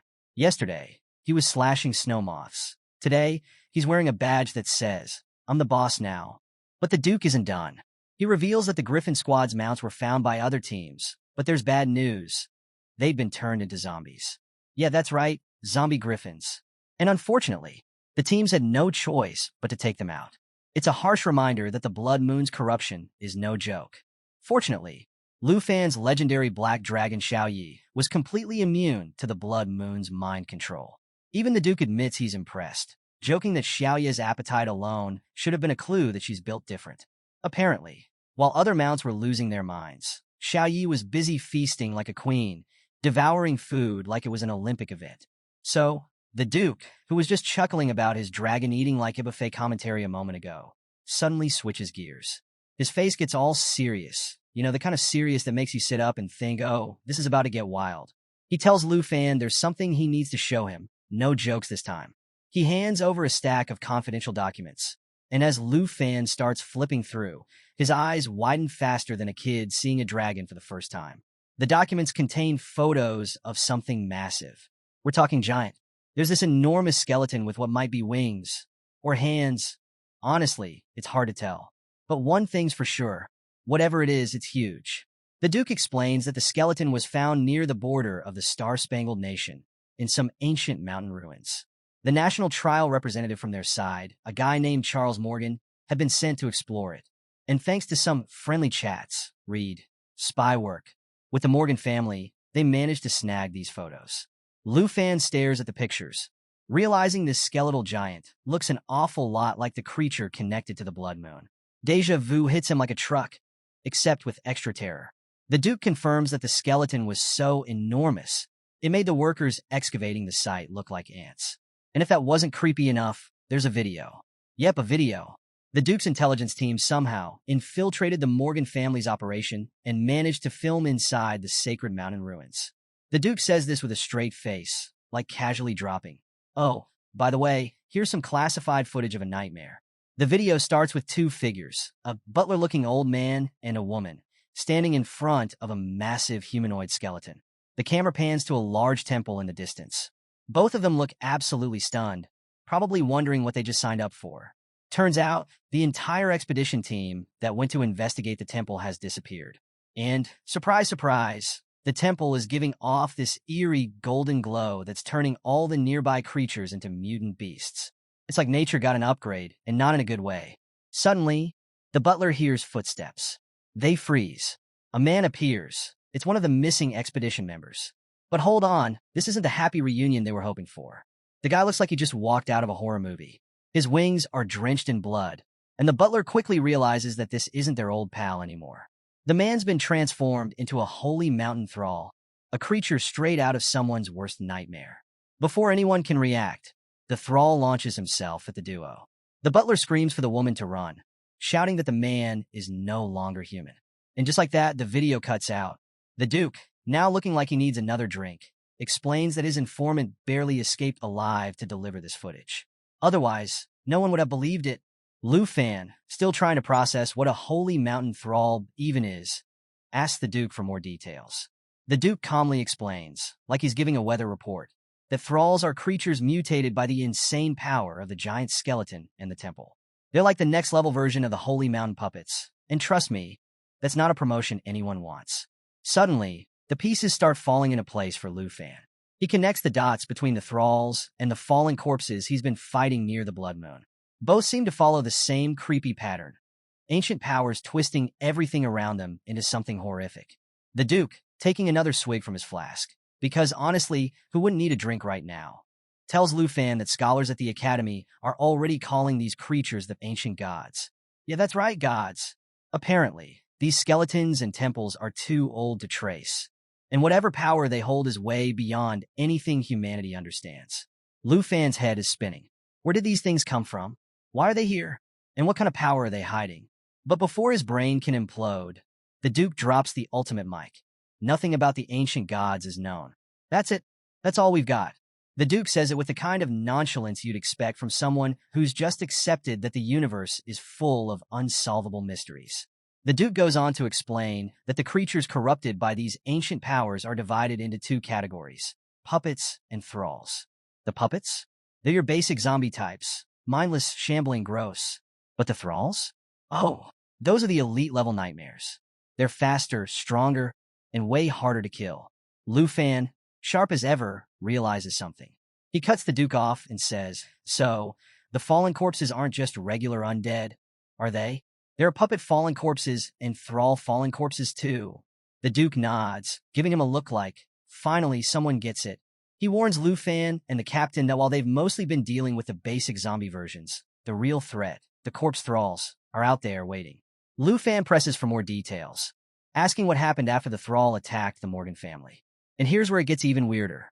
The Duke reveals that the thrall wiped out every single Morgan family member at the ruins, except for one, Charles Morgan. Yeah, the guy leading the expedition. For some reason, the thrall spared him. Why? Who knows? Maybe even ancient zombie monsters respect bureaucracy. But here's the kicker. After killing everyone else, the thrall and Charles didn't fight. Nope, they talked. That's right. This monstrous undead creature and Charles Morgan had a full-on chat in front of the ancient temple. What they talked about? That's anyone's guess. The Duke reveals the ultimate twist.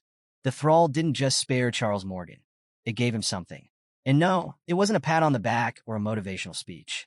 It handed him the essence of the holy mountain. Lu Fan's curiosity shoots through the roof. What kind of overpowered nonsense is this now? The Duke explains that Charles, already a beast as a combat priest, used the essence to unlock an entirely new profession: holy priest.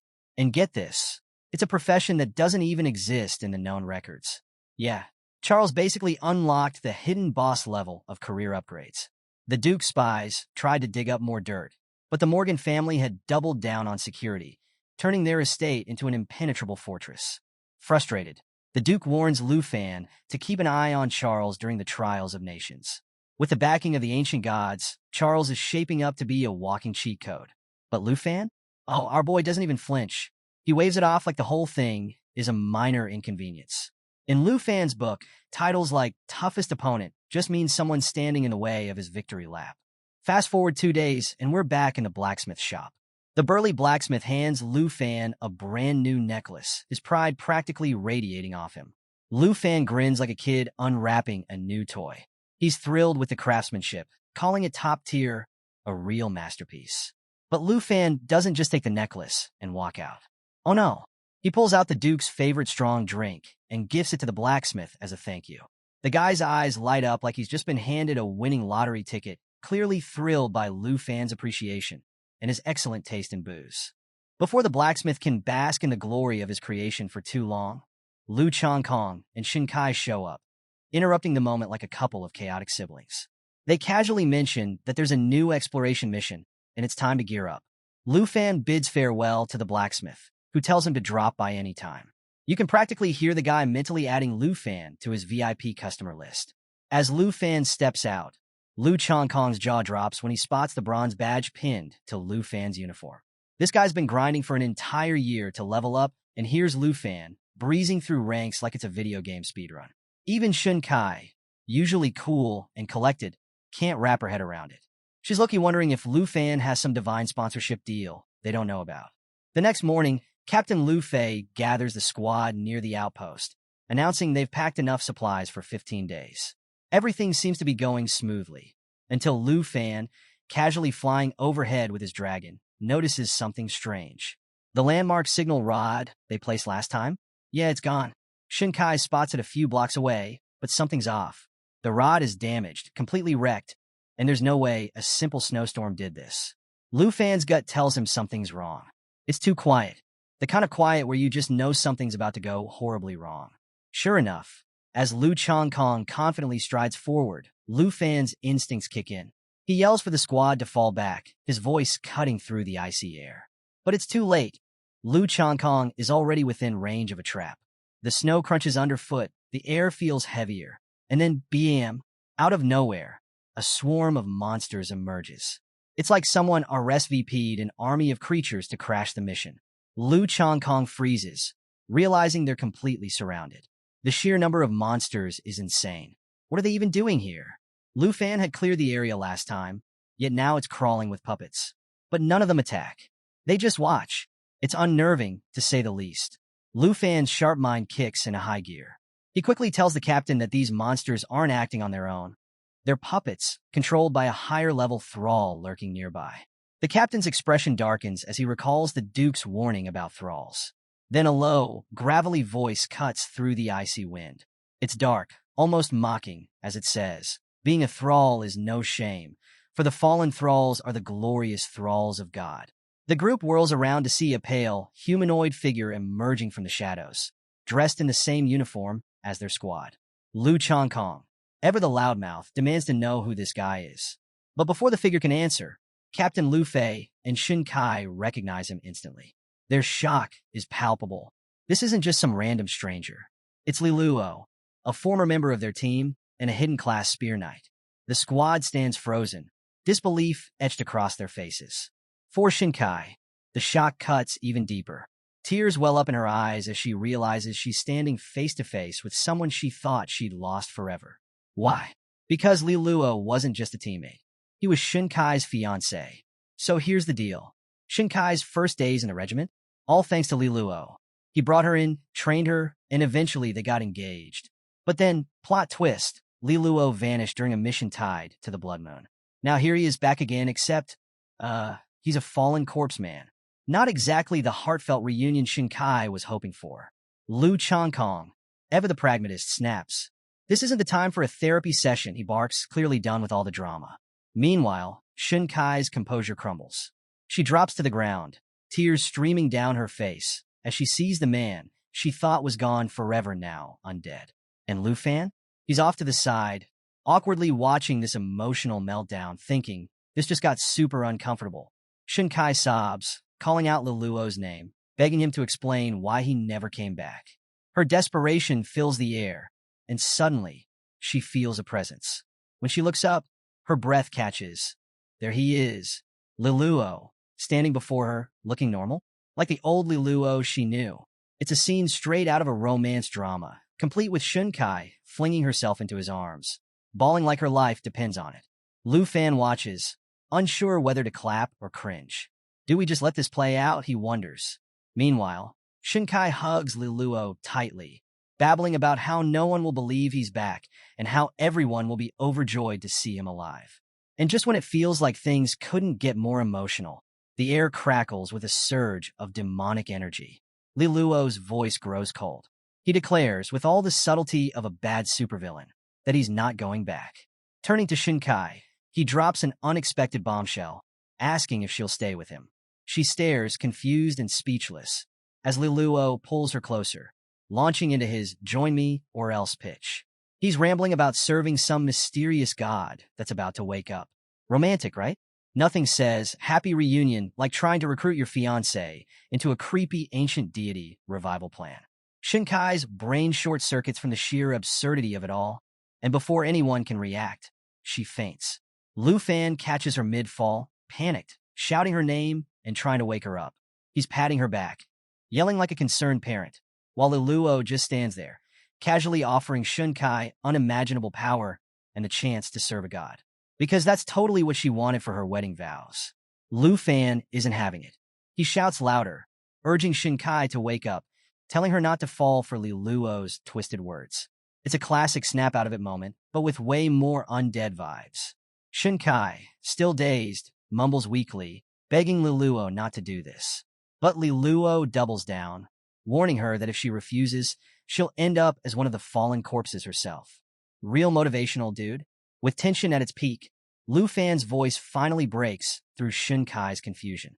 She blinks, slowly coming back to reality, only to find herself in the middle of absolute chaos. Panic sets in, but Lu Fan quickly explains what's happening, trying to ground her. You've been tricked, he tells her. Don't let his lies get to you. Meanwhile, Liluo climbs onto his horse like he's about to ride off into a gothic sunset.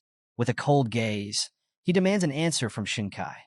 Will she stay with him and serve the god, or not? It's like the world's worst marriage proposal, with added undead consequences. Captain Lu Fei, finally at the end of his patience, snaps. He's not about to let Liluo kidnap Shinkai for some dark cult. Turning to Lu Fan, he asks urgently, can you save her? It's the kind of trust that says, you're our only hope, buddy. Lu Fan doesn't answer immediately. Instead, he stands there, deep in thought, weighing his options. Lu Changkong, ever the realist, points out the obvious. They're surrounded by hundreds of monsters, and chasing after Liluo would only get them lost. Oh, and without repairing the signal rod?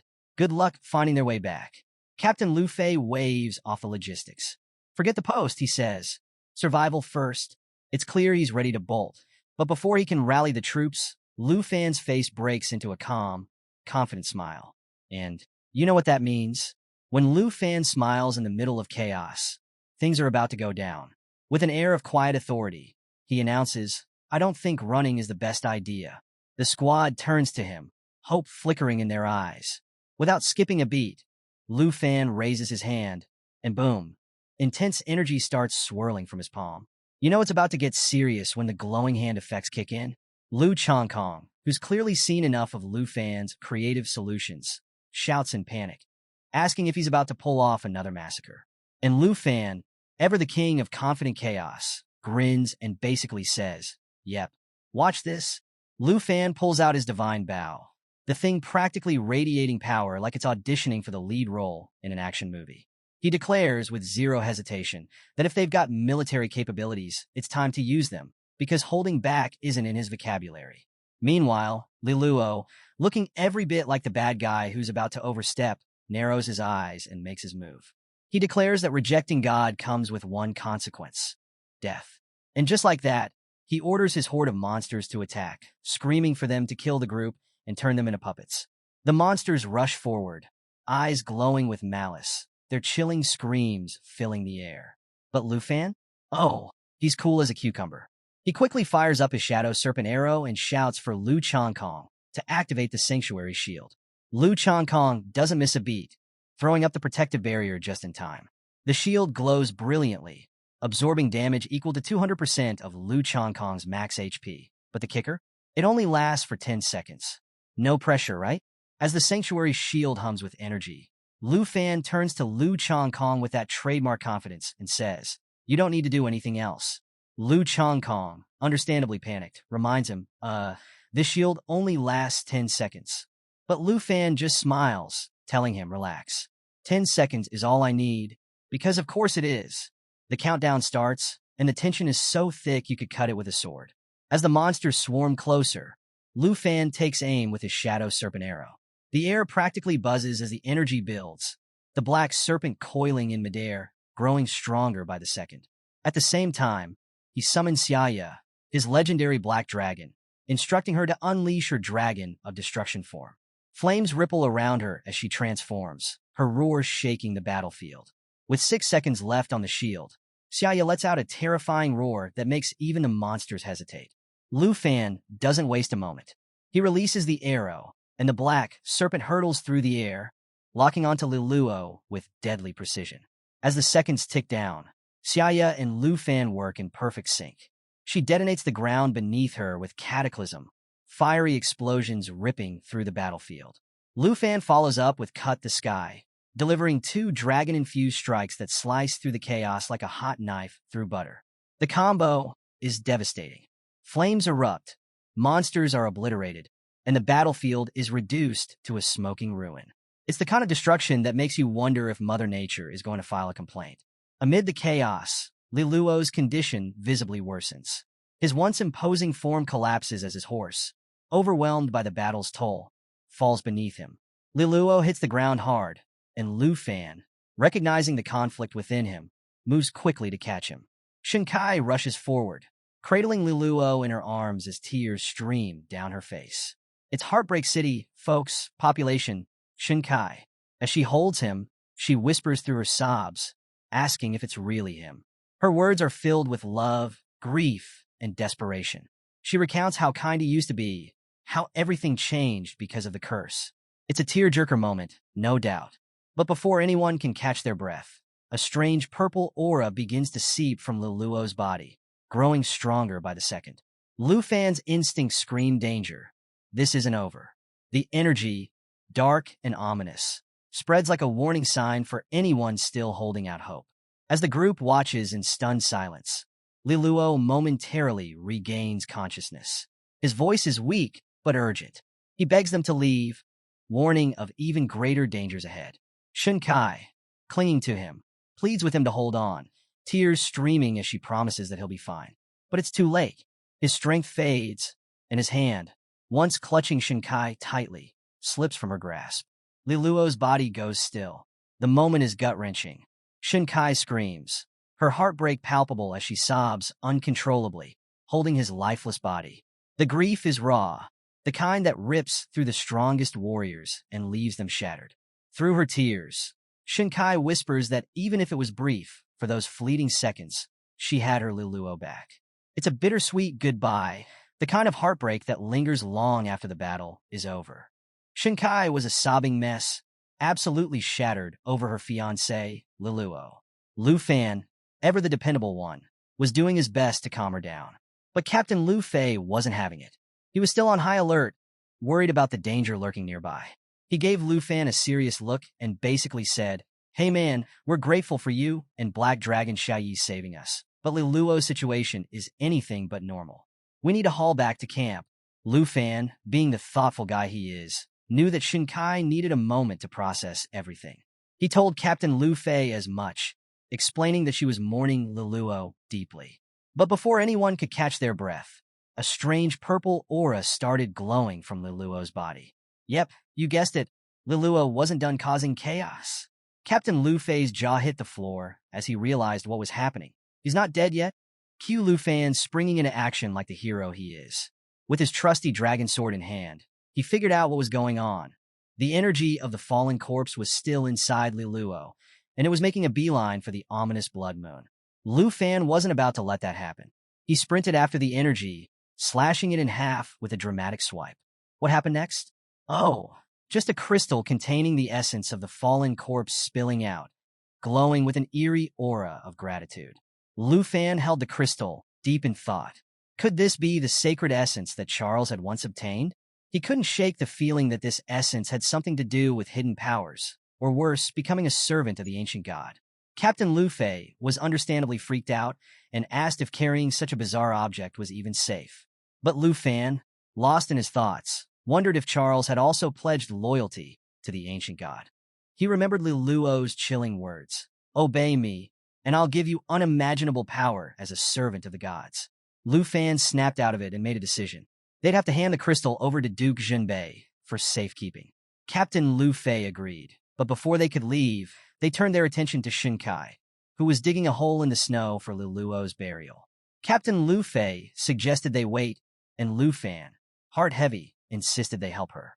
Together, the group dug a large grave, and Shinkai, with tears streaming down her face, buried Liluo with his necklace and badge. After saying her final goodbye, Shinkai stood tall, glasses back on, declaring herself strong sister Shinkai once more. Her recovery lifted everyone's spirits. Captain Lu Fei rallied the group, and they flew off on their eagles, heading back to Team 78's camp. Now here's where it gets even more interesting. The next afternoon, Lu Fan met with Duke Junbei to hand over the crystal. Duke Junbei was stunned, immediately recognizing its significance. Lu Fan shared his hypothesis. The ancient god servants had to meet certain conditions. The essence of the corpse could turn beings into slaves, but only those with intelligence could become actual servants. He explained how Liluo, once controlled by the corpse's essence, had essentially become one of these servants, with the ancient god seemingly making the final call. Duke Jinbei was intrigued and added his own insight. He mentioned rumors of cults popping up across more than a dozen countries. These fanatics claimed to have the blessings of the gods, spreading their influence and preparing for the gods' awakening. This revelation hit Lu Fan like a ton of bricks. If the rumors were true, could it mean that over a dozen ancient gods were awakening? Yikes! Lu Fan didn't waste time connecting the dots. He asked Duke Jinbei how many members of the Griffin squad were still unaccounted for. When Duke Jinbei confirmed there were several missing, Lu Fan theorized that they might have become corpse slaves. To keep everyone safe, he suggested announcing a reward to find them and mitigate the risk. The weight of this realization hit Duke Jinbei hard. These were his brothers in arms, men who had once served their country but were now potential threats. Lu Fan reassured him, placing a hand on his shoulder. There was no easy solution, but sacrifices had to be made for the greater good. Then came the million-dollar question: what to do with the crystal? Lu Fan had an idea. He proposed using it to test his hypothesis. But don't worry, folks, he wasn't about to experiment on people. He planned to use it on his dragon pets instead. Duke Jinbei wasn't exactly thrilled with the plan, but trusted Lu Fan to handle it. Duke Jinbei, ever the cautious one, asked Lu Fan, "Who will you test this crystal on? We can't risk using it on humans." Lu Fan, grinning like he had a secret, casually said, "Oh, don't worry. I'll test it on my dragon." Naturally, Duke Jinbei's eyebrows shot up. He was like, "What? Are you crazy? Using this on a dragon could be catastrophic. What if it goes wrong? Who's going to handle that mess?" Lu Fan quickly waved him off, all confident, and clarified, "Chill, senior. You misunderstood me. The dragon I'm talking about isn't exactly one of my main 5 dragons." This, of course, got Duke Jinbei even more curious. "Wait, hold up. You have more dragons?" Cut to an open space where Lu Fan and Duke Jinbei decided to test things out. Duke Jinbei couldn't resist grilling him, asking about his other dragons. Lu Fan explained, 2 of the 5 dragons aren't exactly my direct pets. They're summons that appear when I call on my dragons. And yeah, Duke Jinbei was floored by this idea. Summoning a pet's pet? Mind-blowing. Anyway, Lu Fan called out to Jade Dragon Xiaofei and asked her to summon the twin flying dragon kings. Moments later, the twin flying dragons appeared with a roar, their presence absolutely majestic. These dragons had a unique feature. They could summon identical twins, mirroring the summoner's level. Duke Jinbei was blown away, thinking how cool it was that Jade Dragon Xiaofei could summon them herself, and they were completely loyal to her. But Duke Jinbei wasn't done worrying. He asked Lu Fan if they couldn't test this on something simpler. Lu Fan chuckled and reassured him. These flying dragon kings are the weakest of the 5 dragons. If anything goes wrong, we could take them down easily and bring them back later. Now Lu Fan held the crystal, deep in thought. His plan? Have the flying dragon swallow it.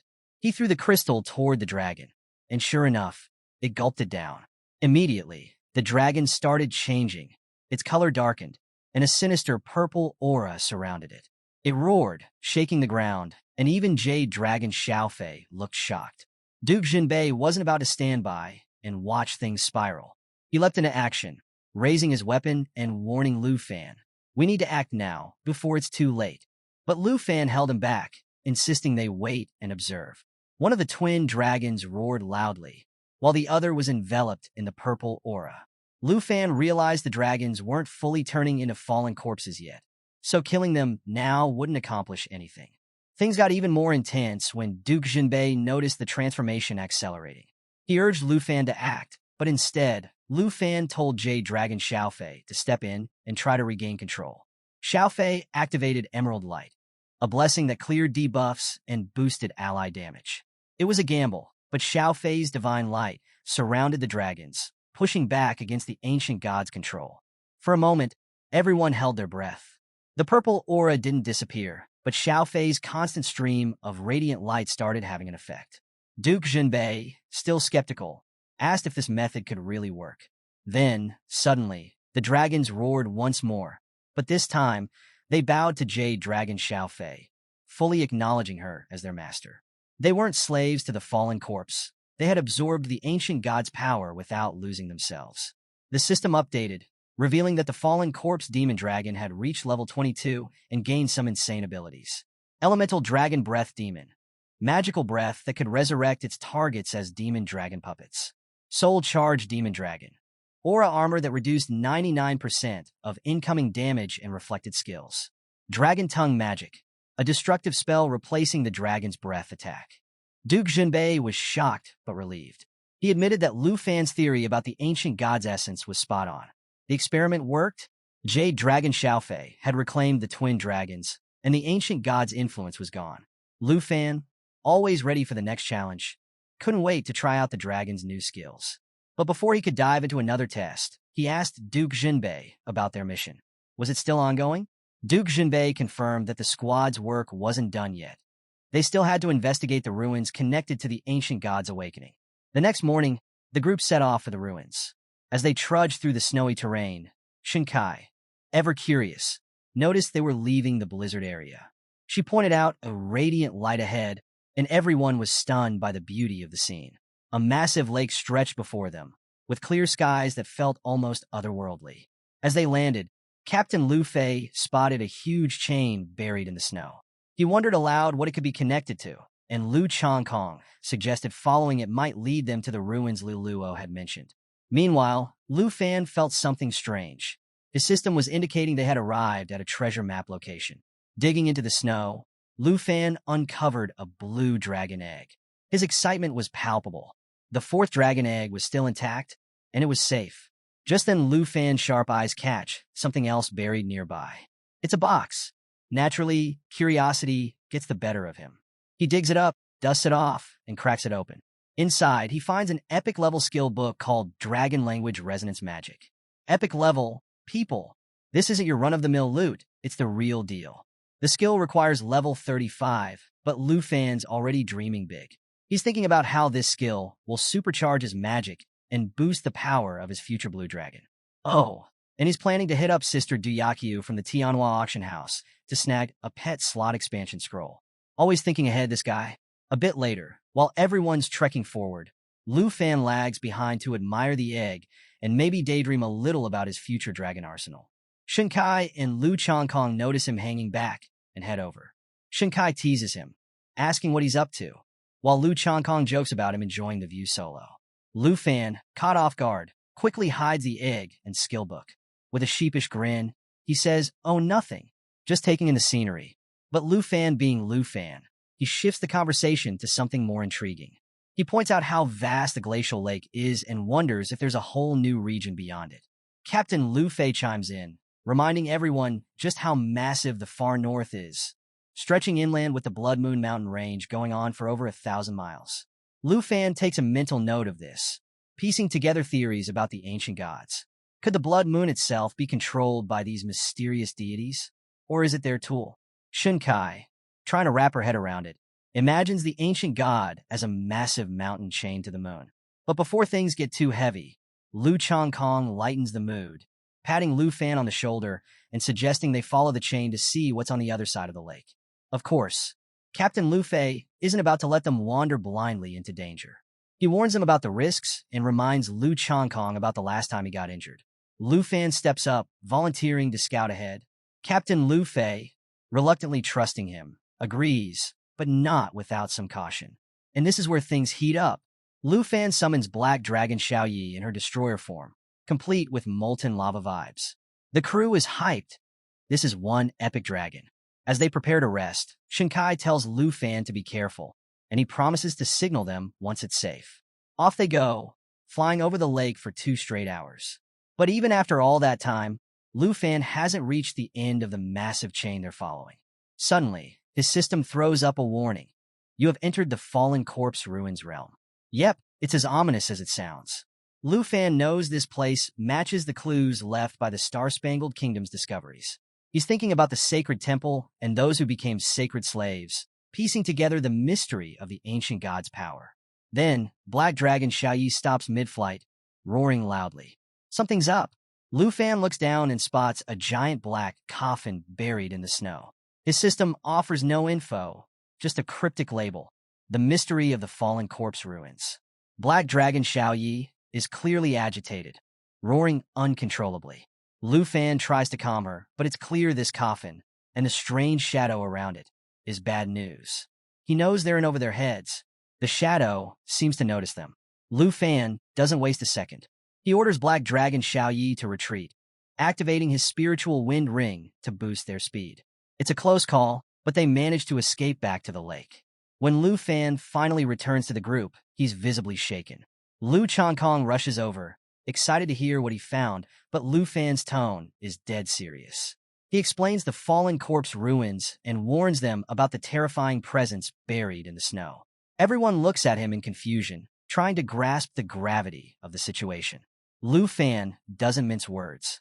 They need to teleport back to camp immediately. Lu Changkong, shocked, asks what could possibly be so dangerous that even Lu Fan had to retreat. After Lu Fan warned the team about the dangers lurking in the ruins, everyone decided to get the heck out of there and teleport back to camp. The tension was sky-high, and when they finally reached the office, all eyes turned to the screen. Duke Junbei laid it all out for them. The black coffin, the shadows under the snow, the massive chains, it all screamed danger. He reminded everyone what happened to the Morgan family, warning that no one would survive if they messed with the fallen corpse ruins. Lu Fan, dead serious, chimed in. He described how the area seemed sealed off, with chains everywhere and a strange creature in the lake. Even Black Dragon Xiaoyi, who's usually a total powerhouse, was uneasy and losing control. That alone was enough to give everyone chills. Duke Junbei didn't waste any time. He marked the frozen lake as a forbidden zone, canceling all special routes in the area. Captain Lu Fei was ordered to notify Dragon City scholars about the discovery ASAP. And just like that, Team 78's isolation mission was called off. Instead, they were assigned to assist the scholars in researching the ruins. Now here's where things got interesting. Duke Junbei turned to Lu Fan and dropped a bombshell. He praised Lu Fan for leading the team to such a massive discovery in under a month and awarded him the Griffin Corps Silver Military Merit Medal. This was no small deal. This badge is a high honor, and only a handful of people had it. Naturally, Lu Fan tried to play it humble, saying he didn't deserve it after just 1 month in the Griffin Corps. But Duke Junbei wasn't having it. He insisted Lu Fan take the badge, saying it would open doors for him if he joined the Griffin Corps after graduation. Lu Fan finally accepted the badge, and the whole team was thrilled for him. Captain Lu Fei joked that he might have to take orders from Lu Fan if he joined officially. Meanwhile, Lu Changkong couldn't help but pout a little, joking about how jealous he was of Lu Fan's fast promotion. Shinkai shook his head in mock disappointment and muttered something about, what a shame. The lighthearted moment didn't last long, though. Duke Junbei pulled Lu Fan aside after everyone left. He handed him a book and explained that it was time to prepare for the national trials. Lu Fan realized he only had about 2 weeks left and started planning his return to Dragon City Academy. Meanwhile, trouble was brewing in Taichi Nation. Jin Chenghan, the princess's brother, was up to no good in the forest. His summoned creature, an abyss crawler, looked terrifying, and it wasn't even fully grown yet. To help it grow, Jin Chenghan released it on a nearby family, mercilessly sacrificing them to the beast. Even when Chun Tianji, an old family ally, tried to stop him, Jin Chenghan brushed him off, calling the citizens lowly sacrifices. The princess, Jinju, was horrified but powerless to stop her brother. As he left, she reluctantly followed, disheartened by his cruelty. Elsewhere, the stage for the national trials was being set. Leaders from different nations gathered to discuss their strategies. Kiran from the Hung Nation, Wei Ji from the Han Nation, and Yasen Lai from the South Nation all shared one goal: winning the trials. With their four-nation alliance, they were confident about taking the top spot this year. Meanwhile, Andre, the Snow Nation representative, was training near a volcano. Fresh from slaying a demon, he received news that it was time to prepare for the trials. Andre smirked, ready to prove his strength. And over in the Star Stripes Nation, Charles Morgan stood atop the ruins of the sacred mountain temple, declaring that he would be invincible in the trials. Back at camp, 2 days had passed, and Lu Fan was busy studying the documents Duke Junbei had given him. The team gathered to send him off. Lu Changkong teased him, asking if he was aiming for first place in the trials, while Shinkai cheered him on, promising to support him from afar. Captain Lu Fei reminded him that it was time to leave the team. Duke Junbei gave Lu Fan one last piece of advice, urging him to make the most of his skills, especially with the mountain summoning skill and the fallen corpse dragon in his arsenal. Lu Fan thanked him and assured everyone he was ready. The next morning, Lu Fan arrives at the academy and heads straight for the vice principal's office. He's all formal, knocking on the door and asking to come in. Inside, Vice Principal Zhao greets him warmly, shaking his hand like they're old pals. Zhao's excited. He's temporarily in charge of the national trials since the principal's away. And standing beside him, two intimidating shadow guards, Yu and Jun, sent by higher-ups to protect the delegates heading to the Tea Empire. These guys are next level, way beyond the Griffin Regiment. Zhao can't help but mention how much attention the higher-ups are giving this year's trials. Lu Fan, ever the opportunist, casually asks if Zhao can join him on a trip to the Tai Chi Nation. Zhao agrees, but mentions the principal won't return for another 10 days. He's already arranged a private plane, so they'll leave the next afternoon. Over a cup of tea, Zhao drops an interesting offer. Lu Fan can ask for anything he wants, and the academy will provide it. So, of course, Lu Fan asks for a pet slot expansion scroll. Zhao, caught off guard, spills his tea everywhere, admitting the school doesn't have one in stock. But he assures Lu Fan that he's free to handle his time as he likes, and the shadow guards won't interfere. Later, Lu Fan stops by to meet his close friends, and well, let's just say emotions are running high. Sister Hank practically tackles him with a hug, crying, saying how much she missed him. Chinchou chimes in, telling him they've been waiting since the night before. Lu Fan, looking a bit sheepish, admits that Vice Principal Zhao tipped him off about his return, but jokes about not bringing gifts. They wave it off, dragging him to the dining table, where a feast is waiting. Sister Hank proudly announces she cooked everything just for him, knowing how bad the food was in the far north. Lu Fan doesn't deny it. He missed Annie's cooking the most. As they dig in, Chinchou peppers him with questions about his adventures and whether he's grown stronger. For hours, Lu Fan shares his far north experiences, from battling demons to discovering forbidden ruins. At some point, he shows them a bracelet he's crafted, intending it as a gift for his senior sister. Xiaoman notices the bracelet immediately and teases him about it, wondering who the lucky person is. Flustered, Lu Fan hides it and stammers something incoherent. Kim rolls her eyes and jokes, saying it's obviously for his senior sister. The teasing continues until Aunt Hank changes the subject, reminding Lu Fan to return early tomorrow night because they're all going out. Later that evening, Lu Fan visits the spot where his elder sister had trained him. Sitting alone, he reminisces about her introducing him to Sister Duyakyu and the Tianhua auction house. Missing her presence, he calls Duyakyu, asking for news about his senior sister. Duyakyu teases him, suggesting he must be blushing. She finally admits his senior sister had to leave for personal reasons, but left something for him at the auction house. That night, Lu Fan heads to Tianhua auction house. Sister Duyakyu greets him with her usual charm, teasing him about traveling with shadow guards now. He brushes it off, saying they're professionals who don't interfere. She leads him to a private room, unveiling a flowing meteorite sword. This isn't just any weapon. It's a level 30 beast with insane stats. 256 strength, 204 agility, and a primary ability called Flame Enhancement that boosts fire skills by 50% and stores damage for an extra attack. Lu Fan's jaw drops. He holds the sword, immediately feeling its power, and realizes it's been custom-made for him by his senior sister. Duyakyu smiles, pointing out how much thought went into the gift. But she's not done yet. She hands him another surprise, a Magma Burst skill book. This rare skill turns targets into magma, dealing massive damage. A perfect addition to Lu Fan's arsenal for the national trials. Finally, there's a letter. Duyakyu, ever the tease, jokes about it being a love letter. Lu Fan reads it and can't help but smile. His senior sister writes that she had to leave unexpectedly, but left these gifts as encouragement for the trials. She reminds him of his promise to give her something that won't melt the ice. Lu Fan, touched by the thoughtful gifts, thanks Sister Duyakyu. As he's leaving, he casually asks if the auction house has a pet slot expansion scroll. Unfortunately, no luck. Duyakyu explains that these scrolls are super niche, mostly used by hunters, so they're rarely kept in stock. Lu Fan, ever the optimist, takes it in stride, thinking to himself, well, no scrolls for now. Guess I'll focus on leveling up Xingxin and wait to hatch the blue dragon egg later. Duyakyu reassures him, saying she'll keep an eye out for any scrolls or dragon spellbooks that come in and notify him right away. With that, Lu Fan bids her farewell and heads back home, his trusty shadow guards trailing behind. As he walks, his mind races with plans.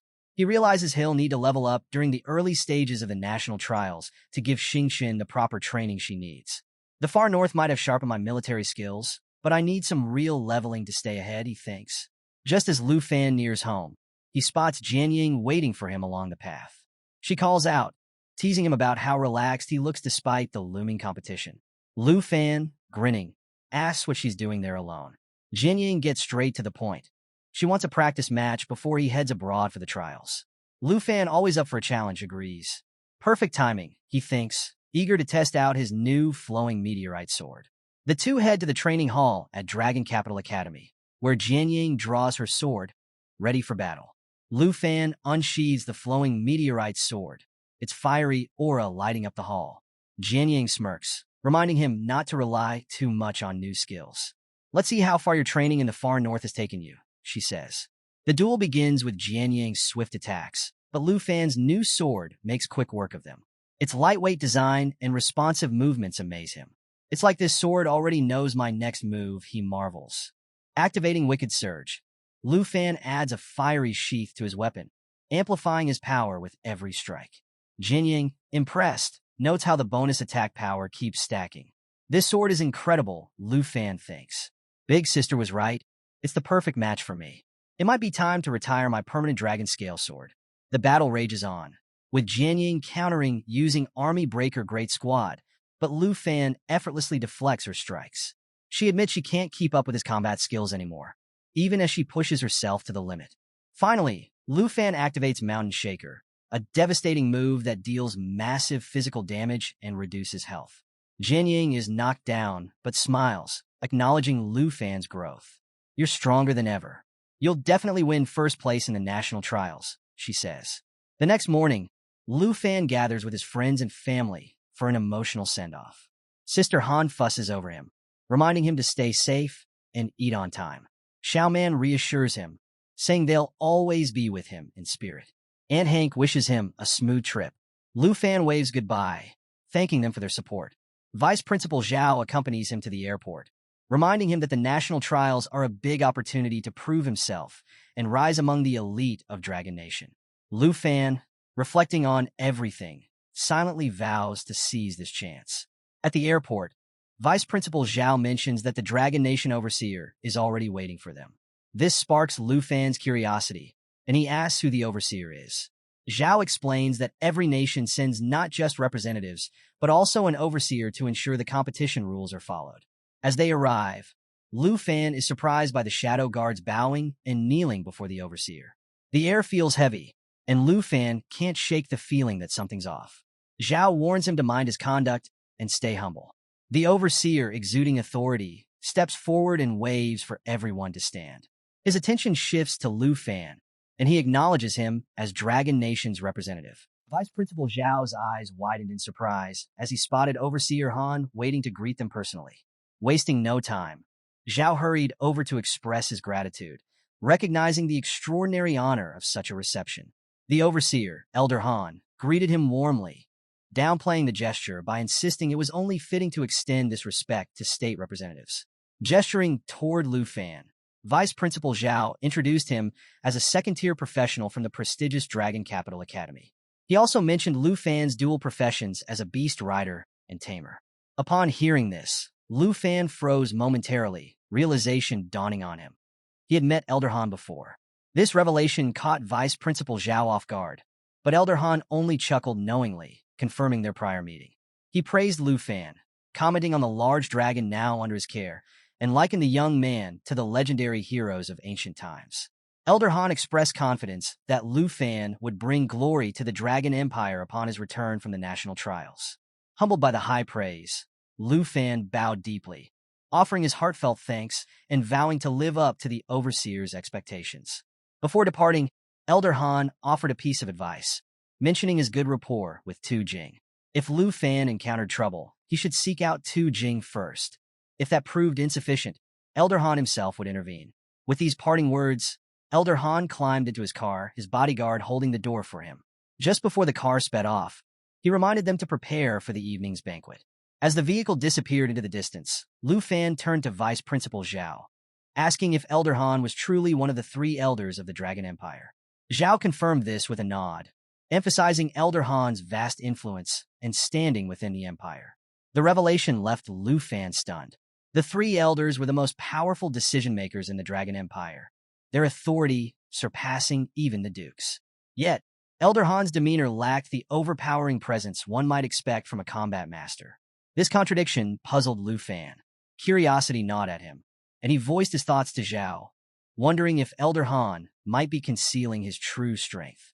The vice principal chuckled, explaining that Elder Han's power lay not in physical combat, but in his immense wisdom and far-reaching influence. Despite being in his early 40s, Elder Han wielded power capable of shaping the Empire's destiny. Zhao elaborated further, noting that while combat strength was highly revered, it wasn't the only form of power. Of the three elders, only one was known to possess a combat-related profession, rumored to be at the rare 5th tier. Another elder specialized in enhancement, contributing little in direct combat, yet regarded as a pillar of the Dragon Empire. Elder Han exemplified the idea that true power often lay beneath the surface, beyond the grasp of mere strength. Adding to Elder Han's mystique, Zhao mentioned his elite bodyguards, the four legendary swords. These exceptional swordsmen, said to have been won over by Elder Han himself, accompanied him everywhere, a testament to his unrivaled influence and respect. Reflecting on these revelations, Lu Fan couldn't shake a sense of awe.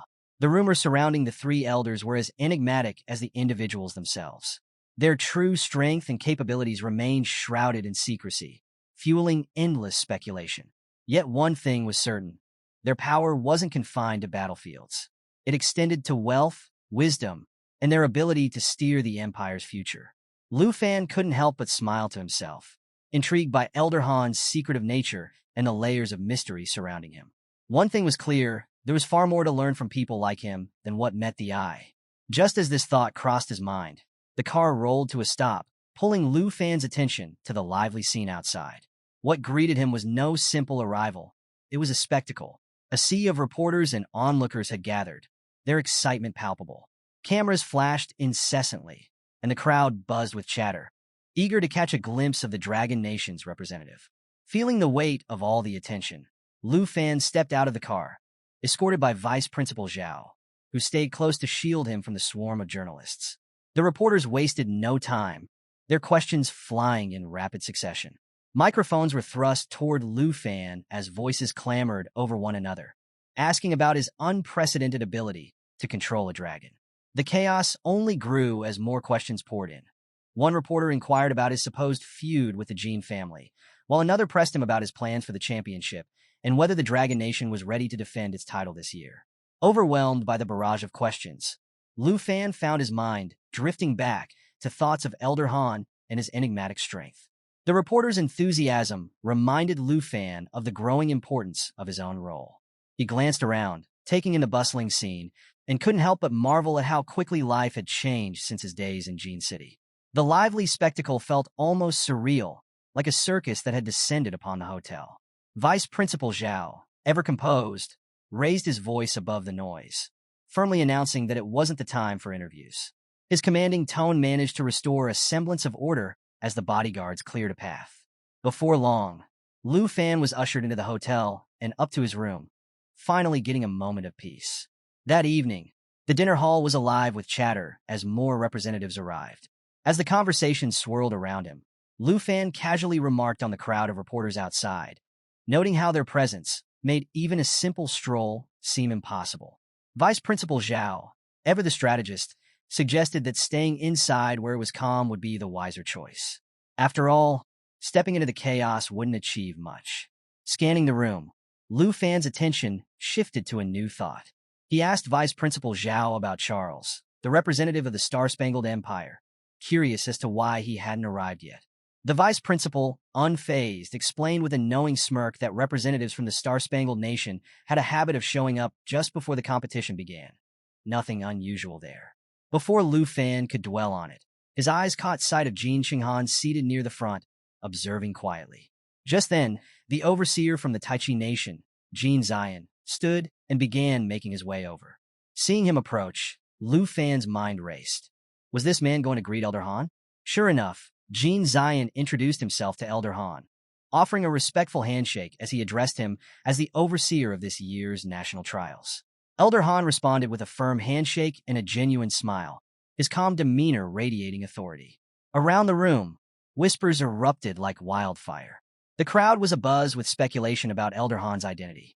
Some wondered aloud if he was truly one of the legendary three elders of the Dragon Empire, while others pointed out the figure standing near him, speculating that it must be one of the four great swords. As murmurs of awe and curiosity filled the air, one individual excitedly recalled seeing Elder Han at an international conference in Roman country. The sentiment was clear. The Dragon Nation had brought its full might to the trials this year, leaving everyone with a sense of anticipation for what was to come. Elder Han approached his seat with the composed demeanor he was known for, and Lu Fan, noticing him, gestured invitingly for him to sit. The subtle interaction wasn't lost on the guests, who exchanged curious glances. Whispers floated across the room as they speculated about Lu Fan's possible connections to influential figures within the Dragon Empire. The moment passed quickly, however, as the banquet, the grand highlight of the national trials, drew everyone's attention. This event wasn't just a meal. It was a celebration of prestige and unity, meant to showcase the host nation's hospitality. Guests chatted excitedly about the quality of the food and the grandeur of the occasion, confident it would live up to the reputation of a state banquet. Yet, as Vice Principal Zhao leaned toward Lu Fan, his voice low and cautious, he offered a word of advice. He suggested that Lu Fan be mindful of his reactions to the meal, hinting that the Tai Chi nation's cuisine might not meet the high culinary standards of the Dragon Nation. Lu Fan nodded politely, though the warning left him both surprised and curious. When the first dishes were unveiled, Lu Fan's initial reaction was hard to mask. The food was simple, modest, nowhere near the lavish spreads he had expected. Disappointment flickered across his face as he quietly wondered what kind of state banquet this could possibly be. His thoughts, though unspoken, were overheard by Elder Han, who offered an explanation in his usual calm tone. The Tai Chi nation, he explained, lacked the abundance of resources enjoyed by others, relying primarily on its mineral wealth. Though the explanation was logical, Lu Fan couldn't help but think back to his aunt's cooking, simple but bursting with flavor, unlike the uninspired dishes before him. Just as Lu Fan was resolving to put his disappointment aside, a sudden bang shattered the relative calm. Andre, a fellow participant from Snow Nation seated nearby, slammed his fist onto the table, visibly upset. His frustration boiled over as he complained about the meager portions and lackluster quality of the meal. The loud outburst immediately drew the attention of everyone in the room. A bald man standing behind Andre tried to calm him, urging him to control himself. But Andre, an elite fighter from the hidden fighter profession and a level 60, wasn't in the mood to listen. The tension escalated further when Jin Qinghan, seated nearby, shook his head and offered a sarcastic remark. He mocked Andre, suggesting that perhaps barbarians didn't know how to appreciate good food. Andre's temper flared at the jab, and in an instant, he was on his feet, marching toward Jin Qinghan, demanding he repeat what he had just said. The room fell silent, the air thick with anticipation. Both men adopted aggressive stances, their auras shifting dramatically. A purple glow began to radiate from Jin Qinghan, a clear sign of his rising power and readiness to fight. Sensing the situation spiraling out of control, Jin Zion, the overseer of the Tai Chi nation, acted swiftly. He stepped in between the two, urging Jin Qinghan to back down and reminding him that the national trials had yet to begin. This was no time for petty conflicts. Meanwhile, the bald man intervened once again, his voice firm as he commanded Andre to calm himself. Despite the efforts to defuse the situation, Andre refused to back down. He pointed an accusatory finger at Jin Qinghan, warning him to tread carefully, and all but promised that their paths would cross again in the trials. Jin Qinghan, however, remained composed, meeting Andre's anger with icy calm. He returned the warning, stating that if their paths did cross, he would be ready. The tension lingered thick in the air, but Andre finally stormed off, his frustration with both the food and the altercation bubbling over. Declaring that he had no intention of eating the meal, he invited anyone to take his portion or discard it, then turned to leave. As Andre stalked off, his nostrils flared and his steps slowed. A tantalizing aroma wafted through the room, sharp and irresistible.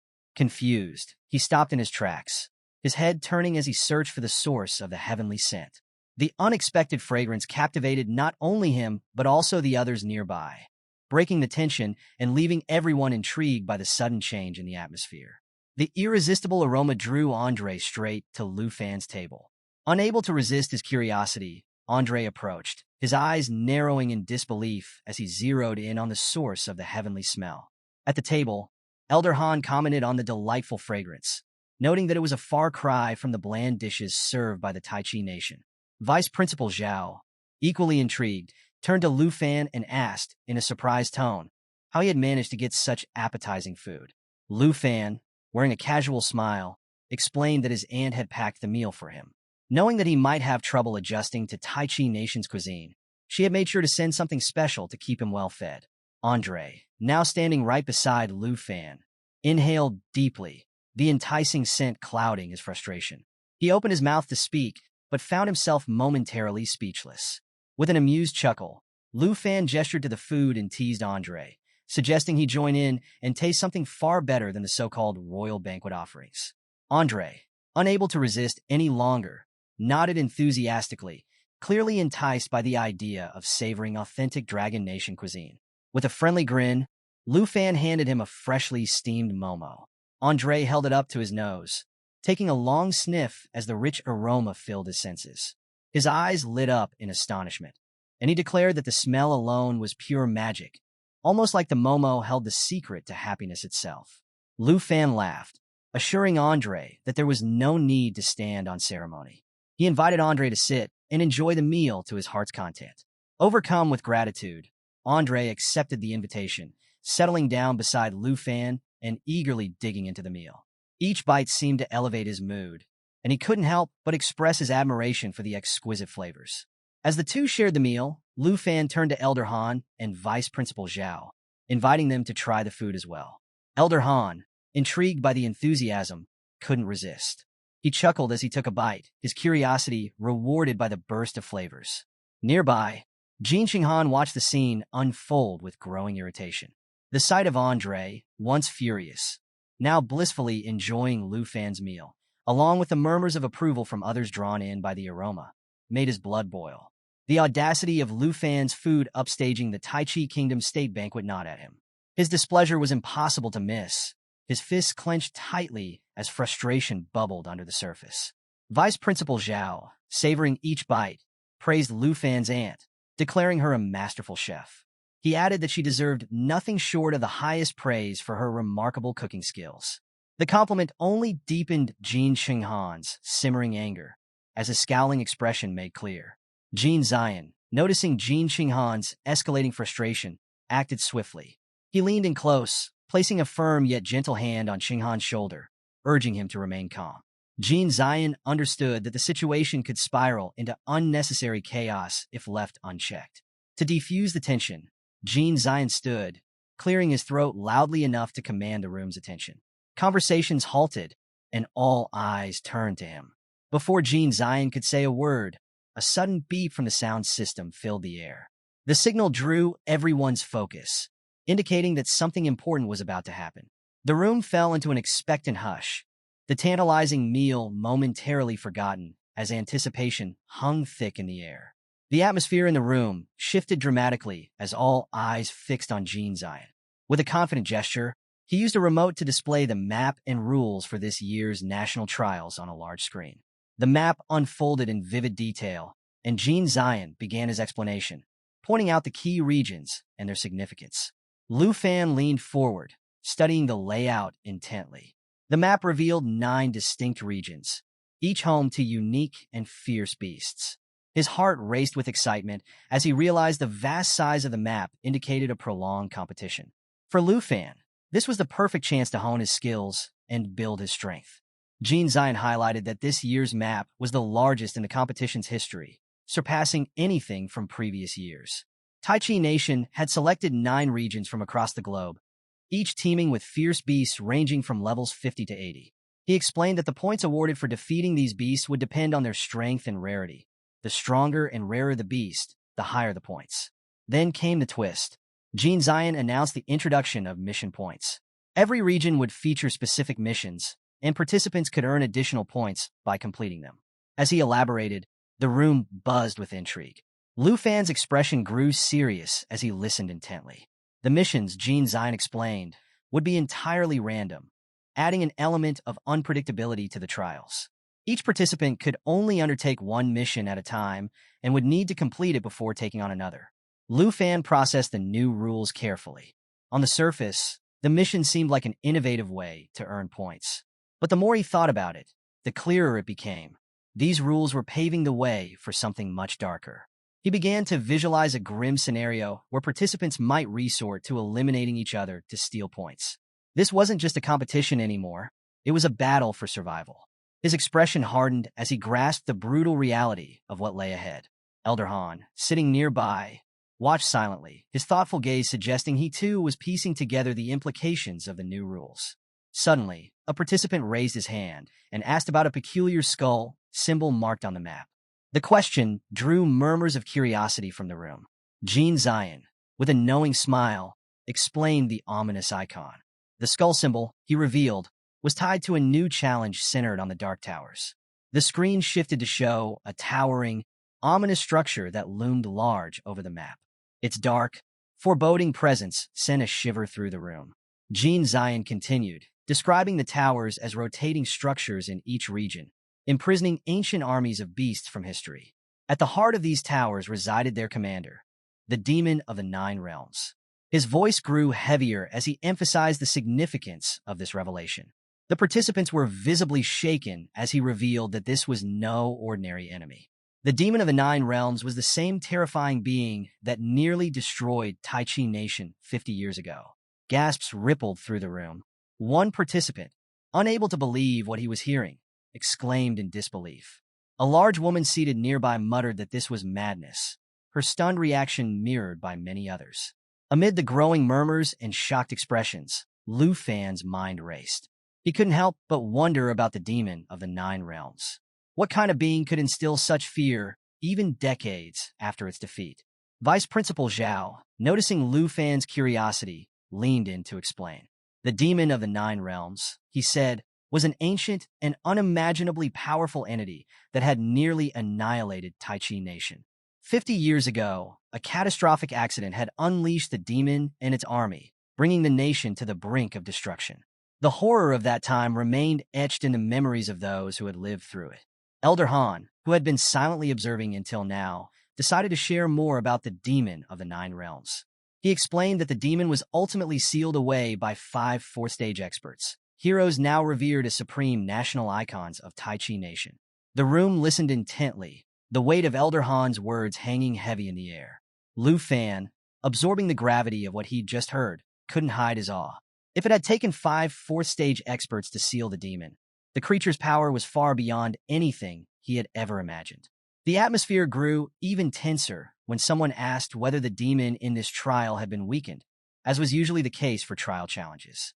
Jean Zion's response shocked everyone. This year's demon was in its original, full-strength form. The beast army within the Dark Tower was equally unaltered, making this trial the most dangerous in history.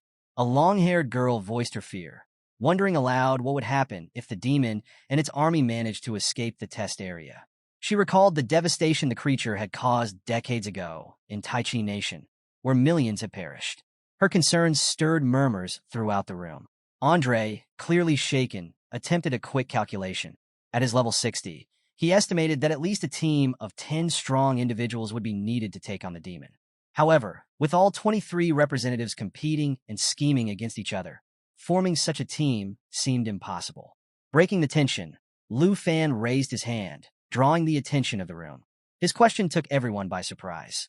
He asked Jean Zion whether defeating the Demon of the Nine Realms would result in a significant amount of points.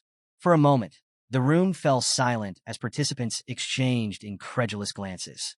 Some wondered if Lu Fan was joking, while others questioned if he truly understood the magnitude of the task. Jean Zion, wearing a wry smile, addressed the question. Whether he interpreted it as curiosity or an attempt to lighten the mood, he reassured the group. Yes, points would be awarded for all beasts defeated in the trial, and taking down the Demon of the Nine Realms would indeed yield a massive reward, more than anyone might expect. With a sweeping gesture, Jean Zion concluded the session. He signaled that if there were no further questions, the meeting would be adjourned. The participants slowly began to rise, some releasing deep breaths as they processed the daunting information they had just received.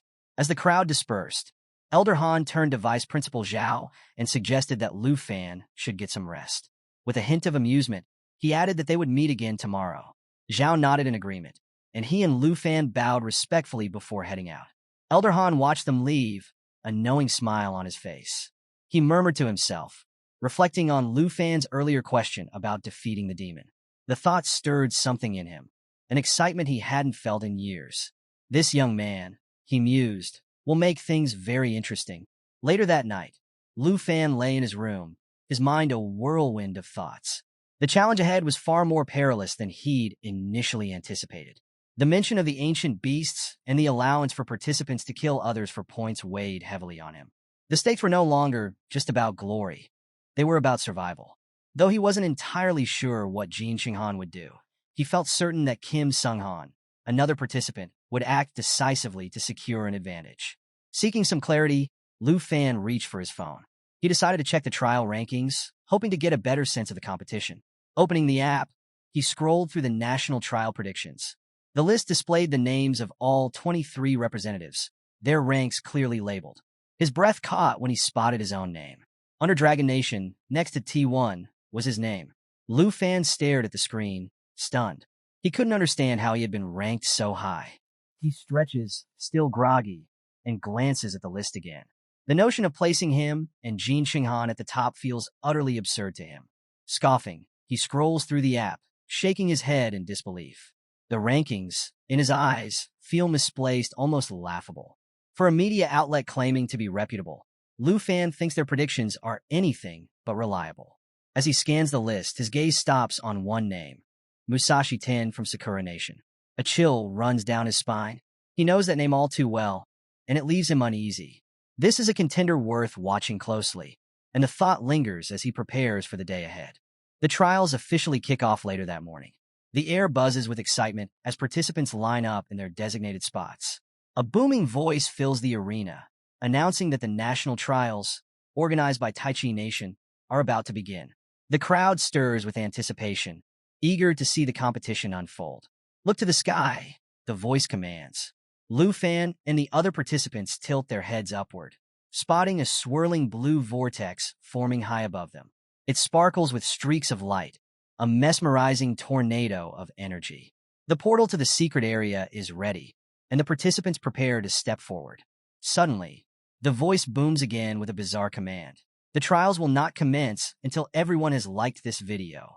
A moment of stunned silence follows. Then, as if choreographed, everyone collectively mimics the action, whether out of compliance or amusement. The voice returns. Now that you've all liked it, the portal to the secret area has officially opened.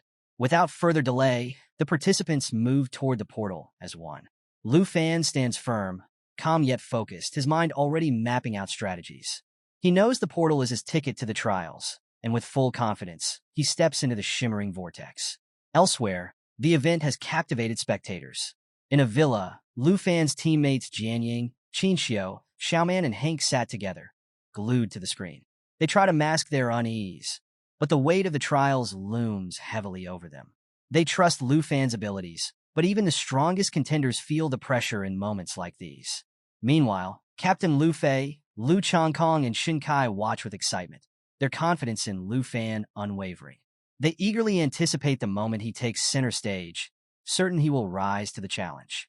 Even the Duke Tu Jing, seated comfortably with a bottle of wine in hand, watches the spectacle with a relaxed air, enjoying the high-stakes drama as it unfolds.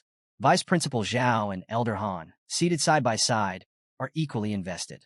Their eyes remain fixed on the screens, silently analyzing the unfolding events. They know the stakes are immense, and that the rankings will begin to shift the moment all participants enter the secret area. As Lu Fan steps into the secret realm, he feels the icy wind bite against his skin. The vast, frozen expanse before him is instantly recognizable. He's been here before. The far north national testing secret area, he mutters to himself. The ice field stretches endlessly, a landscape as unforgiving as it is familiar. With a smirk, Lu Fan glances at his watch. The map confirms his suspicions. He's right in the heart of the ice field. Perfect, he thinks. Not a bad place to start. Despite the bone-chilling cold, he appreciates having a solid grasp of the terrain. If only he'd brought a thicker jacket. Scanning his surroundings, Lu Fan notices something that makes him smile. The rankings haven't updated yet. Nobody has scored any points. It's a blank slate, a fresh start. For Lu Fan, it's like being handed a brand new test sheet with the chance to set the curve himself. With that thought in mind, he takes his first step, determination etched on his face. The competition is about to heat up, and Lu Fan is ready to bring the fire to the ice. Lu Fan's gaze shifts to the map displayed on his watch, his sharp eyes catching sight of a task point located in the bottom corner of the ice field area. With his first target locked in, his mind races, already formulating a strategy. Checking the live rankings and survivor count on his watch, he's reminded that the game is now in full swing. Anyone with a high score will quickly become a target, but Lu Fan feels no concern.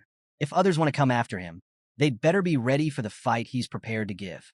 With a flick of his wrist, Lu Fan springs into action, his aura flaring with power as energy swirls around him. He calls out to his two dragons, Xingqian and Xiaoye. They respond instantly, their enthusiasm unmistakable. Xingqian makes a dramatic entrance, appearing in a flash, while Xiaoye roars so mightily that the ground trembles beneath its massive frame. Lu Fan's eyes light up with confidence. This is exactly the team-up he's been waiting for. He approaches his dragons, formulating a solid plan. Turning to Xingqian, he asks if it's ready to team up and evolve alongside Xiaoye. But Xingqian, as spirited as ever, leaps onto Lu Fan's shoulder before he can even finish his sentence. It settles there comfortably, its shimmering scales catching the light. Lu Fan laughs, shaking his head. "Will you ever listen to me?" He muses, but there's no time to dwell on it. With practiced ease, Lu Fan climbs onto Xiaoye's back, the dragon bracing itself beneath him with its powerful form. Just as they prepare to take off, a voice booms across the sky. "Before you soar, don't forget to subscribe. This adventure is just beginning, and you won't want to miss what's next." Lu Fan smirks at the odd interjection, but feels the rush of adrenaline building within him. Xiaoye lets out a thunderous roar, spreading its mighty wings wide. With a gust of wind and the powerful beat of those wings, they launch into the sky. Gripping the reins tightly, Lu Fan feels the thrill of the adventure ahead spark through his chest. The dark peak awaits, and he's more than ready for whatever challenges it holds.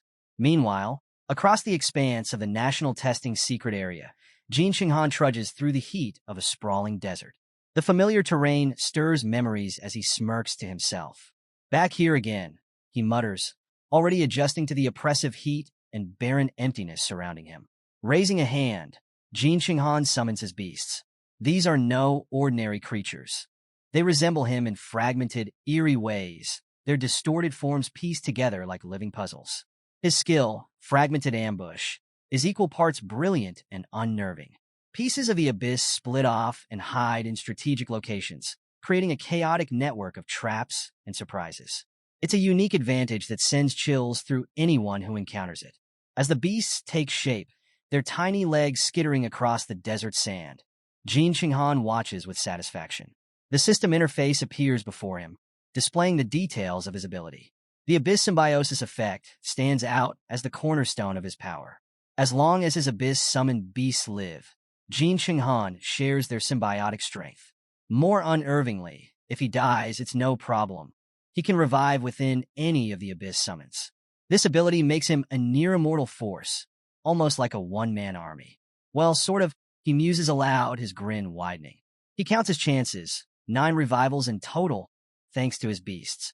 Practically immortal, he declares, savoring the irony. His voice echoes in the lifeless desert, but there's no reply from the sands. Probably for the best. Deserts aren't known for their sense of humor. Just as Jin Qinghan was basking in his invincible thoughts, a sword sliced through the air with terrifying precision. It struck the head of one of his summoned beasts like a needle through fabric, killing it instantly. The beast's fragmented body disintegrated into the desert sand as Jin Qinghan's eyes snapped to the source of the attack, Musashi 10, the representative of Sakura Nation. With a smug grin, Musashi mockingly called out, "Now you've only got 8 lives left." Jin Qinghan's temper flared as he stared at the lifeless remains of his summoned beast. His fists clenched tightly, barely containing his frustration. The audacity of Musashi's move stunned him. They were supposed to be allies. What could have prompted this betrayal? Through gritted teeth, he demanded answers, accusing Musashi of breaking their agreement. The system promptly popped up, displaying Musashi's profile. Musashi 10, Sakura nationality, level 61, class, Demon Samurai. But Jin Qinghan barely registered the information. His attention was fixed on Musashi, standing there casually, as if he hadn't just destroyed a vital part of Jin Qinghan's arsenal. Musashi, with the same irritatingly calm demeanor, sheathed his sword and offered a nonchalant explanation. He simply wanted to test whether killing one of Jin Qinghan's summons would earn him points. His tone suggested it was no big deal, as though Jin Qinghan should be thanking him for the experiment. Jin Qinghan scoffed, gesturing toward Musashi in anger.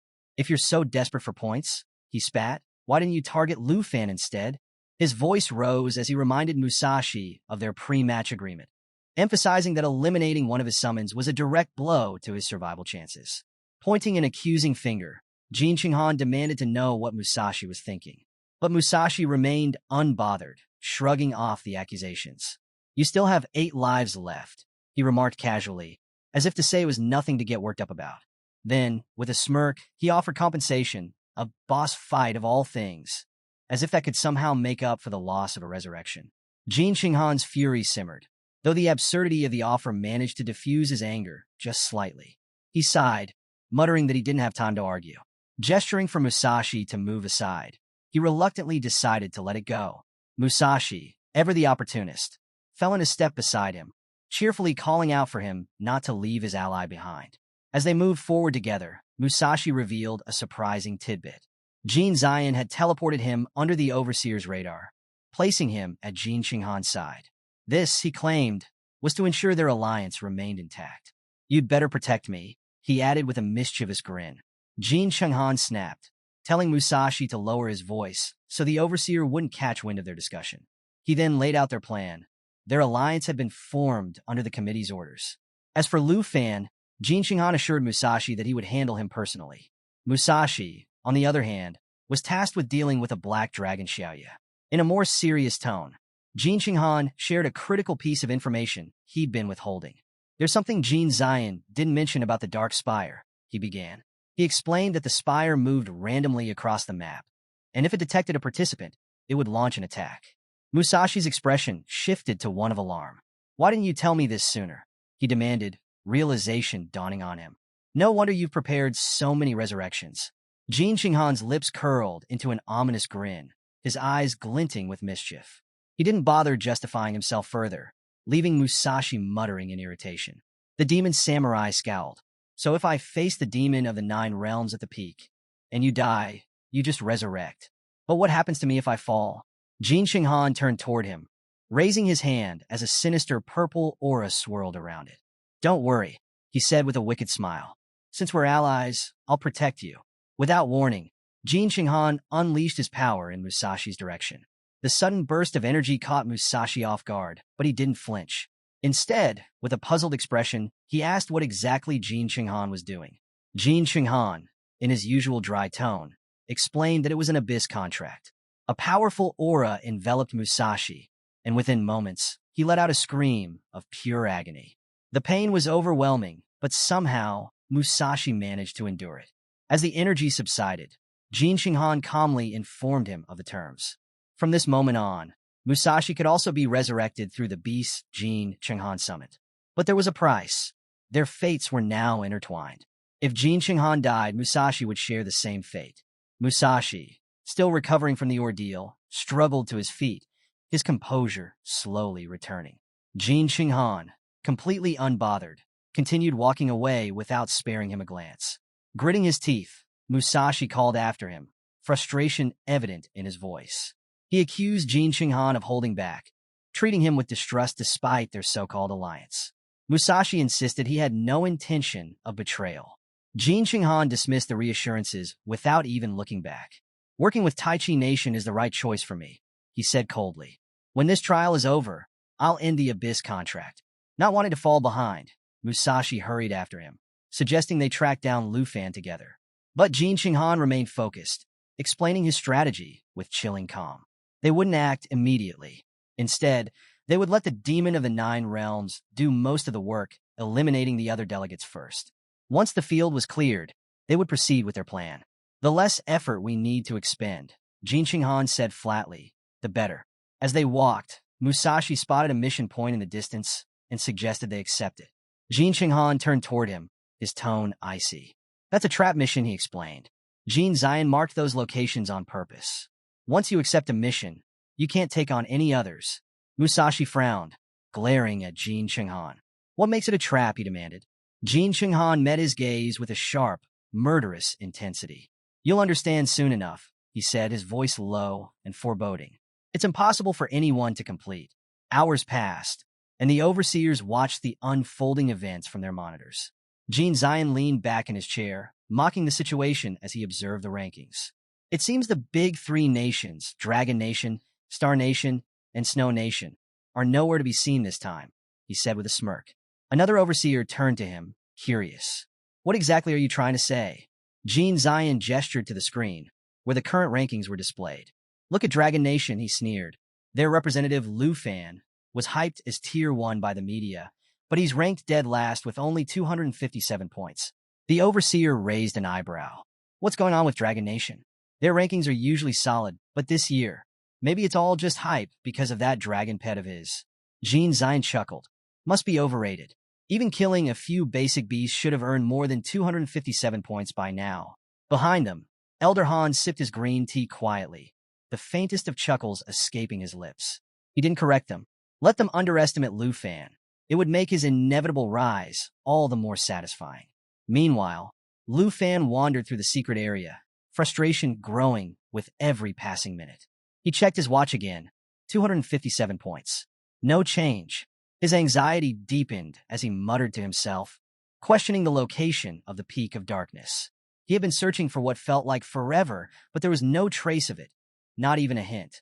As he spoke, the icy wind picked up around him, and a faint, ominous sound echoed in the distance. Just then, a lion-like monster materialized in front of Lu Fan, its powerful frame radiating a ferocious aura. The system quickly displayed its details. Sky Hunting Flying Lion, level 60. Defeating it would yield a moderate amount of points. Before Lu Fan could react, the beast lunged at him with startling speed. However, Xiaoya, ever alert, gracefully leaped backward, narrowly avoiding the attack. Lu Fan observed the creature closely, his mind analyzing the situation. Compared to the zombies from the fallen clouds, this flying lion was far weaker and offered only a small number of points. He saw no value in wasting time on it. The real key to climbing the rankings, he realized, was accepting missions and defeating bosses. Grabbing Xiaoya's reins, he gave a clear command for her to follow him. Before long, Lu Fan noticed a mission point marked on his map, situated inside a nearby cave. Gesturing toward the entrance, he directed Xiaoya to move downward. As they approached, he spotted another participant engaged in a fierce battle with a massive snow bear just outside the cave. With a single, powerful blow, the participant felled the beast, finishing it off with impressive efficiency. He then turned toward the cave, commenting to himself about the challenges of being a second-tier professional, though relieved to have secured the mission point. The participant was about to enter the cave when the sound of footsteps caught his attention. Turning around, his eyes widened in disbelief as he saw Xiaoya, the legendary black dragon, standing imposingly before him. Without hesitation, he readied himself for a confrontation, his nerves on edge. Lu Fan dismounted swiftly, his movements deliberate and calm. The man's gaze shifted from the dragon to Lu Fan, his expression a mix of awe and suspicion. Recognizing him almost immediately, the man spoke, his voice tinged with disbelief. Are you Lu Fan from the Dragon Empire? Lu Fan didn't answer. Instead, he casually opened his watch to check the system, which confirmed the participant's identity. Yasen Lai, level 45 Waterwave Swordsman, South Nation, rank 19, score 5,153. A faint smile flickered across Lu Fan's face, but he didn't engage. Turning off the system, he walked past Yasen Lai without a word. His indifference stung, and Yasen Lai's expression darkened with irritation. The Waterwave Swordsman couldn't believe the arrogance of Lu Fan, who hadn't even acknowledged his presence. As Yasen Lai stared at Lu Fan's retreating figure, his thoughts raced. Memories of past tensions between the Southern Empire and the Dragon Empire surged in his mind. He recalled how Tu Jing, a representative from the Dragon Empire, had humiliated the king of the Southern Empire, nearly bringing his nation to its knees. For Yasen Lai, this was an opportunity. If he could kill Lu Fan, the Dragon Empire's representative, he would gain recognition and boost his nation's reputation. Seeing Lu Fan ranked last at level 32, Yasin Lai deemed this an easy win and a golden chance for glory. Without hesitation, Yasin Lai drew his sword. His intent was sharp, his resolve unwavering. He activated his water cage technique, and water shot out from his blade, forming a tight, imprisoning cage around Lu Fan. Confident in his advantage, Yasin Lai smirked, convinced victory was within his grasp. "You're naive," he taunted, "if you think you can match me." But Lu Fan remained unfazed, his expression calm. The lack of reaction only irritated Yasin Lai further. Muttering to himself, he prepared to strike again and solidify his victory. Just as he began his follow-through, Xiaoya sprang into action. The black dragon lashed out with her massive claws, slashing at Yasin Lai with tremendous force. The blow sent him hurtling through the air, crashing hard into the ground. A sharp pain coursed through Yasin Lai's arm as he realized, with horror, that it was broken. Gritting his teeth, he groaned in agony, the humiliation stinging almost as much as the injury. His thoughts raced as he writhed on the ground. This is the true power of the Dragon Empire, he admitted to himself, his pride now in tatters. Struggling to stand, Yasin Lai grimaced, feeling the fracture throb with every movement. For the first time, the invincible strength of the Dragon Kingdom felt all too real. Lu Fan calmly stepped out of the water cage, as if it were no more than an inconvenience, leaving Yasin Lai utterly dumbfounded. Approaching the stunned swordsman, Lu Fan spoke with a faint trace of amusement in his voice. "If you're thinking of gaining a fisherman's profit, you're sorely mistaken," he said. Then, with a nonchalant shrug, he added, "Frankly, sparing you is more efficient. The points I'd earn for defeating you wouldn't be worth the effort." Yasin Lai froze in disbelief. Lu Fan's dismissive words struck like a hammer, shattering his confidence. How could someone at level 32 be so powerful, so untouchable? His mind reeled as he tried to grasp the situation. He cursed inwardly, his pride stinging. Even if he couldn't rank in the top tier of the trials, killing the representative of the Dragon Empire would make him a hero in the Southern Empire. It would restore his reputation and maybe his dignity. But before he could act on his thoughts, Xiaoya roared, her powerful voice reverberating through the icy air. The sheer force of it made Yasin Lai stumble backward in alarm. The black dragon moved toward him with terrifying speed, flames flickering ominously at the edges of her mouth. Panic gripped Yasin Lai as he realized the dragon's full strength was now directed at him. For a brief, terrifying moment, he thought this was the end. Lu Fan, however, remained perfectly calm. He smiled coolly and advised Yasin Lai, his voice measured and firm, "Don't rush things. This mission is mine, and there's no room for objections." With that, he turned his attention to his system, ignoring the trembling swordsman entirely. A notification blinked onto his screen. "Mission accepted. Current task: defeat the epic boss, Demon of the Nine Realms, level 85. Lu Fan stared at the notification, his expression serious yet composed. The stakes were clear. Xiaoya stood tall beside him, her chest glowing with fiery embers that pulsed with a menacing rhythm. The towering dragon loomed over the battlefield, ready to unleash devastation. Meanwhile, Yasin Lai collapsed onto the icy ground, trembling. His weapon slipped from his hand as he struggled to process the overwhelming pressure surrounding him. Why wasn't Lu Fan attacking? Was this some sort of elaborate trick? Before he could make sense of it, a shadow descended rapidly from the sky. A massive creature slammed into the ground, its impact shattering the icy terrain. Xiaoye reacted instantly, lunging forward and pushing the creature back with a thunderous strike. The beast stumbled, but the force of the collision caused the ice beneath Xiaoye to crack, sending Yasin Lai sliding uncontrollably across the frozen surface. Catching himself on a nearby rock, Yasin Lai's eyes widened in disbelief. "Wait, is that the Guardian boss?" he muttered, his voice shaking. The system flashed a notification on his interface. "Ice Yeti King, level 75. Defeating it will earn 245 points. Hope surged through Yasin Lai as he watched the massive beast roar. A grin spread across his face as he leaned back, convinced that Lu Fan couldn't possibly escape this one. This monster will finish him off, and I won't have to worry about him anymore. The heaven trial will finally be mine." But his triumphant thoughts were cut short as the Ice Yeti King turned its furious gaze toward him. its glowing red eyes locked onto Yasin Lai, radiating rage. With every step the beast took, the ground cracked beneath its massive frame. Yasin Lai stumbled back, his heart pounding. Wait, no, this can't be happening. He thought in panic as the Yeti King advanced relentlessly. The ice gave way beneath him, and Yasin Lai fell hard onto the frozen ground. The monster's fiery gaze never wavered, and the crushing reality hit him like a blizzard. There was no escape from this beast. Just as the Yeti King prepared to strike, a sudden flare of red light burst across the sky. The intensity of the aura diverted the creature's attention. It roared, deepening with rage as it turned toward the disturbance. Xiaoya sprang into action, her claws slicing through the air with blinding speed. Her strike landed with brutal precision, tearing into the Yeti King and sending green blood spraying across the icy battlefield. The creature staggered and crumpled to the ground with a thundering crash, but it wasn't down yet.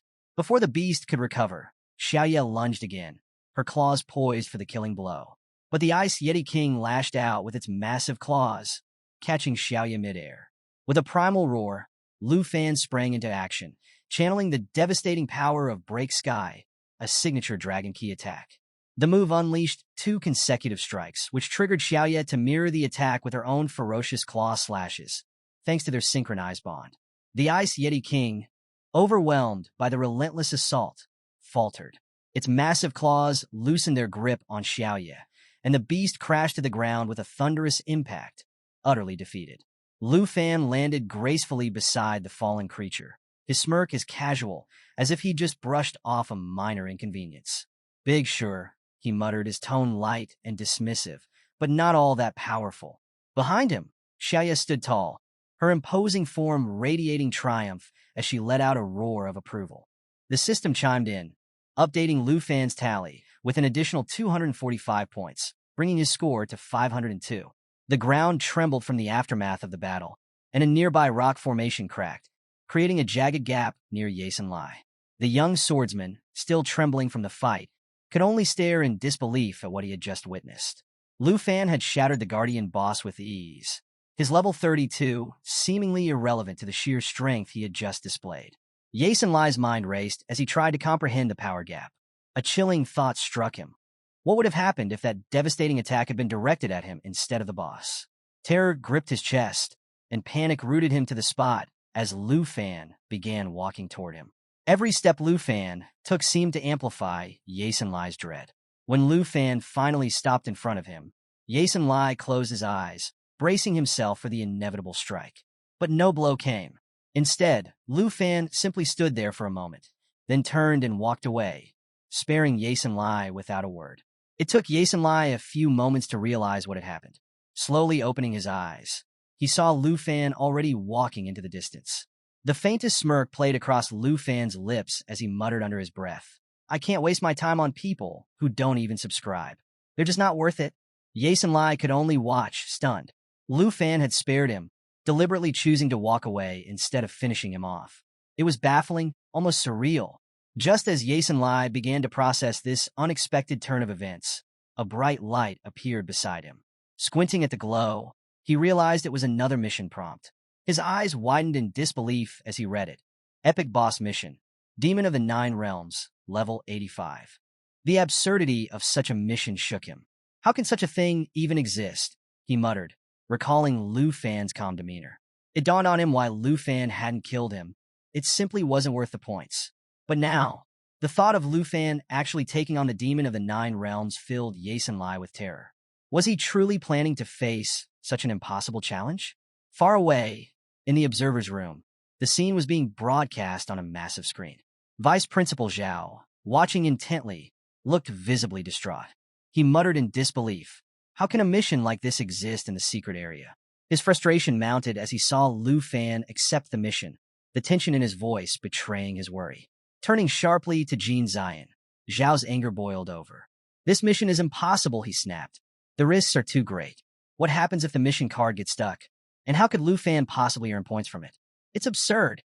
His voice carried the weight of both fear and fury. Jean Zion, however, remained completely unfazed. A teasing smile played on his lips as he dismissed Zhao's concerns with mock calmness. Relax, he said, his sarcastic tone doing nothing to soothe the increasingly irate vice principal. That was the last straw. Zhao grabbed Jean Zion by the collar, his face turning crimson with rage. This mission design is a disaster, he shouted, vowing to personally file an appeal to have it canceled. His frustration and protectiveness over Lu Fan were clear in every word. Jean Zion's smirk didn't falter. Instead, he smiled knowingly, his expression full of amusement. Appeal all you like, he said calmly, but your position doesn't grant you the authority to make such a request. His words were a sharp reminder of Zhao's limited power, leaving the vice principal simmering with anger as the mission continued to unfold. With a quick and deliberate motion, Jean Zion grabbed Vice Principal Zhao's hand, shaking it firmly while smirking in a way that made his intentions clear. The message was unmistakable. Any further trouble, and Zhao would find himself escorted out.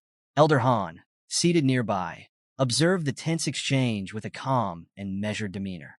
Turning his gaze toward Zhao, he broke the silence in a composed tone, telling him not to be angry. Zhao, expecting Elder Han to share his outrage, was caught off guard by the overseer's unflustered reaction. As Elder Han casually poured himself a cup of coffee, he took a slow sip before addressing the issue. The matter can't be resolved with an appeal, Elder Han explained, his voice steady. Zhao, now listening intently, furrowed his brow in confusion. He pressed for clarification, not fully understanding Elder Han's calm acceptance of the situation. Leaning in slightly, Elder Han lowered his voice and shared a revelation that deepened the tension. He explained that Tai Chi Nation had manipulated the trials to favor their own representatives while deliberately hindering others. This favoritism, he continued, wasn't a recent development, but part of a larger, ongoing corruption. Zhao, indignant, suggested that if Elder Han knew about this corruption, he should stand up for Lu Fan. But Elder Han, with a knowing expression, calmly replied that even the sharpest minds could be misled when facing overwhelming power. Appealing is pointless, he said. We're up against forces far beyond us. Instead, Elder Han urged Zhao to consider that the mission might be exactly what Lu Fan wanted. He expressed confidence in Lu Fan's abilities, encouraging Zhao to trust him as well. Zhao was stunned. Elder Han's unusual support for Lu Fan left him questioning the overseer's motives. But before he could respond, his attention was drawn to the screen. Zhao's eyes widened in disbelief as he saw Lu Fan confidently entering the secret area, determined to take on the demon of the 9 realms. He's really doing it, Zhao muttered, his voice trailing off as he tried to process what he was witnessing. Back in the icy terrain, Lu Fan moved with unwavering purpose, a confident smile playing across his face. The weight of the monumental task ahead didn't seem to faze him. The system chimed, notifying him that the Tower of Darkness was just ahead. He tightened his grip on Xiaoya's reins and pressed forward, his determination unshaken. With each step, the stakes rose, and so did Lu Fan's resolve. Along the way, countless demonic beasts appeared, their menacing forms barely slowing him down. Xiaoya roared beside him, a fierce reminder of the strength they shared. As the system alerted him that the demon army was awakening, the deafening roar of countless creatures filled the air. A swarm of killer bats, each at level 60, charged toward him. The system informed Lu Fan that each bat defeated would earn him 84 points. He smirked, unfazed by the sight of the approaching swarm. The precious mountain of Ruan Changfeng, he mused to himself, recalling the name of the area. But to him, it was just a gold mine of experience points waiting to be harvested. He turned to his Xingchen, its small but powerful frame glowing with energy. Time to shine, he commanded. Xingchen growled low, sensing the incoming danger and readying itself for action. Next, Lu Fan issued a command to Xiaoya.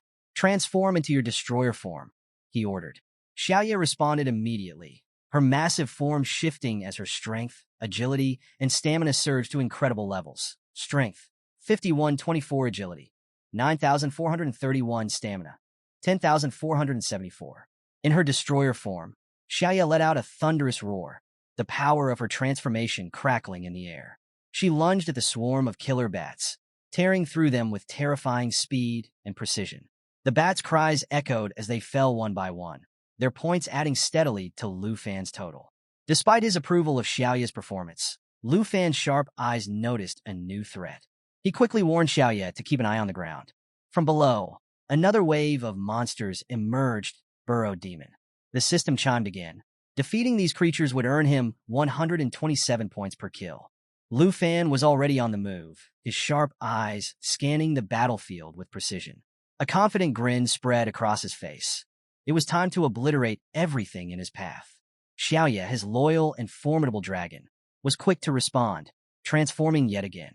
This time, she unleashed Dragon Control, an ability that pulsed with raw energy, combining devastating dragon power with a barrage of regular attacks. Monsters fell in droves, obliterated in mere moments. But the battle didn't stop there. Xiaoye pressed forward, seamlessly transitioning into her lava inferno attack. Rivers of molten lava erupted from her form, cascading over the battlefield and engulfing everything in their path. Flames roared like a wildfire, consuming the enemy with relentless force. The air crackled with the intense heat of destruction. Suddenly, Lu Fan's gaze shifted upward.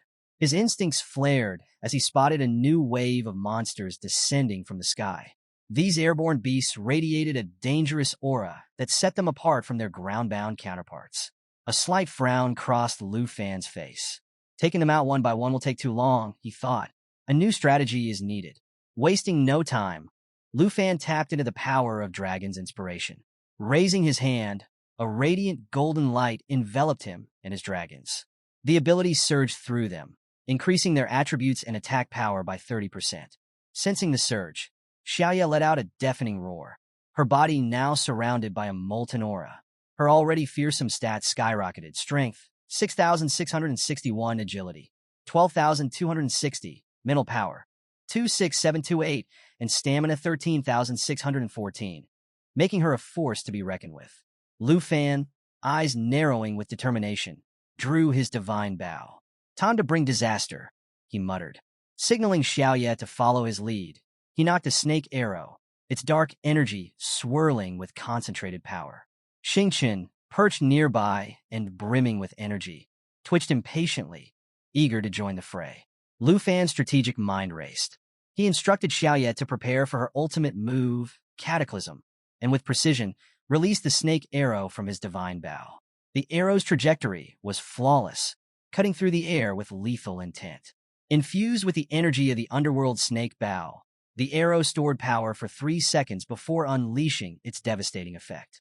The shadow serpent it summoned, a manifestation of pure destruction, was amplified by 500%, ensuring the strike would wreak havoc on everything in its path.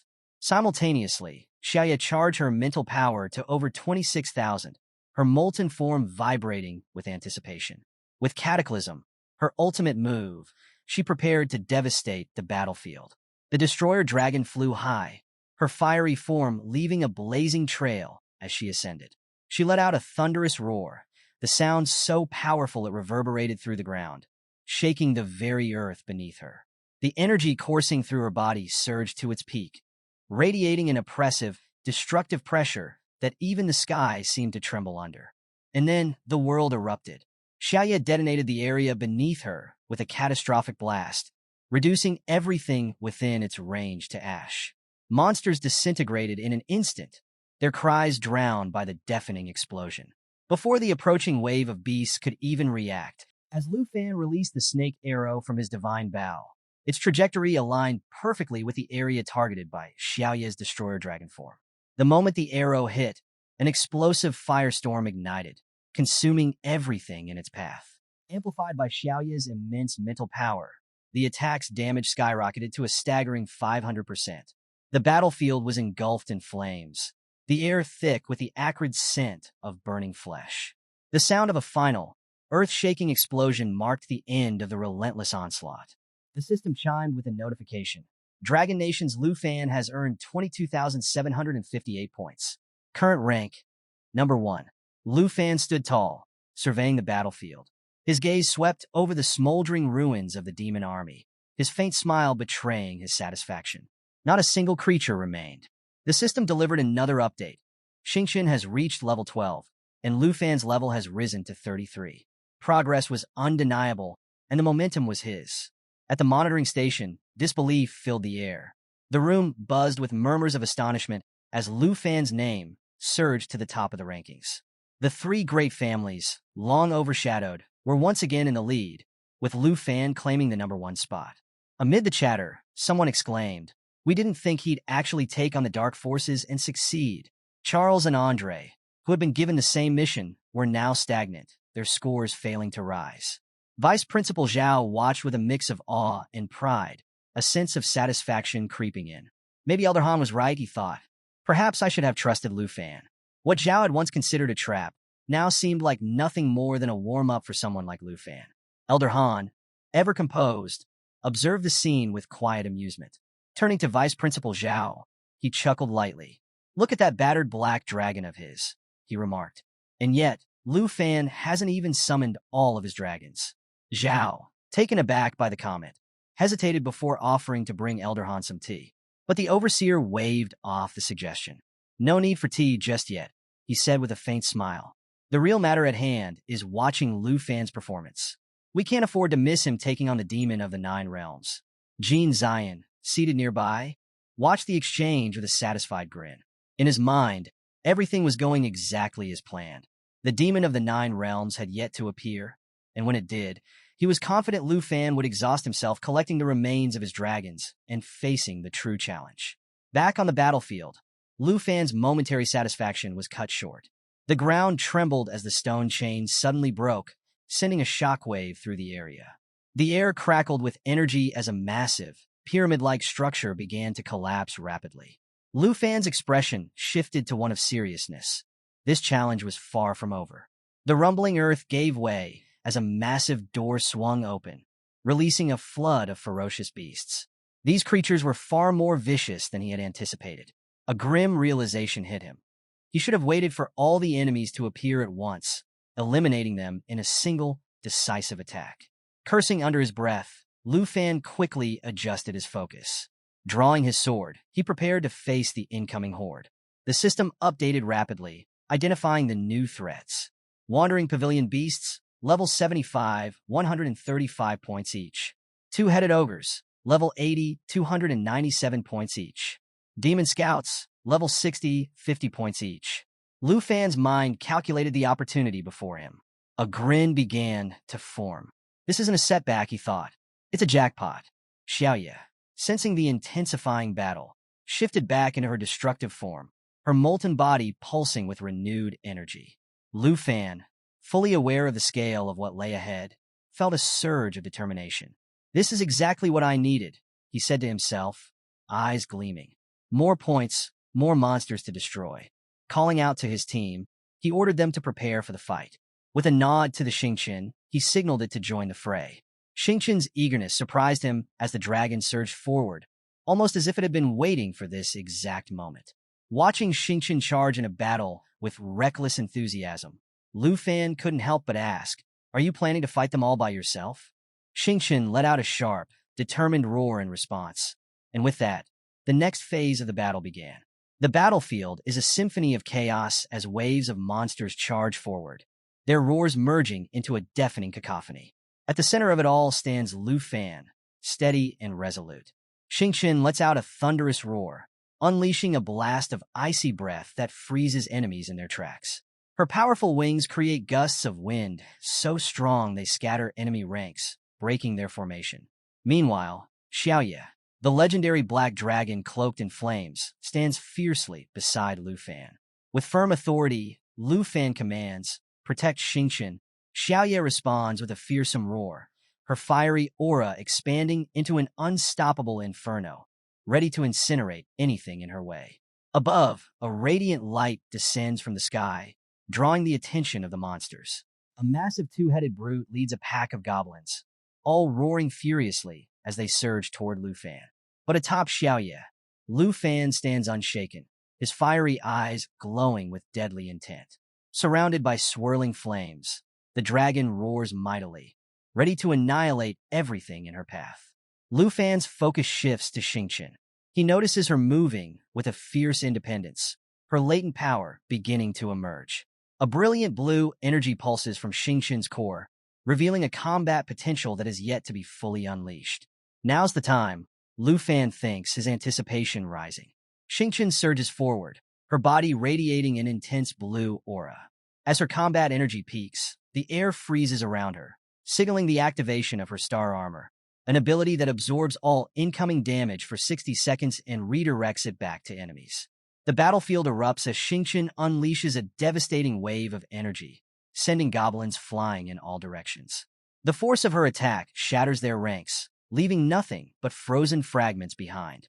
Amid the chaos, the towering two-headed brute bellows in defiance. Raising its massive club, it charges through the icy whirlwind with unstoppable determination. The brute swings its club with immense force, generating a shockwave that tears through the battlefield, scattering debris and sending tremors through the ground. Above it all, Lu Fan hovers on Xiaoye, the fiery flames surrounding them lighting up the sky.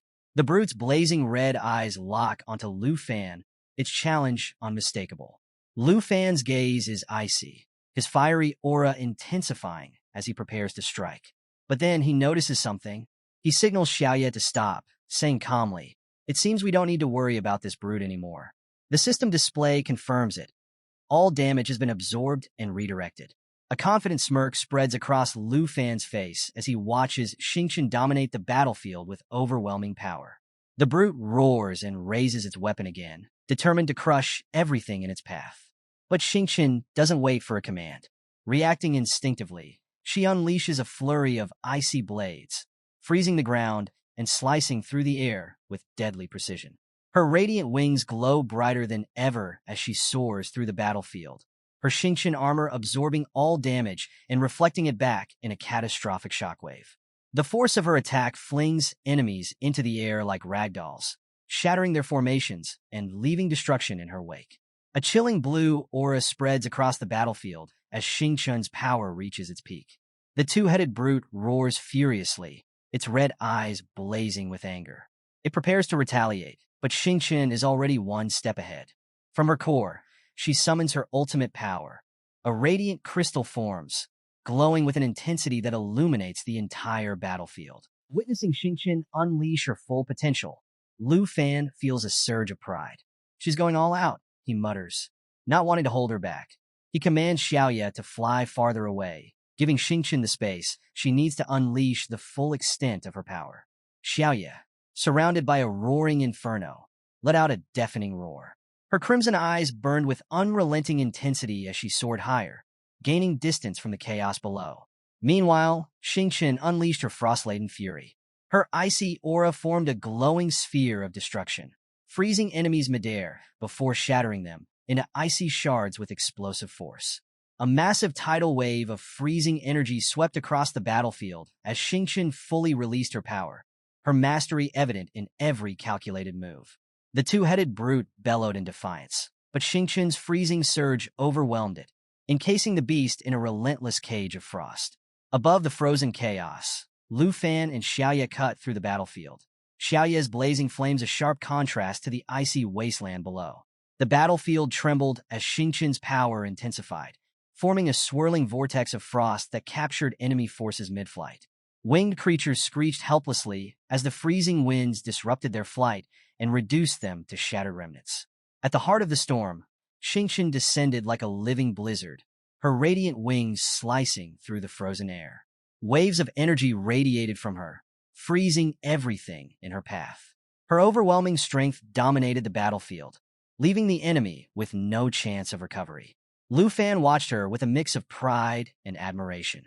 Reflecting on her devastating performance, he thought, with the Serpent Shadow arrow amplifying damage by 500%, this shattered star attack is comparable to Xiaoye's great disaster.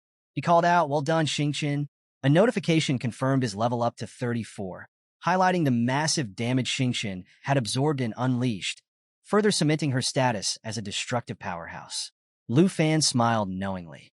Xingqian's current power was impressive, but he knew that as her level rose, she would become truly unstoppable. Xingqian, surrounded by glowing blue flames, made an arrogant face, preening at the compliment. Lu Fan chuckled. This little one is so full of herself, he thought amused. Xiaoye, sensing the praise directed at Xingqian, roared fiercely, her fiery aura intensifying with jealousy. Realizing this, Lu Fan reassured Xiaoye with a smile. "You're strong too. Your moment is coming against the next boss." Xiaoye seemed mollified, her flames calming slightly as she prepared for what lay ahead. Just then, a blinding explosion of violet energy erupted across the battlefield, shaking the ground and scattering debris in every direction. As the dust settled, Xingqian and Xiaoye turned their eyes toward the origin of the eruption. Flames and frost swirled together in a stark contrast as the duo focused on the emerging threat. A massive, frog-like beast loomed over the battlefield. Its green-scaled body radiated an ominous aura, and its glowing horn pulsed with raw energy. The system identified the creature as a black mountain horn beast, level 80, worth 429 points. The beast's piercing red eyes scanned the battlefield, exuding dominance with its sheer size and intimidating presence. Lu Fan smirked confidently, flames flickering around him. This is it, the moment we've been waiting for. His fiery gaze locked onto the colossal beast as he prepared to face the challenge head-on. Xiaoya Xingqian, get ready, he commanded. His tone was calm, but carried the weight of absolute authority. We take it down in one wave. The duo roared in unison, their combined auras igniting the battlefield with power. The black mountain horn beast's glowing red eyes flickered ominously as its focus shifted to the incoming assault. Its horn pulsed dangerously, signaling a potential counterattack. But Lu Fan was already in motion, commanding with precision. Xiaoye, prepare for a lava explosion. Xingqian used Star Surge. Flames and frost swirled together as the two dragons powered up their ultimate strike. Lu Fan didn't hold back either. Drawing on the dragon chi, he unleashed a relentless assault. His fiery claws slashed at the colossal beast, each attack synchronized with his dragon strikes. Xiaoye and Xingqian executed 2 claw strikes each, their combined efforts creating a devastating rhythm of destruction. The attacks landed with pinpoint accuracy, each slash leaving trails of glowing green energy across the beast's scaled hide. The battlefield seemed to hold its breath as Xiaoye's molten explosion collided with Xingqian's frost surge.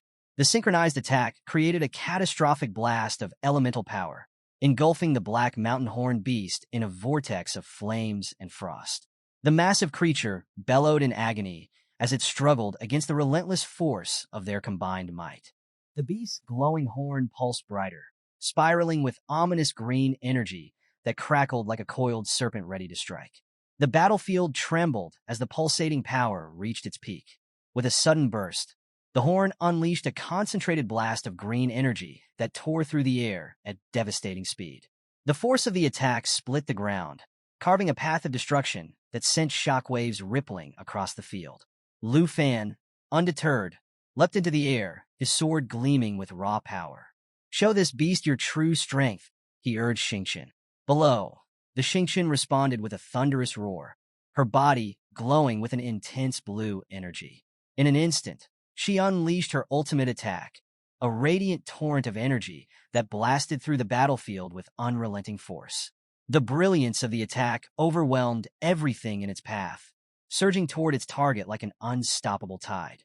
Xiaoye, strike now!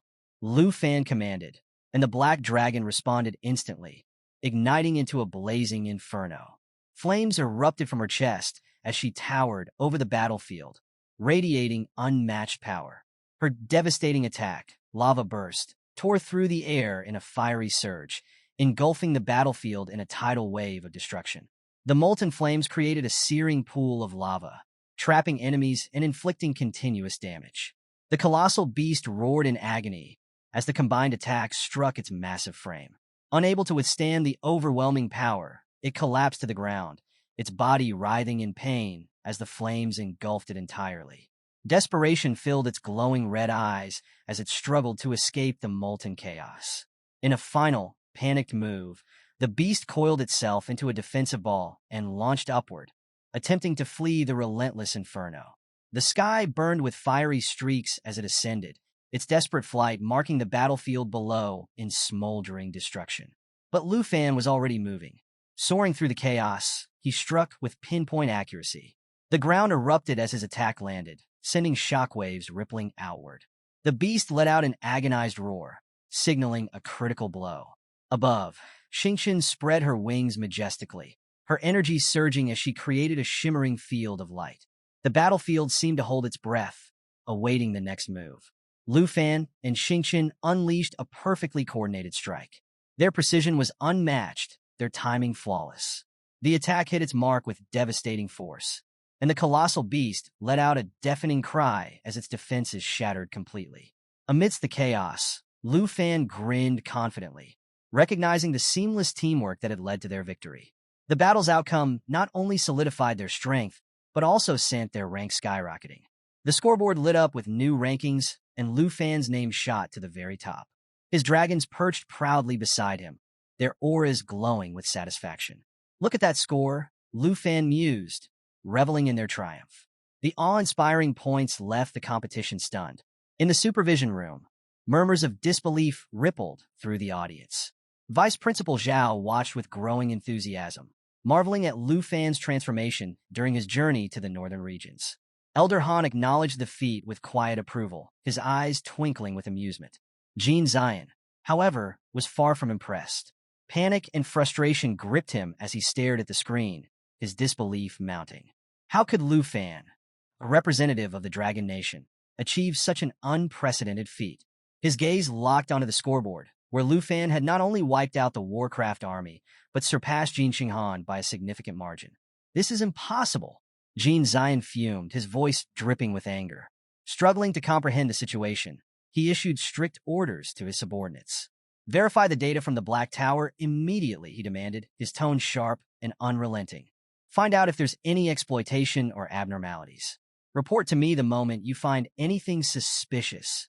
His frustration reached a boiling point as he continued to watch the screen, his confidence in his own plans shaken by Lu Fan's meteoric rise. Jean Zion's grin twisted with sinister satisfaction as he contemplated the odds. He was convinced that only Taichi Nation's supreme national hero could possibly defeat the demon of the Nine Realms. In his mind, Lu Fan's accomplishment was an impossibility for anyone else. His confidence, dark and assured, fueled his belief that he could dismantle Lu Fan's efforts by catching him in an act to revoke his qualification.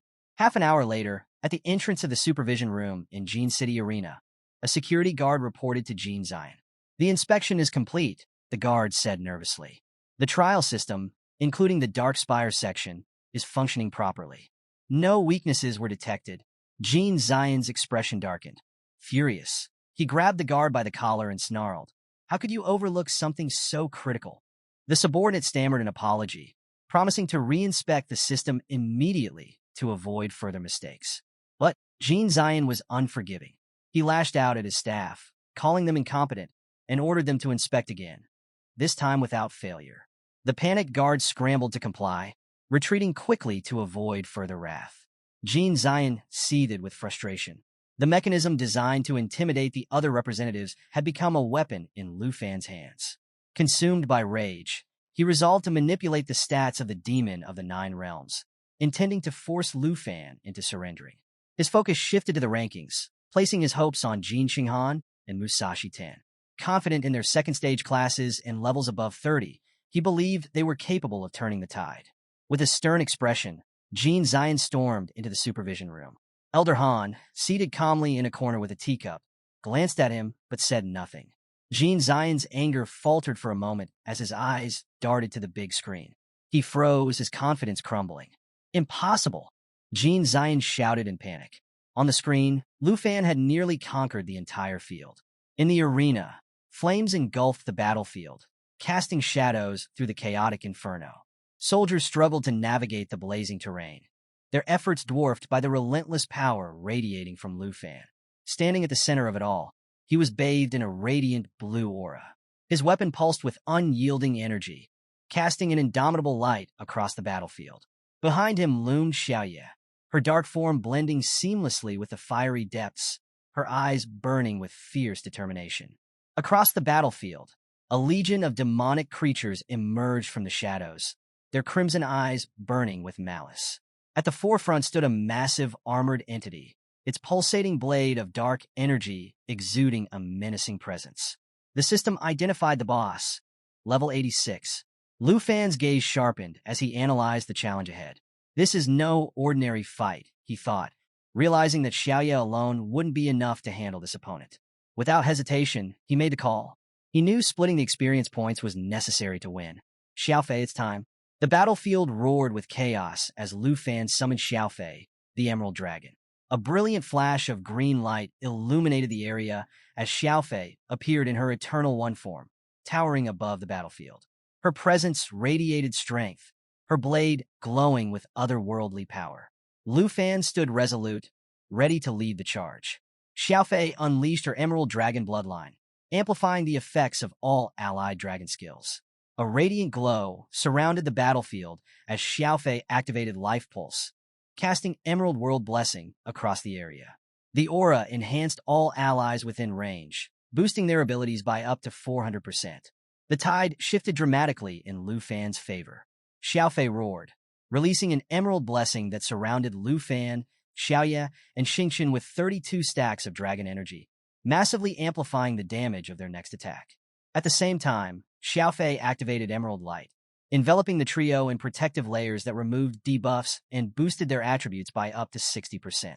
Each layer could absorb powerful hits, adding a crucial defensive edge to the team's strategy. Xiaoye unleashed an earth-shaking roar, her fiery aura igniting the air around her and spreading like an inferno across the battlefield. Responding to Lu Fan's signal for a counterattack, she dove into action with ferocious intensity. Now at level 30, Xiaoye activated her signature move, Lava Flame, spewing continuous streams of searing fire that inflicted massive damage on enemies while simultaneously healing her wounds. The battlefield burned brightly, echoing with the agonized cries of foes consumed by the relentless flames. Standing beside Lu Fan, Xiaoye summoned her ultimate move, Eternal Guardian. A radiant protective barrier enveloped the group, shielding all allies within its range. The barrier absorbed damage based on Xiaoye's health and self-healing abilities, casting a glowing emerald light that strengthened their position. Lu Fan's strategy unfolded with precision. He commanded Xingqian to activate Starlight Scale Armor, a shimmering shield infused with star energy. The armor absorbed damage for 60 seconds and stored it for a devastating counterattack. As relentless waves of enemies struck Xingqian, the glowing armor absorbed each blow, shimmering brighter with every hit and preparing to unleash its retribution. Reaching level 35, Lu Fan recalled an important advantage, the Dragon Language Magic Book. He summoned the glowing artifact, feeling its immense energy swirl around him. The book granted the Dragon Resonance passive skill, designed to amplify the synergy between dragon riders and their dragons when casting the same magic. Excitement coursed through him as the book disintegrated, transferring its power into him in a radiant surge of light. Flames danced around Lu Fan as he synchronized with Xiaoye, their combined potential resonating deeply. With Dragon Resonance amplifying their abilities, the battlefield trembled as a blinding red beam pierced through the air. The devastating impact sent shockwaves across the battlefield, leaving enemies staggered in terror. The sheer force obliterated everything in its path. Xiaoye roared ferociously, her sinister red eyes glowing through the inferno. Flames coiled around her as she prepared her ultimate move, Lava Explosion. Responding to Lu Fan's command, Xiaoye joined in, and together they unleashed synchronized lava explosions that engulfed the enemy forces in a catastrophic wave of fire. The molten lava created searing pools that trapped enemies, inflicting continuous, massive damage. The synergy between Lu Fan and Xiaoye activated Dragon Resonance, amplifying their combined power by an additional 10%. The fusion of their attacks doubled their strength, turning the lava explosion into an assault 4 times more powerful than if used individually. The battlefield shook under the sheer might of their attack. Lu Fan marveled at the connection he shared with Xiaoye. Their pulses synchronized perfectly, and the power coursing through him was unlike anything he had ever felt. This is just the beginning, he thought as the molten chaos consumed the enemy forces. The colossal beast staggered, its molten form barely holding together as it struggled to escape the searing lava. Recognizing the decisive moment, Lu Fan commanded Xiaoye to activate her World Destroyer form. Flames engulfed her body as her stats surged to extraordinary heights, reaching the peak of her strength, agility, and spirit. With a burst of speed, Xiaoye launched herself toward the beast, sinking her fangs into its molten form and inflicting continuous bleeding damage. The beast let out a desperate roar, refusing to fall despite the relentless assault. Sensing its final moments, Lu Fan stepped forward, his blade crackling with energy, ready to deliver the finishing blow. His determination was unwavering as he prepared to end the enemy's struggle once and for all. But before Lu Fan could strike, Xingqian darted forward with a high-speed assault, her movements precise and devastating. She struck the beast with immense force, catching it completely off guard. The impact sent shockwaves rippling across the battlefield. Xingqian, glancing at the wounded enemy, smirked and taunted, "Die already." With a final burst of power, Xingqian unleashed the full might of her Starlight Scale armor. All the absorbed damage was released in a massive explosion that decimated the colossal beast and wiped out every enemy within melee range. The battlefield fell silent, the once formidable army reduced to nothing but ash. As the battle concluded, Xiaoye leveled up to 31, and Xiaofei, the Emerald Dragon, reached level 23, their powers significantly enhanced. Xingqian stood triumphantly, her aura glowing with newfound strength as she leveled up to 15, unlocking her form transformation. Turning to Xingqian with a teasing grin, Lu Fan asked, "Since when did you learn to steal kills?" Xingqian's smug expression didn't falter, clearly enjoying her moment of victory. Xingqian's form now radiated a newfound maturity, shedding many of the attributes from her baby dragon days. While the visible changes were striking, Lu Fan knew the real evolution lay in her stats and abilities, which had undergone a significant transformation as she entered her growth period. He opened the system to examine Xingqian's updated attribute panel. Level 15. Strength 4,656. Agility 1,031. Mind 5,418. Endurance 1,543. Forms. Baby form. Energy consumption reduced as the body shrinks. Battle form. Standard form for combat. Starlight form. Temporarily increases physical strength by 5x for 60 seconds. This is Xingqian's ultimate battle form, allowing devastating short-term power boosts. Skills. Starlight Annihilation. Active skill. LV1 converts all stored starlight power into a laser beam, causing astronomical damage. This skill ignores all defenses and cannot be blocked. Lu Fan's eyes lit up as he reviewed the details. Xingqian has entered her evolution period. Her attribute growth far exceeded his expectations. At level 15, her power attributes already dwarf Xiaoye's at the same stage, solidifying her as a combat specialist dragon. Her new forms, Starlight form and Galaxy Overlord form, excited Lu Fan the most. He mulled over Starlight form, a high-stakes, high-reward transformation that increased strength by 5 times but lasted only a minute.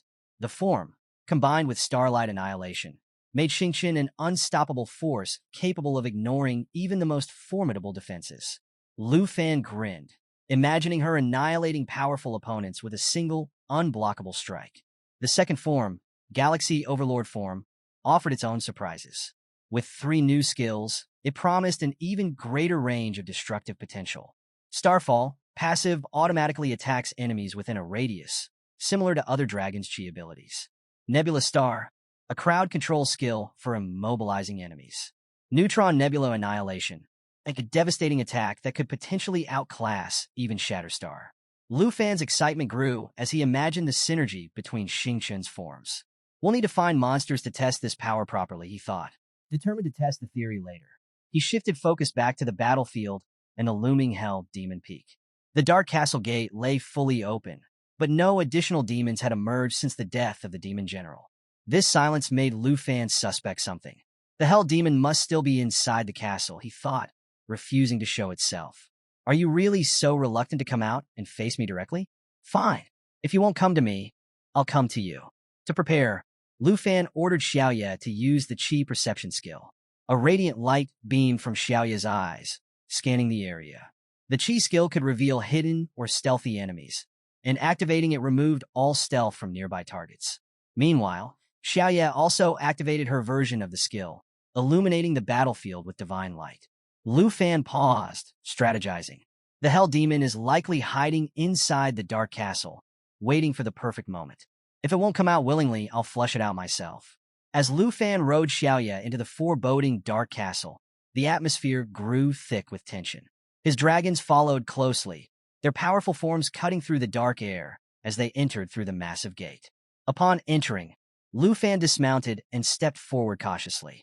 Darkness enveloped the space, reducing visibility to nearly nothing. But with his perception skill, Lu Fan could sense any demonic presence lurking nearby. After walking a short distance, a sudden flicker of fire caught Lu Fan's attention. He paused, examining it carefully. The surrounding scene shifted dramatically, and he realized he had entered yet another secret area. The barren interior was as desolate as the castle's exterior, with vast, empty space stretching out before him.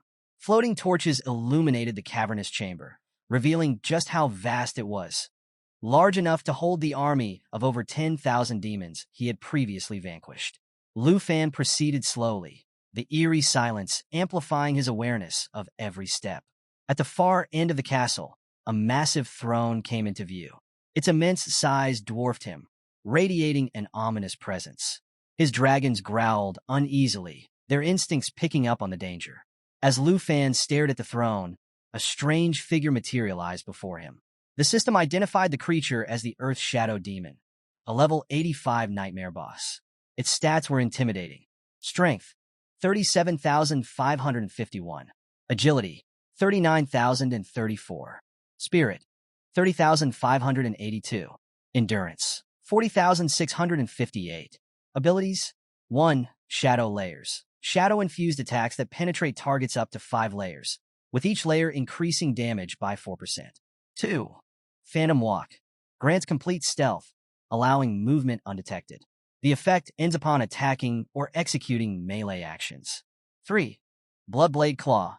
A blood-infused claw attack that causes massive damage and temporarily boosts strength by 200% for 2 seconds.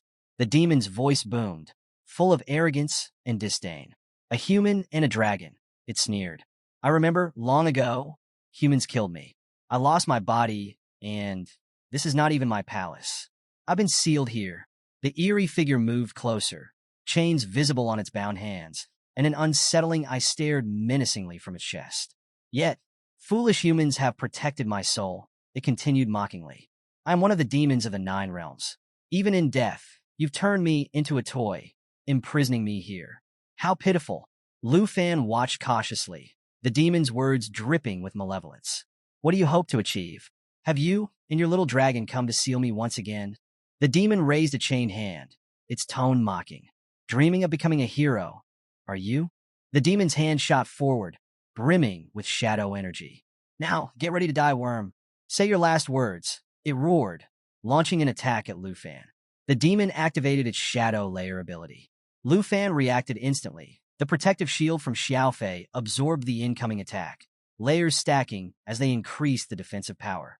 Each layer amplified his ability to counterstrike, and the demon's onslaught had no effect. Inside the glowing armor, Lu Fan smirked confidently. What did you say, Bug? He quipped. Save those last words for yourself. Lu Fan then commanded Xiaoye to activate Emerald Light.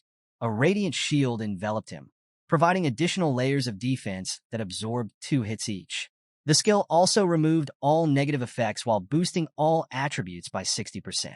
The power of Emerald Light created an impenetrable defense, turning the demon's aggressive stance into a futile effort. Lu Fan stood firm as he unsheathed his sword, the blade radiating a fierce energy that seemed to fill the air. Without wasting a moment, he ordered Xiaofei summon the twin fallen core dragons, a skill he had obtained some time ago through the Dragonbone Flute. As he played the haunting tune, the system confirmed that the dragon's levels would match his own. Moments later, 2 massive dragons materialized, their roars echoing through the castle. The system displayed their attributes. Dragon's Breath inflicts magical damage. Targets killed by the breath are resurrected as undead minions to fight for the user. Dragon Charge. The dragon cloaks itself in undead energy, dissipating 99% of incoming damage while reflecting skill effects. Forbidden Dragon Magic. Unlocks advanced magic, including Dragon Curse and Dragon Charge enhancements. The dragon's bloodline reduces all received damage by 5%. The Earth Shadow Demon stiffened, its tone shifting to one of wary surprise. What terrifying creatures are these? What is this power? Lu Fan's gaze didn't waver. You don't need to know, he replied coldly. His sword pulsed with an intense aura as the black dragon Xiaoye roared, readying her lava explosion. Waves of molten fire surged toward the demon, igniting a massive explosion that sent shockwaves rippling across the castle. For a brief moment, Lu Fan thought the attack had succeeded, but as the flames cleared, the Earth Shadow Demon emerged unscathed, its mocking laughter filling the air. You weak and careless fool, the demon sneered. Do you think it will be so easy to kill me? Lu Fan's expression hardened. The demon had activated Phantom Walk, allowing him to move undetected within the Earth Shadow energy. Lu Fan's frustration grew as the demon's stealth abilities rendered Xiaoya detection skills ineffective. The Earth Shadow demon capitalized on the advantage, launching a claw strike at Xiaofei. The claw attack landed 4 times, stacking shadow layers on its target. Each layer increased the demon's damage output by 40%. The demon grinned maliciously. Let's see how long you can last in this game, human, it taunted. Sweat dripped from Xiaofei's brow, but Lu Fan remained focused. He activated Emerald Light, renewing the protective shield and clearing the shadow effects. Passive strategies won't work anymore, Lu Fan muttered, gripping his sword tightly. The Earth Shadow demon roared. Your turn, human. It enlarged its claws, blocking Lu Fan's blade with ease. The demon retaliated with shadow layers, a claw strike filled with Earth Shadow energy. Each successful strike stacked additional damage on the demon, amplifying its vulnerability. Just when the demon thought it had gotten an upper hand. Now you can't hide, Lu Fan said, a confident smile spreading across his face. As bright light began to rain down around them, the demon recoiled in shock. What is this? It shouted. The radiance shattered its stealth, exposing its full form. Lu Fan turned, signaling Xingqian, who emerged with a fierce roar. Your turn, Xingqian. Show me your skills. Lu Fan commanded. Xingqian transformed, taking on his Star Sky Dragon form, also known as the Milky Way form. The Earth Shadow demon's rage boiled over. Who is this? Was he with you all along? It bellowed. Lu Fan wasted no time. He ordered Xingqian to activate Stellar Rain, summoning a constant downpour of celestial light that blanketed the battlefield. The system indicated that this skill could remain active indefinitely until cancelled, and it synergized with Xingqian form to deal continuous damage. The Earth Shadow demon howled in pain as the galactic energy tore through its defenses, making it impossible to hide any longer. The demon's massive form trembled as it struggled to maintain its composure. Lu Fan, now fully synchronized with his dragons, raised his sword high, its glowing edge radiating with unstoppable energy. You don't need to know anything more, demon, he said, his voice steady and commanding. Just prepare your last words, insect. The battle was far from over, but the tides had turned. As a massive force surged toward the Hell Demon, it braced itself, attempting once again to vanish into the shadows using its shadow walk ability. However, Xingqian's relentless attacks disrupted the skill repeatedly, leaving the demon stunned and flabbergasted. Each time it tried to disappear, Xingqian's abilities forced it back into visibility, effectively pinning the demon in place. Turning its gaze to Lu Fan, the demon realized that Xingqian's attacks weren't dealing significant damage. They were purely designed to interrupt its movements. Enraged, the demon shifted its focus entirely to Lu Fan. Raising its massive claws, it activated Shadow Strike, attempting a devastating dual claw attack. Lu Fan, ever alert, dodged the attack with precision and immediately issued a command to Xiaofei. Activate your soul light form, he shouted. Without hesitation, Xiaofei complied. Her physical form shimmered, becoming ethereal as she entered her invulnerable soul light state. The Hell Demon's claws slashed through her harmlessly, its attack failing to land. Lu Fan wasted no time, leaping onto Xiaoya and activating his Dragon Rider ability. The connection between Rider and Dragon caused their stats to merge, resulting in a massive boost to their strength, agility, and stamina. The Hell Demon's near miss only fueled Lu Fan's anger. His thoughts burned with resolve. No one harms my companions. Anyone who dares will face a miserable end. Building on their momentum, Lu Fan activated Dragon Inspiration, further increasing his and Xiaoya's attributes by 30%. He ordered Xiaofei to cooperate, and she responded by activating her Emerald Dragon Bloodline ability. The skill enhanced the attributes of everyone connected to dragons or bearing dragon blood, amplifying their combat capabilities across the board.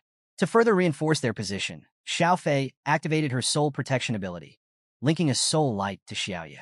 The protective aura bolstered Xiaoya's defense and attributes, making her an unstoppable force. The combined effects of the boost caused Xiaoya's eyes to blaze with unrelenting fury. She let out a thunderous roar, her fiery aura radiating through the dark spire, turning the battlefield into her domain. The waves of dragon chi, enhanced by the layered abilities, struck the held demon repeatedly. Each blow battered its massive form, drawing guttural roars of pain and frustration from the once mighty creature. Despicable human, the held demon spat venomously, its voice trembling with rage. How can you control the power of giant dragons? They were like gods. Why do they bow to an insect like you?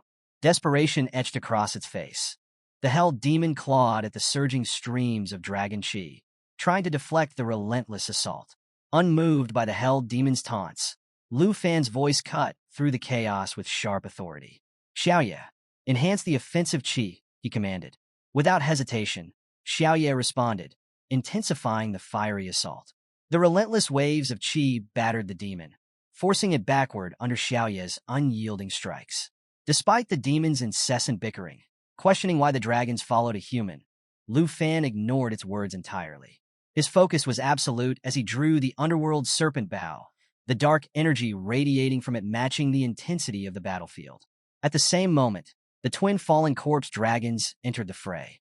They activated their dragon charge ability, coating their massive forms in undead energy. The shimmering aura nullified 99% of incoming damage as they barreled toward the demon. Their coordinated strikes slammed into the demon, further forcing it to the ground. The demon let out a roar of disbelief, its frustration palpable. Why? It howled, its voice tinged with desperation. Why would you submit to a mere human when you possess such mysterious powers? Lu Fan, his brow furrowing in irritation at the endless complaints, turned to Xingchen with a knowing smirk. What do you say about this? He asked. Xingchen, ever eager, sprang into action without hesitation. A faint twang echoed as a brilliant star, the size of a human head, streaked through the air like a meteorite. The concentrated energy moved with breathtaking speed, targeting the hell demon with unwavering precision. The demon, realizing the impending danger, roared defiantly, preparing for a final attack. It charged forward, claws outstretched, but Xiaoye intercepted its strike with perfect timing. Her shadow claw block deflected the attack, leaving the demon momentarily stunned. From his vantage point atop Xiaoye's head, Lu Fan nodded approvingly.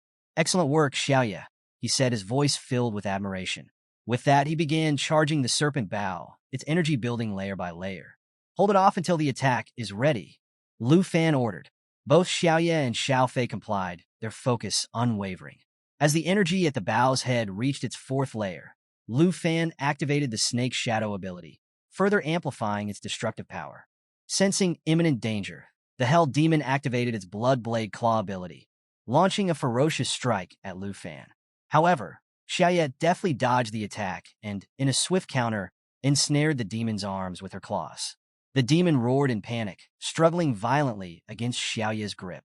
Let go, it bellowed, its voice filled with fear. But it was already too late. In one decisive motion, Lu Fan released the charged arrow, its energy cutting through the air like a blazing comet. Simultaneously, Xiaoye activated her lava flame ability, engulfing the demon in a torrent of molten fire. The hell demon howled in agony as the searing flames consumed its body, but the onslaught was far from over. Still in her galactic form, Xingchen activated her energy shockwave ability. The 10 layers of energy gathered around the nebulous star pulsed ominously, ready for release. Lu Fan's arrow struck the nebulous star mid-flight, perfectly timed to amplify its power. The demon, already engulfed in Xiaoye's inferno, froze in disbelief as it watched the immense energy converge on it. Before it could react, the nebulous star shattered in a cataclysmic explosion. The blast radiated outward, shaking the very foundations of the dark spire, its reverberations echoing across the battlefield. In the observation room, the tension was palpable as Deputy Chief Zhao and Elder Han watched the battle unfold on the massive display screens. Though they couldn't feel the crushing pressure of the battlefield themselves, the visuals conveyed enough to leave even the most seasoned observers in awe. Zhao muttered under his breath, did Lu Fan actually manage to kill the Earthshade demon? Even Jean Zion, typically composed, looked visibly shaken. The thought that a mere boy from Dragon Nation could stand toe-to-toe with a Nine Realms demon, a beast meant only for national-level heroes, was beyond his comprehension. Frustration mounting, he began plotting. If this continues, Jean Zion thought, I'll have to restore the Earthshade demon stats to their original values. But before he could act, the room buzzed with fresh reports. Someone shouted. The explosion has ended, but the Earth-Shade demon is still alive. Jean Zion's lips curled into a sinister grin. Still alive, he whispered, chuckling. This isn't over yet. Back in the secret realm, as the dust began to settle, the battlefield revealed the demonic hell demon. Emerging from the mushroom cloud, its form was battered, but far from defeated. The demon's snarl broke the silence, dripping with venom and disdain. You filthy insect, it bellowed. To think you actually managed to injure me. I will not spare you. Black energy erupted from its form, enveloping the demon in a menacing aura. Its attributes surged, rapidly boosting its strength. But instead of intimidating Lu Fan, the display only amused him. Won't spare me? Lu Fan asked with a smirk. Perhaps you should focus on saving yourself first? With a casual motion, Lu Fan pointed upward. The demonic hell demon froze, feeling an ominous force bearing down on it. Its eyes widened in disbelief as it saw the twin fallen corpse magic dragons descending from the sky. Their massive forms were ablaze with blue-black flames, their dragon language magic fully unlocked. These pure-blooded dragons, their wings folded tight against their sides, radiated an apocalyptic aura of destruction as they dove toward their target. The overwhelming pressure was enough to shake the air, and the demon could feel its defeat looming. As they dove, the dragons activated their downfall ability, an ancient technique reserved for the most desperate of battles. This ability allowed the dragons to sacrifice themselves to deal devastating damage, scaling up to 2,000% of their total power. The Earth-Shade demon, realizing the impending doom, roared in defiance. You reckless creatures! What is a dragon that serves as a pet to a human? You dare to be this bold? Its mocking tone masked its desperation as it activated its blood blade claw ability, charging forward in a desperate attempt to stop the dragons mid-dive. Its massive claws lashed out, striking the dragons directly. But the dragon's downfall ability had already been triggered. Their bodies erupted with explosive force, creating a collision that shook the dark spire to its core. The cavern was consumed by a blinding flash of light, followed by a deafening boom that reverberated through the spire. The raw, sacrificial energy unleashed by the twin fallen corpse magic dragons engulfed the demon entirely. And that, dear viewers, is where we'll leave it for today. Stay tuned for the next update, where we'll uncover the aftermath of this climactic clash and whether Lu Fan can finally bring the Earth-Shade demon to its knees. The Dot Castle was engulfed in flames, casting a fiery glow over the battlefield. The air was thick with smoke, the scent of burning ruins filling the night. Amidst the chaos, the King of the Nine Realms lay in agony, his hands severed, his shackles shattered. Blood dripped onto the scorched ground as he coughed violently, struggling to stay upright. His gaze locked onto Lu Fan, disbelief flashing in his eyes. You, Lu Fan, this can't be happening. It's impossible. His voice, raw with rage, tore through the burning air. He clenched his teeth, his mind a storm of frustration. How could I lose? His body, this pathetic, weakened shell, was failing him. Am I truly doomed to fall at the hands of mere humans once again? The thought sent a bitter shudder through him. He refused to accept it. No matter what, he would not die like this. If fate demanded his rebirth, then so be it. But he would return only to destroy Lu Fan. A scream of defiance erupted from his throat as his body darkened, his presence merging into the shadows beneath him. Shadow work, the ultimate stealth technique, allowing him to slip into the darkness undetected. No one could trace him unless he was struck. Just as he began to vanish, Lu Fan raised his divine bow, eyes sharp with determination. In a flash, a relentless rain of arrows tore through the battlefield, piercing the very shadows themselves. The Nine Realms King barely had time to react before the barrage struck, disrupting his escape. He faltered, his form flickering within the darkness. Lu Fan halted the attack and lowered his bow. It's over, he declared, his voice unwavering. The dragons behind him remained still, their eyes fixed on the crumbling figure before them. But the battle wasn't finished yet.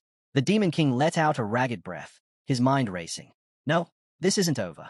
A surge of dark energy erupted from his core, flooding his veins with raw, untamed power. His body trembled as the transformation began, his color shifting to an unnatural shade of sky blue. His claws gleamed ominously, his veins bulging with the force of his awakening strength. Lu Fan's eyes widened in shock. This wasn't supposed to happen. The demon was on the brink of death. How was he still standing? A sinister aura pulsed around the Dark King, his purple energy spreading through the battlefield like a living force. His screams echoed as his body surged with newfound might. One of his eyes burned with an eerie glow, his claws gleaming as his power soared. Lu Fan's breath hitched. His instinct screamed at him. This was no ordinary resurgence. His system interface flickered to life, revealing a pulsating, monstrous eye. He clicked on it, searching for answers. His heart pounded. Is this the second form of the Earth Shadow Demon? Or was there still a hidden power lurking within this creature? The heroes of the Tai Chi Empire had sealed this demon away long ago. But had they truly erased his full strength? Because right now, it seemed as if the real fight was only beginning. Lu Fan stood frozen, his mind racing. What's happening? The demon's second form had emerged, its eyes glowing ominously, its tongue slithering out from between razor-sharp teeth. But what truly sent a chill down Lu Fan's spine was the monstrous eye attached to its tongue. A low, menacing laugh echoed through the battlefield. The demon's gaze locked onto Lu Fan, arrogance dripping from its every word. You thought this was over? It sneered. You're nothing but an insect. You can't touch me. Lu Fan's instinct screamed at him to check the system. His eyes darted to the interface, Earth Shadow. The demon's level was still rising, 85, and climbing. Strength, agility, spirit, endurance. Everything was skyrocketing. This isn't possible. Lu Fan's pulse pounded in his ears. The numbers weren't stopping. The system couldn't even determine the demon's true level. Meanwhile, back at the academy, Vice Principal Zhao stared at the screen in disbelief. What the hell is going on? He muttered, his hands clenching. The Earth Shadow Demon's power, it's still growing. The numbers kept climbing, an endless surge of raw energy. If this keeps up, it'll be impossible to stop. His breath hitched as he turned to the overseer. Old Han, look at this. Lu Fan's in danger. We have to act now. Should we pull him out before it's too late? Old Han, sitting calmly in his chair, finally spoke in a low voice. Vice Principal, he said, his tone steady. Do you remember the promise you made to me? Or have you forgotten already? His gaze didn't waver. Once Lu Fan wipes out the Earth Shadow sorcerers, we'll have fresh tea together. Vice Principal Zhao's eyes widened. He stared at Old Han, frustration flashing across his face. Tea, he snapped. Lu Fan's life is on the line. That thing's power is breaking past 100,000. And you want to sit here and Old Han remained unfazed. His expression was serious, unreadable. Lu Fan's instincts and battle experience are remarkable. He's not an ordinary fighter. He leaned forward slightly, his voice filled with quiet confidence. No matter how high the demons of the 9 regions rise, I trust him. He won't lose here. Then, he looked straight at Vice Principal Zhao and asked, do you trust him? The room fell silent. After a long pause, Zhao let out a breath. Of course, I trust Lu Fan, he admitted. But, Old Han, as long as you can ensure his survival, I'll be at peace. The Dragon Capital Academy has invested everything into him. He sighed, shaking his head. I apologize for my outburst. Old Han smiled slightly. No need to apologize. I understand your concern. But his eyes remained fixed on the screen. Because while he had faith in Lu Fan, this battle was far from over. Meanwhile, President Jin stood silently in the same room, listening to their conversation. A smirk crept across his face as he let out a quiet chuckle. They have no idea. These two fools were completely unaware of the trap he had set. It was perfect.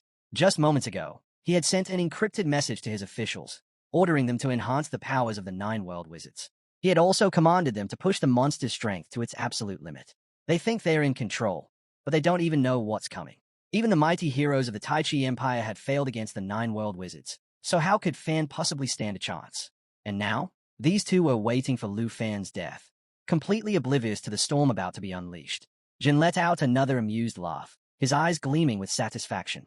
Meanwhile, on the battlefield, Lu Fan stood firm before the monstrous enemy, assessing the situation with sharp focus. He narrowed his eyes. Something was off.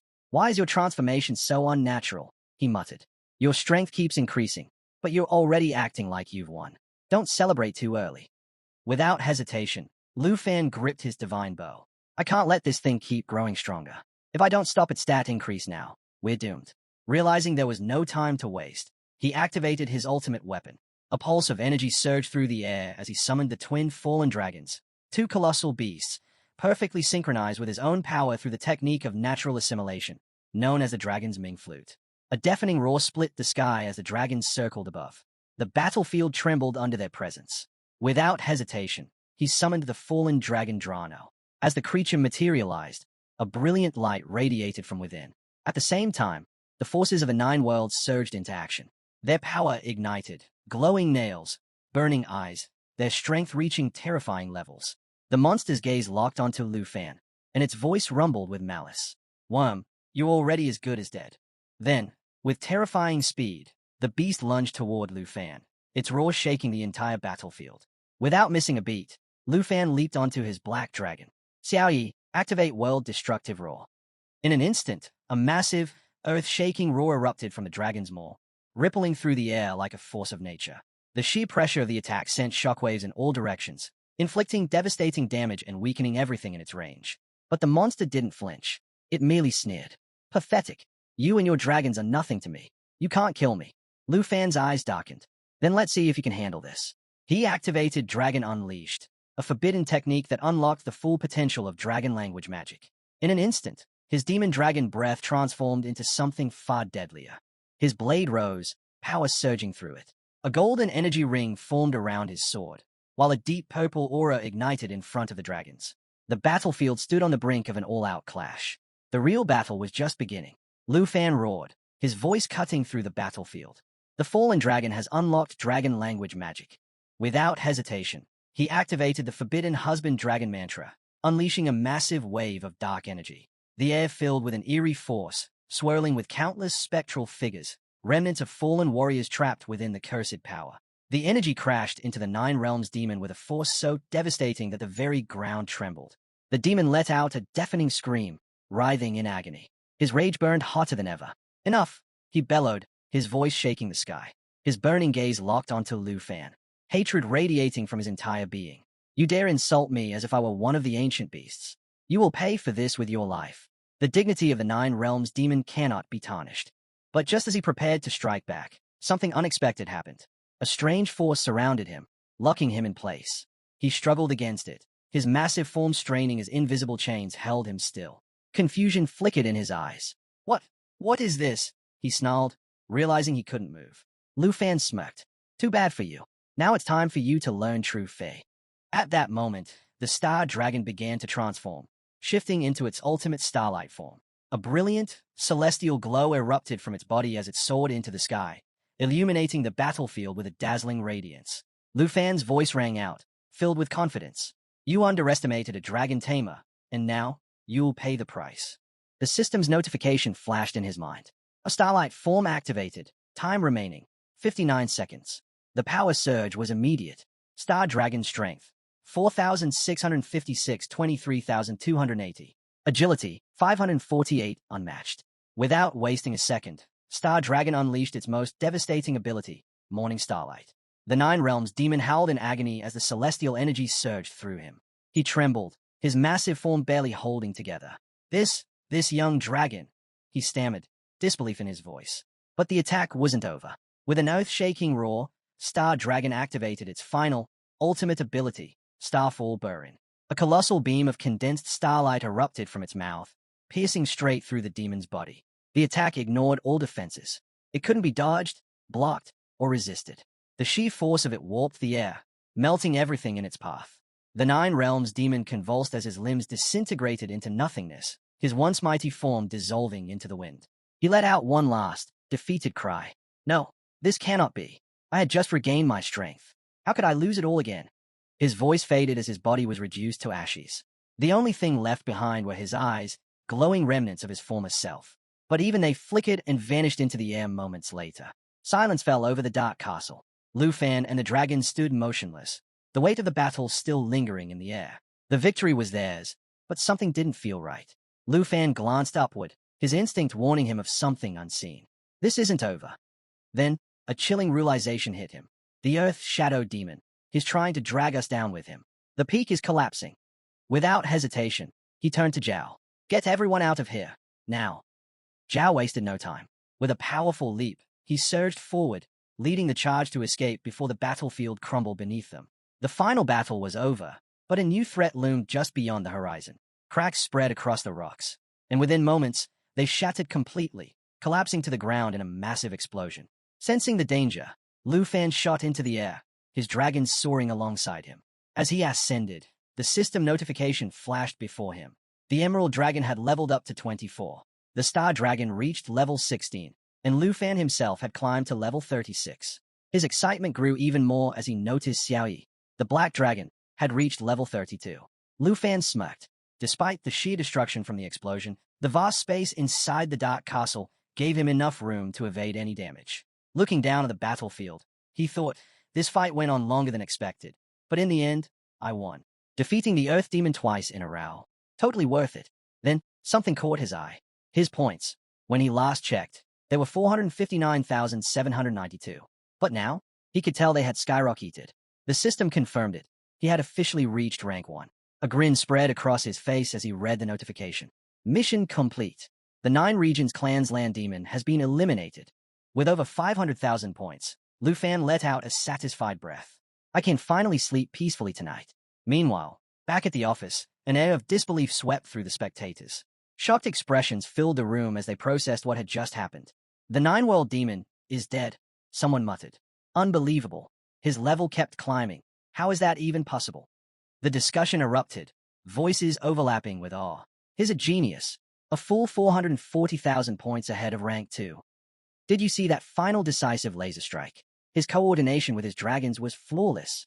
Vice Principal Zhao pointed a finger at Old Han, a knowing smile on his face. Well, Old Han, looks like Lu Fan proved you right. Combat instincts like his at such a young age. This is no ordinary feat. Old Han nodded, pride evident in his tone. The Dragon Captain Academy has invested a great deal in him, and has made sure that effort wasn't wasted. His ability to tame and command dragons is reaching its true potential. The Overseer chuckled. Indeed, and during the national exam preparations, he trained relentlessly. His determination is on another level. Suddenly, smack, a loud slapping noise rang out, making them all turn in shock. They followed the sound to see President Jin, his face twisted in fury, his phone shattered at his feet. His hands were clenched into fists. His plans, every single one of them, had failed. A voice from behind him hesitantly spoke. Mr. Jin, are you all right? Jin stormed out, his voice dripping with frustration. It's nothing, just a slip of the hand. But as he walked away, his mind raced. Taichi Nation was now trailing behind Dragon Nation by 400,000 points. How the hell did this happen? Vice Principal Zhao furrowed his brows and turned to President Jin. Mr. Jin, what's wrong? Why do you look so upset? Before Jin could respond, the Overseer let out a slow, knowing smile. Principal, don't worry about it. Let's go. We've got fresh tea waiting. Meanwhile, inside his office, President Jin clenched his fists in frustration. His anger boiled over as he threw a powerful punch against the wall. The Earth Demon, killed by Lu Fan? His mind raced. This is unforgivable. How could this be possible? His thoughts spiraled further. That brat from Dragon Nation actually defeated a beast that even Taichi Nation's greatest hero couldn't handle? He couldn't wrap his head around it. The mere idea was absurd. Just then, his officer rushed in. Mr. Jin, we've been looking everywhere for you. We couldn't reach you. Before the officer could finish, Jin grabbed him by the collar and snarled, Answer me. Did you really max out the Earth Demon stats or not? The officer stammered, sweat forming on his brow. Why yes, I did, I swear. Jin's grip tightened. Then explain this. How did that Dragon Nation brat still manage to kill it? The officer swallowed hard. Lu Fan is fast. Incredibly fast. His damage output is unreal. Even though we increased the Earth Demon stats to the absolute limit, it still wasn't enough. Jin released him and fell deep into thought. So, the settings were correct. The Earth Demon was at its peak, and yet Lu Fan still won. His expression darkened. Did he find a weakness? Realization hit him like a bolt of lightning. That's it. Lu Fan must have discovered a flaw in the Earth Demon's abilities and exploited it. His jaw clenched. That's the only way he could have won. Meanwhile, in another chamber, Vice Principal Zhao and the Overseer sipped their tea, enjoying a rare moment of relaxation. When they spotted President Jin approaching, they exchanged glances. What's all the fuss about? Vice Principal Zhao asked, raising an eyebrow. Jin stood silent for a moment, his expression unreadable. The Overseer, unfazed, chuckled. Everything is just fine. In fact, Lu Fan has made all our lives much easier. With that, he took another sip and turned to leave. Vice Principal Zhao smirked, lifting his teacup. Forget his battle skills. The real show was how he handled the Earth Demon. No one here can stand up to him now. The Overseer let out a hearty laugh. That's true. I've been on duty all night, and my old bones are starting to feel it. Let's take a walk, clear our heads a bit. Jin and his officers watched as they casually strolled away, talking and laughing as if nothing had happened. Jin's eyes narrowed. Something isn't right. A conspiracy. That had to be it. He turned to his officers and jabbed a finger at them. Find out everything you can about the Dragon Nation representative. Their deputy supervisor must know something. Follow them. Watch them closely. If anyone approaches those two, report to me immediately. The officer straightened up and nodded. Understood. I'll handle it. As they left, Jin himself moved discreetly, hiding behind a nearby wall. He wasn't going to leave this to chance. There has to be something they are not telling us. His grip tightened. Even the demon of the Nine Realms couldn't stop Lu Fan. I need to know, what weakness did he find? As the overseer and vice principal Zhao walked together, their conversation remained light but meaningful. If everything goes smoothly, the nation's trial championship will undoubtedly be ours, right? The overseer mused. Vice Principal Zhao nodded confidently. Yes, I believe so too. Old Han is as calm as ever. Then, with a small sigh, he added, I must apologize, overseer. I was a bit too concerned for Lu Fan earlier. Perhaps I overreacted. Meanwhile, hidden in the shadows, President Jin listened intently to their exchange. His mind churned. They are too confident. They must have found a loophole. Even the demon of the Nine Realms couldn't stop Lu Fan. How did he do it? His eyes narrowed. If I find even a shred of evidence against him, I'll ensure the other nations sign to have that brat. Lu Fan, expelled from the 23-nation alliance. The overseer chuckled, glancing at Zhao. I've grown quite used to that nervous look on your face. Zhao flushed slightly and shook his head. Good old Han, we're finally back. But at that very moment, a streak of light shot through the air. Something was coming. Fast. President Jin, oblivious, remained focused on eavesdropping, until an ominous hum filled the air behind him. His instinct screamed at him to move. He spun around just in time to see a glowing sword hurtling straight toward him. Eyes widening in shock, he barely managed to throw himself aside as the weapon plunged into the wall behind him, its energy crackling through the air. If he had reacted even a second later, he would have been dead. His heart pounded as he stared at the blade embedded deep in the wall. What the hell was that? He scanned the area, searching for an attacker, but there was no one. That's when he saw it, a symbol etched into the hilt of the sword. His breath hitched. This is a level 90 Dark Knight Ripper. A cold sweat dripped down his temple. His hands trembled. No. I completely forgot about Old Han's personal bodyguard. Then it hit him. The 4 phantom blades, weapons that attacked automatically, and one had just warned him to back off. He took a deep breath, forcing himself to stay composed. But inside, he was unraveling. If I stay here any longer, I'm finished. His mind screamed at him. Leave. Now. Not wasting another second, President Jin turned on his heels and disappeared into the shadows. 10 minutes later, the overseer and vice principal Zhao arrived at the scene, their eyes immediately landing on the deep hole in the wall. Zhao's brows furrowed. What happened here? The overseer studied the damage carefully before letting out a small chuckle. Nothing to worry about. Zhao, still surprised, turned to him. Old Han, let's head back to the commander's room. I don't want to miss Lu Fan's performance. I can't wait to see what he does next. The overseer gave the whole one last look, a knowing glint in his eyes, before nodding. Let's go. The overseer narrows his eyes and mutters. As expected, this tiny Tai Chi nation is as shameless as ever. He was trying to eavesdrop on our conversation. No wonder he got attacked in the other room. Meanwhile, as soon as President Jin arrives, a group of officers rushes toward him. Mr. Jin, you're finally back. We've been searching for you everywhere, one of them exclaims. They immediately hand him a brand new phone, replacing the one he had broken earlier. This is your backup phone. Please check it. You've been receiving non-stop calls. We've been trying to reach you. Another officer, a bald man, looks at Jin's face and hesitates before asking, Mr. Jin, are you okay? You look furious. Without a word, Jin's expression darkens. He snatches the phone from the officer's hand, his voice sharp. What are you staring at? Get back to your post and keep monitoring. Do I have to spell everything out for you? The officers stiffen, clearly shaken by his outburst. Why, yes, sir. We're on it. They nod hurriedly and scatter. Jin exhales sharply and glances at his phone. His inbox is flooded with urgent messages. The first one reads, the representative of the Dragon Nation has defeated the Earth monster. You need to review the data immediately. Another message follows, filled with outrage. The judges suspect the Dragon Nation of cheating. Hurry up and verify it. Then another, why aren't you answering? Call back immediately. And the latest message is the most alarming. Public outrage is surging online. There are demands to disqualify the Dragon Nation. What are you doing? Collect evidence of their cheating. Now. Jin's eyes narrow as he grips the phone tightly. His voice drops to a grave tone. Do they really think I'm protecting Lu Fan? If he cheated, I'll be the first to bring him down. I just need proof. Meanwhile, murmurs ripple through the crowd as spectators watch Lu Fan's performance. Is Lu Fan faking his achievements just to boost his score? One whispers. How is he still gaining points? Another asks. Jin's curiosity spikes. He strides toward the leaderboard, eager to confirm the numbers himself.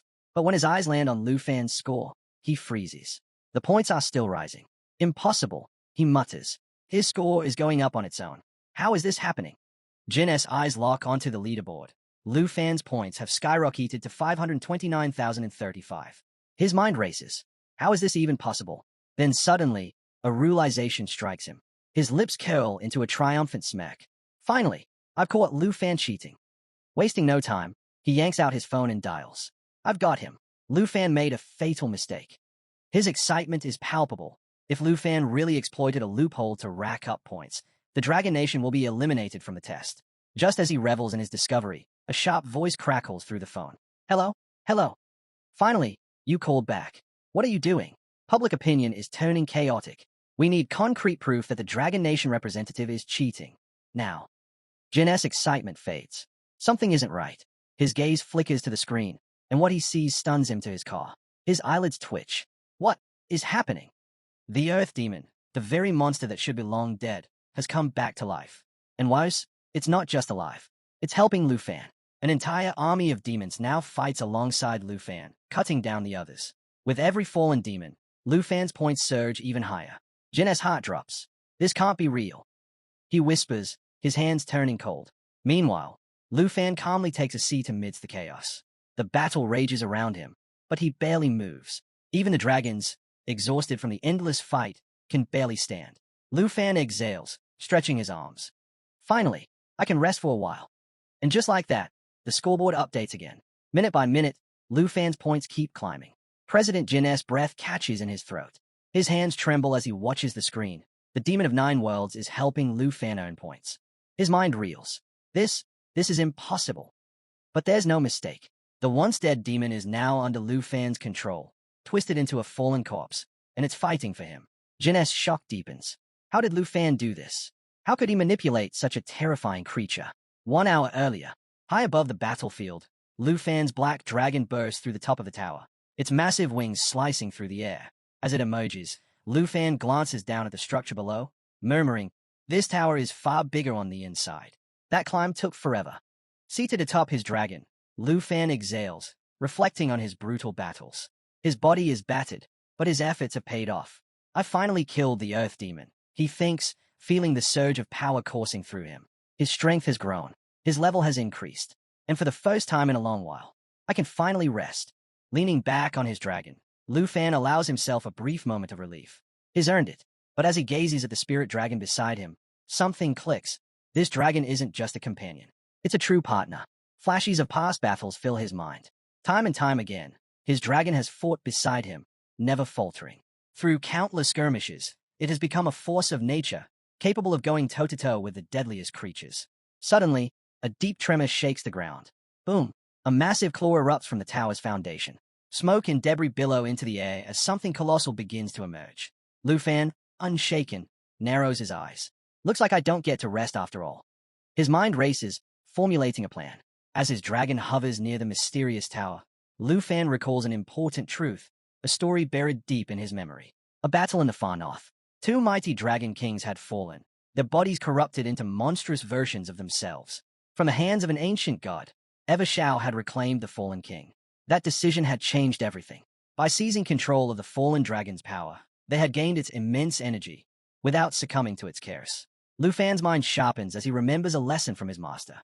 The difference between a fallen being and an undead puppet is simple. A fallen being still holds a trace of its original will. A puppet, however, is nothing more than a lifeless corpse controlled by external forces. And right now, Lu Fan knows exactly which one he's dealing with. The awakening of power. In the present, Lu Fan surveys the battlefield, his mind sharp with realization. His 2 dragons, once formidable, have now reached their peak as fallen beings. Their power is overwhelming, their presence suffocating. Yet, as he observes the ground below, something stays. Shadows slither beneath the earth. The remains of celestial soldiers litter the battlefield, hinting at new threats rising from the depths. Lu Fan's lips curl into a confident smile. Another challenge. Perfect. His dragons turn toward him, their glowing eyes filled with curiosity. They sense it too. Something big is coming. And then, boom, 2 colossal fallen demon dragons emerge, their thunderous roars shaking the heavens. Their aura is oppressive, their very existence radiating death and destruction. Lu Fan's eyes gleam. Now, I have two fallen demon dragons filled with corpse-killing energy. This battle just got interesting. The battlefield quakes beneath their presence. But Lu Fan isn't reckless. He immediately analyzes the situation. They are incredibly powerful, but something is missing. Unlike the creatures he faced before, these dragons lack the ability to control undead forces. Just as he contemplates his next move, a sudden pull on his arm startles him. His emerald green dragon begins to glow. Its form shifts, the light intensifying until it undergoes an astonishing transformation. The dragon turns ethereal. Its body stretches, taking on a humanoid shape, radiating a divine green aura. Lu Fan instinctively steps back, his mind racing. What's happening? And then, it evolves. As the emerald dragon fully transforms, its presence becomes overwhelming. No longer just a beast. It exudes a majesty that even surpasses the fallen dragons. Lu Fan watches in stunned silence. This is incredible. The system screen flashes, new abilities unlocked. The emerald dragon's protective aura expands, encircling Lu Fan and his allies. But this isn't just any barrier. This shield amplifies all their attributes, enhancing speed, strength, and endurance. Not only that, it grants them near invincibility, absorbing damage and unleashing devastating counterattacks. Lu Fan's heart pounds. His dragon has unlocked a supreme bloodline ability, and the battlefield will never be the same. He quickly scans the system stats. His fallen demon dragons have also surged in power. Their strength, agility, spirit, and endurance have reached monstrous levels. Lu Fan exhales slowly. This isn't just a battle anymore. It's domination. The final phase begins. Lu Fan carefully analyzes the Emerald Dragon's new ability, and a crucial realization dawns upon him. The fallen demon dragons aren't weak. Their inability to control high-level creatures isn't due to a lack of power, but rather an inherent limitation. And that's something he can exploit. His mind sharpens. If I can bridge that gap, we can dominate this battlefield. Without hesitation, Lu Fan commands his Emerald Dragon to unleash Emerald Light. A blinding burst of radiant energy floods the battlefield. In an instant, all of Lu Fan's attributes increase by 30%. The fallen demon dragons continue to evolve, their stats surging higher, strength, agility, spirit, and endurance climbing to monstrous levels. But the Emerald Dragon counters with a brilliant strategy. Its Emerald Aura expands, forming a 12-layered shield that wraps around Lu Fan and his allies. This isn't just defense. It enhances every beneficial effect, doubles their resistance, and turns them into a fortress of unstoppable force. The system screen updates, revealing just how drastic the power shift has become. Lu Fan's focus sharpens. He shifts his attention to a massive demonic entity, the Earth Abyss Demon, level 85. Despite its level cap, its stats are being pushed to terrifying heights. Meanwhile, his fallen demon dragons, still at level 24, stand ready, their combat potential fully unlocked, boosted by the Emerald Dragon's insane buffs. Lu Fan doesn't hesitate. Emerald Dragon, transform into eternal form. The moment the words leave his lips, the Emerald Dragon erupts in blinding energy. Its body morphs into its eternal state, exuding power that seems almost divine. With its bloodline ability fully awakened, all of its dragon-related skills amplify exponentially. Then, Life Pulse Bond activates. A wave of golden-green energy explodes outward, reinforcing every layer of protection while multiplying his allies' stats by 4 times. The fallen demon dragons roar, their bodies armored in shimmering energy, their strength reaching unprecedented levels. Every movement radiates raw destruction. The battlefield trembles. Lu Fan's eyes flash with determination. Fallen demon dragons, unleash your full power. The beasts howl, their attacks now fueled by unimaginable force. But Lu Fan's goal isn't just to defeat the Earth Abyss Demon. He's going to make it his puppet. The final phase of the battle begins. As the battlefield erupts in chaos, the Earth Abyss Demon lets out a deafening roar. As Lu Fan's fallen demon dragons tear through enemy defenses, the battlefield quakes under the sheer force of their attacks. The air crackles with power, but in the shadows, an even greater threat emerges. A horde of dark knights strides forward, cloaked in eerie purple flames. Their twisted armor glows with dark energy, and their sinister laughter fills the air. With every step, their ranks swell, an unstoppable wave of corruption. These warriors aren't just any foes. They are reinforcements, summoned by the Earth Abyss Demon, ready to crush Lu Fan's team with ruthless precision. Unfazed, Lu Fan analyzes the statistics of his newly transformed undead army. The Divine Soldiers, now risen as formidable undead warriors, have reached level 75. With each fallen enemy they possess, their defenses grow stronger, and any fatal damage is instantly converted into a protective shield, making them nearly indestructible. A smirk plays on Lu Fan's lips. His once mortal army is now a force of relentless, undying warriors, completely under his control. More than that, they can fight autonomously, grinding down enemies and owning him points without him having to lift a finger. Then, a system notification flashes before him. New skill acquired, control the fallen corpses. This ability grants him absolute command over his undead forces, allowing him to summon and recall them at will, even within the secret areas. The realization dawns. This power is beyond anything he's wielded before. Lewin, watching the spectacle, marvels at the army's potential. With this force at his command, Lu Fan is poised to recreate the legendary battle that reshaped the demon realms 50 years ago. His ambitions have never been clearer. But then, the ground trembles violently. A deafening crash shakes the battlefield as a monstrous claw slams down, barely missing Lu Fan and his companions. From the darkness, a colossal demonic beast emerges, its very presence radiating raw fury and destruction. Its blood-curdling roar reverberates through the air, shaking the battlefield to its core. The real battle is about to begin.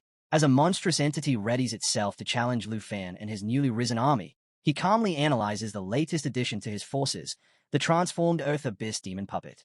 Its stats are staggering, solidifying its place as a devastating offensive force.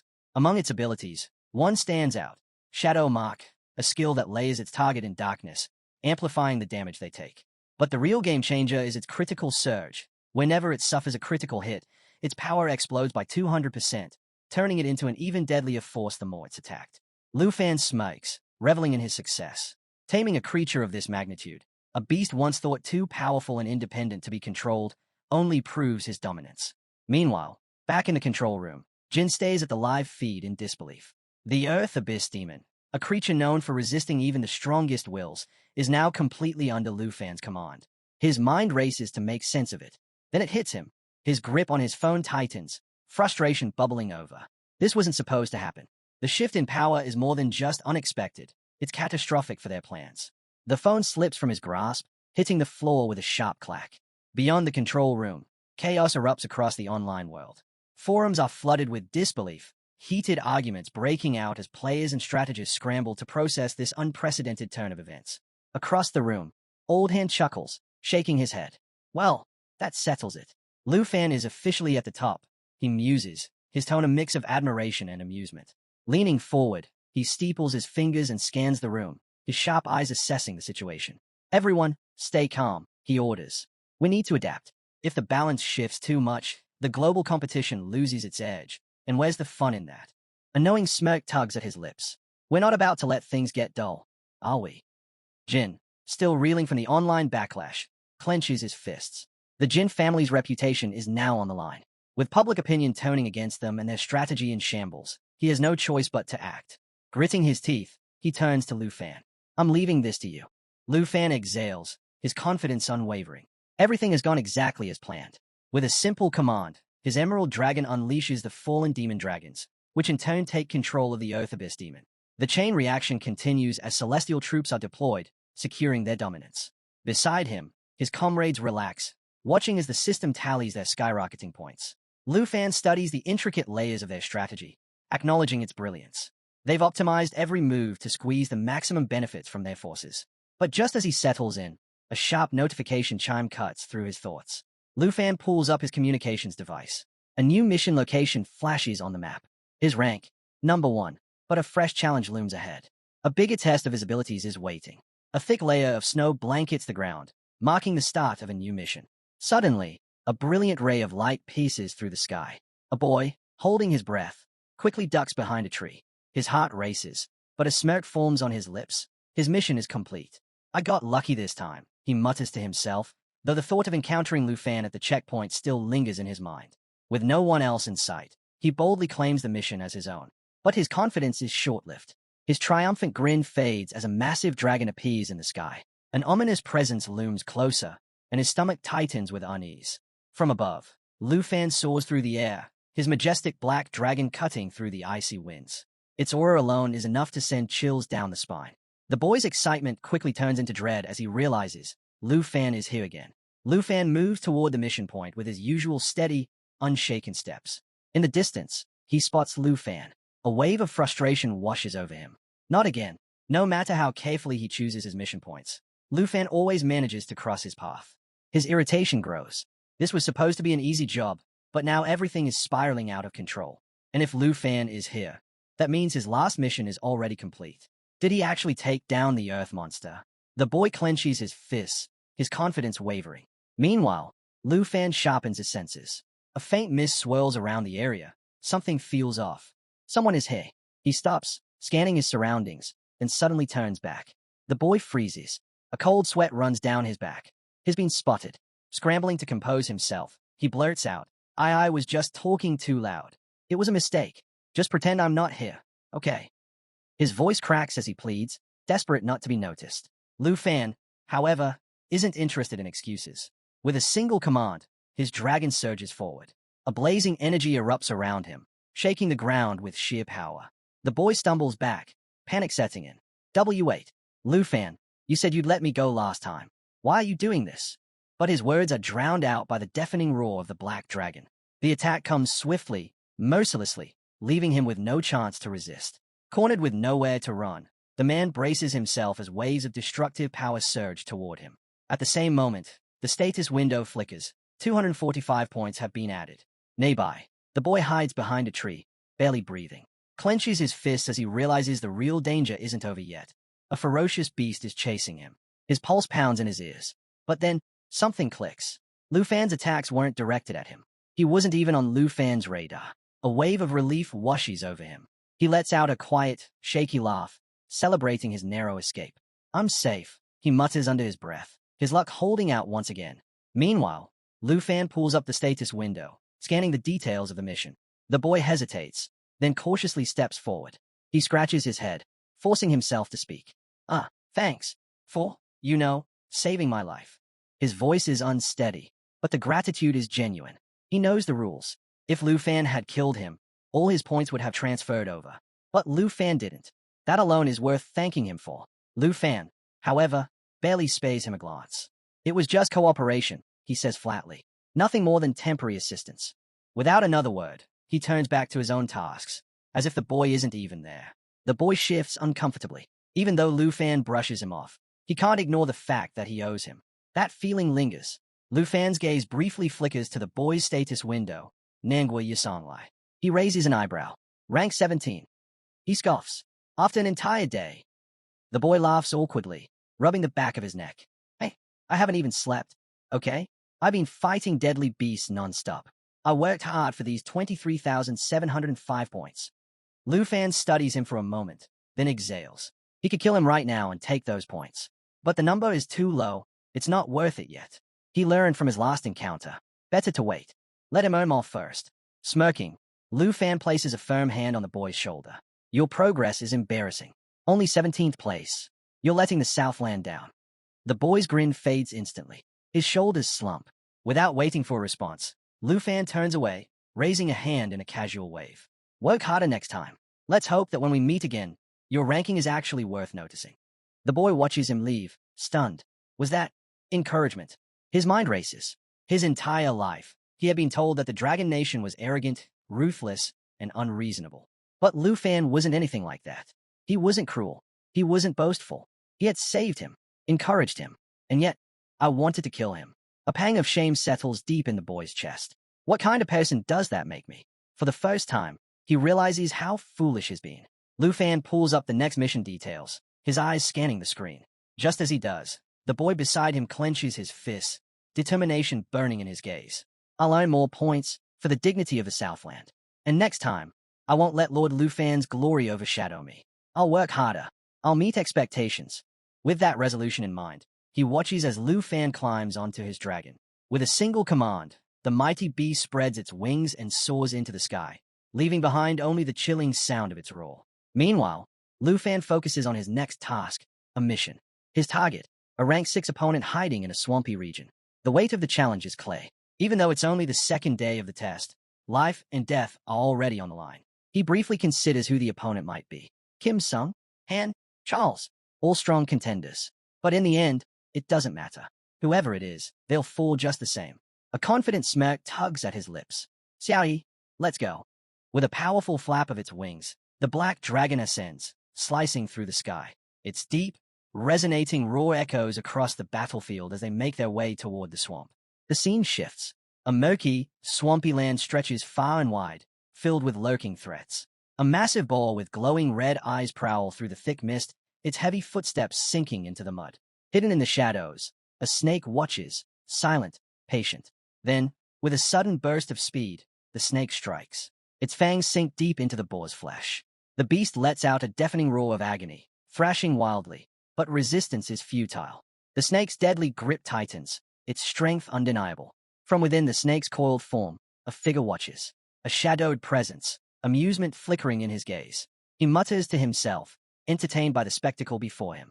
Suddenly, a system notification flashes in his vision. Someone has accepted a mission to hunt him down. Rank 6 opponent, Wei Ji from the Kingdom of Han, lets out a low chuckle. So, I'm the prey this time, he muses, entirely unshaken. A confident smirk plays at his lips as his status screen reveals an overwhelming 52,642 points. Before he can dwell on it further, the wounded boar, driven by rage, charges straight at him. But Wei Ji doesn't flinch. With a swift slash, he dodges effortlessly, his movements calm and precise. Then, a new presence steps forward. The sound of boots sinking into wet ground breaks the silence. A cold voice follows, sharp as a blade. If you're my prey, then you should start preparing yourself. Wei Ji turns, eyes narrowing. The game has begun. Nearby, he speaks with measured calm, his voice steady against the eerie silence of the swamp. Damp, poisonous, merciless, this place is worse than I expected. He shakes his head, acknowledging the brutal conditions. I didn't anticipate this, but we had a plan, didn't we? His gaze shifts to Wei Ji, reminding him of their earlier agreement. Within the Four Nations Alliance, they were supposed to pool their resources, stack their points, and crush their rivals. Leaning casually against a tree, Wei Ji scoffs. Then why is it just the three of us here? Where's the rest of our so-called alliance? Gi Lan studies the swamp's shifting mist, eyes narrowing. Baden made it, he mutters, but Wei Ji, I haven't seen her since the trial started. His mind races, considering the possibilities. She might still be alive, lost somewhere in the murky depths of this cursed place. Or worse, he exhales sharply. Waiting around isn't an option. Pulling up his status window, Gi Lan frowns. I've been moving fast, clearing whatever got in my way. If I'd run into you earlier, I wouldn't still be stuck in 10th place. I'd be much higher. Wei Ji's lips curl into a slow, knowing smile. Well, then, his fingers flex, his confidence solidifying. Looks like our hunter has finally arrived. The tension thickens. Gi Lan remains seated, his snake coiled beside him, watching the unfolding moment with quiet amusement. His fingers lightly graze at scales as he considers the upcoming fight. If the intruder has racked up a decent number of points, he muses, then this might be worth our time after all. His gaze flickers to the map. A smirk forms. Let's remind him who the real hunter is and who's just prey. After nearly 4 hours of travel, Lu Fan finally arrived at the swamp, a classified testing ground of the country. As he descended, his sharp gaze swept across the rugged terrain. Poisonous mist lingered in the air, and deadly insects skittered about. So, this is the swamp. The terrain is rough, and visibility is low. Flying might be the only way to get a clear sense of what's happening here, Lu Fan thought to himself. As he moved cautiously, he stopped near a tree, spotting a massive snake slithering through the underbrush. His instinct kicked in. These creatures are vicious. Taking them down would earn me more points. But judging by their movements, they're not just wandering around. They're setting a trap. I need to stay alert. Without hesitation, Lu Fan gave the order. Gog, activate cast perception. At that moment, Shuya's eyes flashed, activating the perception skill. A subtle glow illuminated the area, and in an instant, hidden enemies lurking in the shadows were exposed. This ability didn't just reveal their locations, it also disrupted their vision, making it impossible for them to track their target. Lu Fan smirked. So, an ambush after all. But something felt off. He had sensed 3 figures just moments ago. Now, as he tightened his grip on his sword, a faint energy pulsed around the blade. His voice carried through the swamp. You've been listening to me this whole time, yet you refuse to show yourselves. Fine, then I'll come to you. The black dragon called beside Lu Fan as he provoked the massive snake lying in wait. The creature reacted instantly, lifting its head and hissing violently. Its fangs glistened in the dim light as it lunged, tearing through the air with terrifying speed. A system notification popped up. Omission target identified. As the beast loomed over him, a figure seated on its back finally made his presence known. He chuckled, his voice laced with amusement. Lu Fan, I didn't expect you to find me, and I wasn't even fighting seriously. Seems you're more capable than I thought. The man's name flashed in the status window, G.I. Lan.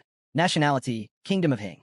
Level, 60. Occupation, Poison 5. Score, 67,375. Rank, 6. Lu Fan glanced at the information, unfazed. Not much room to hide, hey. Figuring it out wasn't hard. But honestly, I'm a little disappointed. You're not the opponent I was hoping for. My targets are neither Kim Sung, Han, nor Charles. G.I. Lan's smirk faded slightly as he checked Lu Fan's status window. So, that's who you are? Lu Fan, the Dragon Country representative. I thought you might be the master himself, but it turns out you're far behind in rank. His eyes glinted with curiosity and just a hint of condescension as the tension in the air thickened. G.I. Lan barely glanced at the warning on his status window, dismissing it without a second thought. Instead, he focused on scanning Lu Fan's information. Status window opened. Name, Lu Fan. Nationality, Dragon Country. Level, 36. Occupation, Dragon Rider. Points, 55, 1992. Rank, 1. His eyes widened. 50,000 points. First rank. Just moments ago, this so-called representative of Dragon Country was nowhere near the top. How did he rack up so many points in such a short time? Then, it hit him, the system's warning. A true hunter has appeared. G.I. Lan let out a low chuckle, realization dawning on him. So that's what it meant. His surprise quickly turned to excitement. According to the rules, if he killed Lu Fan, every single one of those points would be his. The thought sent a thrill through his veins. His lips curled into a sinister grin. I never expected to stumble upon such a prize. Looks like the feast has come to me on its own. Clenching his weapon, he made a vow. No matter how strong you are, I will kill you and take every last point. This opportunity, I won't let it slip away. Locking eyes with Lu Fan, he sneered. Do you still think you're the hunter, hey? With that many points, you're nothing but prey. And I am the one who will devour you. Lu Fan met his gaze with unwavering confidence. That might work on others, but not on me. G.I. Lan's smirk deepened as he gripped his staff. With a swift motion, he unleashed a deadly wave of poison, its toxic aura spreading through the air like a lethal storm. Your journey ends, hey. Those points, they are mine now. The venomous strike surged toward Lu Fan, but in the blink of an eye, he leaped onto Xiuye's back, evading the attack effortlessly. Landing with ease, he let out a small chuckle. If that's what you think, let's put it to the test. Without wasting another second, he gave the command. Xiaoyi, lava flame, now. Xiaoyi roared, flames igniting around its body as it gathered raw, molten energy. The temperature in the air surged, heat waves distorting the space around them. But G.I. Lan refused to back down. Standing atop his massive snake, he shouted, Don't be afraid. This dragon is nothing. It can't defeat you. With a flick of his wrist, he conjured a swirling mist of deadly poison. The thick, toxic cloud expanded rapidly, creeping toward Lu Fan and Xiaoyi like a rolling tide. At that moment, Xiuye's lava attack reached its peak. Flames condensed into a scorching fireball, pulsating with explosive power. Then, in a blinding flash, both attacks collided, venom against fire, poison against lava. The impact sent shockwaves through the air, triggering a massive explosion that shook the swamp. As the dust settled, Xiaoyi let out a thunderous roar, the sheer force of the lava flames still radiating in the aftermath. The battle had only just begun. The flames surged forward, spreading rapidly and dealing continuous damage. Meanwhile, G.I. Lan remained perched atop his massive snake, already preparing his next move. Lu Fan's eyes flickered with thought. Where did the others go? 2 enemies are still unaccounted for. They wouldn't have just run away. Before he could react, a sudden movement from behind caught his attention. A woman, spinning chains with heavy stones at their ends, closed in on him with lethal precision. With a sharp instinct, Lu Fan leaped out of the way just in time to avoid her attack. But before she could recover, Xiaoyi sprang into action. The dragon lunged, its razor-sharp claws striking her full force and slamming her into the ground. A guttural growl rumbled from Xiuye's throat. Blood trickled from the woman's lips as she coughed violently. Ow! How is he this strong? Is only level 36. Her mind struggled to process the overwhelming power she had just faced. As pain coursed through her, she realized something terrifying. This dragon was far more dangerous than she had anticipated. The sheer force behind its attack was undeniable. G.I. Lan's expression twisted as he watched the scene unfold. Damn it, that woman looks furious. But is she laughing or crying? Lu Fan thought, momentarily puzzled by her erratic reaction. Just then, the giant snake slithered aggressively toward him, fangs bared and hissing with fury. Sensing the threat, she didn't hesitate. She lunged at the serpent, reaching out to seize it mid-strike. But before she could grab hold, the snake lashed out and sank its fangs deep into her hand. A sharp sting shot through her, But instead of flinching, she retaliated with raw strength.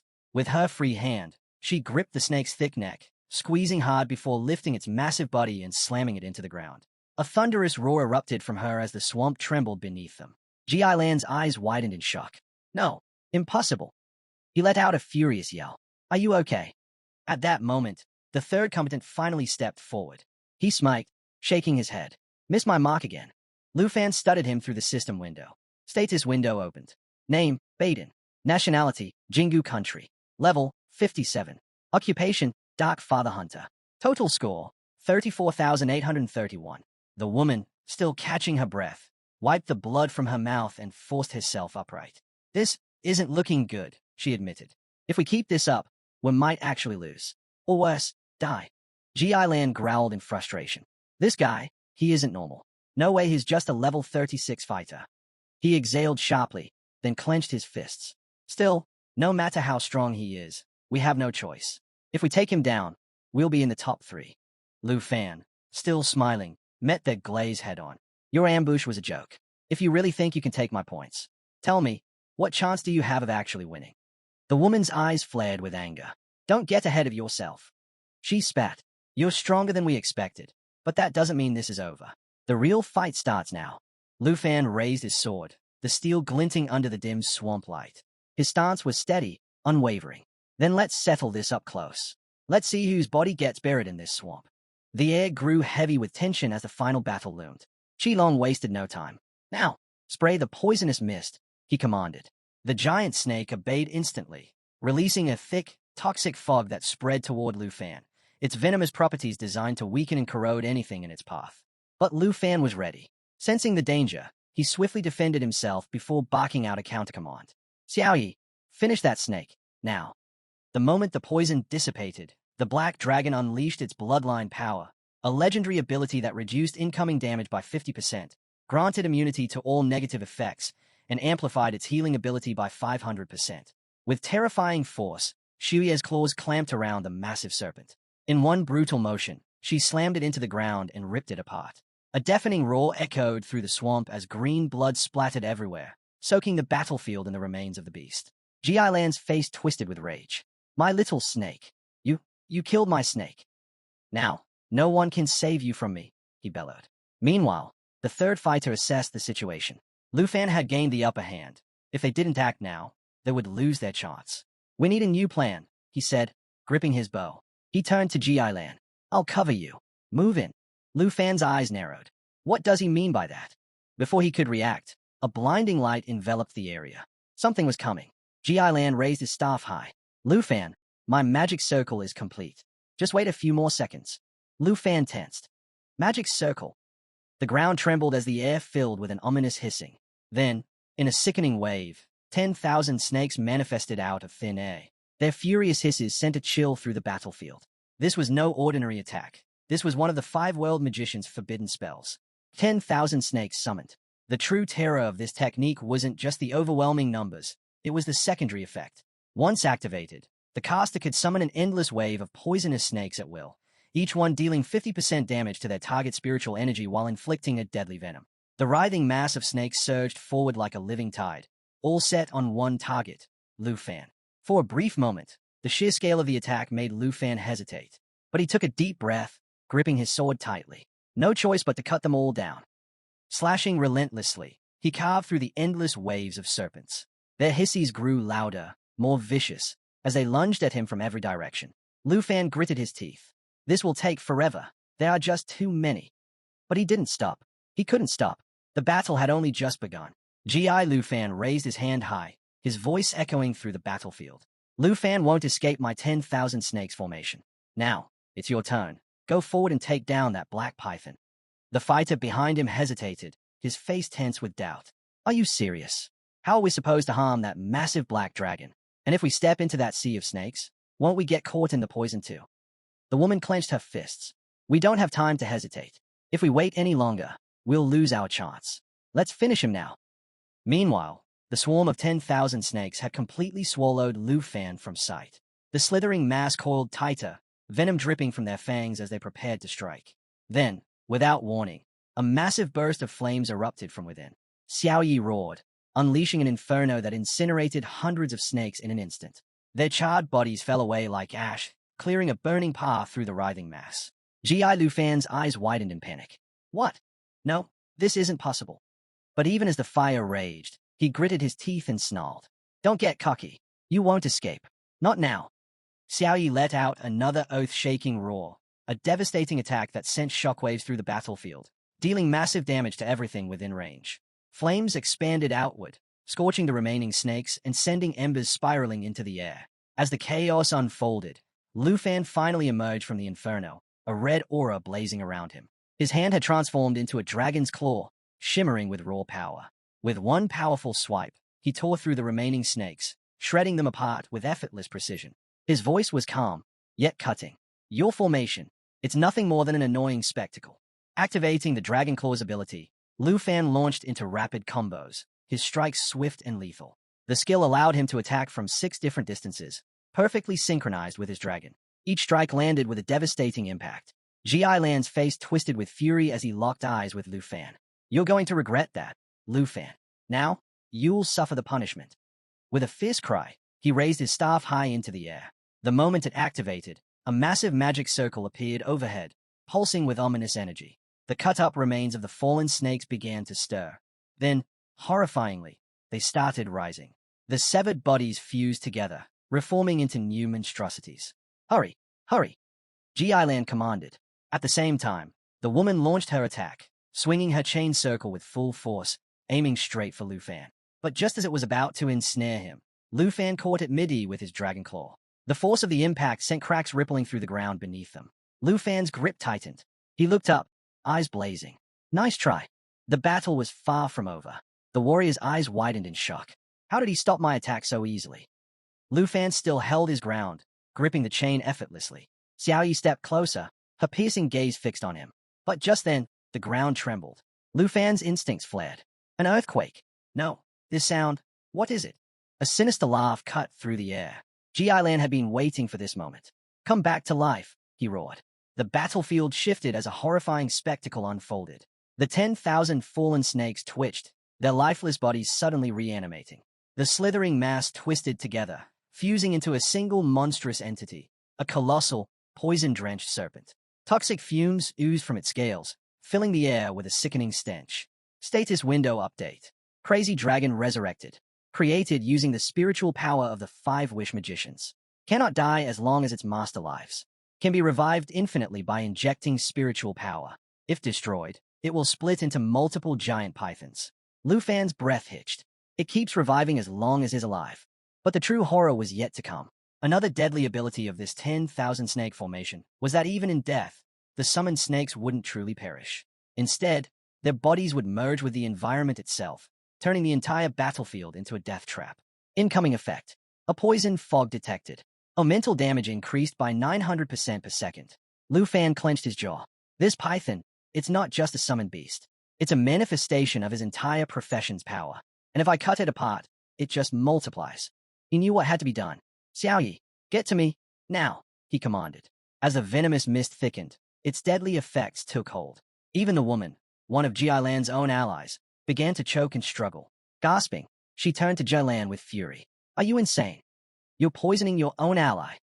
Her body convulsed, her breath ragged. Why are you doing this? Status window alert. A snake's poison intensifying. Target's physical condition worsening. G.I. Lan smirked. The dragon might be immune, but you're not. And Lufan, without that immunity, is already dead. She clutched her throat, her lungs burning, her muscles locking up from the venom coursing through her veins. I can't breathe. Help me, someone.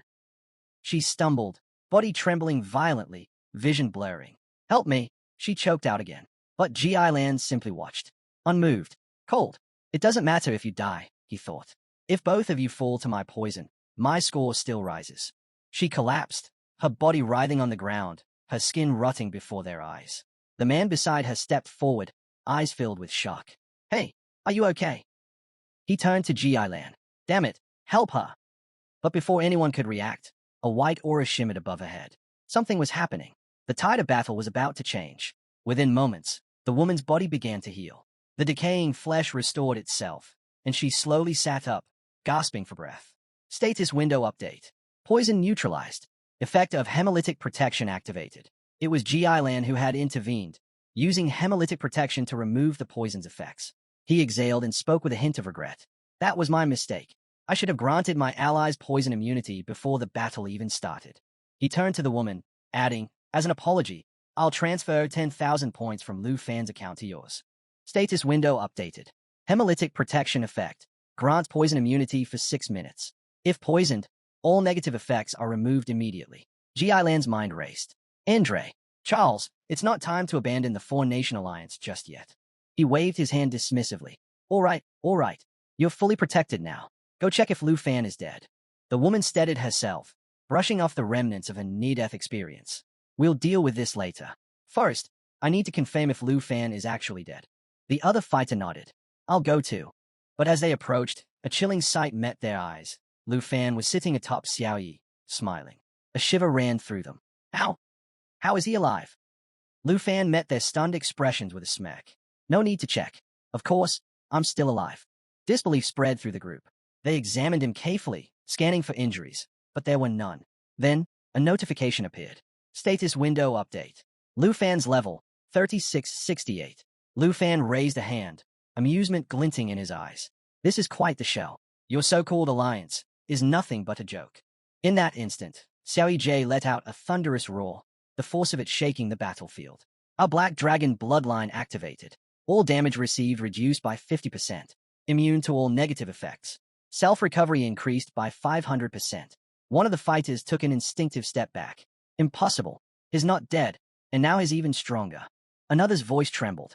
He can ride the dragon and be completely immune to everything. How is that even possible? G.I. Lan's face twisted in rage. His mind reeled. Both he and the dragon, immune to all curses, poisons, and effects. That means my strongest skill is useless against him. His breath came in short, angry bursts. Andre, Charles, is this Lu Fan the real threat? His fury reached its peak. He thrust his finger forward, eyes burning with rage. Kill him. Kill him now. He turned to his remaining fighters. Take him down, and you'll each get 20,000 points. Surpass my score if you have to. I don't care. Just end him. The battlefield tensed. The hunt was on. At this point, the woman was convinced her colleagues were completely useless. All they did was yell and get themselves badly injured. Frustrated, she thought, looks like I'll have to handle this myself. Determined, she prepared for her next attack. Turning to her assistant, she commanded, Baden, assist me in the next strike. Just as she was about to launch forward, something caught her eye, a fireball hurtling toward her from behind. Her movements froze. What? Her eyes widened as she took in the blazing sphere. Lu Fan also noticed the incoming attack. His first thought, an ally? Someone's come to back me up?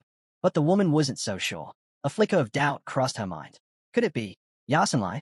The thought sent a chill down her spine. The fireball closed in at an alarming speed, and before she could react, the figure behind the flames collided with her. The impact sent her crashing to the ground, slightly injured. The fire didn't just disappear. It spread around them, burning fiercely. And at the center of it all, a man stood tall, completely unbothered. He smirked, exuding confidence. Hey, brother, don't be scared, he called out. I'm here to help. Surveying the battlefield, he raised an eyebrow. 3 of you against 1 enemy, and you in this sorry state. He let out a chuckle, shaking his head. If you really think you're strong, why don't you try fighting me instead? At that moment, a status window materialized. Andre, rank 4, class, Flame Warrior, level 60, nation, Snow, points 80,167. Lu Fan's eyes widened in recognition. Andre met his gaze with grin. Walking up, he extended a hand. Well, Lu Fan, your dragon looks more terrifying than ever. Nearby, Wei Ji tensed at Andre's arrival, mistaking him for another enemy. She immediately shifted into a battle stance, ready to strike. But before she could move, Lu Fan placed a firm hand on her head. Calm down, Wei Ji, he said firmly, is not our enemy. At his words, Wei Ji reluctantly backed off, though her sharp gaze remained locked on Andre. Lu Fan and Andre had crossed paths before, back when Lu Fan was with the overseer, enjoying a meal prepared by his aunt. The memory of them sitting together, sharing that meal, flashed through his mind. Looking at Andre now, he smirked. Surrounded by fire, crazy strong skills. You as impressive as ever, but did you really have to hit her that hard? Andre merely chuckled, raising his hand. I've mastered 3rd level magic. I ignited the true body of a god. These weaklings, they don't stand a chance against me. Meanwhile, the woman who had been knocked down slowly got back to her feet, dusting herself off. Her expression? Pure fury. Andre froze at Lu Fan's words. His eyes widened in shock before he blurted out, "Wait, hold on. What did you just say?" "She's a woman," Lu Fan chuckled. "That's right. And don't underestimate her. She hasn't even shown us what she can really do yet." Hearing their conversation, the woman's anger fled. Her fists clenched tightly, barely holding back her fury. Andre, however, was unfazed. With a confident smirk, he stepped forward. "All right, if she's really that strong, I'll take care of her first." Then, glancing at Lu Fan, he added, "You can handle the speedster and the archer." Lu Fan leaned back, casually resting his hands on his head. He let out a laugh. "There's really no need for that." What he meant was clear. "This fight is mine. I don't need any help handling them." That was the final straw. The woman's rage boiled over. Grinding her teeth, her body began to glow with a golden hue. Her eyes burned bright yellow, and an intense aura radiated from her. "You dare underestimate me," she roared.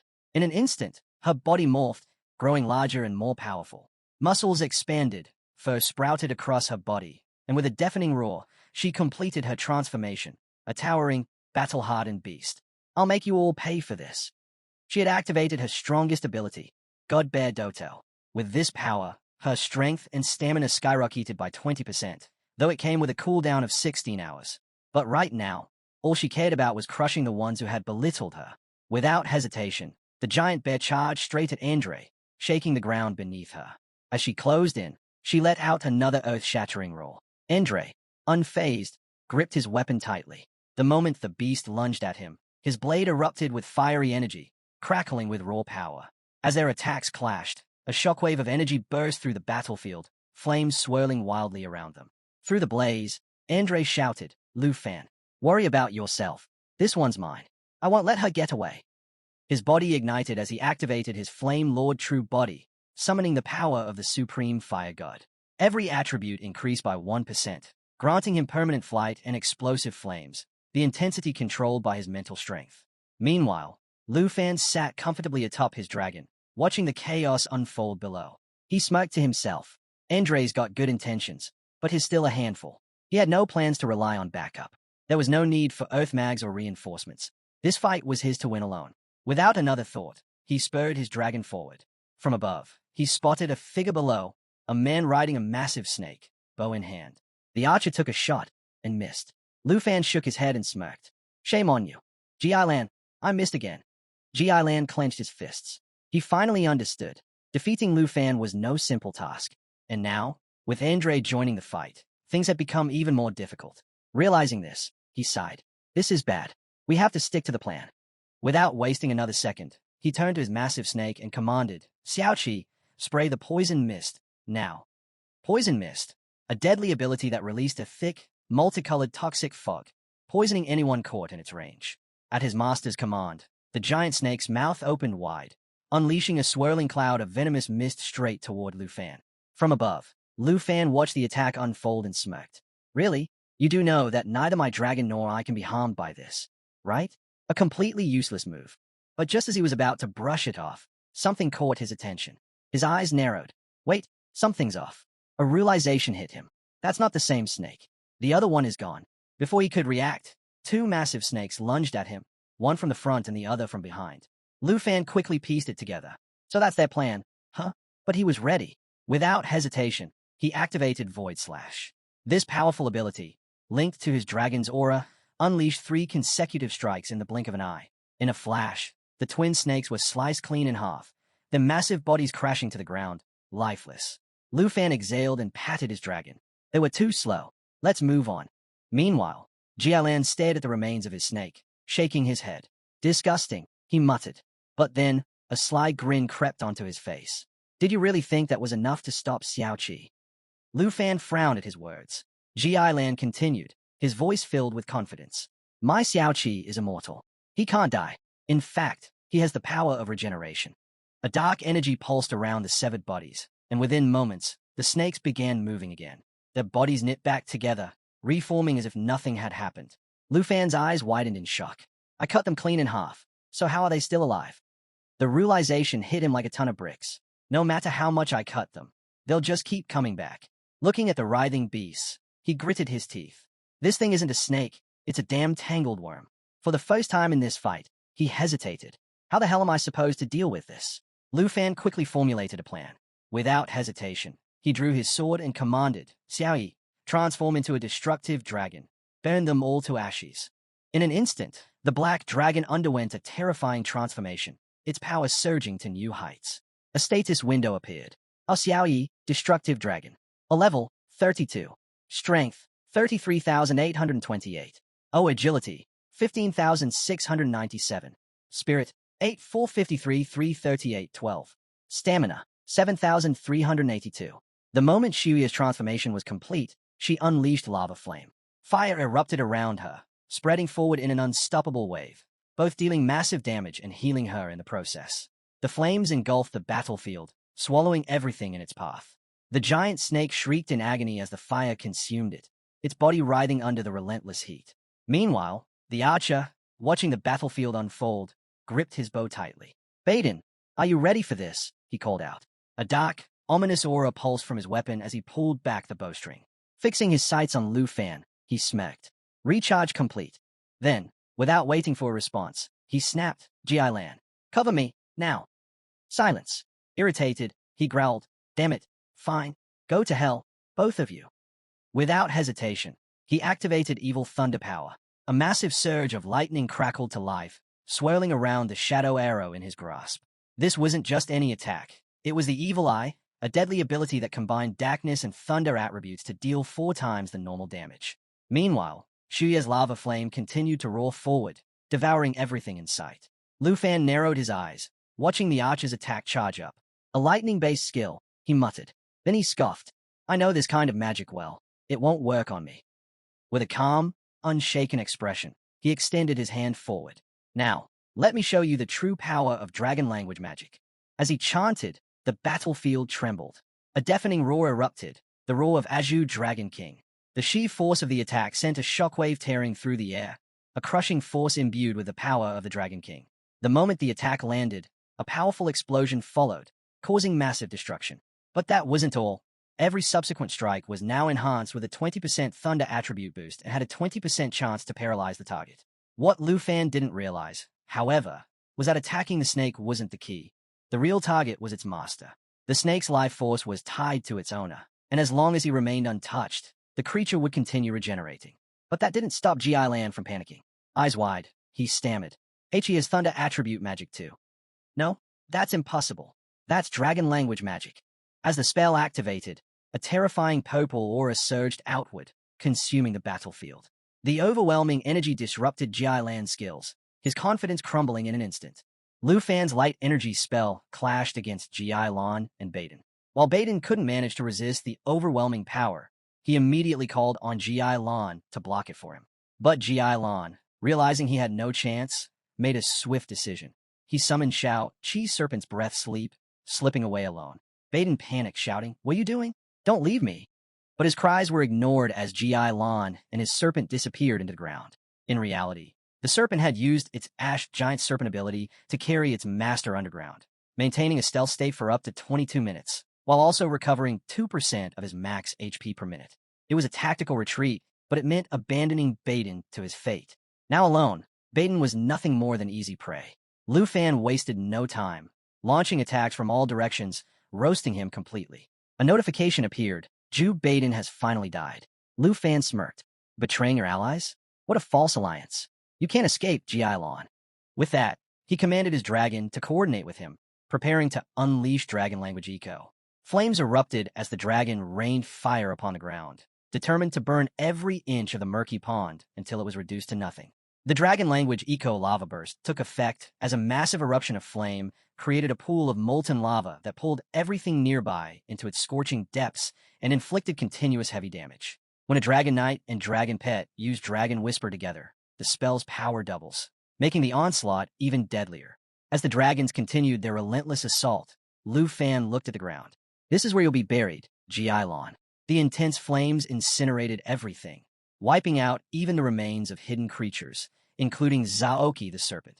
A notification confirmed Jilan's death, leaving only 21 out of 23 eliminations needed.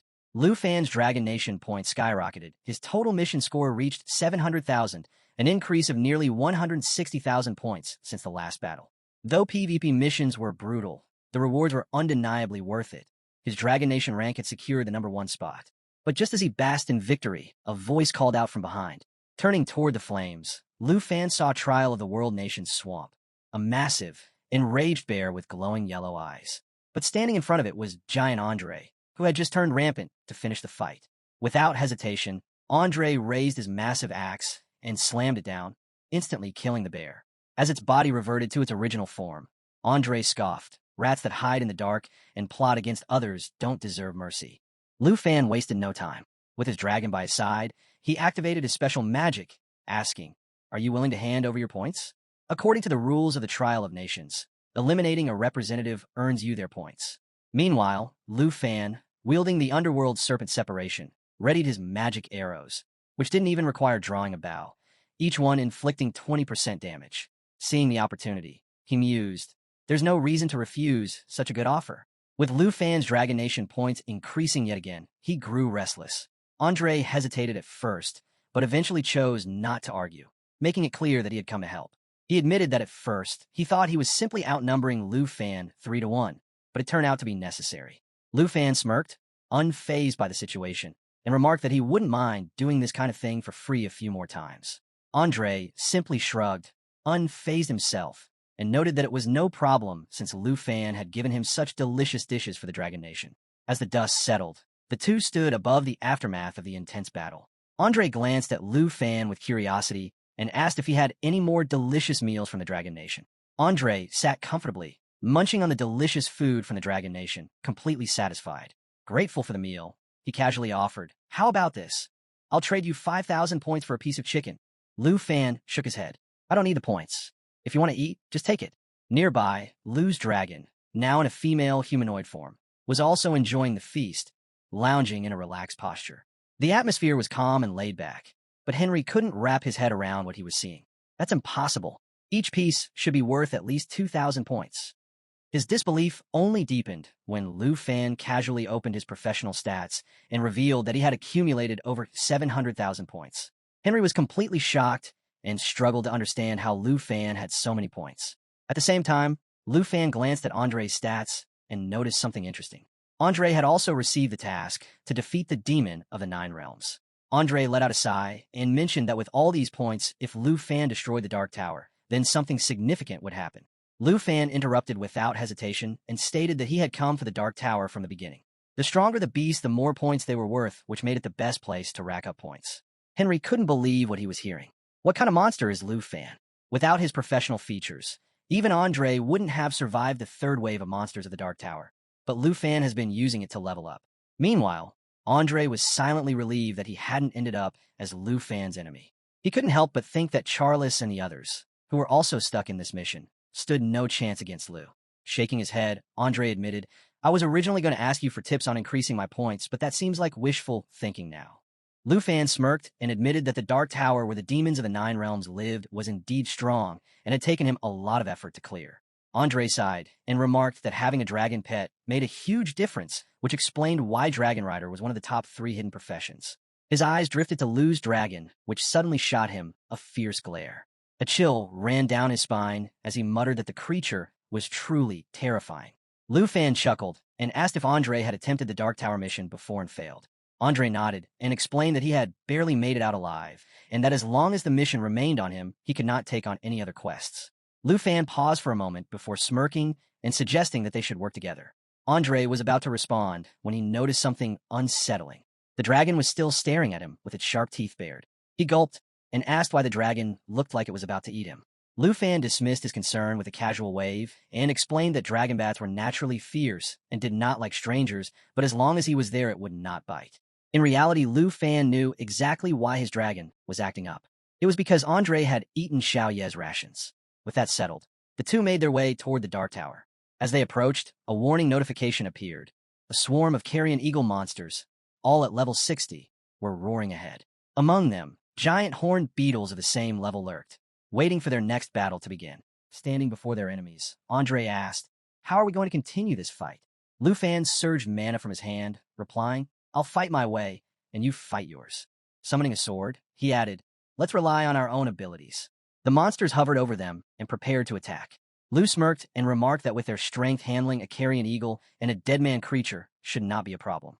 Andre disagreed and pointed out that while the first two waves of monsters had low stats, their sheer numbers made them difficult to handle. Lu nodded in agreement and said he would leave those two waves to Andre. As he spoke, a surge of blue mana burst from his body and a dragon emerged from it. He then stated that he would head inside and take care of the monsters waiting there. Andre found no flaw in the strategy, but suddenly realized Lu was claiming he would clear out all the monsters inside by himself. A bold statement. Just then, Lu Fan shouted, Xing Chun, switch to Starlight mode. The dragon beside him began to transform, growing larger and more intense. With another burst of blue mana, its speed surged, using Sky Crossing to enter the Dark Tower. At this moment, it was revealed that the Starlight Dragon's mode increased its strength by 500%, transforming into Star Shatter for 60 seconds. Rather than waiting for waves of monsters to emerge from the Dark Tower, Lu Fan grinned. Better to clean them up in one go and save time. The Starlight Struggler, a technique that tore through space, opened a rift gate to his target location. This gate would last for 60 seconds, unaffected by magical circles or forbidden spells. Before stepping in, Lu called out to Andre, take care of yourself out here. I'll clear out the fierce monsters inside and take care of the Dark Tower as quickly as possible. Andre, watching Lu's many dragons in action, muttered, I can't believe he has this many dragons. The moment they entered the gate, it cracked and shattered behind them. Inside, Lu Fan was greeted by a massive welcoming party. Deep dagger moths, cryptic devourer centipedes, dark thorn knights, and carrion devouring insects. The monsters regarded him with contempt. A foolish human dares enter this domain. A massive centipede-like creature sneered, since you dare to step inside, I will grant you the right to choose how you die. This creature was an earth demon, a nightmare-level boss with a special ability called Deathbind. It used its body and limbs to paralyze, poison, and stun enemies while inflicting damage with razor-sharp appendages. Lu Fan smirked, summoning a green aura. Unfortunate. You don't seem to appreciate gifts, so let me present one you'll regret. A gigantic emerald dragon coiled around him.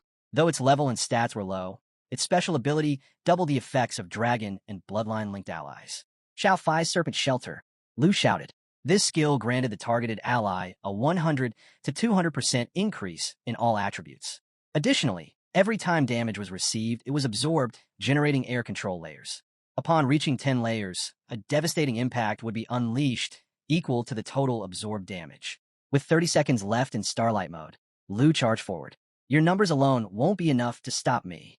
The Black Dragon 2 roared, unleashing its full strength. The enemies swarmed him, but Lu calculated his next move. Only 5 seconds left in Starlight mode. Prepare for the final clear, he commanded. Using Sky-Cutting Dragon Strike, he synchronized with his dragon, delivering consecutive dragon energy-infused attacks. A massive explosion rocked the battlefield. The destruction dragon tore through the enemies, incinerating everything in its path. He then activated Star Crush, a devastating ability that scaled with the tower level. Xing Chun, use Starlight Crush. Lu ordered. With a charging time of 2 seconds, the Snake Shadow technique was unleashed. The Dark Snake Bow was drawn, and after 3 seconds, the Shadow Snake Arrow fired, boosting damage by 500%. The combined force of Lu's dragon, sword, and shadow energy devastated the enemies. They couldn't withstand the sheer power. Starlight mode, 5 seconds remaining. Now, as the Starlight destruction sequence began, Lu's dragon opened its mouth. Blue mana, fire condensed on the battlefield, gathering starlight energy. This technique ignored all defenses, delivering unblockable, unpredictable damage. The power surged to 300,000, obliterating the remaining enemies just as Starlight mode ended. Standing tall among the carnage, Lu Fan smirked. Almost done with the upgrade. Let's pick up the pace. With his Dragon Nation points maxed out, a new challenger appears, the Holy Corpse Demon Dragon. This dragon exuded an overwhelming purple mana, but Lu didn't hesitate. Xiao Fai summoned the Fallen Demon Dragon. Through natural assimilation, he used the Dragon Bone Flute to summon twin Fallen Demon Dragons, whose levels matched his own. As his star dragon transformed into galaxy form, it unleashed a barrage of laser beams. The Starfall effect covered the entire area, continuously dropping starlight that persisted until cancelled. In the aftermath, Lu's Double Dragon reached level 25, his Star Dragon rose to level 80, and his own level increased to 36. He nodded in satisfaction. This is the right pace for collecting points. But their next opponent appeared, Abyss Moss, level 75. Despite its size, Lu's dragons showed no mercy. As the Abyss Moss unleashed its corrosive breath, releasing shimmering green poison bubbles, Lu countered.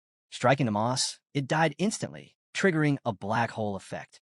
This technique continuously pulled in nearby enemies, eventually exploding with damage proportional to the total health of all captured foes. Lu unleashed 3 simultaneous black holes, maximizing destruction. He smirked. A foolish choice. They're practically choosing death in front of my dragons. But then something fell off. He suddenly realized that one of the enemy dragons had disappeared. Spatial Break Shadow. He muttered. This ability merged the user with space, granting stealth and undetectable movement in darkness. While active, all physical and magical attacks were nullified, but the effect only lasted 9 seconds. A chill ran down Lu Fan's spine. A giant earth demon materialized right behind him and his dragon. He hadn't sensed it at all. The earth dragon coiled its body and limbs, attempting to immobilize Lu Fan with a binding lock while stacking negative effects for cumulative damage. However, before it could fully restrain him, a sudden impact struck hard, a spatial break shadow ability with a stealth effect. In the next moment, a massive figure smashed the earth demon square in the face. Shocked, the earth demon recognized the attacker and demanded to know how it had appeared here and why it was aiding a human. It was Phantom Walk, a technique that allowed Lu Fan to infuse himself with natural energy, granting him a stealth effect that let him move freely among earth demons without detection. The stealth effect would break upon attacking or using an ability, but that moment of surprise was all he needed. The figure that had attacked had enormous fangs and a tentacle-like face. Without giving the earth demon a chance to retaliate, it delivered another lightning-fast punch. Then, with blood-infused claws, it unleashed a powerful strike. Though the attack temporarily weakened its own strength by 200% for 10 seconds, it held its ground. Lu Fan summoned his dragon, Great Calamity. The destructive dragon soared through the battlefield, triggering massive explosions across the area and dealing devastating damage. Smirking, Lu Fan taunted the earth demon, reuniting with an old friend. Satisfied with my grand gift? Now, standing before him was the ancient demon god, once mighty but now reduced to being slain twice by mere humans. Even worse, it was now disgracefully serving them. Enraged, the earth demon roared, "How dare you? You think you're worthy of standing on my level? You and these lowly creatures don't deserve to exist." With that, the earth demon activated a new ability, Shadow Split. 3 clones materialized, each lasting 5 seconds. They retained 60% of the original body's health and attack power, capable of absorbing damage. Sensing an unsettling aura radiating from Lu Fan, the earth demon knew this human had to be eliminated today. With that resolve, it unleashed Deathbind. The earth demon attempted to immobilize his target and inflict stiffness, but before his Deathbind could take full effect, it was abruptly interrupted. Meanwhile, his clones suddenly began multiplying, but what happened next was truly unexpected. The demon god also split into multiple clones, each one engaging an earth demon clone in battle. Lu Fan smirked, reveling in the chaos. Since you're enjoying my little gift so much, let me throw in some extra fuel to the fire. With that, he summoned his demon troops, and his dragons roared louder than ever, ready to unleash destruction. Utilizing corpse manipulation, Lu Fan seized control of the corpse demon dragon's transformed puppets, allowing him to summon or recall them at will. In an instant, half of the earth demon army within the tower was tamed and brought under his command. Without hesitation, they all turned their weapons against their ally monsters, launching a relentless assault. Just as the earth demon was beginning to grasp the situation, the demon god struck him once again, leaving him trapped between 2 overwhelming forces. Lu Fan, watching the scene unfold, couldn't help but enjoy the spectacle. 2 ancient monsters locked in a brutal clash, while his dragons roared in anticipation. With each passing moment, more and more monsters fell under his control, adding to the ever-growing chaos. The earth demon couldn't fathom how a mere human could wield such overwhelming power, but Lu Fan, unfazed, set his sights on a monstrous creature. "Your turn, ugly beast," he sneered. The earth demon scoffed, refusing to back down. "Defeat me? What a ridiculous delusion." With that, it unleashed a dense green aura, spreading across the battlefield. The oppressive energy shook the ground, making it difficult for even the tamed monsters to stand firm. Sensing an opportunity, the earth demon attempted to slip away unnoticed, but Lu Fan was watching closely. Without hesitation, he countered by casting Dragon's Encouragement, summoning a brilliant yellow aura that surged through his body. This empowering spell amplified all attributes and increased attack power by 30%, igniting a furious roar from his dragons as they resisted the Earth Demon's influence. "There's no escape for you now," Lu Fan declared as the battle intensified. Xiao Fai and Xing Chung attacked in unison. Xing Chung activated Starlight Destruction, shifting from stationary dragon form to its Starlight mode. The countdown for Starlight mode began, ticking down from 60 to 58 seconds as the ability charged up. Meanwhile, Xiao Fai unleashed Lava Burst, sending scorching red flames surging toward the battlefield. In that instant, something extraordinary happened. Dragon language magic was unlocked. Dragon Breath transformed into a forbidden spell exclusive to Dragon Demon Dragons. Responding to this, the other two dragons activated Fall Drum, a devastating spell that sacrificed a portion of their own life force to ascend before crashing down, dealing immense damage upon impact. As the Starlight Destruction concentrated its energy into a blazing beam, the other two dragons simultaneously unleashed their lava burst, engulfing the Earth Demon in an overwhelming inferno. Through the power of Dragon Language Resonance, when both the Dragon Render and Dragon Pet cast the same Dragon Language spell, their magic's potency skyrocketed. The combined assault proved too much. The Earth Demon's massive form split in two under the sheer force of their attack. Yet, even in its broken state, the Earth Demon let out a defiant roar, refusing to surrender. "I'm not done yet," it bellowed, clinging to the last remnants of its will to fight. Meanwhile, outside the dark spire of the Earth Demon, a monstrous bird swooped down, unleashing a stream of fire at Andre. Without hesitation, he swung his hammer, smashing the creature out of the sky and sending it crashing into a pile of fallen monsters below. Hovering above the battlefield, Andre scanned the area, puzzled. "Why isn't the gate opening for the third wave of beasts?" he muttered to himself. Just as the thought crossed his mind, a massive explosion erupted from within the spire. A blinding force shot out, streaking across the sky like a comet. Andre's eyes widened. What the hell is going on in there? 5 minutes later, at the National Trial's secret realm, Lu Fan emerged triumphantly, holding the severed head of the Earth Demon. As he descended, he spotted Andre, who had already cleared out the entire army outside the spire. The battlefield was littered with the corpses of slain monsters. With a heavy thud, Lu's dragon tossed the Earth Demon's head onto the ground. Andre's eyes widened in shock as he took in the sight. Just then, a notification appeared. After death, the Earth Demon can recover 10% of its life from its corpse after 10 minutes. Upon resurrection, its attack power increases by 100%, defense drops by 200%, and it loses HP every second. Death countdown for minutes. Andre frowned, eyeing the severed head, which was exhaling an eerie green mist. Before he could react, Lu Fan dismounted from his dragon, waving a hand in front of Andre's face. "Quit staring. This is the Earth Demon's deviant head," he said. "We need to move fast before it revives." Andre hesitated. "Wait, you're really giving me the kill?" Lu Fan smirked. "Yep, the points are all yours. If I kill it again, you'll be stuck with an unfinished mission forever." Realizing this was a rare opportunity, Andre's weapon ignited with flames. He turned to Lu with a grateful nod. "You're a true friend." Without wasting another second, he delivered a devastating strike, reducing the Earth Demon's head to ash. The resurrection effect was completely interrupted, and as a bonus, Andre received a powerful buff from the kill. The next morning, they set up camp. As they rested, Andre couldn't help but feel lucky to have met Lu Fan. He was still in disbelief that completing the task had earned him 200,000 points, pushing him to rank number 2. The achievement felt unreal. Lu Fan smirked and noted that this was likely the end of their temporary squad. Andre paused for a moment before sighing. It was unfortunate that this was a national trial, where they ultimately remained rivals. If they had met before the competition, he would have gladly treated Lu to a good drink. Lu clapped him on the shoulder, reassuring him that there would be another chance. With a grin, Andre made a deal.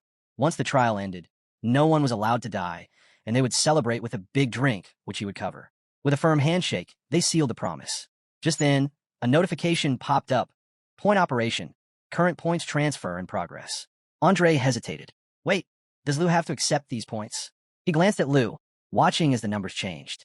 Turning to him, Andre admitted, "I've eaten so much of your food, interrupted your PvP fights, and now you even helped me finish my task. I know these points don't mean much to you, but at least take them. I'd feel guilty otherwise." Lu Fan chuckled at the sight of Andre acting unusually shy, finding it quite unlike him. Without hesitation, he accepted the points. Before parting ways, Andre had one last question on his mind. He couldn't understand why someone as strong as Lu, with such powerful dragon pets, would even bother dealing with weaker opponents when he could have easily wiped them out in just a few hits. Lu simply shook his head. Those so-called weaklings were actually new elites from different countries, many of whom had hidden professions he had never encountered before. This was the perfect opportunity to observe their skills and expand his knowledge. It wasn't a waste of time, because in the end, victory would be his. Andre chuckled at that perspective, finding it pretty cool. With that, he decided to take on some side missions and rack up points while he could before heading off. With that, he flew off, leaving Lu to his thoughts. Andre's not bad. Hope I don't get a PvP mission to hunt him down. Shaking the thought away, he turned his attention back to business. His fallen puppet army had just gained a new member, the Earth Demon. The scene shifts back to the nation's trial arena command room, where the rankings have just been updated. Andre has climbed to second place, surpassing both the Star Nation and the Taki Nation. The room is buzzing with speculation and congratulations, as many believe he must have defeated the Nine Realms Demon, an achievement once thought impossible. Some, however, argue that this feat could only have been accomplished with the help of Dragon Nation's representative, Lu Fan. They reason that escaping that realm alone should have been impossible. Amid the discussions, a bald man demands respect for Snow Nation's representative, reminding Mr. Han that Andre is known for helping others in need and is deserving of recognition. Meanwhile, another observer silently notes that at this rate, the Taki Nation will soon drop to third place. He watches Mr. Jean, who has remained unusually quiet, likely furious over the fact that someone like Andre, whom they consider lacking both brains and strategy, has managed to surpass Jin Changhan.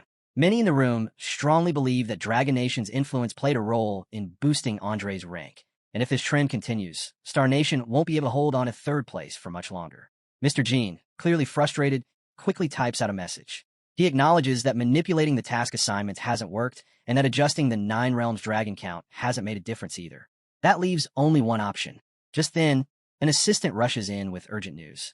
Mr. Jean initially brushes him off, unwilling to be disturbed, but the assistant insists that it's crucial. The moment he hears the message, his demeanor shifts. This call has confirmed that the final method is ready for execution. Without hesitation, he orders his subordinates to take him there immediately. Mr. Jean made his way to the hidden back door he had set up while designing the secret realm. His assistant followed closely behind, presenting him with an emergency single-use item. Due to time constraints, they hadn't been able to inspect it thoroughly, meaning there could be risks. However, the Master of Enhancement Professions had confirmed that it was functional. The item was a scroll, one of the Trial of Nation consumables. When activated, it created a portal to a designated location within the secret realm, but it would only remain open for 90 seconds. Studying it carefully, Mr. Jean noted how unstable it seemed. His assistant then reported that they had been monitoring Lu Fan from the back end and had detected abnormal activity. Mr. Jean had expected this and understood that there was no longer any way to catch Lu Fan red-handed without taking action himself. There was only one option left. The final plan had to be executed. Turning to his subordinates, he ordered them to guard the hallway and ensure no one approached until he returned. His secretary hesitated, questioning whether he truly intended to use the scroll. Mr. Jean confirmed that he would personally enter the secret realm to deliver an important message. With that, he activated the portal, setting its destination to a desert area within the trial. A notification popped up, warning that the portal was highly unstable and could close at any moment. Concerned, his secretary warned him of the dangers. The scroll was experimental, and if overseas competitors spotted him and captured his presence on a live broadcast, it could lead to serious consequences. However, Mr. Jean remained firm, explaining that he had already informed the main controller and the director, ensuring that no footage of the desert map would be broadcasted until his return. As the portal countdown began from 90 seconds, he reminded his subordinates that they must keep this operation secret. If discovered, the Taichi Nation's reputation would suffer greatly. Before stepping through, he issued one final command to activate the ultimate mission. Lu Fan was currently seeking new Nine Realms damage missions, and time was running out. Meanwhile, in the desert, Lu Fan quietly observed his surroundings. His current task was to subjugate an epic boss, the Earth Demon. However, this time, there was no need to search for the Dark Spire. According to the competition rules, missions offering such high points were supposed to be rare, yet he had accepted 3 in total, all related to subjugating the Nine Realms demons. The odds of this happening seemed suspiciously high. Something felt off. It was as if these missions had been deliberately arranged.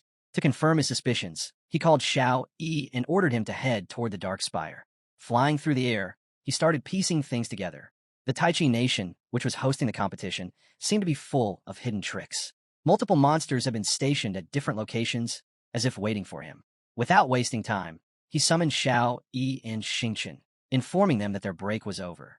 They needed to activate the star shuttle immediately. The star dragon shifted into its starlight form, letting out a powerful roar as the remaining time in this state dropped to 90 seconds. The star shuttle tore through space, creating a portal to their target location.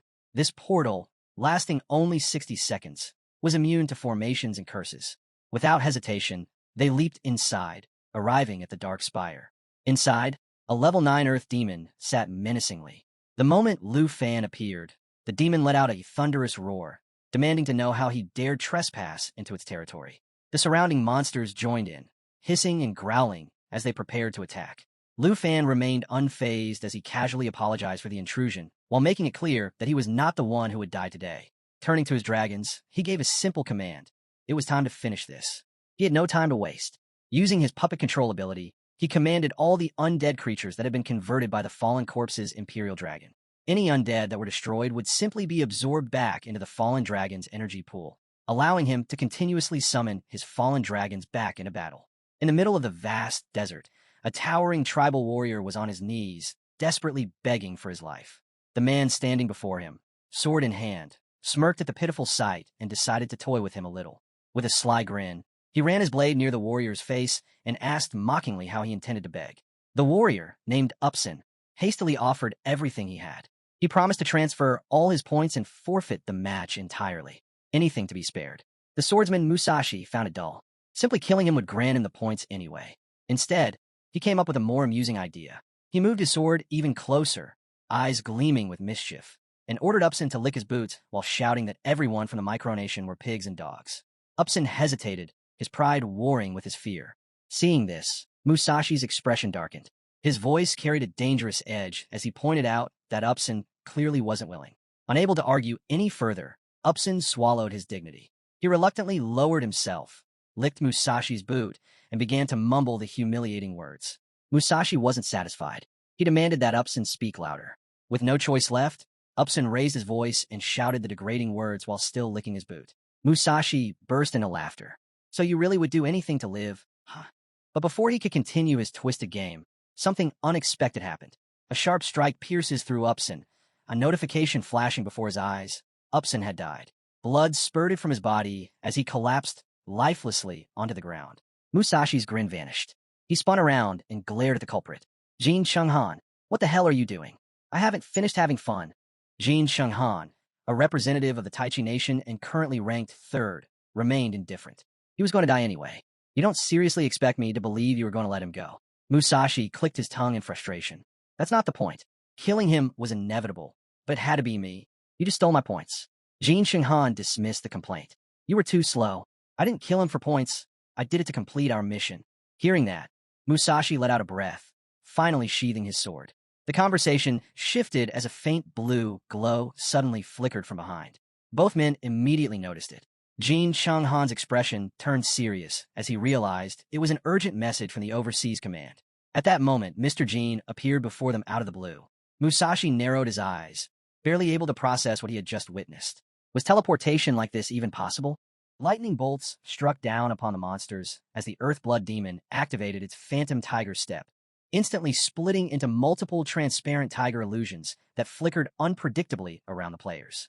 Each time one attacked, it exploded and vanished. With skills like Thunderclaw Strike and Soul Hunting Tiger, the demon lunged at Lu Fan. It slammed the ground with a thunder-charged claw, preparing to strike, but Lu Fan's summon's death coil bound it in place, tightening its grip and rendering it immobile. The Earth Demon cried out in shock, questioning the Earth Blood Demon's betrayal. Before it could react, another of Lu Fan's summoned demons tore through it with a blood claw. The Earth Demon howled in disbelief, demanding to know why even the Earth Fiend Demon had turned against it. Lu Fan remained calm, observing the battle with interest. If just 2 9-realm demons were this powerful, he wondered what would happen if all 9 attacked at once. As he spoke, multiple demons roared behind him, making him realize that Taichi Kingdom's schemes had completely backfired, benefiting him instead. As the Earth Demon finally fell, Lu Fan stood stronger than ever. He couldn't help but consider the chaos he could unleash if he released his demon army now. The thought of adding yet another powerful demon to his realm filled him with pride. Musashi shouted at Jin Chung to slow down as they soared through the air on a mysterious magic sphere. Frustrated, he demanded to know why Jin Chung wasn't heading straight for the ultimate mission now that the Overseer had provided its location. Jin Chung dismissed the idea, saying he didn't need it yet. He then reminded the Overseer that the teleportation ray was unstable and that he had to deliver the information quickly before leaving. Annoyed, he recalled how shameless the Tai Chi Kingdom was for sending an Overseer into the trial. With such vague point allocations, why not just disqualify their representative outright? He asked Mr. Jean about it, and Mr. Jean explained that the secret realm rooms were operating normally without irregularities, leaving no valid grounds for a forced removal. Slowly grinding monsters and completing quests wouldn't be enough to climb the rankings. To gain more points, they needed to understand how the Dragon Nation's representative was farming Darkspire. If Lu Fan could do it, so could they. As the teleportation ray grew more unstable, the Overseer quickly left, reminding Jin Shenghan that the ultimate mission had been activated and urging him to use it wisely. Jin Sheng and Musashi remained silent for a moment before Jin Sheng decided that the ultimate mission was meant to target Charles Xian, not Lu Fan. Wasting it now would be pointless. First, they needed to locate Darkspire and uncover how Lu Fan had defeated the 9 realm demons. He knew the ultimate mission automatically locked onto the highest-ranked player on the leaderboard, making it most effective when used against the strongest opponent. Musashi grumbled about the Tai Chi Kingdom's underhanded tactics, but had no choice but to follow Jin Cheng's lead. As he was lost in thought, the magic sphere suddenly halted, sending him crashing to the ground. Furious, he accused Jin Sheng of retaliating over a simple comment, but Jin Sheng urged him to look ahead. As Musashi lifted his gaze, his expression darkened. Heavenly demon soldiers of the fallen corpse had appeared before them. The overwhelming pressure of Darkspire's ominous aura filled the air. Jin Sheng, however, remained unfazed, assuring Musashi that their strength was more than enough to handle the situation. A dark purple aura swirled in Jin Sheng's hands as he questioned why the 9th Realm Demon Army seemed so small. Before he could act, Musashi unsheathed his sword, a sinister grin spreading across his face as he taunted Jin Sheng about the legendary ancient demon army that had once ravaged the Tai Chi Kingdom. Testing their power, he swung his sword, unleashing a devastating ghost side slash that sent a high-speed rotating wind blade tearing through the soldiers. Jin Sheng followed up with a spell, scoffing at Lu Fan's reliance on dragon pets. If it weren't for loopholes in the system, could he really have conquered Darkspire on his own? With his magic, Jin Sheng seized several demon soldiers and effortlessly tore them apart, flinging their bodies like ragdolls. He smirked, declaring that whatever Lu Fan could do, he could match. After wiping out the demon soldiers, Musashi frowned in frustration. Despite all the kills, their points hadn't increased. Jin Sheng found it suspicious and decided they needed to investigate further. As they stepped inside Darkspire, they were surprised to find it eerily empty. Had someone already cleared the area? Something felt off. A sudden unease settled over them. Their instincts screamed danger. Before they could react, a colossal earth demon appeared alongside 2 other powerful monsters. Cold sweat dripped down their backs as they faced the overwhelming threat that had been lying in wait. The presence of 3 9 realms demons made Musashi's voice tremble. Shocked by their sheer pressure, he muttered that he could feel their power. Jin Shenghan frowned, sensing that something had gone terribly wrong. As they observed the demons, a voice unexpectedly spoke from behind them. Lu Fan. Startled, they turned to see him standing there. With a smirk, Lu Fan remarked that he hadn't expected to see them here as well. Jin called out his name, while Musashi, still surprised, questioned why he had come. Lu Fan, unfazed, told him not to act so shocked. After all, he had gone out of his way to set this up for them, especially after they had destroyed his base. Lu Fan was a master of controlling the undead, using corpse puppets to command his forces. He recalled his own abilities, knowing that he could direct the 9 realms demons to attack at will. The monsters roared in response, their power radiating through the battlefield. Each 9 realms demon controlled an army, gathering both points and experience for Lu Fan. Overhead, a massive purple dragon soared, drawing the attention of those nearby. The smaller ones, however, had been left behind to guard Darkspire. Musashi scoffed, claiming that Lu Fan had walked into his own death, not theirs. Just then, a system notification revealed Lu Fan's abilities to Musashi. Checking his status window, Musashi turned to Jin and urged him to kill Lu Fan so they could split the points between them. Jin, however, refused to rush. He had a personal grudge against Lu Fan, and a swift death wouldn't be enough to make him suffer. But as he considered the situation, he realized something. The 9 realms demons weren't the real threat here. They couldn't be controlled. Yet somehow, 3 of them stood with Lu Fan. If he had come here alone, he must have found a way to win without fighting them directly. Lu Fan chuckled at their hesitation, mocking them for doubting his power even while standing before him. Jin, determined to uncover the truth, demanded that Lu Fan reveal his secret regarding the Nine Realms demons. If he cooperated, Jin might let him go. Musashi, however, had no patience for talk. Summoning his mana, he told Jin to stop wasting time. They should capture Lu Fan and force the truth out of him. Amused, Lu Fan pretended to be surprised by their curiosity. He admitted that he had exploited a bug to farm Darkspire. Jin immediately questioned how he had earned points so easily when they had already encountered 2 waves of gatekeepers and found nothing beyond the gate. Musashi added that it was unbelievable for a player like Lu Fan, who had only gone through 30-plus job changes, to clear Darkspire on his own. Lu Fan simply closed his eyes, dismissing their doubts. But Musashi pressed further, demanding to know why the Nine Realms demons were standing behind him instead of attacking. Jin, now equally suspicious, observed that the demons were unusually silent when they should have been hostile. He wondered if Lu Fan had somehow gained control over them, but that seemed impossible. Lu Fan laughed, mocking their logic. If such a system existed, wouldn't their Tai Chi kingdom already know about it? Could he really manipulate quests at will? Jin's expression darkened as he considered the possibility that Lu Fan had discovered their interference in the trial, and worse, that he might actually be controlling the Nine Realms demons. Musashi, unwilling to wait any longer, shouted that they should just attack. But Lu Fan smirked, calling them a disappointment. If they weren't convinced yet, he would have to prove his power. With a simple twist of his fingers, he commanded the Nine Realms demons to attack. The battlefield erupted in chaos as the demons charged forward. Jin, realizing the danger, shouted for everyone to run. He refused to believe that Lu Fan could actually control them. It had to be some trick. As he fled, his mind raced. How could Lu Fan claim their hard-earned rewards from the trial? The Nine Realms demons belonged to the Tai Chi kingdom, and yet, in the blink of an eye, they were fighting under Lu Fan's command. This was impossible, or at least it should have been. The demons roared as waves of red mana locked onto their targets. A system notification popped up, Death Coil skill activated. Before Jin could react, a blast of dark energy struck him, slamming him into the ground. He let out a sharp cry of pain, his body writhing from the impact. Struggling to lift his head, he spotted another monster looming over him. His legs trembled. He couldn't even stand against them. Another system notification flashed, Abyssal Entangler summoned. Then another, Bloodblade Claw activated. Jin's eyes widened. This power, it could terrify an entire nation. But he had no time to dwell on it. Clenching his teeth, he forced himself up, refusing to die here. Damn it, I won't go down this easily. His mind raced. He was the pride of his people. He couldn't let it end like this. Just as he steadied himself, the monster lunged and smashed him back into the ground. Watching from above, Lu Fan casually took a seat. I told you, he said, smirking. I never cheated. I just worked hard enough to make them my puppets. Nearby, Musashi's eyes burned with fury. Purple mana erupted around him as he roared. I can't die here. I am the pride of the Sakura Nation, a powerhouse in this world. Without hesitation, he charged the monster. The system chimed again, Ghost Scythe activated. A deafening blast followed. Musashi staggered, refusing to accept the reality before him.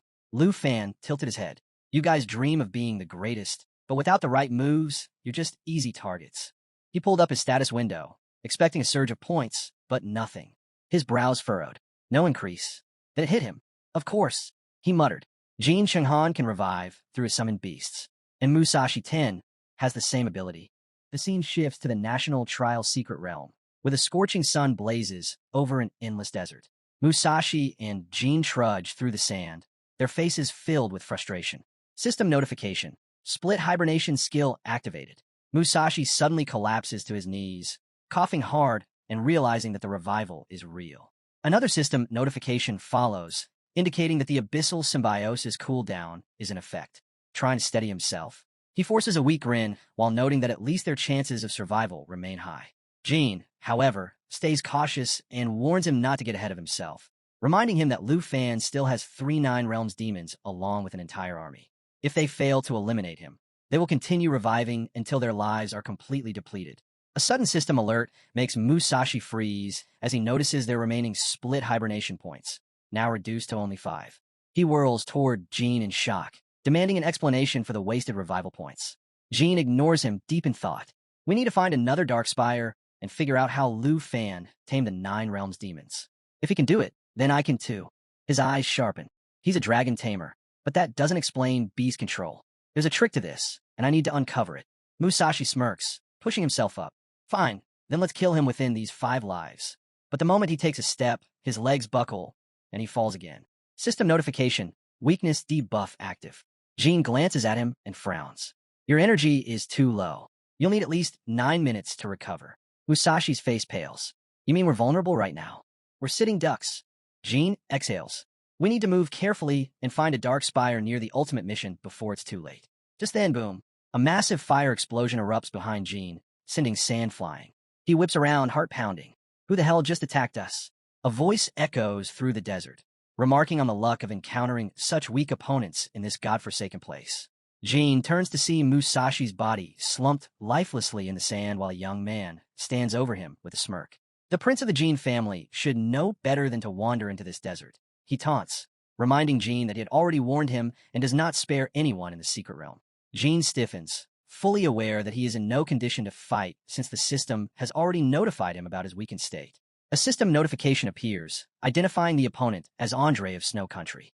Andre tilts his head, watching Jean with amusement and questioning his purpose there, teasing that it almost seems like he is trying to play whack-a-mole. System notification. Andre has activated Flame Avatar. Temporary flight with blazing wings enabled. With a smirk, Andre soars into the air, fire surging around him. Whack-a-mole is a fun game, don't you think? Jin's mind races. He has no strength left to dodge. He stumbles back, still seated in the sand, as Andre hurls a blazing fire attack straight at him. Boom! A massive explosion engulfs the battlefield. Andre lands and frowns at his status window, finding it strange that no points have been gained. His expression darkens as he realizes that despite taking down 2 opponents, something is off.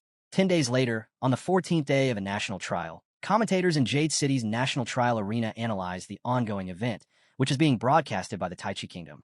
At Dragon Capital Academy's Villa No. 2, a group of girls watches the live coverage on TV, murmuring about the high death rate and acknowledging the brutal reality of the trial. Meanwhile, in the combat class of Dragon Capital Academy, a blue-haired girl listens to the latest report detailing the current standings.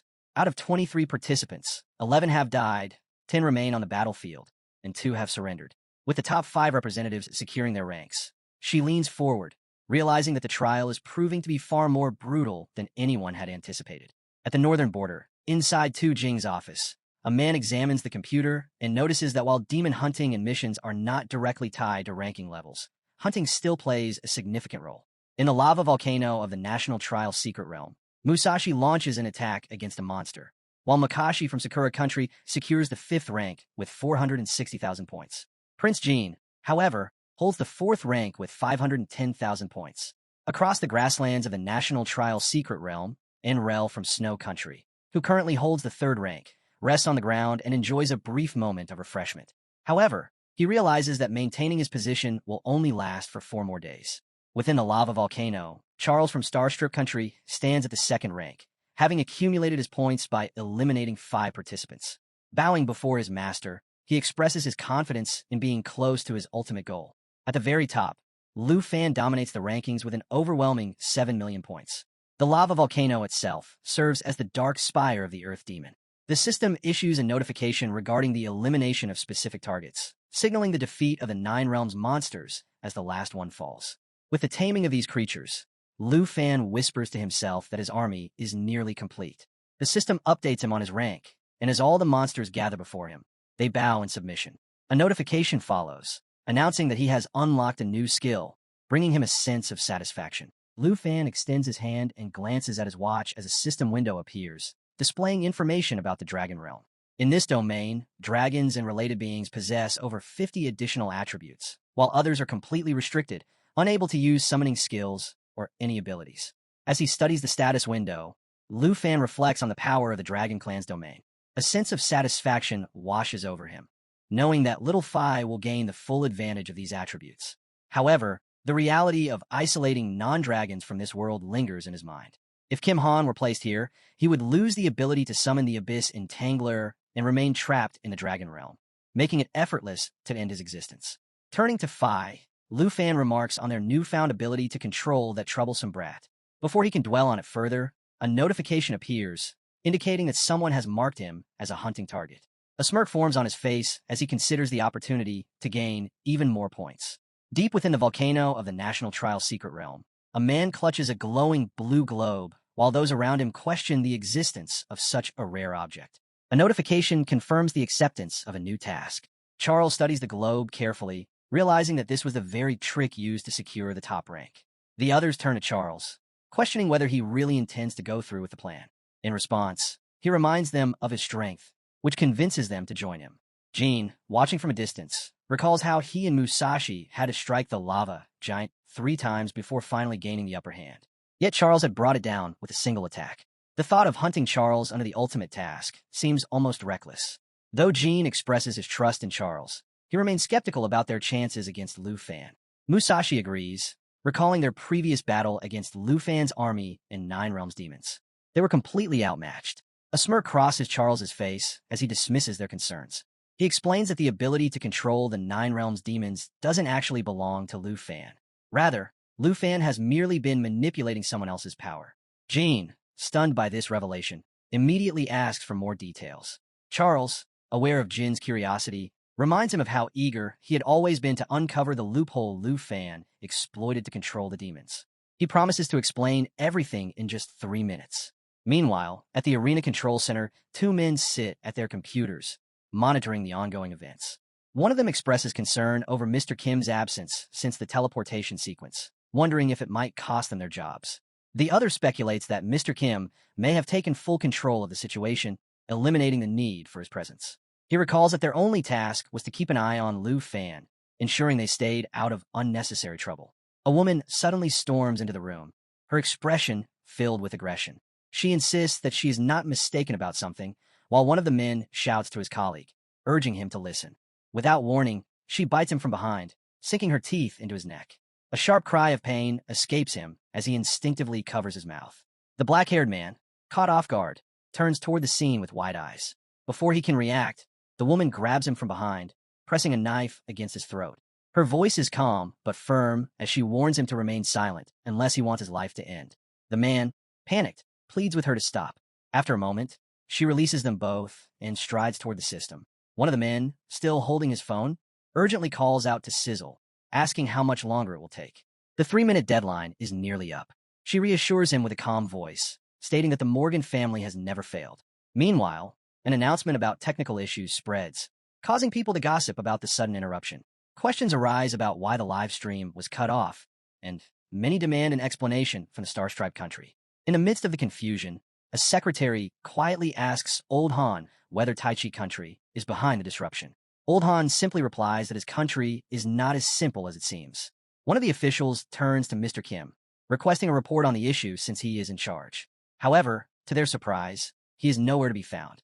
Another official notes that it appears someone just called him away. At the far end of the corridor, Mr. Kim confronts Morgan, asking what he wants to discuss.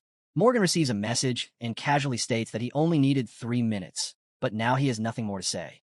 Frustration flares in Mr. Kim's expression as he warns that he has no time for games. Morgan simply turns away with a smirk, saying that his time is up. Now, it's time for goodbye. Back in the volcano arena, Musashi questions whether Lu Fan's ability to control the Nine Realms demons comes from the power of an ancient god. Jean, skeptical, finds it hard to believe, dismissing it as nothing more than a fairy tale. Charles, however, understands their doubts. He acknowledges that such things are difficult to believe, but the power of the gods is real. A mere touch of it can grant unimaginable strength. To prove his point, he channels his mana, revealing a golden energy. He explains that this is holy mountain power, bestowed upon him by his master. Musashi immediately senses its overwhelming strength, while Jean, intrigued, asks whether this power comes from a special essence. He notes that holy mountain power seems even stronger than the Nine Realms demons. Charles nods and tells them that they, too, can obtain it.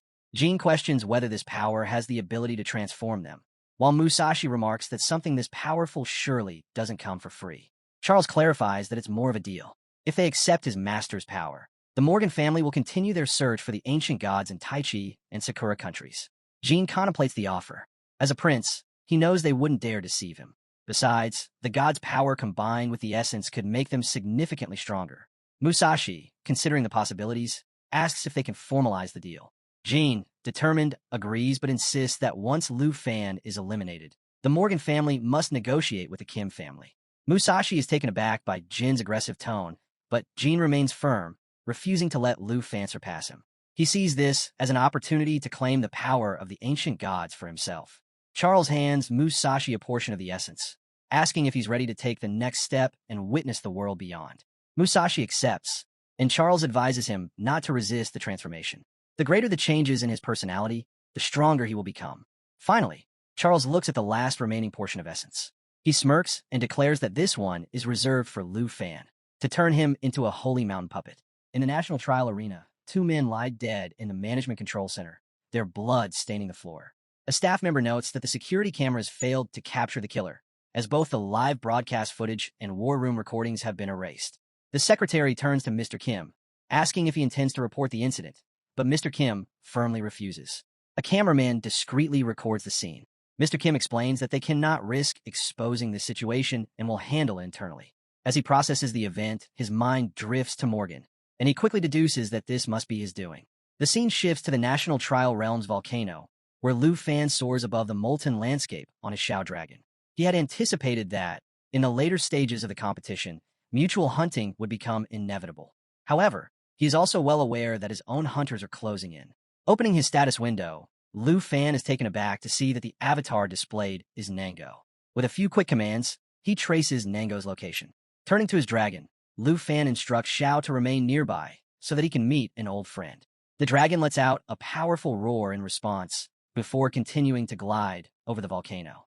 As Lu Fan lands at the designated coordinates, he surveys the surroundings, murmuring to himself that he sees no sign of Nango. Hidden behind a rock, Nango watches and suddenly calls out to him. Stepping forward, he admits he was terrified, but seeing Lu Fan again fills him with relief. He realizes that, unlike others who are ruthless and dangerous, Lu Fan had spared his life and even given him courage. Lu Fan smirks, remarking that Nango has been lucky to survive this long. He reopens his status window and is surprised to find Nango still stuck at 150,000 points. Nango, avoiding any explanation, merely confesses that his biggest fear has been getting killed, but he is grateful to have encountered Lu Fan again. Lu Fan narrows his eyes, questioning how Nango can remain so calm this late in the competition.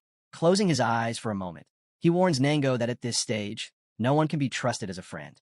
With that, he reveals his weapon. Suddenly, Shao lets out a deep growl, her heightened perception detecting something hidden in stealth. Lu Fan, sensing the shift, looks around cautiously.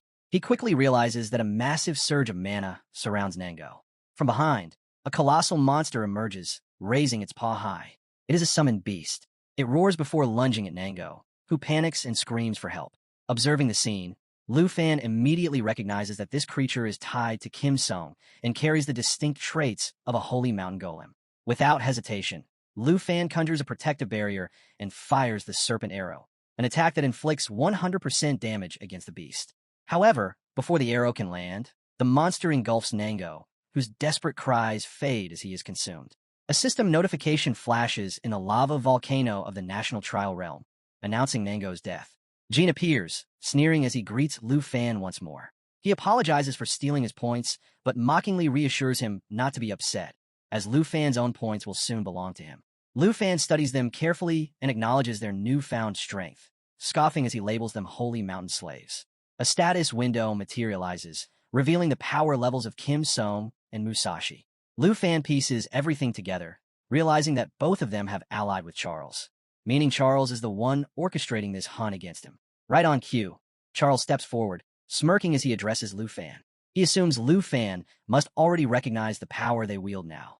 A system alert triggers, warning of an imminent hunter encounter. Another notification pops up, displaying Charles's status. He too is a holy mountain slave. Charles tilts his head, offering Lu Fan an alternative. Before killing him, he presents a choice. Lu Fan can surrender himself to the Holy Master, become its loyal servant, and in exchange, gain holy powers. Lu Fan eyes the holy mountain essence while thinking about his fallen corpse essence. A realization strikes him. Charles must have used this power against Jean and Musashi. Jean and Musashi step forward, offering him a chance to join them, insisting there's no need for a fight. Lu Fan lets out a mocking laugh. Join you? Don't make me laugh, he scoffs. Charles's expression darkens. How dare you look down on us, he shouts. Lu Fan smirks. Even with holy power, you've only reached the level of my dragon pets, summoned creatures. Charles clenches his fist. The deal between us is over. He turns to Musashi and Jean. It's time for revenge. He killed you before. Now it's your turn to return the favor. Kim grins. I've been waiting for this. I'll make you suffer for every grudge I've held against you. With a roar, he launches a powerful strike, his clawed hand slicing through the air. Lu Fan dodges effortlessly, summoning his serpent arrow. His gaze sharpens as he watches them. You became slaves willingly, throwing away your dignity for power. Musashi steps forward, leaping from a high cliff onto the battlefield. He adjusts his mask and shakes his head. I gave you a chance to survive, but now your fate is sealed. You'll die by my hands. A system notification appears, displaying information about the Oni mask and its abilities. Meanwhile, Charles raises his glowing hand, holy essence swirling around him. Don't worry, you won't die just yet. I'll turn you into my holy mountain golem first. Lu Fan scoffs as his mana flares around him, dismissing the idea that mere slaves could threaten him. He recalls defeating an ancient god in the Northern War and considers them insignificant in comparison. Musashi narrows his eyes, sensing a change in Lu Fan's demeanor. He remarks on his newfound obedience, convinced that fear has taken hold of him. Lu Fan grips his serpent arrow and commands his dragon to transform from its black dragon form into the destruction dragon form. A system notification flashes, confirming the transformation. The dragon's body ignites in lava-like flames, its burning aura regenerating its own wounds. Musashi smirks, questioning whether this transformation will be enough to stop him. Lu Fan swings his sword, the blade slicing through the air toward Musashi. Musashi braces himself, recognizing the power behind strike. Kim sneers. Struggle all you want. It won't change your fate. He orders his beast to attack. Lu Fan leaps high, dodging with ease. You're blinded by anger, he shouts, landing atop his dragon. He releases a surge of green mana, eyes locked on Xiao. If I feed the fallen corpse dragon with Charles's holy essence, all three of them will become mine. In the lava volcano of the national realm, the system notifies about the dragon's lava eruption skill, which can sink the target into magma while dealing continuous damage. Lu Fan calls for the magic lava eruption skill, and the dragon responds with a powerful roar, releasing a massive flow of fire. Another system notification appears, revealing the dragon language resonance ability, which increases both the Dragon Knight's and the dragon's pet power by 100%.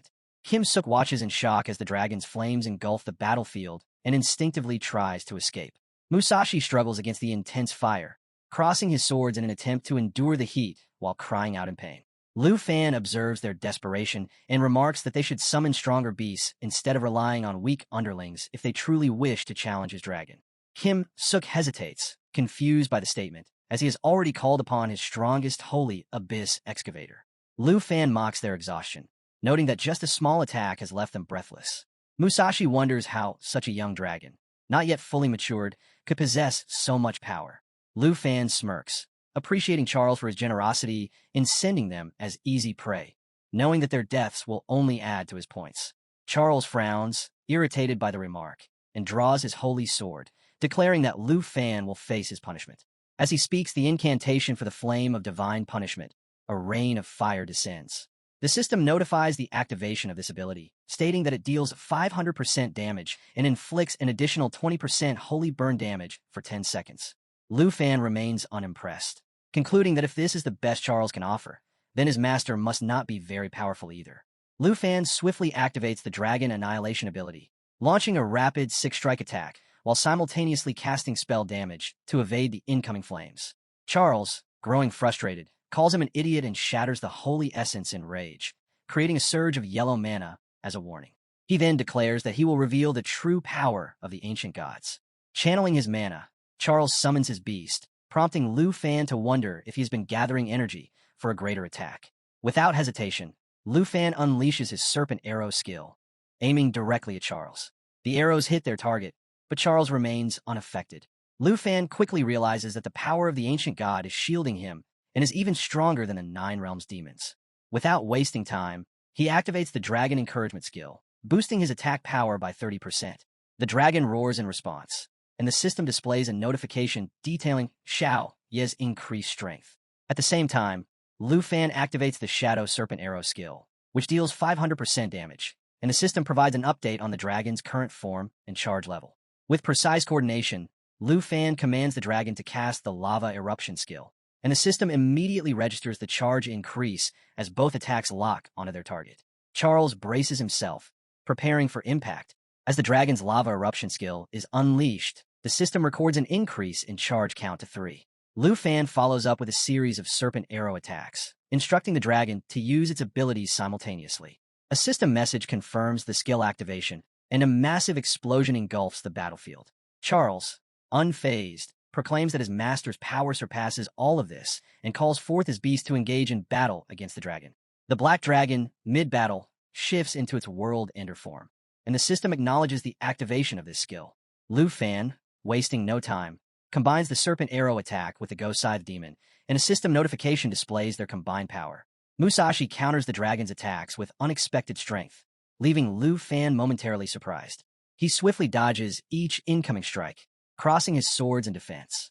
However, Charles seizes the opportunity, activating the flame of divine punishment from behind, triggering a massive explosion.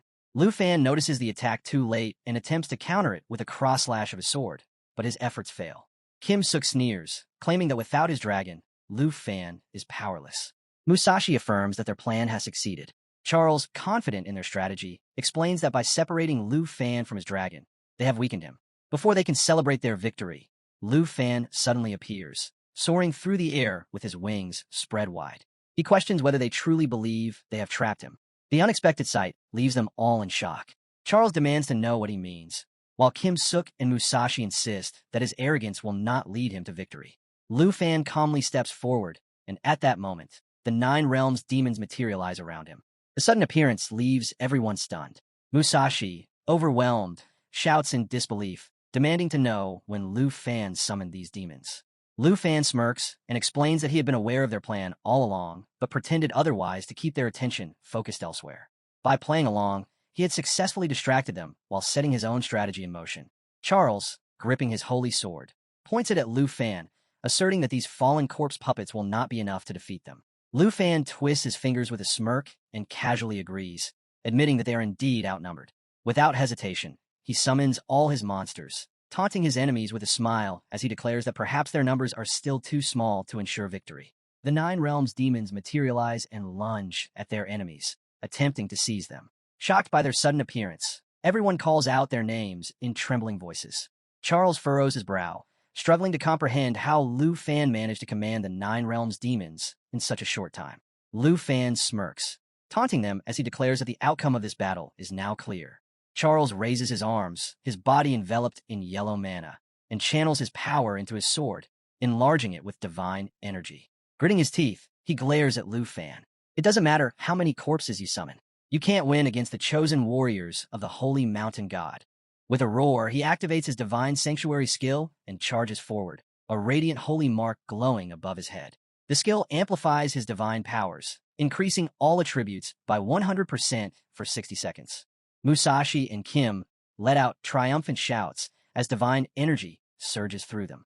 A system notification confirms the activation of Divine Sanctuary and details the Divine Flame of Retribution skill, which deals 500% damage and inflicts divine burn for the next 10 seconds. The battle between monstrous forces and divine warriors begins, with the system also notifying the activation of Phantom Reaper Slash, a technique that slices through enemies and inflicts severe physical damage. Charles smirks, confidence surging. You have no idea what you're up against. Those demons you control, they're nothing before true divine power. Kim scoffs, crossing his arms. You think this is the same fight as before? We've evolved. We've been reforged in holy fire. Lu Fan clicks his tongue. Buffs won't make you invincible. A temporary power-up doesn't change the fact that you're still weaker than my dragon army. Without hesitation, he activates the Emerald Dragon, elevating it to its eternal form. The system confirms the transformation, announcing that the Emerald Dragon has successfully ascended. With an earth-shaking roar, the Emerald Dragon unveils its full strength, doubling the effectiveness of all dragon-related abilities. Seizing the moment, Lu Fan commands Xiao to unleash its pulse power. A system notification confirms the activation of Pulse of Life, which doubles the effect of all abilities within range.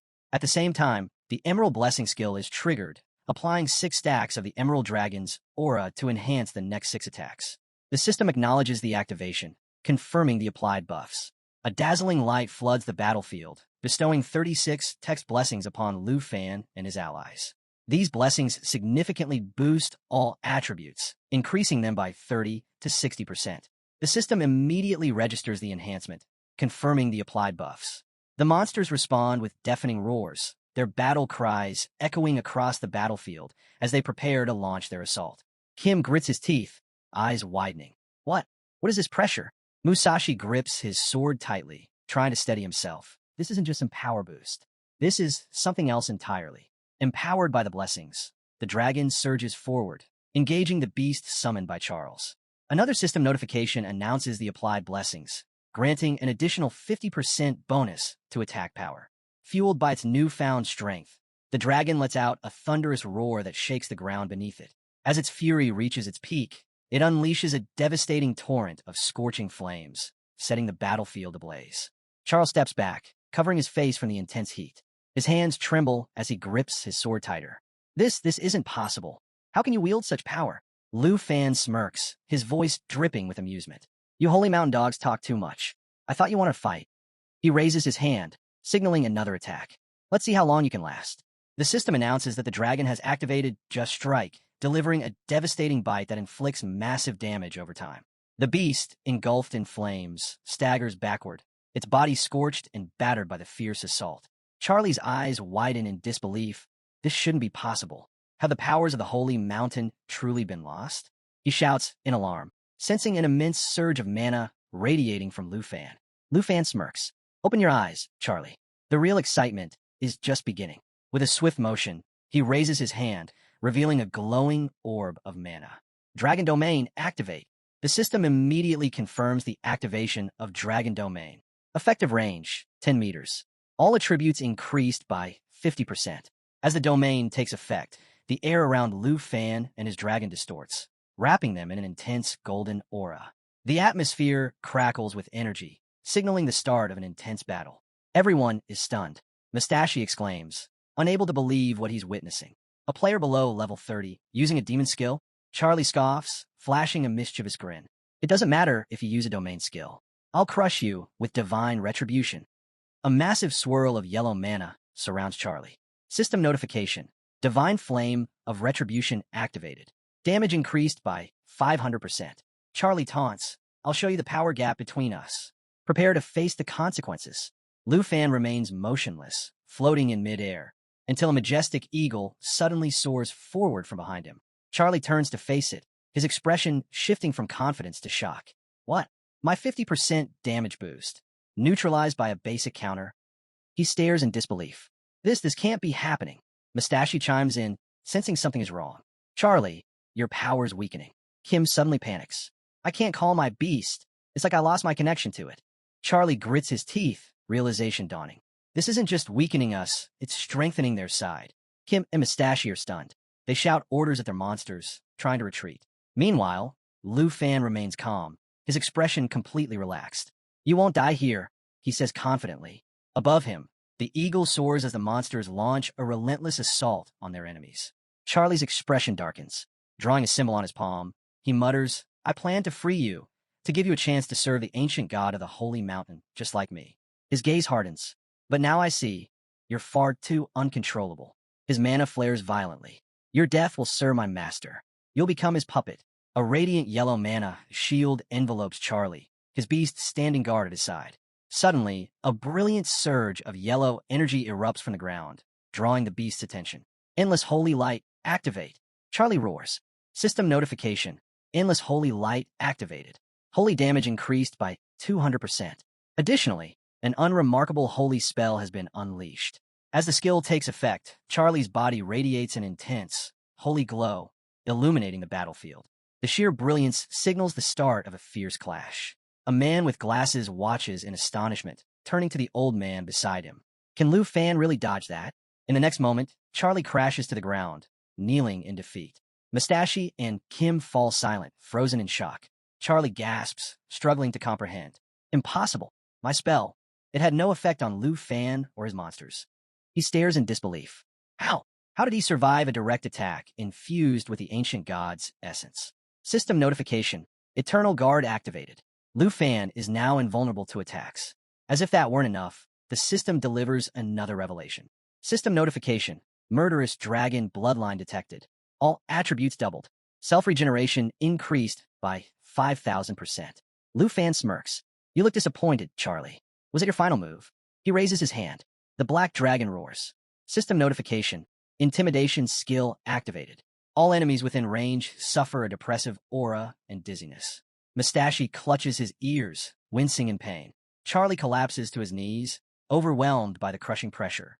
Desperate, Mustache tries to flee the skill's range. Kim lunges to grab him, but Mustache shakes him off and escapes, leaving Kim behind.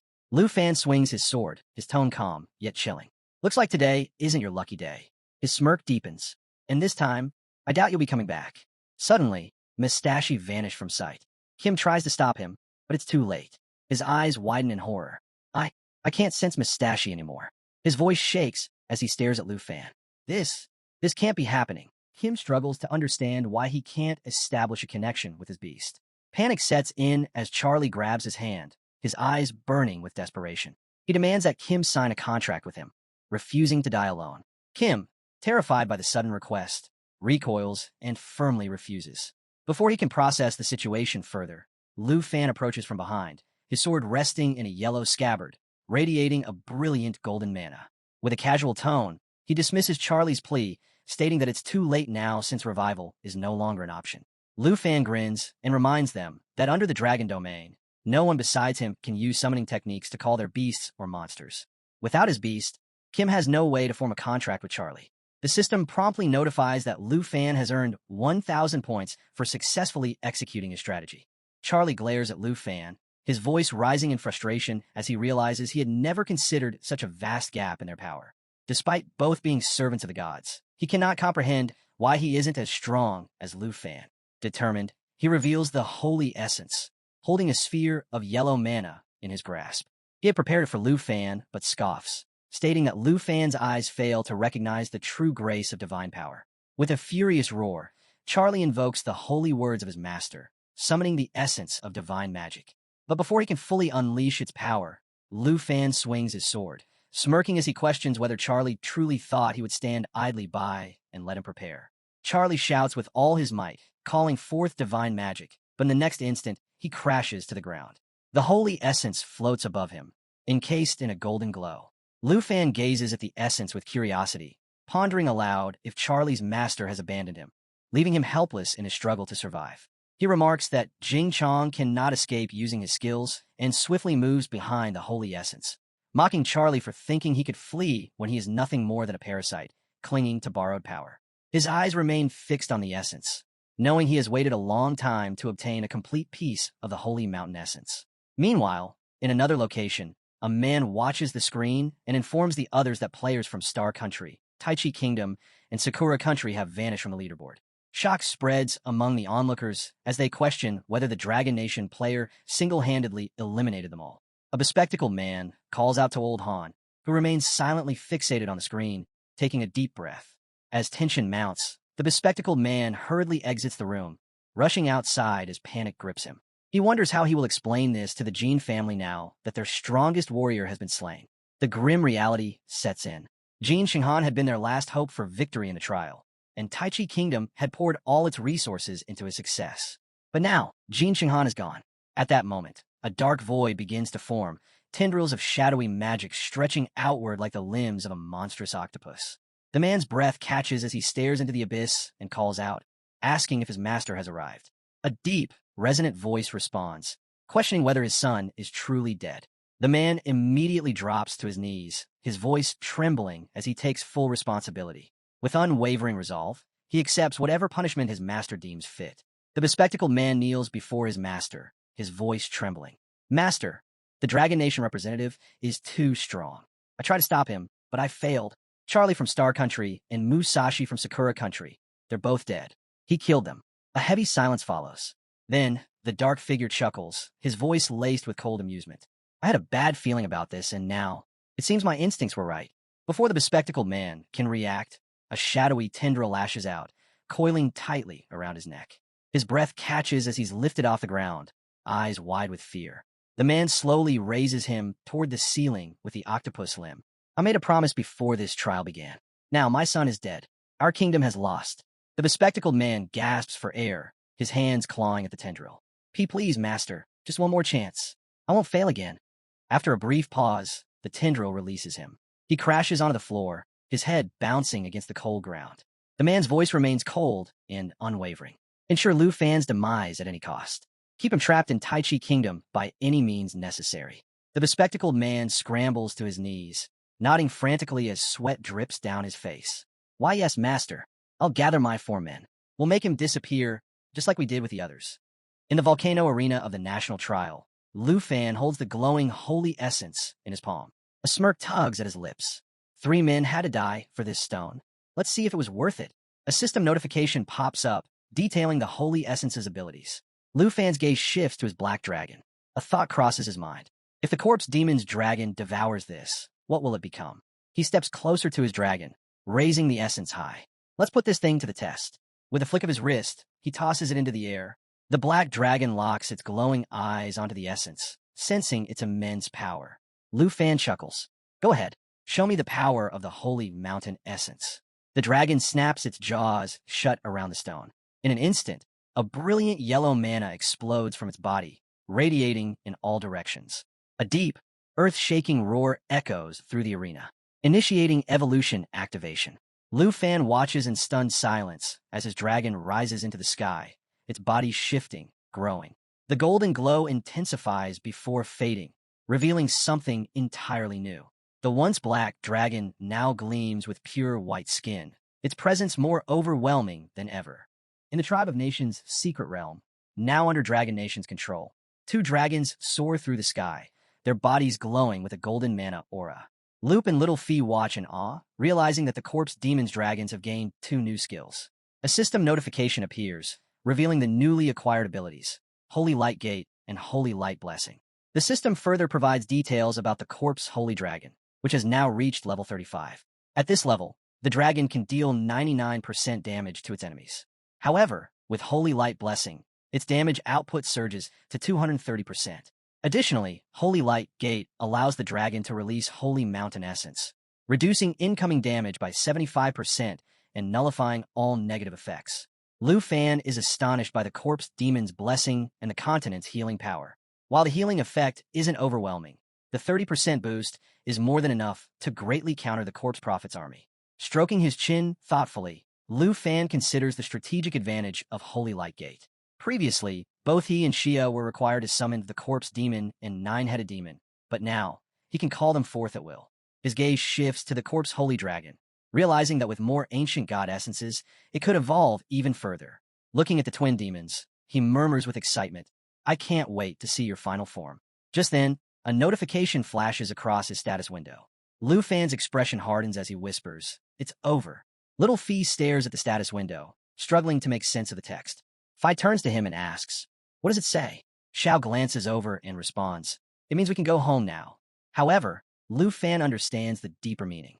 Only 6 players remain alive, and Andre has voted in his favor. It's clear that none of them want to continue fighting. Deciding to end the match, Lu Fan clicks the agree button. Suddenly, a surge of blue mana fills the air as a notification appears, announcing that the trial has officially ended due to a majority vote. The message further states that all prizes have been distributed based on each player's score and reminds them to claim their rewards before leaving the secret realm. The room fills with excitement. Everyone cheers, and Little Fee is amazed. We can really go home, he exclaims in disbelief. Lu Fan smiles, feeling a sense of relief. I've been waiting for this moment for so long. As the first place winner, he has drawn the attention of 23 countries. Now, it's time to see what he has won. Lu Fan eagerly opens the first prize box, wondering what treasure awaits him inside. His eyes widen as he pulls out a legendary quality belt, which requires level 90 to equip. But that's not all. There are 5 identical belts, each embedded with a special ability. His excitement only grows when he inspects the belt's skill, Golden Dragon King transformation. A grin spreads across his face.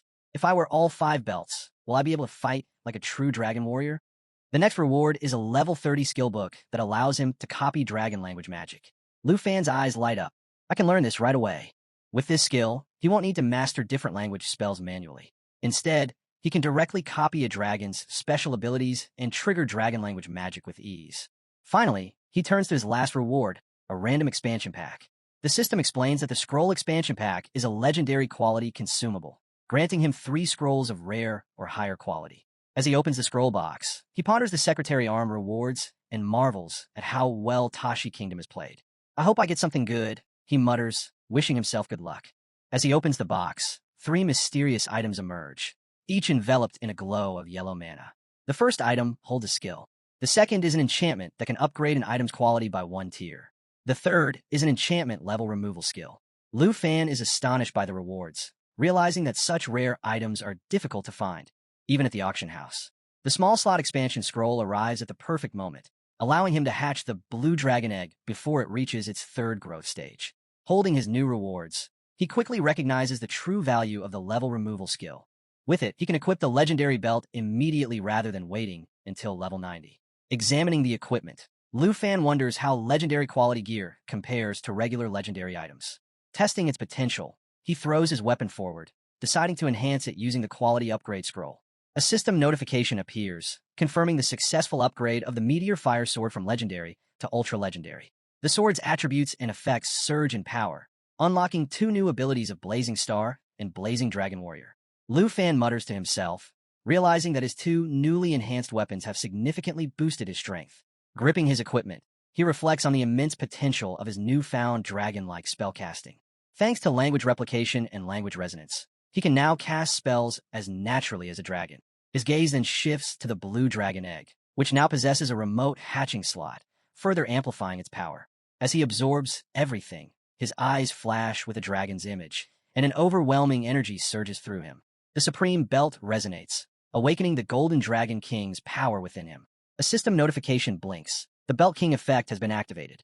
Lu Fan steps into the arena, where the crowd erupts in cheers. The big screen zooms in on his face as the speaker's voice booms across the stadium. The representative of Dragon Nation, Lu Fan, rank number 1, has returned to the arena. The public reaction is divided. Some cheer loudly, shouting that he secured first place by defeating 3 enemies alone. Others question him, demanding to know what he has to say to the Jean family. Meanwhile, a few excited fans call out, eagerly requesting his. The manager steps forward, asking the crowd to clear the way for the interviewers so that Mr. Han can pass through. Han cheers loudly, celebrating his star player and calling him a hero. Lu Fan greets Vice Principal Zaho and Old Han, announcing his return. Old Han clasps his hand, beaming with pride, and expresses how thrilled he is. He remarks that while they had previously reached the top 3, Lu Fan has now successfully secured first place, a remarkable achievement. The Vice-Chancellor takes the stage, praising Lu Fan for his relentless dedication over the past half-month. Not only did he maintain first place, but he did so with an overwhelming advantage. As recognition of his efforts, he awards Lu Fan the Griffin Corps' Gold Military Medal and announces his promotion to the Silver Badge. However, he quickly adds that, in his opinion, Lu Fan deserves to be in the Gold Badge instead. Lu Fan gazes at the Golden Badge, then asks if it's true that Griffin once told him there were only 8 holders of this prestigious badge. Old Han nods, confirming his suspicion. Lu Fan is now the 9th person to receive it, marking a significant milestone in the Dragon Kingdom. Old Han further explains that only 3 adults currently hold the Gold Badge, making Lu Fan one of the youngest recipients in history. Holding the badge, Lu Fan reflects on its significance. It symbolizes military status and the guardian hero of the nation. He feels deeply honored and excited about the path ahead. With a grateful smile, he thanks Old Han for his recognition. The speaker's voice booms, announcing the official conclusion of the trial. He congratulates all participants who survived and prepares to reveal the final results of the national trial where Lu Fan stood at rank 1. Old Han turns to Lu Fan, impressed, and remarks that not only did he secure first place, but he also achieved a remarkable score exceeding 90%. Lu Fan simply nods, stating that the result was within his expectations. With a tired sigh, Old Han admits that he's exhausted and needs to rest, advising everyone else to do the same.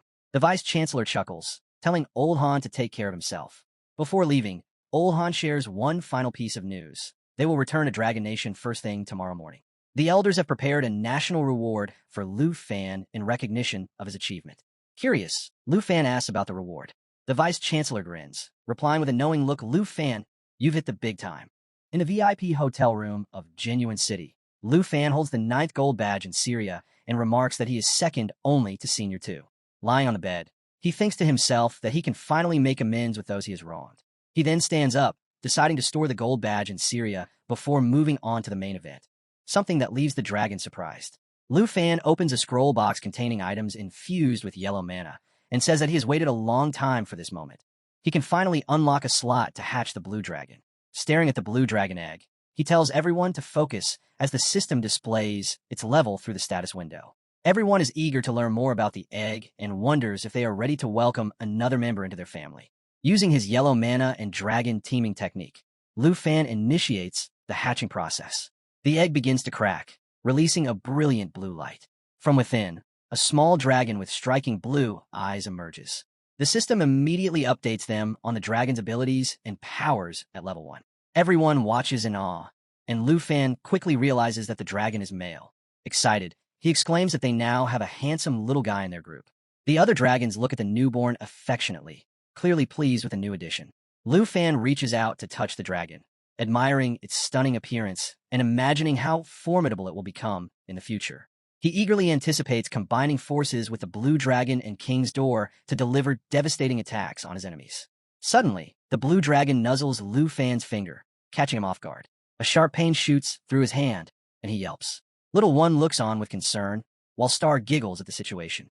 Lu Fan tries to pull away, but the dragon's grip tightens. Checking the status window, he realizes this little creature is going to be a handful. He can only hope it won't be as rebellious as it seems. The system reveals that the blue dragon comes with 2 magical skills, Tightening and Roaring Thunder. While Roaring Thunder only has a single damage effect, it has an area of effect tag with a control element, making it a powerful skill worthy of the Blue Dragon King's lineage. Lu Fan also notes that Punishment is a simple lightning-based attack, but what truly stands out is Thunder, a skill that allows the blue dragon to cast spells instantly, without cooldowns or mana consumption. Lu Fan is thrilled to understand the dragon's potential and decides it's time to give him a name. However, before he can do so, the blue dragon suddenly locks eyes with the Starry Sky Dragon and rushes toward it aggressively. Lu Fan is startled, and the Starry Sky Dragon doesn't hold back, swatting at the smaller dragon's back. As the 2 dragons call out to each other, Lu Fan sighs and scolds them for being so possessive over food. He then tries to calm down Shin Chong, warning him not to cause trouble since he's about to name the blue dragon. After feeding the blue dragon, Lu Fan realizes that choosing a name is more difficult than expected. He considers its abilities and suggests Little Blue, since it is a blue dragon. However, the dragon doesn't respond. Lu Fan immediately understands that the name must match its fierce nature. He then tries Angry Blue, and this time, the dragon reacts. Lu Fan smiles, realizing the name is a perfect fit. But just as he celebrates, the dragon bites him again. He groans and mutters that this little beast is already disobedient, and now he has to deal with another troublemaker, Albeo. The other dragons, unimpressed, look annoyed. A notification suddenly appears, alerting Lu Fan that another trailer map has been sent. He examines the map and wonders what awaits him, knowing he's been anticipating this moment for a long time. Meanwhile, at the Yun family manor, located on the western border of Dragon Nation, a girl stares at a screen displaying the winner of the national trailer competition, Lu Fan from Dragon Nation. She smirks, already familiar with him, knowing that the weapon she provided him is powerful enough to handle any opponent, no matter how hard they try to win. Suddenly, she coughs violently and looks down at her hand, now stained with blood. Her expression shifts to shock. The family method's attacks are typically internal, rarely showing physical signs, but now, the evidence is right in front of her. A maid enters the room and bows respectfully before delivering troubling news. Miss Yi, the Huang family has arrived once again, she announces. Miss Yi's expression hardens, concern flashing in her eyes. Again, she mutters, gripping the armrest of her chair. They just won't give up, will they? Her frustration deepens. Yinshui Mountain has been under her family's care for nearly a century, yet the Huang family continues to stake their claim on it. The maid speaks carefully, choosing her words with caution. The Yi family has already sacrificed many resources, and we are at a disadvantage. The Huang family is using old grievances to justify their actions. Miss Ye's fingers tighten into a fist. Ungrateful wolves, she spits. Even noble families in the Western Territory aren't above resorting to these underhanded tactics. Her thoughts drift elsewhere. Has there been any word from the dragon family? She asks, hopeful for some support. The maid hesitates before shaking her head. No response, my lady. A sharp bang echoes through the room as Miss Yi slams her hand against the table, her frustration boiling over. But before she can say another word, a violent cough overtakes her, and she quickly covers her mouth with a handkerchief. The maid rushes to her side. Miss Yi, please take care of your health, she pleads. Miss Yi glances at the blood-stained fabric in her palm, but brushes it off. It's nothing serious, she insists, shoving the handkerchief into her sleeve. Steeling herself, she rises from her seat. I will meet the Huang family myself, she declares. It's time to expose their shamelessness. Meanwhile, Lu Fan sits by the airplane window, watching the golden hues of the sunset stretch across the horizon. As the plane cruises above the clouds, his mind drifts to Old Han and the rewards that await him. Turning his attention to a digital tablet, he examines the details of a newly discovered desert secret realm located on the Taiji Dragon Nation border. The realm's high difficulty intrigues him, making him wonder if it holds any hidden treasures. Upon arriving at Jinyu City International Airport, Lu Fan steps out with Old Han and a small team. A sense of excitement hums in his chest. This national-level reward is no ordinary prize. It allows him to choose hidden challenges. Standing beside Old Han, he scans through a list of 460 secret realms, though he is only permitted to select 10. Old Han gestures toward the list. These 46 secret realms were gathered by Dragon Nation's high authorities from across the world. Even the wealthiest people could never buy access to them. Lu Fan scrolls through the options, but feels a twinge of disappointment. Most of these are level 60 and above, he murmurs. They won't be of much help to me. Just as he's about to move on, his eyes widen. The Sea of Death. Marked with nightmare difficulty, the name alone is enough to send chills down most people's spines. But what catches Lu Fan's attention is something more. This was the very location hinted at by the divine treasure map he found the night before. Old Han notices his reaction and raises a brow. You seem interested in something. Have you made your decision? Lu Fan takes a deep breath and nods. Yes, I'll take the Sea of Death. Old Han strokes his beard thoughtfully. Just that one? You still have 9 more choices. Lu Fan smirks. The others don't matter. Old Han lets out a short chuckle and raises a finger. The Sea of Death lies right on the border. I'll have Vice Principal Zhao organize a scouting team and set up a teleportation point for your journey. At that moment, one of the men beside them chimes in. Old Han, thank you for everything. I'll be delaying my return to Dragon Nation. I have an appointment with Andre, and I can't refuse his hospitality. Old Han nods. Understood. I'll head back first and have Vice Principal Zhao select high-experience secret realms for the remaining 9 slots. Lu Fan sat quietly, and Principal Zhao gently patted his shoulder and asked him what he was thinking about. The principal then announced in a friendly tone that it was time to get off the plane. Lu Fan appeared and remarked in a lively manner. The aircraft landed at the airport, and as Lu Fan disembarked, his fans welcomed him as the representative of the Dragon Nation on a triumphant return and noted that he looked very cool. A reporter asked Mr. Lu Fan if he would accept an interview. Principal Zhao said he knew Lu Fan to feel uneasy about the attention. Lu Fan quickly answered Vice Principal Zhao, urging him not to tease him and to assist him immediately. After half an hour, Lu Fan and Principal Zhao arrived at the Dragon Capital Academy, ready to take on the next challenge. Principal Zhao tells Lu Fan that he should rest for now instead of standing around, and that once the teleportation gate to the Sea of the Depths is set up, he will come and get him. As Lu Fan hears someone calling his name, he turns to see his auntie waving near the house, while the girls hold a pamphlet welcoming him back as Rank 1. His auntie and the girls push him forward, making him cry out in protest, but his auntie tearfully confesses that she watched the live broadcast every day, worried for his safety, knowing many people wanted to harm him. Lu Fan reassures her that he returned safe and sound and feels at ease knowing she was watching over him, finally feeling at home. As they lead him inside, he waves to Principal Zhao, recalling the 4 tasks Vice Principal Zhao had assigned him. Eat, sleep, care for his dragon pet, and spend time with family and friends. Seated at the dining table, Jianing asks why he returned later than expected. Lu Fan explains that a Snow Nation representative invited him to a banquet before his departure. Someone teases that he's turned bad and started drinking, prompting Tao Zi to scoff that she's not from Snow Nation, where people drink themselves to death. Qin Xiu laughs, calling Sister Han an overreactor, shocking Lu Fan's auntie.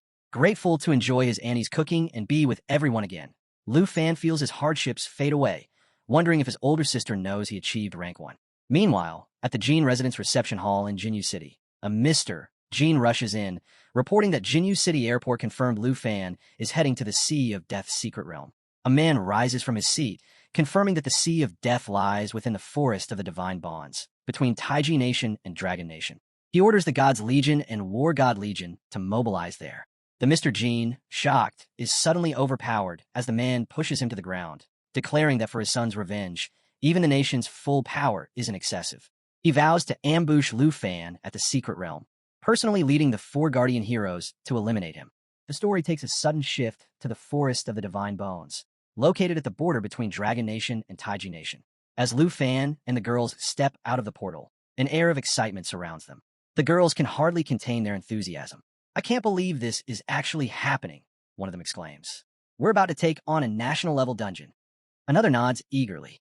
It's all thanks to Lu Fan. If not for him, we wouldn't have this opportunity. While the group buzzes with excitement, Lu Fan remains silent, his gaze fixed on the sea of death in the distance. This place holds his next challenge, the encounter with his fifth dragon. As his eyes drift toward the Taiji nation's encampment, a question lingers in his mind.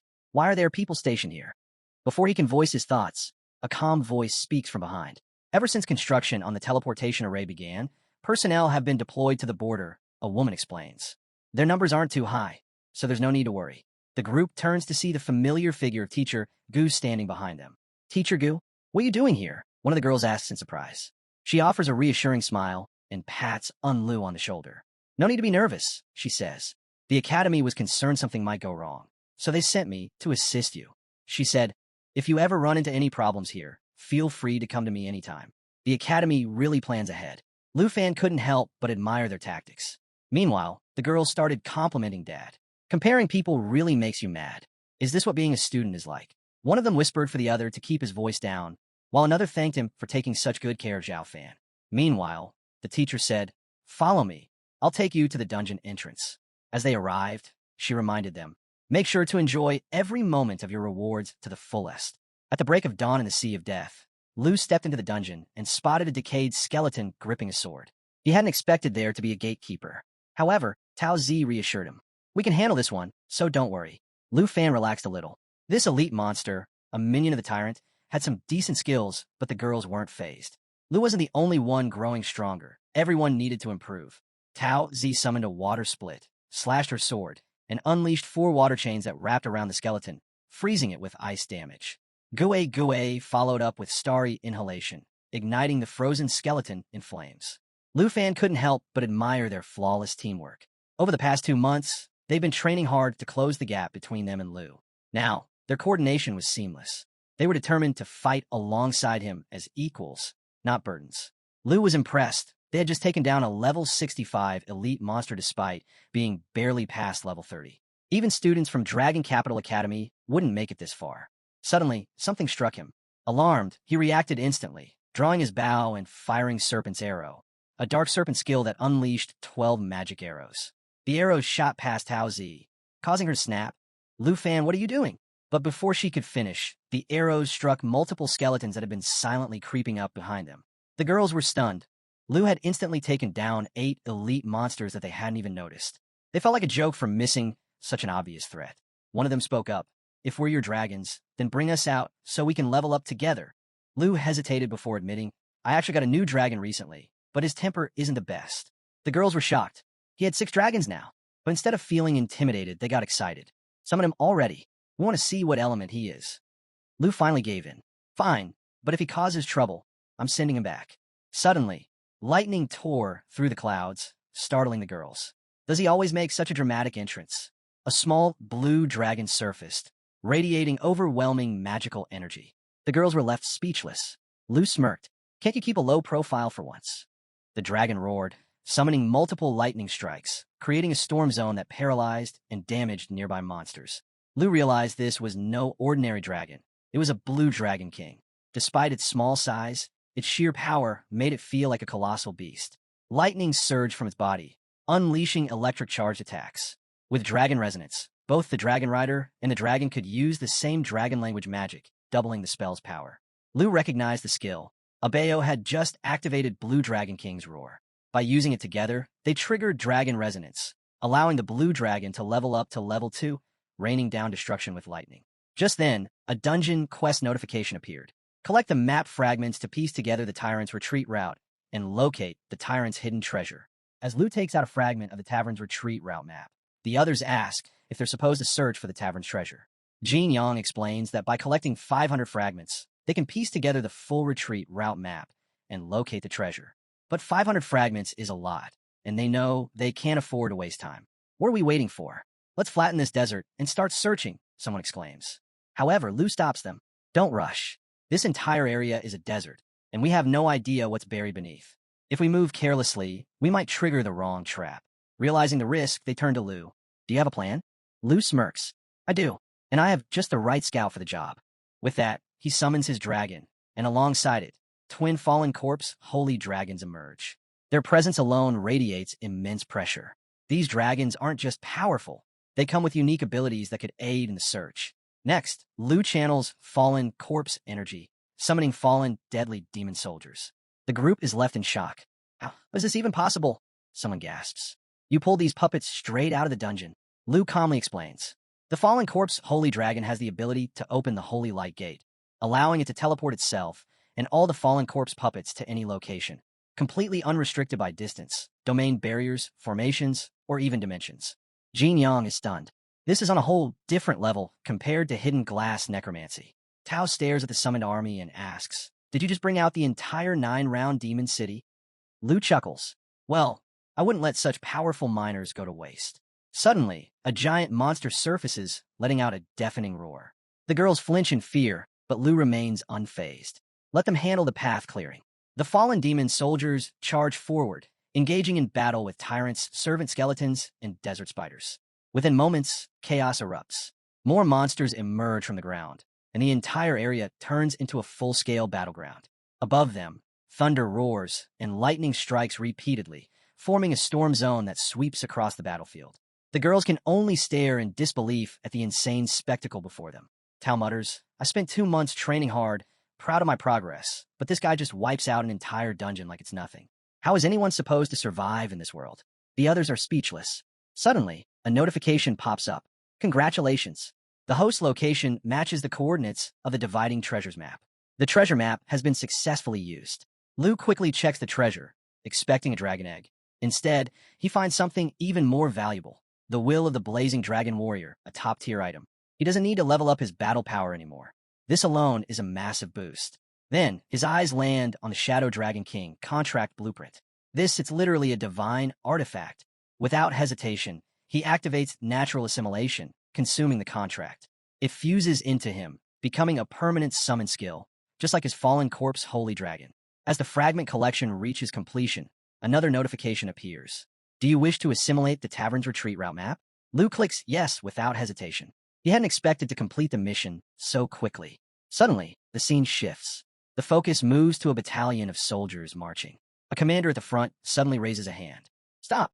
The secret realm is currently in use.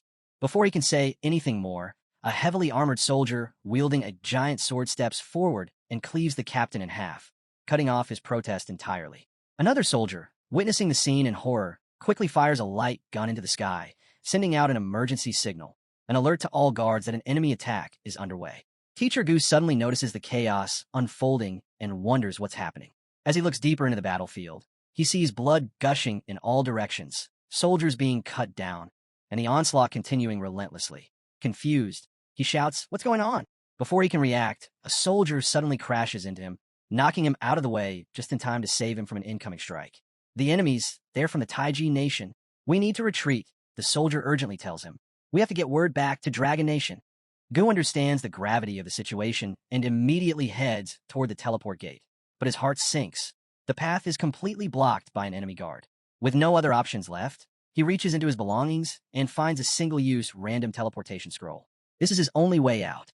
Just as he's about to activate it, a giant man wielding a massive axe suddenly appears behind him, ready to strike. Reacting quickly, Gu swings his weapon, striking the attacker directly on the head, momentarily stopping him. Seizing the chance, he activates the teleportation scroll, delivering a forceful push thrust at the commander before vanishing into thin air. The commander stands there, watching in disappointment as his prey escapes. At that moment, his identity is revealed. He is none other than Li Tai, the feared butcher god of the Taiji Nation. As Lu acquires the Emerald Mirror skill, he wonders if Xiao Fai has also gained a new ability. Emerald Mirror allows him to select a friendly unit and create 2 mirror projections of it. These clones inherit all abilities of the original, but with only 30% of its attributes. Realizing the potential, Lu is stunned. This skill can create clones. With the ability to summon multiple versions of himself, he thinks if someone were attacked by 15 dragons at once, even a god wouldn't be able to survive. Now that he has reached level 30+, mastered both the Dragon Domain and Emerald Mirror, and unlocked such a heaven-defying skill, he can't help but pet his dragon with admiration. This power drastically multiplies the team's combat strength, making Xiao Fai one of the most formidable dragon pets. Suddenly, a level 70 tyrant servant emerges. Not just one, but many. Jean, looking at the sudden wave of enemies, remarks, "This must have been triggered by synthesizing the route map." Lu, however, feels relieved. At least we don't have to go looking for the boss. As they prepare for battle, a towering figure looms behind the tyrant servants, the cursed tyrant. Jean turns to Lu. How do you want to handle this? Tao suggests, let the demonic army take the vanguard, then Lin's dragon can finish them off. But Lin waves off the suggestion, grinning. No need for all that trouble. Earth Berserk will handle everything. Tao, skeptical, raises an eyebrow. I know Earth Berserk is powerful, but this isn't just any level 80 nightmare boss. There are also countless level 70 elite commanders. Are you seriously planning to send Earth Berserk in alone? Lu smirks. Why not? Xiaofai, it's time to show off your new skill, Emerald Mirror. As Emerald Mirror activates, the girls watch in shock. The clone technique actually works. Two identical clones appear instantly. If they summon all 9 dragons, that would mean 27 clones in total. Suddenly, the battlefield shifts. One giant demon turns into 2, and the girls stare in awe. This skill is insane. The battle against the cursed tyrant. The cursed tyrant unleashes Desert Howl, summoning a swirling vortex of sandstorms over a targeted area. The raging storm traps enemies within its reach, making the ground completely unstable. As the whirlwinds rage, the group starts to panic. With nowhere to find footing, they struggle to stay upright. Tao loses balance and falls, unable to stand properly. What do we do? Someone shouts in distress. Lu remains calm. Don't panic. Just take a breather, he reassures them. Before anyone can respond, something slams into the cursed tyrant's face. Within moments, all the tyrant's servants are taken down one by one. Lu smirks. Watch Earth Berserk's spectacular performance. The Earth Berserkers, wielding massive metallic weapons, charge forward and mercilessly pummel the tyrant. Despite its furious roars, it's completely powerless. Then, a rain of metallic cubes descends from the sky. The cube storm crashes onto the battlefield, dealing 100% attack damage to the enemy. The cubes strike the cursed tyrant and its minions directly on their heads, burying them beneath the earth. To Lu, this battle looked way too easy. The girls, still processing what just happened, shake their heads. Just when we think we've seen it all, Lu surprises us again. Tao, stunned, mutters, "Is it already over?" I didn't even get to see how they finished everything so fast. With that, the dungeon is cleared. Lu, eager to see what rewards they would receive, looks at the shining yellow chest. His level increases to 42, and a notification appears, granting him an enchantment level removal scroll. Lu grins. This is exactly what I needed. With this, he saves a fortune on the insanely high upgrade costs. More rewards appear. A seeker paper, which is a rare item that Xiaofai can use. It allows him to swallow and remove usage limits, making it perfect for cracking and looting. A cooking blueprint, Dawnstep Platinum Boots, and a Tidal Blade, special ability, summons a water element shield for a short period, blocking enemy attacks. Yuan speaks up. I'll take the scroll and the seeker paper. The rest can go to whoever needs them. He then adds, we can farm this dungeon multiple times, so eventually everyone will get the gear they need. The girls happily agree. Then what are we waiting for? Let's do it again. Meanwhile, on the battlefield, a soldier rushes to report to the commander standing before the teleportation portal. We've already sent men to capture the escaped woman, he informs him. The commander smirks. Good. Report to Lord Jean that Goodborn Forest has been completely purged.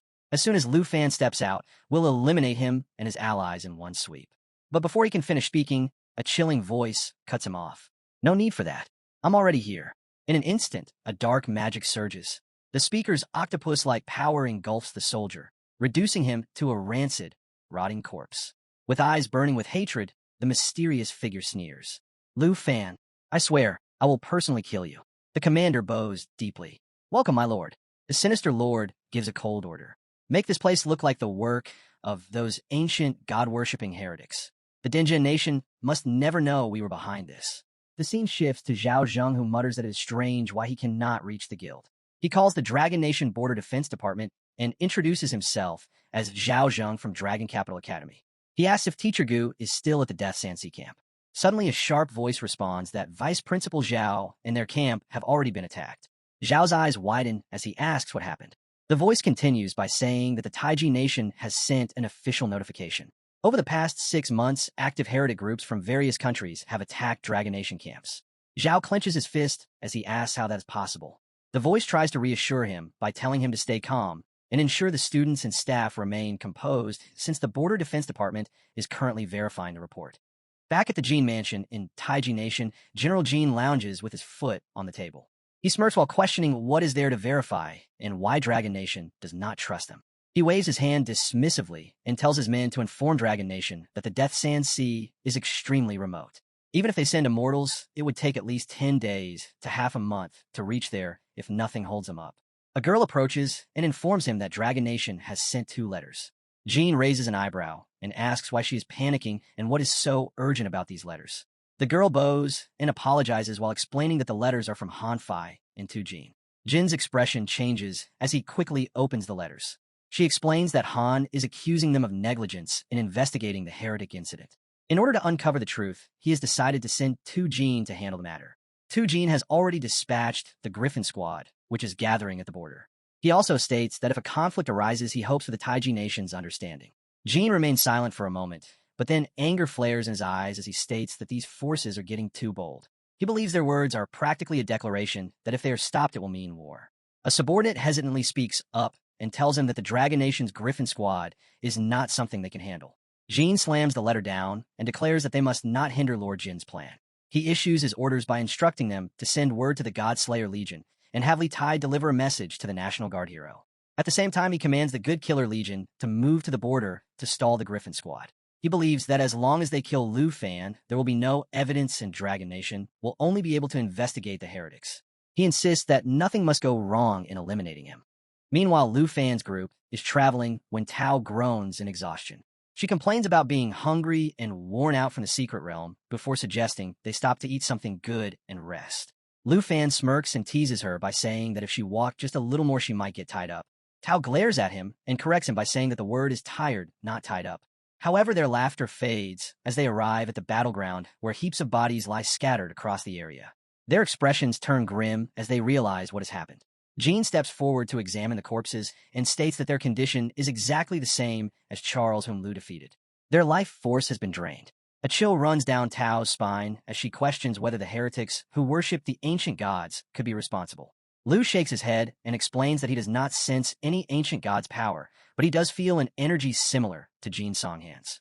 Jin Yang frowns and argues that this is impossible because Jin Xinghan is already. Before he can finish his sentence, a voice echoes through the battlefield stating that he is quite impressively sharp and clever. Their heads snap toward the source of the voice. Jin Yang's instincts scream danger as he immediately readies his sword. A man steps forward with a cold smile and tells them that their cleverness will not save them today. Lu narrows his eyes and identifies him as Jin Zaishi. Lu steps in front of Jin Yang and warns him not to act recklessly since their opponent is at level 97, just like Jin Xinghan, and carries the aura of the abyss. Qin jumps in saying her father once knew him.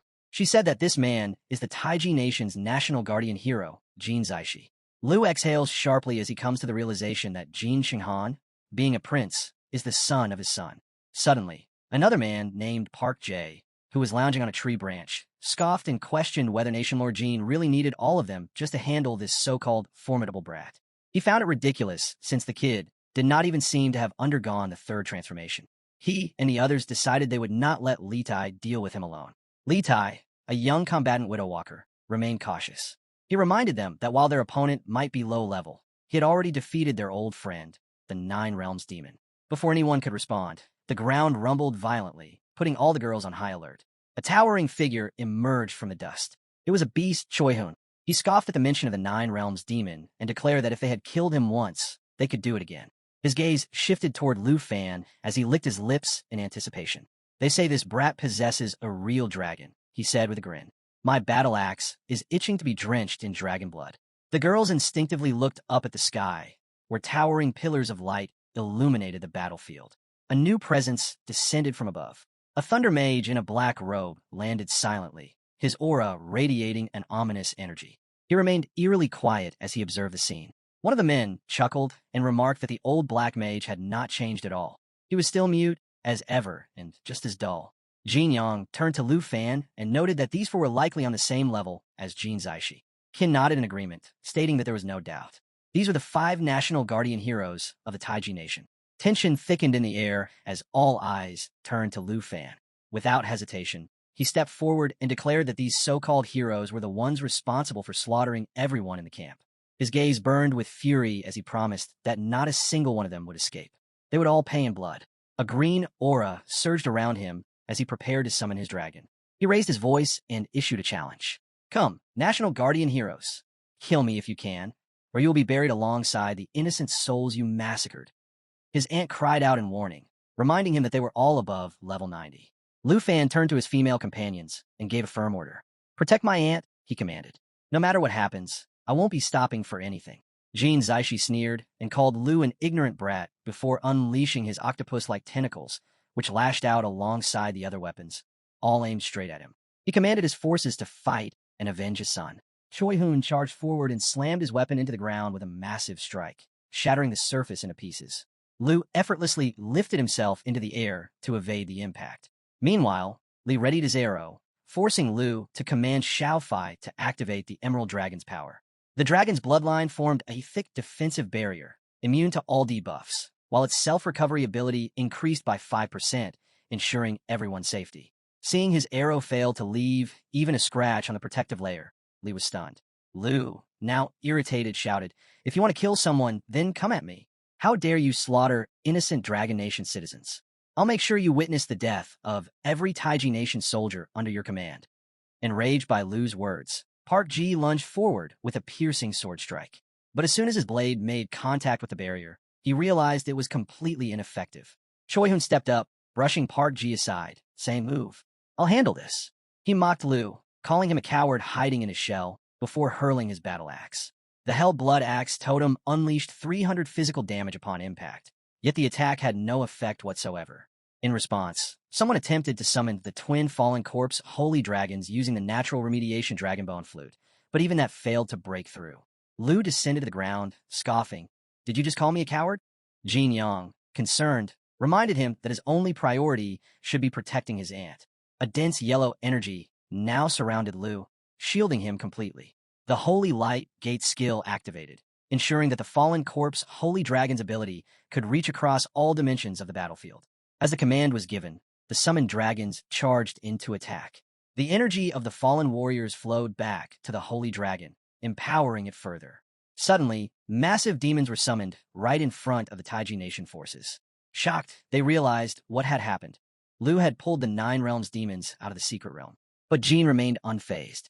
So what if he summoned them? They're nothing more than empty shells now, he scoffed. Even the old mage finally spoke up, confident that they had killed the Nine Realms demons before and could do it again. But standing before his dragons, Lu smirked and challenged them. "Then show me. Let's see exactly how you plan to kill the Nine Realms demons this time." Suddenly, Park sensed that something was off. He noticed an unusual behavior in the Nine Realms demons.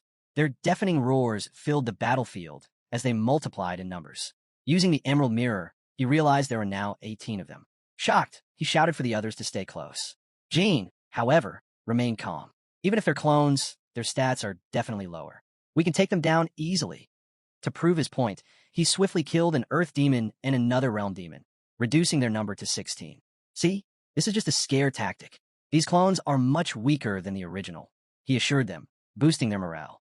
Encouraged by this, they shifted their focus to eliminating the clones first. But the mage had his eyes on Lu, who was glowing with an ominous energy. He frowned and asked, "What is he doing?"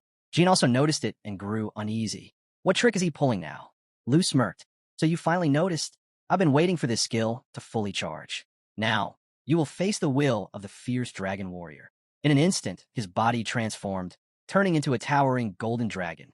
His voice thundered. "The countdown to your death begins." The sight left everyone stunned. The girls gasped in disbelief. How can Lu Fan turn into a dragon? The mage's face twisted in horror. He's not just transforming. He's fully controlling the dragon's power. Realizing the danger, he desperately called for reinforcements. Meanwhile, the summoned demons began capturing their enemies one by one. Li found herself completely trapped with no escape. The beasts overwhelmed the rest, forcing them into a desperate struggle. Their cries for help reached Lord Jean, but he stood frozen. The dragon domain had expanded to a massive 100-meter radius, empowering every dragon and any creature with a shared bloodline. Each demon received layer upon layer of buffs, turning them into unstoppable forces. The defeated Nine Realms demons, once feared by Lu's enemies, were now stepping over them with a triumphant roar. With the golden dragon at the heart of this power surge, its strength doubled, making it nearly invincible. Jean could only clench his teeth, drenched in sweat as he realized the battle had spiraled out of his control. Before he could react, the golden dragon closed in and unleashed a devastating claw strike. tearing through his octopus tentacles like paper. The impact sent him flying like a rag doll. Mid-air, Jean struggled to process what had just happened. Had he really lost? How could Lu Fan be this strong? The pain from single strike was unbearable. As he crashed to the ground, he heard Lee crying for help, but he was powerless to save him. His gaze shifted to the mage, who was also on the verge of death, pleading for rescue. That's when it finally hit him. They should have never provoked Lu Fan. It was over. His comrades lay broken and captured, and he regretted ever starting this fight. Blood gushed from his mouth as he collapsed, helpless. Lu stepped forward, crushing the black blood beneath his feet. With the dragon domain still active, you'll die here like everyone else, he said coldly. Jean coughed, barely able to speak. Then just finish me quickly. Lu unsheathed a red blade. Killing a National Guardian hero won't stop Taiji Nation from coming after me, he muttered. His eyes locked onto Jean. Do you remember what I said? Jean, barely holding on, forced himself to stand despite his broken body. What are you doing? He stammered, fear creeping into his voice. Lu raised his sword. I'm going to make you watch as I slaughter every single Taiji Nation soldier under your command. Just as Lu's sword dripped with blood after slaying the 5 heroes, Jin Yang grew curious about how they would explain this to the Taiji Nation. However, his aunt was more concerned about Lu's well-being, asking if he was feeling any discomfort. Meanwhile, Qin wondered if they should clean up the scene. But Tai had a bigger concern. Who would have thought that Jin Zhaoxi, the leader of the 5 heroes who once protected Taichi, would meet such an end? Lu, however, grinned and said, Who said they're all dead? The girls looked at him in confusion. Then, suddenly, the fallen heroes began to rise again. Lu smirked. After killing so many from my Dragon Nation, how could I let them die so easily? With that, he summoned them back to life, and they stood before the group once more. Meanwhile, back on the battlefield, a commander and his soldiers rushed toward the portal. He wondered how many lords awaited him on the other side. Upon arriving, he immediately knelt and reported, My lord, Jean Zion has informed us that the Dragon Nation is aware of the teleportation array's destruction. Jinbei has already dispatched envoys to the border. But the lord remained silent, making the commander uneasy. Had he arrived too late? Judging by the battlefield, the lord should have already killed Lu Fan. However, before he could think further, someone stepped forward. The commander instinctively reached for his sword, only to see Lu himself. Lu's voice was cold. Who gave you the courage to attack the Dragon Nation? Seeing that Lu Fan was still alive, the commander immediately ordered his men to attack. But before they could strike, an arrow flew through the air, knocking the commander's sword from his hand. Lu had fired the shot. The commander was sent tumbling backward. Suddenly, sharp tentacles pierced through the soldiers' hearts, and then wrapped around the commander as well. He broke into a sweat, his voice trembling. Why, Lord Jean? Why are you doing this? Lu stepped forward and pulled back the Lord's cape. Because, he said with a smirk, they become my dogs.